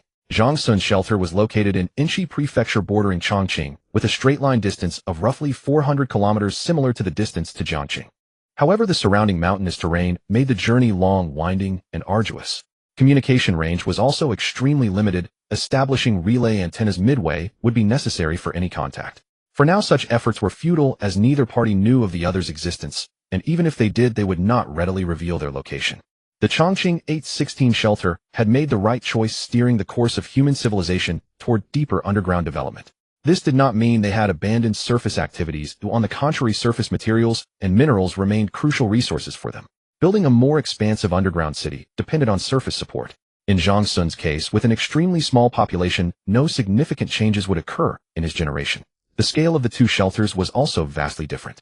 The 816 shelter covered an area of 1050 square meters, crowded with nearly 5,000 people. Zhang Sun's shelter spanned nearly 4,000 square meters, but housed only 6.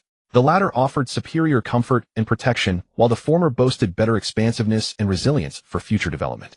This represented two divergent development models. One was a small tribal model centered on the family, while the other continued the organizational and social structures of civilization. In the future, as large-scale shelter civilizations gradually recovered, inevitable collisions would occur on the surface. Yet within the foreseeable decades, the likelihood of such an event was not high. Zhang Sun's earlier rush to enhance the shelter's defenses was precisely a consideration of this possibility, adding a layer of confidence to his home. Over the past 2 years, the human population within Inchi Prefecture had dwindled to a sparse few, insufficient to sustain civilization. Apart from Zhang Sun's family, this region would become a vacuum of life in the foreseeable future. According to Zhang Sun and Professor Wang's pre-apocalyptic projections, the settling of atmospheric dust to allow sunlight through might take many years, while the restoration of terrestrial and marine ecosystems would require at least several millennia. This was an optimistic estimate, not accounting for nuclear radiation. The actual recovery time remained unknown. Perhaps a few vegetation or algae species adapted to dark environments could withstand such harsh conditions, and these seemingly insignificant organisms held the hope of ecological revival. After deploying the remote weapon station outside the shelter, Zhang Sun conducted several rounds of testing, essentially completing the defense system. He then spent 2 days installing another remote weapon station onto the RV. Since the RV was custom-built with standard interfaces for remote weapon stations, only simple adjustments to channels and programs were needed for success. The RV had been in use for a long time, so the weapon testing provided an opportunity to drive it out and assess its ability to withstand low temperatures and radiation. Zhang Sun Du Jing and his mother took the RV for a spin, not only for testing, but also to alleviate the oppressive feelings from prolonged stays in the shelter. Initially, they wore protective suits as a precaution. After driving for a few hours, the RV's excellent sealing and powerful air conditioning kept the interior radiation level stable without any fluctuations, so they removed their suits. The remote weapon station on the roof, controlled by Zhang Sun, completed several rounds of testing with great stability. For thermal insulation, the vehicle-mounted weapon station was wrapped in a layer of thick iron sheets. Concrete shielding was too heavy and consumed too much fuel, so it was avoided. The iron sheets' inner walls were lined with insulation and coatings, and with the roof's heat-conducting plates, heat loss was prevented. The structure was largely similar to before, with an automatic opening and closing firing port. The civilian reconnaissance mast on the RV, though less precise than military-grade ones, sufficed for open areas, so Zhang Sun did not transfer the spare mast to the RV. After completing all tests, Zhang Sun did not immediately return to the shelter, but drove the RV slowly around the vicinity with his wife and mother. The temperature difference between inside and outside was nearly 80 degrees. His mother and Du Jing sat in the futuristic cockpit, enjoying the long-lost open view through the 180-degree observation window, their feelings of oppression gradually dissipating. "Honey, let me teach you to drive the RV. Then you can take Mom and Dad out on your own." Zhang Sun suddenly stopped the vehicle. "Can I handle such a big car?" Du Jing asked, lacking confidence. "Why not? It's just like an automatic transmission car. But there are a few things to note. 5 minutes later, Du Jing gripped the steering wheel tightly and nervously pressed the accelerator again. The RV began to move slowly. Soon after getting familiar with it, her tension faded and the speed increased.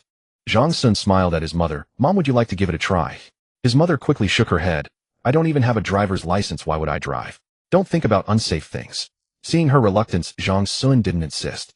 He went to the cabin, took out a DSLR camera from the cabinet, and handed it to her. Mom, why don't you take some photos? His mother snapped a few shots of Du Jing driving, then turned to photograph the gloomy mountainous scenery outside. Half an hour later, nearing 11 o'clock, Zhang Sun switched places with Du Jing and drove the RV back. Since none of them had left, the RV decontamination was quick. Just 2 rounds of rinsing the exterior. Back in the living area, his mother went to cook and his daughter approached, whispering mysteriously, Dad, next time you go out, can you take me along? Zhang Sun chuckled. You little rascal, what for? Wait until you're older. Fine if you don't. His daughter pouted her delicate lips and went to her room to watch cartoons. Zhang Sun had considered taking her out, but recalling her past exposure outside, and unsure if her body had fully recovered, he dared not risk it. Even the slightest carelessness could trigger unforeseen dangers. So he would wait until she was older and showed no signs of physical discomfort before considering taking her out. From January 25, 2025, to February 3, 2027, the apocalypse had been raging for 2 years. Though most of these 2 years had been monotonous, it was far better than losing their lives, and Zhang Sun's family felt content. His parents were nearing 60. Life was short, and joyful moments even shorter. Zhang Sun cherished this hard-won life, at least safe and happy. On March 17, 2027, Zhang Sun was going out again. This time he was taking his wife Du Jing with him to the city. The materials in the shelter were running low. Items like steel plates and cement had been consumed heavily recently. The first-floor warehouse was small to begin with, and the previous purchase wasn't large, so they had to go to the city again to restock. You two must be careful on the road, especially Xiao. Do drive slowly, Mother said while helping them put on protective suits. I know Mom will protect her, Zhang Sun replied. If you can't find anything, just forget it. Come back early in the afternoon. Okay, Mom, I want to eat fish tonight, Du Jing said, zipping up her suit and smiling. Will go to the freezer and get one out to thaw. Mother checked the time again and continued, you'd better get going now. It'll go down. After Mother left, the two of them drove their vehicles slowly into the passage, waiting for the 2 gates of the shelter to open separately. Du Jing still drove the armored reconnaissance vehicle in front to lead the way, while Zhang Sun followed behind in the truck. Since there were only 2 people and the thick protective suits were very inconvenient, Zhang Sun added a hand-cranked hoist at the back of the truck to facilitate lifting supplies onto the truck later. Soon the 2 vehicles, one after the other, disappeared from the shelter's surveillance footage. Honey, drive slower, not so fast. After a while, Zhang Sun took out the walkie-talkie and called ahead. Copy that, copy that. Du Jing's voice came from the walkie-talkie, then there was no further response. Zhang Sun smiled helplessly. An hour and a half later, they arrived safely in the city. The infrared and visual reconnaissance equipment on the armored vehicle kept rotating, but no signs of life were detected. Honey, turn left, drive 2 kilometers, then turn right. Copy that. Remember to remind me when to turn right. 5 minutes later, Zhang Sun picked up the walkie-talkie and said, Honey, turn right. Oh, you missed it. The vehicle ahead immediately stopped. Du Jing asked, Oh, why didn't you remind me earlier? What now, should I turn around? Forget it, don't turn around. Keep going forward, and at the next intersection, remember to turn right. Zhang Sun patted his head, a bit speechless, having told her not to drive so fast. Turn right now, which way? Just drive in this direction. Dodge obstacles, and remember to get back on course. Okay, copy that. Another 20 minutes later, they arrived at their destination, the Inchi Prefecture Building Materials Wholesale Market. This market consisted of 7 or 8 10-story buildings densely packed with many wholesale shops. Although each shop had limited stock, their sheer number made up for it. When Zhang Sun arrived, he found that half of these buildings had already collapsed, and all the materials inside were buried under the rubble. He had brought few tools this time, and even if he wanted to search inside, he had no way to break through the surface. Fortunately, 2 or 3 buildings were still standing, though they looked dilapidated and miserable. He instructed Du Jing to park the car in an open area, which was convenient for reconnaissance, and also prevented debris from falling from higher floors and hitting her. Zhang Sun got out of the car, observed for a while, and chose a building that seemed structurally sound to check first. Once inside, he found that most of the doors and windows were gone and various materials were scattered all over the floor. If he wasn't careful, he could step on a nail and puncture his suit. Careful not to let his guard down, he used the headlamp strapped to his forehead to illuminate the path ahead as he moved. The first floor of this building was mostly metal materials of many kinds, plates, wires, bars. Zhang Sun was secretly pleased. Fortunately, they weren't on the upper floors, or it would be difficult to load. After looking around the first floor, he went up the stairs to the second floor. There were things Zhang Sun needed, as well, mainly cement, lime paint, and such. However, most of these items had been soaked by water and were probably unusable.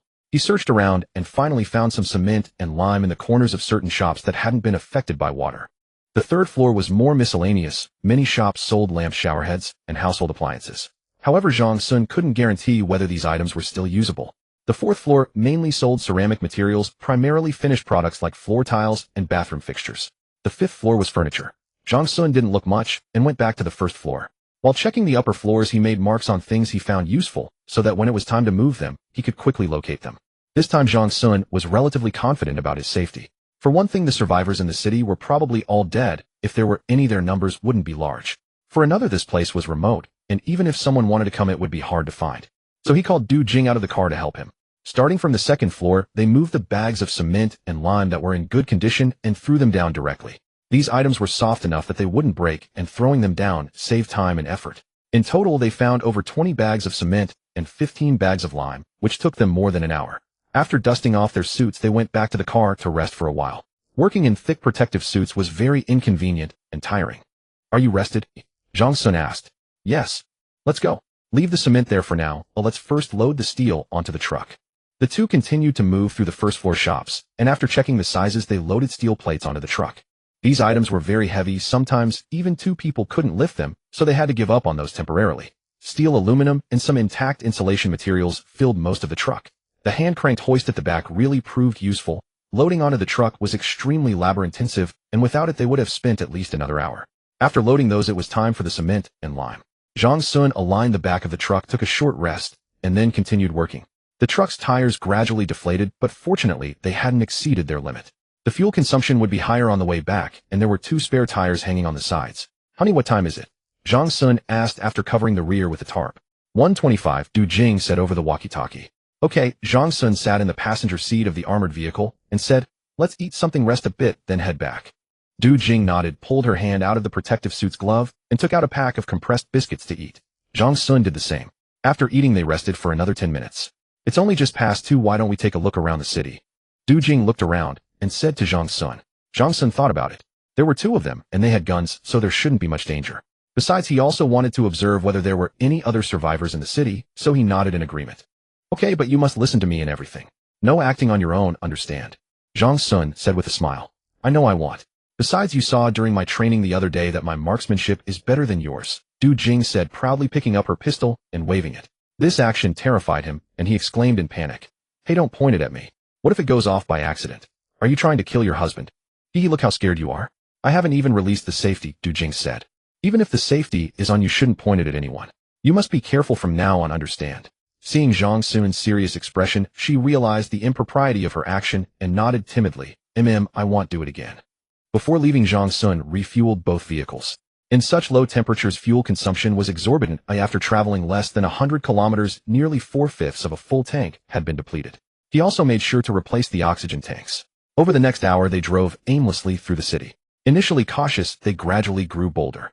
"Turn on the high beams," Zhang Sun instructed Du Jing via the walkie-talkie.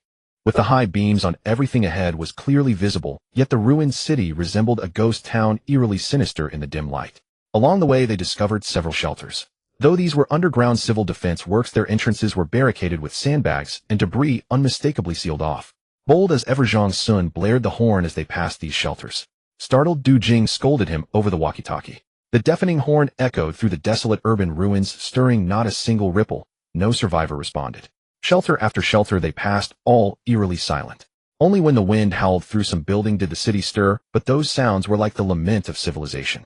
Unbeknownst to them, Zhang Sun and Du Jing had come to realize that this city, along with all traces of human civilization, had been utterly consigned to history, scattered amidst the broken landscape. Each visit plunged Zhang Sun and Du Jing into melancholy. The apocalypse signified an end to individual efforts, whether struggles or resistance were utterly insignificant. Some fought to the death for supplies, some barely clung to existence, drifting with the tide, and others refused to accept their fate, rising in defiance. In this city lay countless memories, boundless joys and sorrows, but now they had all dissipated with the wind. Like Zhang Sun, who, having prepared so thoroughly over the past 2 years, had experienced no epic adventures. He possessed only the mindset of an ordinary person, grieving for others, harboring selfishness, and maintaining caution toward strangers. This was the apocalypse, but Zhang Sun never fancied himself a protagonist from a novel. He was merely an ordinary man. After wandering, Zhang Sun decided it was time to head back and informed Du Jing. Soon they passed a familiar spot. Du Jing stopped the car and said to Zhang Sun, "Honey, do you remember this place?" Zhang Sun asked, puzzled. What's wrong? Last time we were here, it was where we first heard someone broadcasting. Reminded by Du Jing, Zhang Sun recalled. Earlier, when Du Jing and his father were transporting remote weapon stations, they had passed this spot and accidentally picked up a broadcast from some shelter on the walkie-talkie, though the broadcaster had already gone mad. Want to take a look around? Zhang Sun asked. Sure. With Du Jing's consent, Zhang Sun scoured the vicinity and indeed discovered a well-concealed shelter. Originally beneath a residential complex, the collapse of the building had created a natural barrier. Without careful observation, one would hardly notice the shelter hidden beneath the rubble. The exposed entrance was narrow, unlike others fortified with sandbags. Here such measures were unnecessary. They parked the vehicles nearby. The shelter's entrance was half open, with several human corpses frozen into ice sculptures nearby. Radiation seeped in with the wind, suggesting no living humans remained inside. Zhang Sun got out, walked to Du Jing's side, and said, wait outside for a while, I'll go in and check. Du Jing hesitated. Zhang Sun continued, under these circumstances it should be safe inside. Keep watch outside and alert me quickly if anything unusual happens. Du Jing nodded and said, be careful and keep your gun ready. Without another word, Zhang Sun pushed open the half-closed door and entered. Inside, the passage widened significantly enough for two small cars to pass side by side. This must have been an underground parking lot, Zhang Sun thought. As he ventured deeper, the light above grew unstable. Before him lay a chaotic area of makeshift shacks, crowded and disorderly, with tattered sheds interwoven.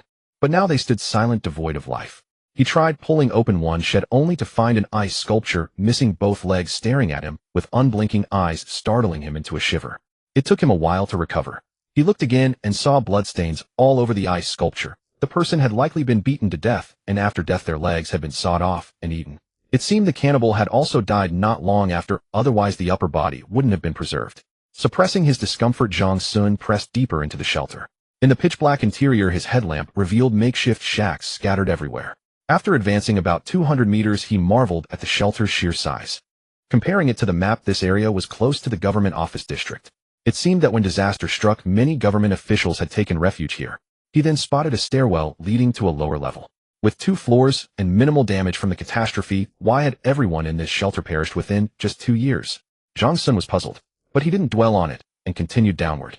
The lower level was much smaller, with several independent rooms built from concrete. These had likely been constructed after the apocalypse, standing in stark contrast to the shacks above, like the difference between the rich and the poor. Seeing the red bloodstains splattered across the walls, Zhang Sun finally understood why this shelter had collapsed so quickly. But it was none of his concern. The temperature here was actually less severe. A steel door on the stairs to the first floor blocked most of the radiation and cold.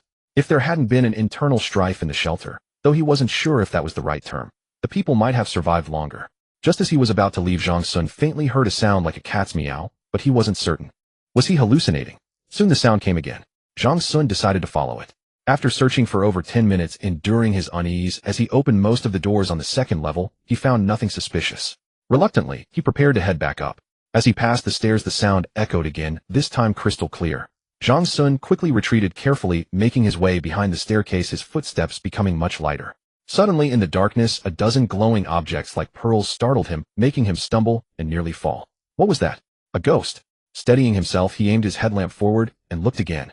The light shone ahead, and Zhang Sun finally saw what those faintly glowing objects were. They turned out to be just a few dogs, with several dog carcasses lying around. To his surprise, there were also 2 dead cats. Zhang Sun approached and observed closely, discovering that only this female dog was still alive, and she was on the verge of death. To his astonishment, the female dog had 3 puppies and 2 kittens nestled in her embrace. As Zhang Sun drew nearer, a glimmer of vitality flickered in the dog's eyes, but she was too weak even to muster a bark. The kittens and puppies in her arms, frightened by Zhang Sun, let out a few feeble cries with their remaining strength before shrinking back and nuzzling into the mother dog's chest. Zhang Sun looked around. The 2 adult cats were not yet completely stiff, their necks stained with fresh blood. It seemed they had been bitten to death by the female dog, whose body bore many bloodstains indicating severe injuries. What about the other dogs? They were dead too. How could this be? With the shelter so scarce in food, how could there still be cats and dogs? It was utterly unreasonable. People had all perished, yet these creatures still survived. Zhang Sun couldn't fathom it. He walked up to the female dog, gently stroked her head. Her eyes held a trace of hope, then slowly closed, never to open again. He sighed, gazing at the little ones, and decided in his heart to take them back. Behind the staircase was another passage, likely a ventilation shaft. Zhang Sun temporarily ignored the puppies and peered inside, discovering the channel filled with brick sticks and the frozen bodies of several cats. Zhang Sun speculated that these cats had once hidden in these passages beyond the reach of people, thus escaping calamity. But what did they eat? Rats? Or? He did not dwell on the thought. Stepping back, he pulled out his walkie-talkie, intending to ask Du Jing for some tinfoil and a blanket, but then he hesitated and put it down. The environment inside was gloomy and littered with corpses. It was better not to let her see such things. Zhang Sun swiftly ascended the stairs, dashing out of the first floor and back outside. After taking a deep breath inside his protective suit, he headed toward the armored vehicle. "Honey, hand me the tinfoil and blanket from the car," Zhang Sun said. "What for?" Du Jing asked, puzzled. "I found some puppies and kittens inside. I plan to bring them back." Zhang Sun explained. "Well," Du Jing hesitated, asking, "do they show any signs of radiation sickness?" Zhang Sun shook his head. "Probably mild. The radiation on the second floor is minimal, and they just seem weak. I can't tell more." He then briefly recounted what he had seen below. Du Jing was silent for a moment, then fished out 2 blankets and some tin foil from the back, handing them through the window. "Be careful. Come back quickly," Du Jing urged. "It's past 4 now. If we're any later, Mom and Dad will worry." Zhang Sun nodded. "They'll be back soon." With that, he hugged the items and re-entered the shelter. Arriving before the little creatures, Zhang Sun spread the blanket on the ground and wrapped each of them tightly in tin foil, leaving only a tiny nose for breathing. After wrapping them, he placed them on the blanket and carefully folded it to prevent heat loss. The temperature difference between the second and first floors was significant. Upon ascending, the temperature plummeted rapidly, and any delay would freeze them to death. Zhang Sun cradled them in his arms and sprinted upward. Once outside, he quickly opened the door and plopped into the passenger seat of the armored vehicle. Inside the vehicle, the air conditioning kept the temperature at around 56 C. Not because the AC was weak, but because the ambient temperature was so low that the car's air conditioner struggled, unable to raise the heat much. After sitting for a while to recover, he unfolded the blanket. The 5 tinfoil-wrapped puppies and kittens were panting heavily. "Look at you wrapping them so tight. Want to suffocate them?" "Let me see," Du Jing said, reaching out to loosen the foil a bit. 3 puppies and 2 kittens. "Yes, that's how I found them.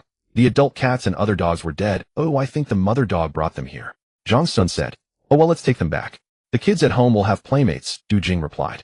"Put them in your car. We can head back now." Zhang Sun placed the little ones on the side of the seat for easy access when he got out. Back in the truck, he flashed his lights to signal Du Jing to drive ahead. This was his 3rd trip to the city center. The first time was to locate the repair shop and check for useful supplies. The second trip focused on moving the remote weapon station and various spare parts from the warehouse. This time he was again collecting materials. Each visit yielded gains, but each time the city grew quieter. His heart was conflicted. About an hour and a half later, Zhang Sun and Du Jing finally returned to the shelter before 6 o'clock. Though slightly behind schedule, the process had been smooth overall. The 2 vehicles couldn't be parked in the garage yet. The truck was loaded with many supplies, and decontamination was a lengthy process. Cement and lime couldn't get wet, so he had his father bring another large radiation shield to contain them. While it couldn't eliminate radiation, it could isolate it. The cement and lime were left in the passage where their radiation levels would gradually return to normal over time. The little creatures were also decontaminated, washed with warm soapy water. Their initial radiation was already low, and 1 wash brought them back to normal. But Zhang Sun wasn't reassured. He washed them 2 more times and dried their fur with a hairdryer. Back in the garage, he set up a temporary nest for them, and his mother brought up some food for him to feed them first. The little ones smelled the food and lunged like starving wolves, nearly diving into the bowl. Fortunately, Zhang Sun was quick enough to pull them out and separate them. Watching them eat so voraciously, his own stomach growled. Forcing back his hunger, he waited until they had eaten their fill before returning to the living area. Dinner was after 8 o'clock. Although their late return had worried his parents, the sight of the puppies and kittens delighted them. The house would be livelier now. 3 puppies, 2 males and 1 female, and 2 male cats. "That's too many. We need to control the numbers, or the house will be overrun in a few years," Du Jing said during dinner. "Maybe we should neuter them later," Zhang Sun suggested. "No need yet. Let's see. With only 1 female and 2 males, we can let them have 1 litter. If there are many, well, keep 1 pair and neuter the rest," Du Jing said. "But the numbers will still grow," Zhang Sun mused. "It's your own soft heart that brought so many back," Du Jing pouted, displeased. She didn't dislike animals, but feared they might accidentally harm the baby. This wasn't a major issue, though. Zhang Sun resolved inwardly that if there were too many, he would cull some. After all, dog meat hot pot was an option. Rewind to May 2022, in the Zhongyuan province at the Liu family villa. The owner, Liu Siki, was lying sprawled on the large bed in the bedroom. The room was littered with wine bottles and quite a bit of vomit. On the TV screen, the wild music and dancing continued. Liu Siki lay on the bed, his forehead covered in sweat, a pained expression on his face, his head shaking from side to side, as if he were in the midst of a nightmare. Suddenly his eyes snapped open, and he sat bolt upright, gasping heavily. After a moment of recovery, he lifted his head and looked around, a hint of confusion in his eyes. He touched his own face. Just as he was about to get out of bed, his head felt dizzy and heavy. Seeing the wine bottles all over the floor, he recalled that last night he must have had a party at home with friends and drunk too much. For some reason at this moment his gaze was sharp and his expression resolute, as if he had become a different person compared to his former self. Walking into the bathroom and looking at his reflection in the mirror, Lusiki suddenly let out a cold snort and murmured in a low voice, "Since heaven has granted me a chance to be reborn in this life, I swear I will not let those bastards get away." Yes, he believed he had been reborn. Lusiki was a rich second generation in Zhongyuan province. His parents originally owned a listed company. Although it wasn't a huge corporation, its assets were worth over $1 billion. Since his parents died in a car accident last month, the company shares belonging to them had been inherited by Lusiki. These 60% shares were worth over $1 billion RMB. The remaining 20% were in the hands of his second uncle. When his father started the business, his second uncle had helped a lot, providing some capital. Later, as the company grew, his father gave his second uncle 20% of the shares and also allowed him to participate in the company's management and decision-making. After the company went public, for some reason his father and second uncle had a falling out over management philosophies. His father believed that since the company was listed, they should seize the opportunity to aggressively expand the business, while his second uncle thought they should be steady and develop slowly. Because his father was the largest shareholder, he forcefully pushed forward the expansion, causing his second uncle's deep dissatisfaction, and the two fell out. But 3 months ago, the aftereffects of the blind expansion emerged. The company's cash flow ran into trouble. Before his father could find a solution, he died in a car accident. However, Lusiki attributed all of this to his second uncle. Although the police said it was an accident, he didn't believe their explanation, because at that time his father was at home and only went out because of a call from his second uncle. Later, his second uncle explained that he had found an investor who could help solve the company's financial problems, and that's why he called his father to go meet them together. But how could Lusiki believe such an excuse? It was clearly that his second uncle wanted control of the company and had secretly murdered his father. Subsequent events confirmed his suspicion. After taking over the company, most of the decisions he proposed were opposed by the shareholders. Even his own second uncle criticized him in front of so many people, saying he was messing around and didn't understand the company's management and business. Lusiki simply fell out with him. During this time his mood was terrible, and he often invited some fair-weather friends to his villa for parties, which was why the house was always a mess. He hadn't gone to the company for several days. His second uncle had called many times, but he didn't answer. "Humph, the company is mine. Without me, you can all go begging for wind." Lusiki sneered at the missed calls on his phone. There were still 2.5 years before the apocalypse would come. Lusiki held the freshly cooked instant noodles in his hands, greedily smelling the aroma, as if the noodles were a delicacy, his face full of enjoyment. The experience before his rebirth was the most painful time in his life. Although he had money after the disaster struck, everyone abandoned him. At that time, he was still learning a foreign language in some club, but the chaos outside left him at a loss. He wanted to find a place to hide, but was swept along by the crowd into the nearest shelter. Before entering, he ran into a few friends, and together with them he participated in a zero-cost shopping spree at a nearby supermarket. But soon, within less than 2 weeks, those so-called friends beat him up over a bag of fries and robbed him of his remaining food. After enduring a difficult period, he finally waited for the earthquakes and fires to subside. He saw many people go out to search for food, but the fate of those who returned sent chills down his spine. Inside this shelter, he saw his ex-girlfriend and his ex-ex-girlfriend. He brazenly asked them for some food, but was beaten up by their new boyfriends. However, these two ex-girlfriends took pity on him and still shared some food, allowing him to survive a few more days in the shelter. Holding the food, Lusiki secretly vowed that he would make those who had hurt him pay. Later, in order to get more food, he decided to form a gang specializing in stealing and robbing food inside the shelter. But the good times didn't last. They went too far and were collectively driven out of the shelter by others. After being expelled, he quickly found and seized a set of protective gear that could block some nuclear radiation and an empty supply truck, then left the area. His own home was in a villa district where the shelter was very small and likely also dangerous. So he decided to go to his second uncle. After arriving at the shelter near his second uncle, he quickly found his uncle's family. Although they didn't give him a warm welcome, they still took him in. And so he spent a year in the apocalypse. Most people in the shelter had contracted radiation sickness, including himself. His body was very weak. His second uncle's family had 5 members: second uncle, second aunt, cousin's wife, and second uncle's mother-in-law. However, the mother-in-law died in the 5th month after the apocalypse. The 4 of them were crammed into a shed less than 15 square meters, worrying every day about a little bit of food. Lusiki's bad habits as a rich second generation annoyed his second uncle greatly. At first, his uncle tried to reason with him, then started scolding him. Later, he even resorted to hitting him. Although Lusiki hated them, he endured it for the sake of a little food. Although each time it was only under his second uncle's beatings that he would go out to look for food, his luck was always bad. Among the supplies the family brought back, his share was always the smallest. Many times he returned empty-handed, which angered his second uncle, who had to share some of the food he had found. The four of them were growing weaker and weaker. Lu Siki was desperate. He didn't want to go out wrapped in strange things, nor did he want to stay cooped up in this detestable place every day. So one day, while his second uncle and cousin were out searching for supplies, he dragged his cousin's wife to a secluded spot and violated her. After more than a year, he finally experienced the taste of a woman, which brought him immense pleasure and swept away all the pent-up feelings in his heart.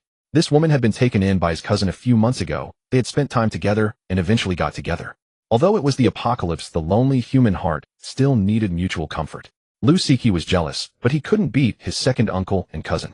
Looking at the woman beneath him with vacant eyes, his original intention to leave suddenly vanished. He wanted revenge. After finishing ignoring the woman, he found a wooden club, returned to the shed, and directly beat his second aunt, who was lying on the bed, to death. Then he sat on the wooden bed, quietly waiting for his second uncle and cousin to return. After waiting for over an hour, he finally heard voices coming from outside. He hid behind the curtain, wooden club in hand, ready to kill them as soon as they entered. Unfortunately, the one who came in was his cousin's wife. Ignoring her own injuries, she grabbed Lu Siki and held him tightly.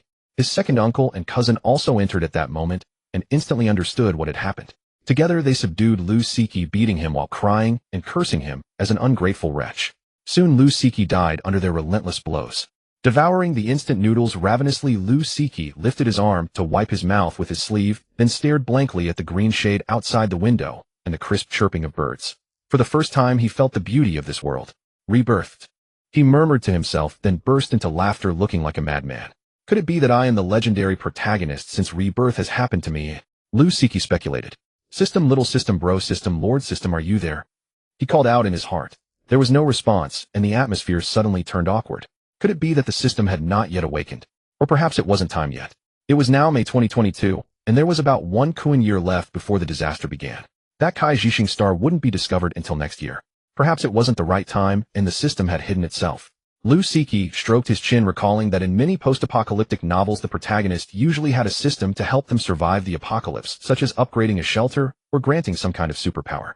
Some protagonists also had a spatial ability where the space had frozen time and could be upgraded, an essential asset for hoarding supplies in the apocalypse. Since the system hasn't awakened yet, let's first see if I've brought back a personal space. Lu Siki quickly closed his eyes, entered a meditative state, and called out in his heart. Unfortunately, even after closing his eyes until he almost fell asleep, he saw nothing at all. Impossible. Usually the protagonist's space is inside their body. Could mine be different? Lu Siki pondered for a moment, then suddenly remembered something and rushed into his parents' room to search everywhere.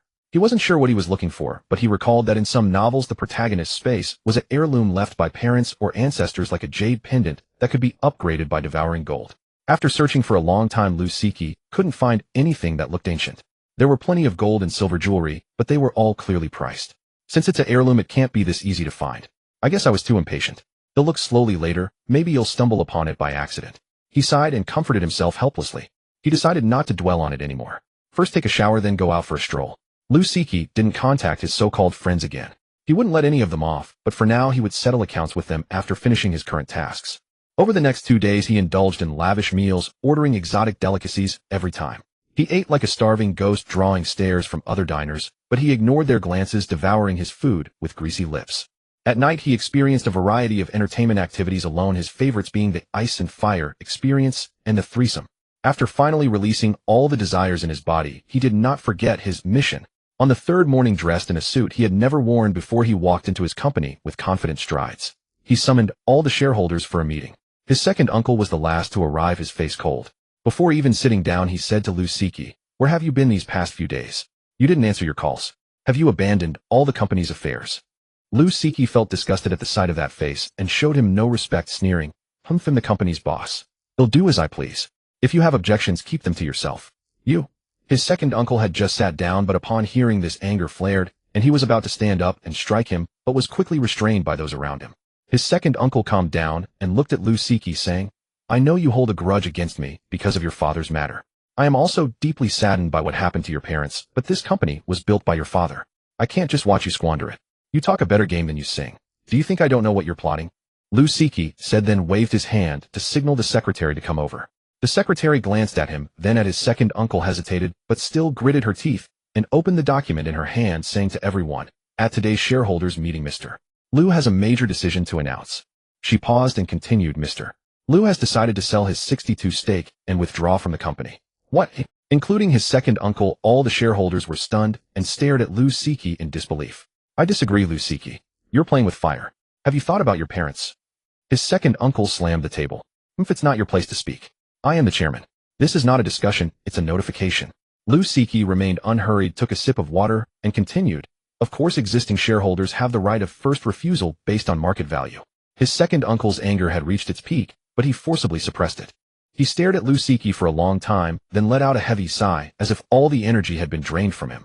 Calmly he said to the nephew he had watched grow up, Very well, since you've made up your mind, I won't interfere. Considering that I am your second uncle, leave me a portion of your shares. I don't have the ability to preserve your father's legacy, nor can I fully acquire your shares. Let this serve as a keepsake for your brother. His second uncle then closed his eyes. Anyone who has the ability and willingness can sign the equity transfer agreement now. Liu Siki said leisurely. Although the company had some financial issues before, the investor his second uncle had introduced had already agreed to inject capital. Although expansion had been temporarily halted, the prospects were still promising and many shareholders were tempted. After some negotiation, nearly 50 of Liu Siki's 62 stake was bought by internal shareholders, and he could quickly offload the remaining 12. His second uncle ultimately took 21 from him, which combined with his previous 20 made him the largest shareholder and the de facto manager of the company. 2 weeks later, Liu Siki finally completed all the formalities. With the cash left by his parents, his assets now approached 1 billion yuan. This was despite selling his shares hastily at a discount, otherwise his account balance would have been even higher. To prepare for the disaster 2 years later, his first thought was to build a shelter. After some research, he found an American design company to create a luxurious doomsday bunker. He hurried to Houston, inspected their products, and based on his financial situation, decisively chose a suitable model. As for specific requirements, after checking the bunker's earthquake and radiation resistance levels, he was satisfied and didn't interfere much with the design, focusing mainly on the interior decoration style. Once my system awakens later, upgrading the shelter will be as easy as I want. Although the system had shown no signs of life during this time, he still harbored such thoughts. Buying such a luxurious shelter was also a precaution. If he didn't have a system, he could still live a good life in the apocalypse, essentially buying himself peace of mind. To avoid delays, he urged the design company to work as quickly as possible. The company initially wanted to handle everything themselves, but given the client's demands, they had to collaborate with domestic construction teams. Liu Siki's shelter was not built in the mountains. Since most of the Central Plains province was flat, it was more aptly called a doomsday bunker. It was buried deep underground, spanning 9 floors with a total area of nearly 700 square meters, built strictly to 5-star hotel standards. It was equipped with a gym, game room, swimming pool, and various entertainment facilities, with 2 floors dedicated to storing supplies. Preliminary estimates put the construction period at under 9 months, with a total cost of 600 million yuan. In March 2023, Liu Siki's shelter was completed. He made no secret of it. Instead, he proudly showcased his luxurious creation to the world. Of course, he wasn't foolish. On one hand, no one truly believed the apocalypse would come, and flaunting it fit his persona. On the other, he had a pretext for construction similar to Zhang Sun's, claiming it was an apocalypse-themed hotel. Local reporters even came to interview him, and Liu Siki didn't shy away. He wanted everyone to know who would live better after the end times. During this period, when people learned he had invested most of his assets into this project, many around him began to mock him, saying he had squandered all his parents' money. Go ahead and laugh at me now. When the apocalypse comes, well, see who comes crawling to beg me. Liu Siki sneered inwardly. The first level of his doomsday bunker was buried nearly 30 meters underground, so he wasn't worried about anyone causing trouble. The apparent entrance resembled a vertical shaft requiring climbing up and down, but it was merely a decoy. The real entrance was elsewhere. Even if someone later found the shaft and tried to sabotage it, they couldn't harm him. He could simply seal it off or abandon that entry point. The shelter took less than 9 months to build, as Liu Siki purchased a ready-made design, making the process swift. Most of the time was spent on interior decoration. With 9 levels, if displayed in an animation, it would look like a luxurious underground presidential hotel. The bottom 2 levels were mainly equipment rooms, while the 7th, 8th, and 9th levels served as warehouses. The 5th and 6th levels were entertainment zones featuring game rooms, a swimming pool, a cinema, chess and card rooms, a billiard room, a tea restaurant, and more. The 4th level was the main living area with extravagant lighting, furniture, and daily necessities, every corner exuding artistic beauty. The 3rd level was guest rooms, and the top 2 levels housed a garage and a basketball court. It was truly a moving-ready, fully luxurious experience. Of the 600 million construction cost, over 200 million was spent on decoration. Liu Siki gazed at his new home with immense satisfaction. He was already planning when the apocalypse struck, he would bring a few beautiful girlfriends and live a life of unbridled pleasure, utterly carefree. He had completed the shelter 2 years before the end times, and still had over 400 million in cash remaining. Then came the gradual stockpiling. Liu Cixi didn't worry too much. As a wealthy second generation, his connections were formidable, and he hired people to help procure supplies. However, after spending over 300 million, he found that funds for subsequent purchases were insufficient. Yet this was no major issue. He paused for a while. In the remaining time, he traveled and enjoyed himself, savoring every pleasure life had to offer. As for those who had wronged him in memory, though he couldn't use criminal means openly, he relentlessly suppressed them behind the scenes. For instance, he paid people on the dark web to beat them up, sabotage their businesses, and collected their scandals. After his second uncle took over the company's management, Liu Cixi never let him have peace, constantly smearing him online, causing the company's market value to plummet. Some of the resentment in his heart finally dissipated. Not only that, but he also smuggled a batch of firearms through the dark web. Though bold, he was still uneasy about such matters, handling the operations and acquisitions without using his own identity. Over these 2 years, the system he had hoped for never appeared, making him anxious. With the firearms, Liu Cixi felt an overwhelming sense of security. In the final month before the apocalypse, he mortgaged his villa and borrowed from banks and loan companies, scraping together over 200 million more. He used this money to purchase the remaining supplies. Over 2 years, he had fallen in love with 3 women. 2 of them, upon learning he had other lovers, tried to break up with him. But he didn't care. He planned to gather them together before the apocalypse, rendering their protests futile. His plan was this: first hole up in the shelter with his 3 wives for half a year, then venture out to recruit some underlings. He would eliminate everyone who had ever wronged him one by one. Of course, these underlings wouldn't be allowed into his shelter. He would use food and other supplies as bait to develop his influence in the city. Once the official power structure collapsed, he would become the city's undisputed ruler. His vision was rosy, and Liu Cixi even drafted a series of plans, writing each scheme on the whiteboard in his war room. On January 25, 2025, the deadline for loan repayments, Liu Cixi invited his 3 girlfriends to his shelter. The 3 women met each other for the first time and realized he wasn't just 2-timing, but 3-timing. Furious, they wanted to leave, but he blocked the exits. By tonight, you'll be thanking me," Liu Cixi said, confidently ignoring their curses. His phone was still on, with debt collectors calling incessantly. Liu Cixi cursed them back, unabashedly declaring he wouldn't pay a cent. "What can you do about it?" "Sumiha." 2 of the women planned to call the police and report Liu Cixi for unlawful detention, but he wouldn't allow it. He snatched their phones and smashed them to pieces. He also feared someone might enter his shelter at the last moment, even though it was far from the city. "Look, if after today you still want to leave, I won't stop you," Liu Cixi soothed them. As night fell, the doomsday broadcast arrived on schedule. Liu Cixi deliberately turned on the TV. Watching the government's grim announcement, the women were stunned, though they remained skeptical. Could the video be fabricated? But over an hour later, the earth shook violently, shattering their last shreds of hope. 2 of the women were not from the area. The third was local, but her family had returned to their hometown. They wept in despair, frightened by the tremors and worried for their loved ones. The system Liu Cixi had longed for never awakened.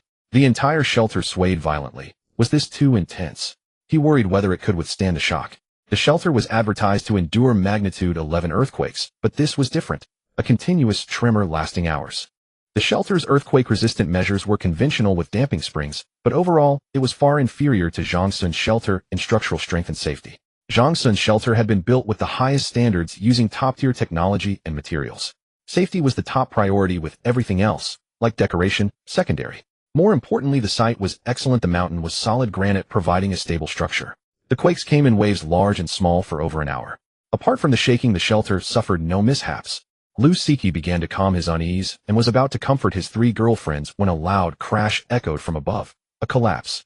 Everyone was terrified, huddling in corners, trembling. Fortunately, it was only that one time. Afterward, aside from intermittent tremors, no further collapses occurred. Over an hour later, the earthquakes finally subsided.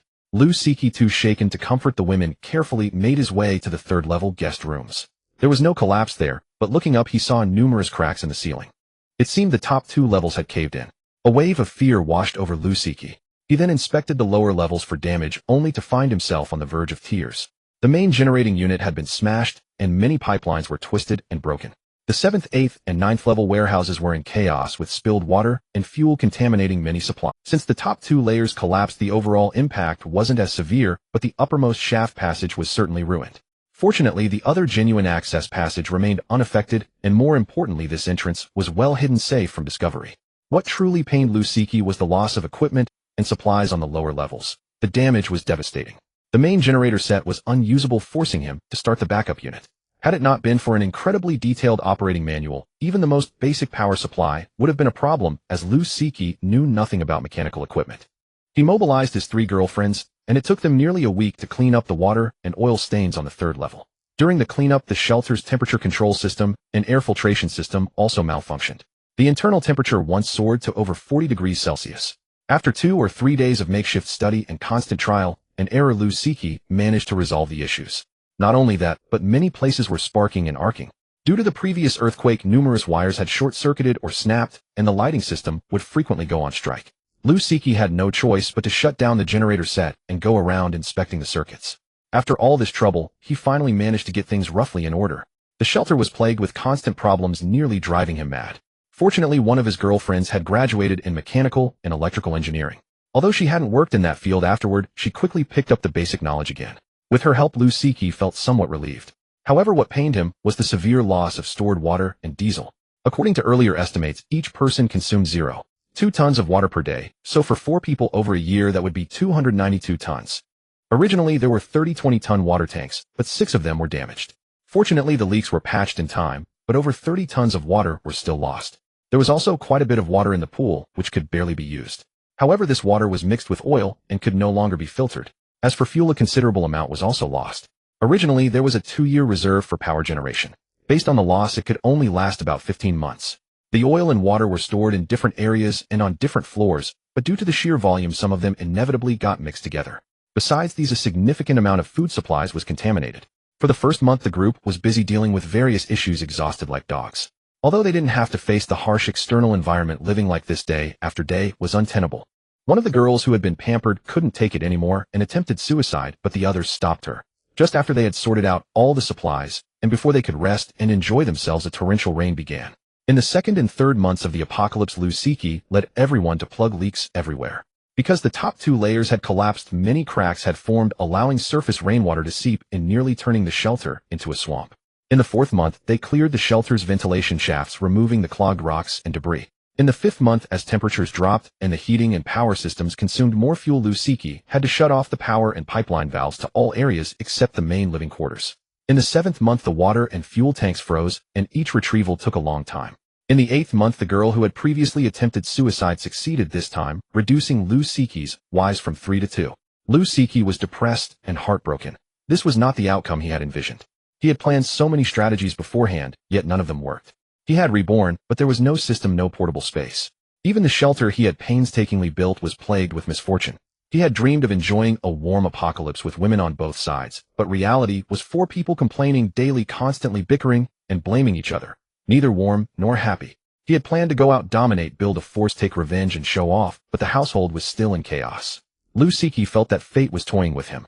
On the bright side, with 1 less person, consumption decreased, and they could last longer. In the 9th month, Lusiki took his 2 wives out through the hidden passage to relax, only to encounter a group of people who had come specifically to scout the area and find the entrance.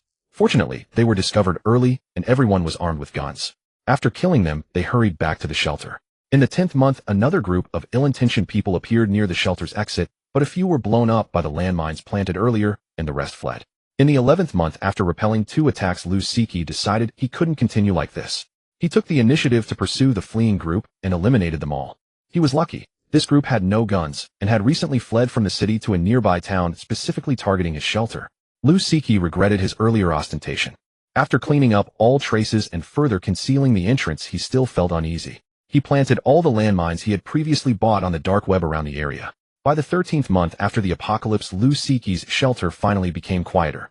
After blowing up several waves of intruders, no one had come looking for trouble in the past month. In the 14th month, Lusiki's power system collapsed. The backup generator unit failed, forcing him to use a small diesel generator to charge the battery banks. In the 15th month, the shelter's temperature dropped to -10 degrees Celsius, while the outside temperature had already reached -30 degrees. This was only because the shelter was underground, insulating it from some of the cold. In the 18th month, the oxygen supply system also broke down. Fortunately, there were still 2 oxygen generators, but their efficiency was declining. In the 19th month, the shelter's 3rd layer collapsed. In the 21st month, Lusiki's first wife gave birth to a child. She hadn't wanted to get pregnant, but by the time they found out, it was too late. Without medical facilities, aborting the child would also mean endangering the mother's life. In the 3rd year, 21 months had passed. The first wife's health deteriorated due to childbirth, and she began showing symptoms of radiation sickness. In the 22nd month, she died. In the 23rd month, the last bit of diesel in the shelter was exhausted. In the 24th month, water supplies ran low and Lu Siki reluctantly decided to collect ice from the outside. In the 25th month, the second wife's mental state became abnormal. The shelter's temperature was already very low, and the family spent most of their time huddled in bed except when preparing food. In April 2027, Lu Siki could no longer tolerate the dilapidated shelter, which was at constant risk of collapse. He needed to find a new refuge. He recalled that a few months after the shelter was completed, Dawson, the director of Rising S Company, had visited him and mentioned that someone in Inchi Prefecture had commissioned their company to build a new shelter. Dawson told him that shelter was less than 400 square meters, so Lu Siki hadn't paid much attention. Now he remembered that Dawson had also mentioned that shelter's safety and protection standards were more than 10 times those of his own, and it even included an agricultural ecosystem. Now that he recalled this, he naturally planned to seize that shelter. Though it was far and difficult, he still wanted to try. He had given up hope for a system or spatial abilities. After being beaten by reality, he had accepted that he was not the chosen protagonist. He only knew the approximate location.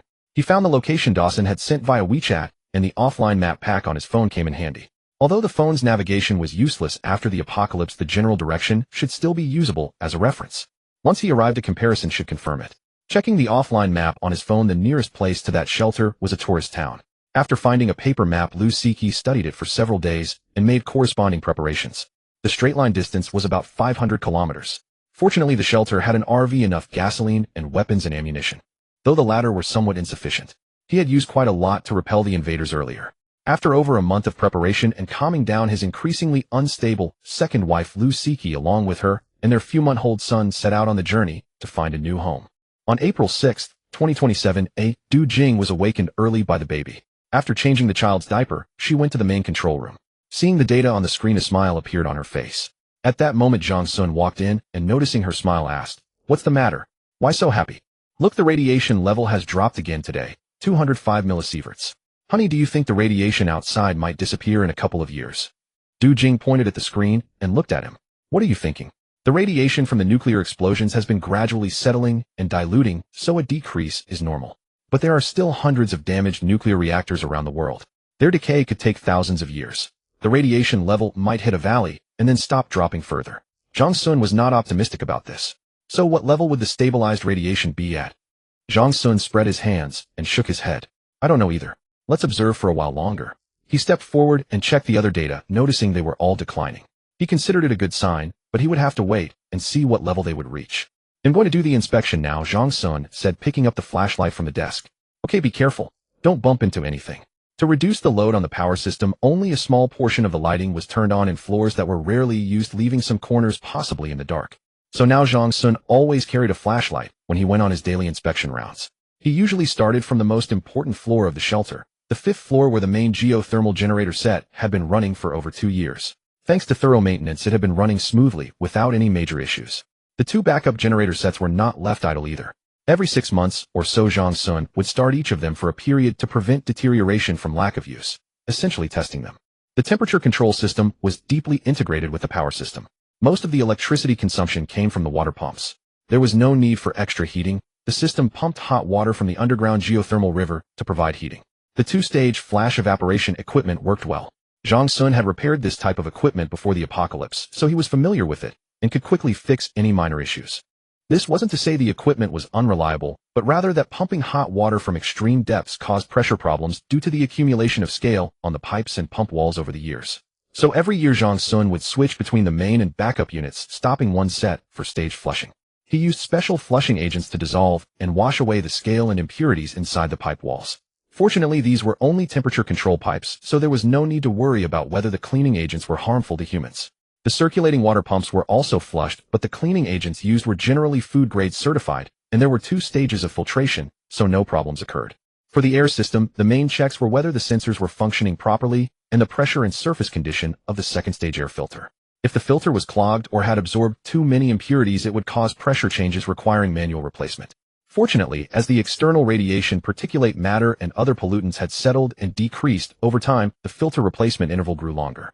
By now, Zhang Sun hadn't changed the filter in 7 months. Checking only the pressure wasn't enough. He also had to cross-reference the air quality sensor data inside the shelter. Next, he went up to the 4th-level agricultural area. "Dad, have you harvested strawberries again?" Zhang Sun saw his father picking strawberries. "Yes, here, try one." Zhang Sun took the strawberry his father handed him and took a bite. It was very sweet. He praised, "Dad, your skills are getting better and better." "Of course I've grown this variety 3 times now," his father said with a smile, pointing to another area. "I've just switched to a different variety." Zhang Sun felt helpless because Du Jing and his daughter Zhang Pingping both loved strawberries, so his father enjoyed growing them. But Zhang Sun thought it was a bit wasteful. He advised, "Dad, these things go bad in 2 days. Can you not plant so many? We can't finish them all." "It's not that much.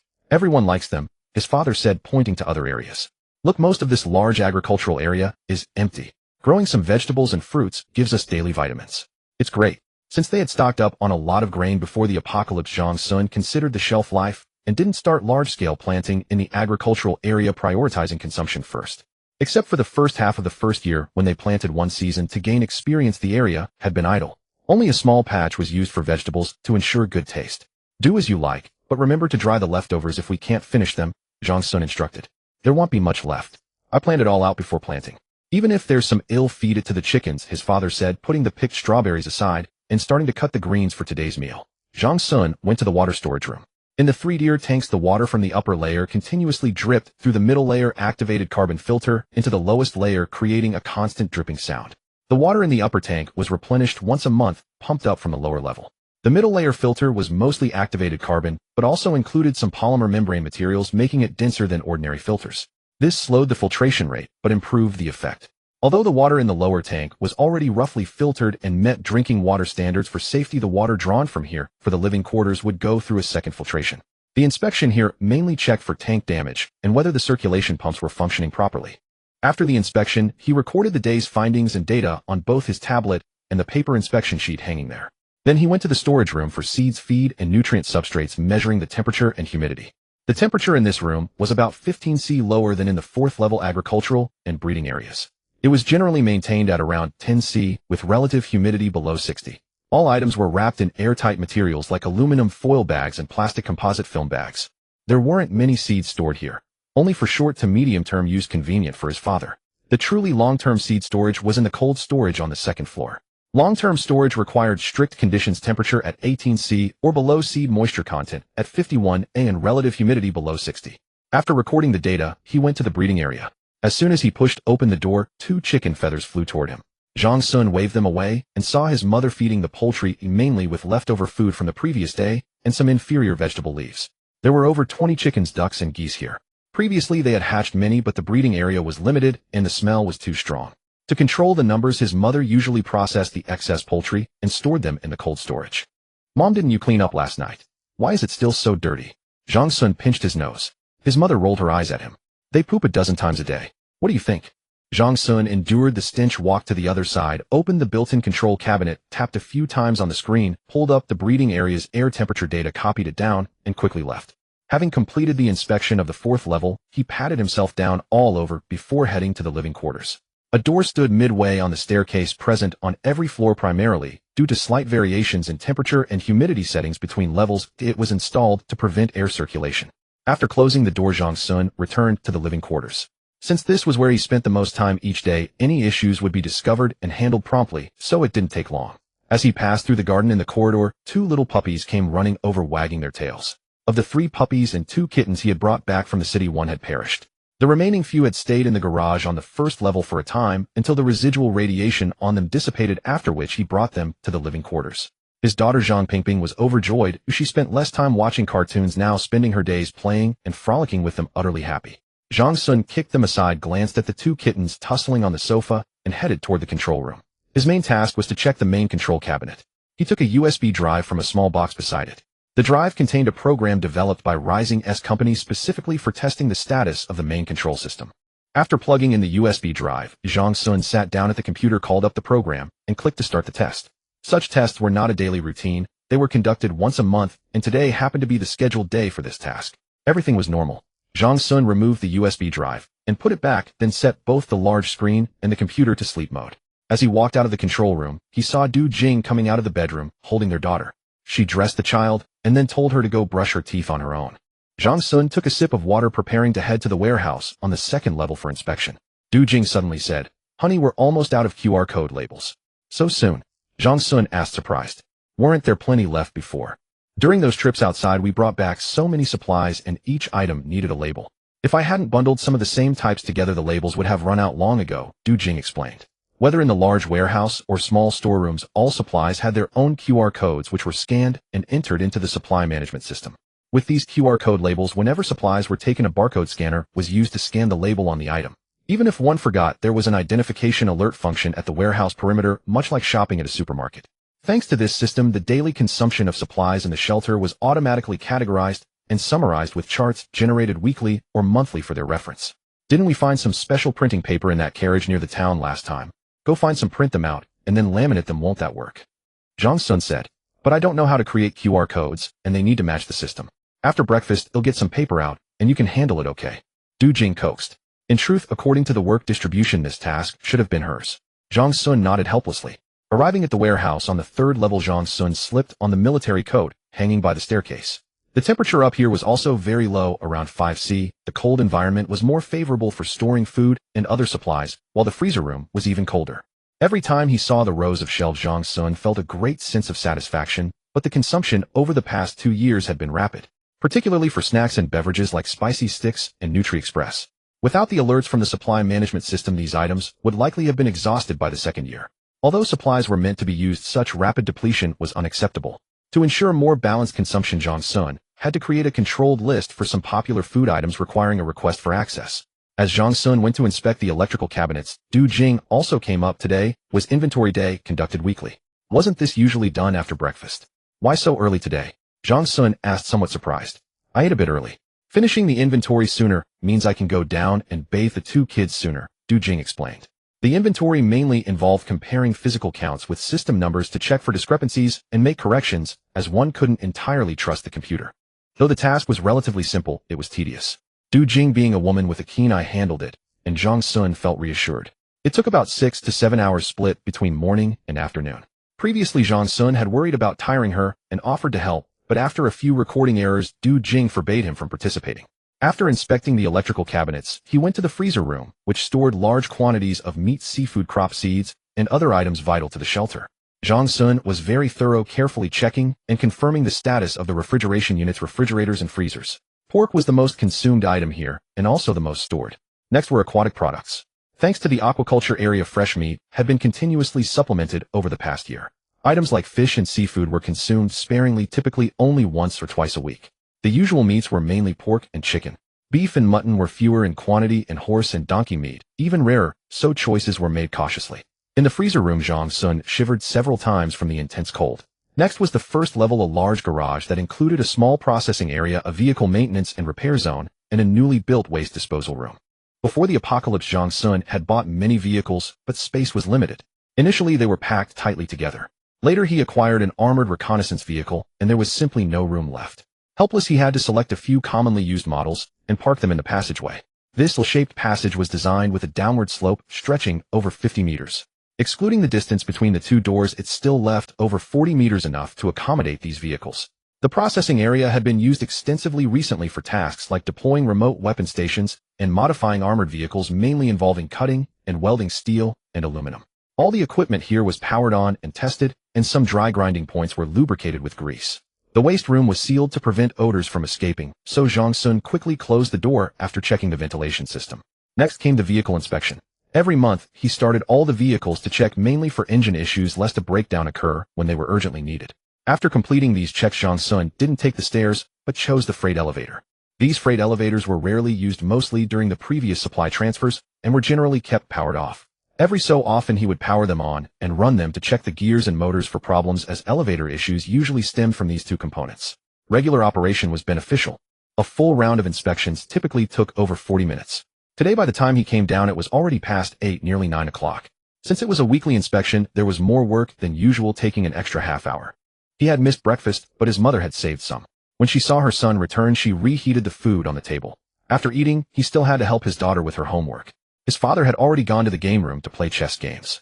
Du Jing was upstairs doing inventory while his parents took turns looking after the baby today. The vast white mountain ranges sprawled like colossal dragons across the land.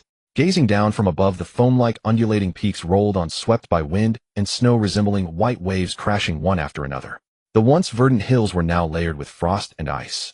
A tiny black speck meandered along a winding valley. As the view zoomed in, the speck grew larger, revealing itself to be a lone RV forging ahead.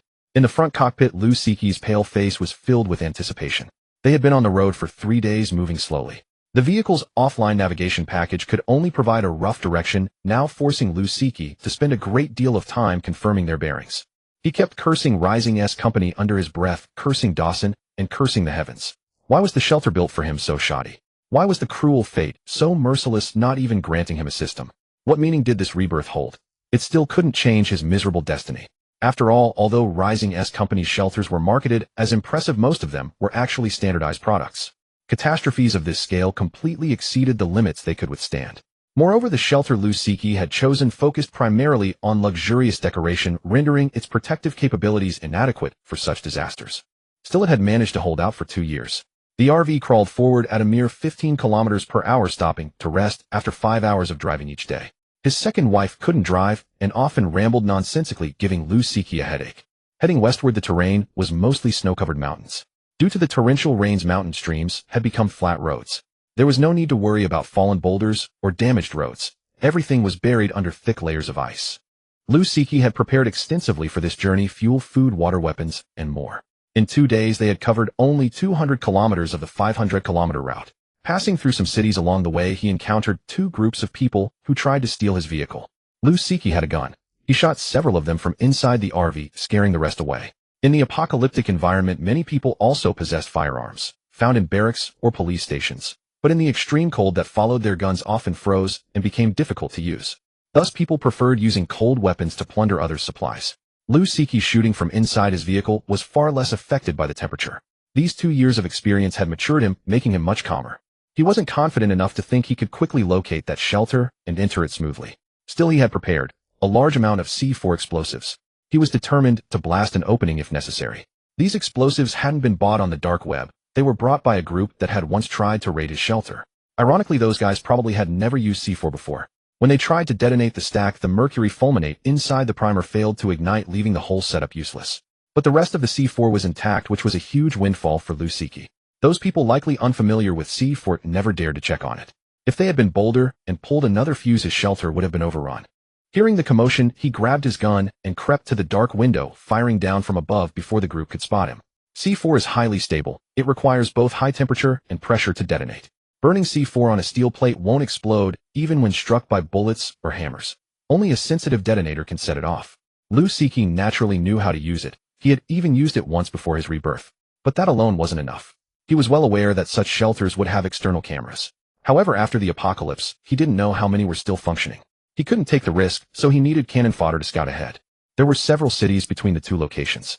He could always find some cannon fodder, luring them with food promises and a bit of intimidation to lead the way. On the 4th day, he reached Yicheng, near Xiangyang. The Han River was frozen solid, and the RV crossed without incident. Yicheng was still over 200 kilometers from Yushangwan. Lu Siki collected some fuel here, scraping it off abandoned trucks by the roadside and thawing it inside the vehicle. As he drove through the city, an eerie silence hung in the air. Not a single person was in sight. Frowning, he sensed trouble. This meant he might not find any cannon fodder at all. After wandering aimlessly for half a day, he still saw no one. He realized Yicheng, built along the river, had suffered massive flooding when the Han River surged after the apocalypse, submerging most of the city. The number of survivors was pitifully small, and even those couldn't hold on for long. Having figured this out, Lu Siki had no choice but to move on. His next stop was Yunnan County. He also abandoned the idea of passing through Yicheng, a larger city, because the Yangtze River ran through it, and it was likely no better off than Yicheng. It might have been wiped out during the torrential rains. Between Yunnan County and Enshi Prefecture lay Zigui County, which according to the map also sat on the edge of the Yangtze River and might have been destroyed. From Zigui onward, there would be no more counties or cities for over 100 kilometers. Lu Siki couldn't pin all his hopes on Enshi, so Yunnan County became his last chance to find cannon fodder. The already dim sky grew darker. He pulled the RV over and walked to the back. Checking on the baby in the bed, he found the child had a fever and had been crying all afternoon. His second wife, growing impatient, had simply ignored the baby. Lu Siki glared at the woman, his voice harsh. "Is this how you take care of your son?" The woman disheveled, toyed with a cyan teacup, and replied indifferently, "He's your son, not mine. What does it have to do with me?" Lu Siki raised his fist, but after a moment's hesitation, he didn't strike her. He had long grown accustomed to this. He prepared a bottle of formula, added a fever reducer and an anti-inflammatory pill, and fed the child himself. 20 minutes later, seeing the baby close his eyes, Lu Siki took 3 packs of instant noodles from the cabinet and boiled them. Soon the entire RV was filled with the pungent aroma of seasoning. "Time to eat," Lusiki said softly. "Great. Finally dinner." His second wife exclaimed, clapping her hands on the table. Lusiki shot her a glare and whispered, "Keep it down. Don't wake the baby." Oh, quiet, quiet. After finishing the noodles, Lusiki lay on the hammock behind the driver's seat, lost in thought. He wondered, what if he couldn't find any cannon fodder? What if he still couldn't get into that shelter? Lusiki was thoroughly disappointed with himself. He had even considered ending it all. But since having the child, whenever he recalled his past deeds and actions, he felt remorse and regret. Yet having been reborn once, did he still have a chance to regret? "No matter what, I must ensure my child survives, even if I die." He turned his head, looking at the baby in his second wife's arms, his gaze hardening with resolve. Outside, the wind howled. Inside the RV, the three of them drifted into sleep. The woman dreamed of having a reunion dinner with her family, her parents constantly piling food onto her plate. The man dreamed of the woman he had defiled in his past life, his cousin's wife. He dreamed that he hadn't actually carried out that plan, that he had found plenty of food and shared it with his uncle's family. Under the covers, a faint smile curled at the corners of their lips. The world outside remained bitter cold, but their dreams were filled with warmth. "If I could have another life, I would choose to stay with my family and face all this with courage." At dawn, the two, already awake, knew that reality could not be changed, yet both harbored this fleeting thought in their hearts.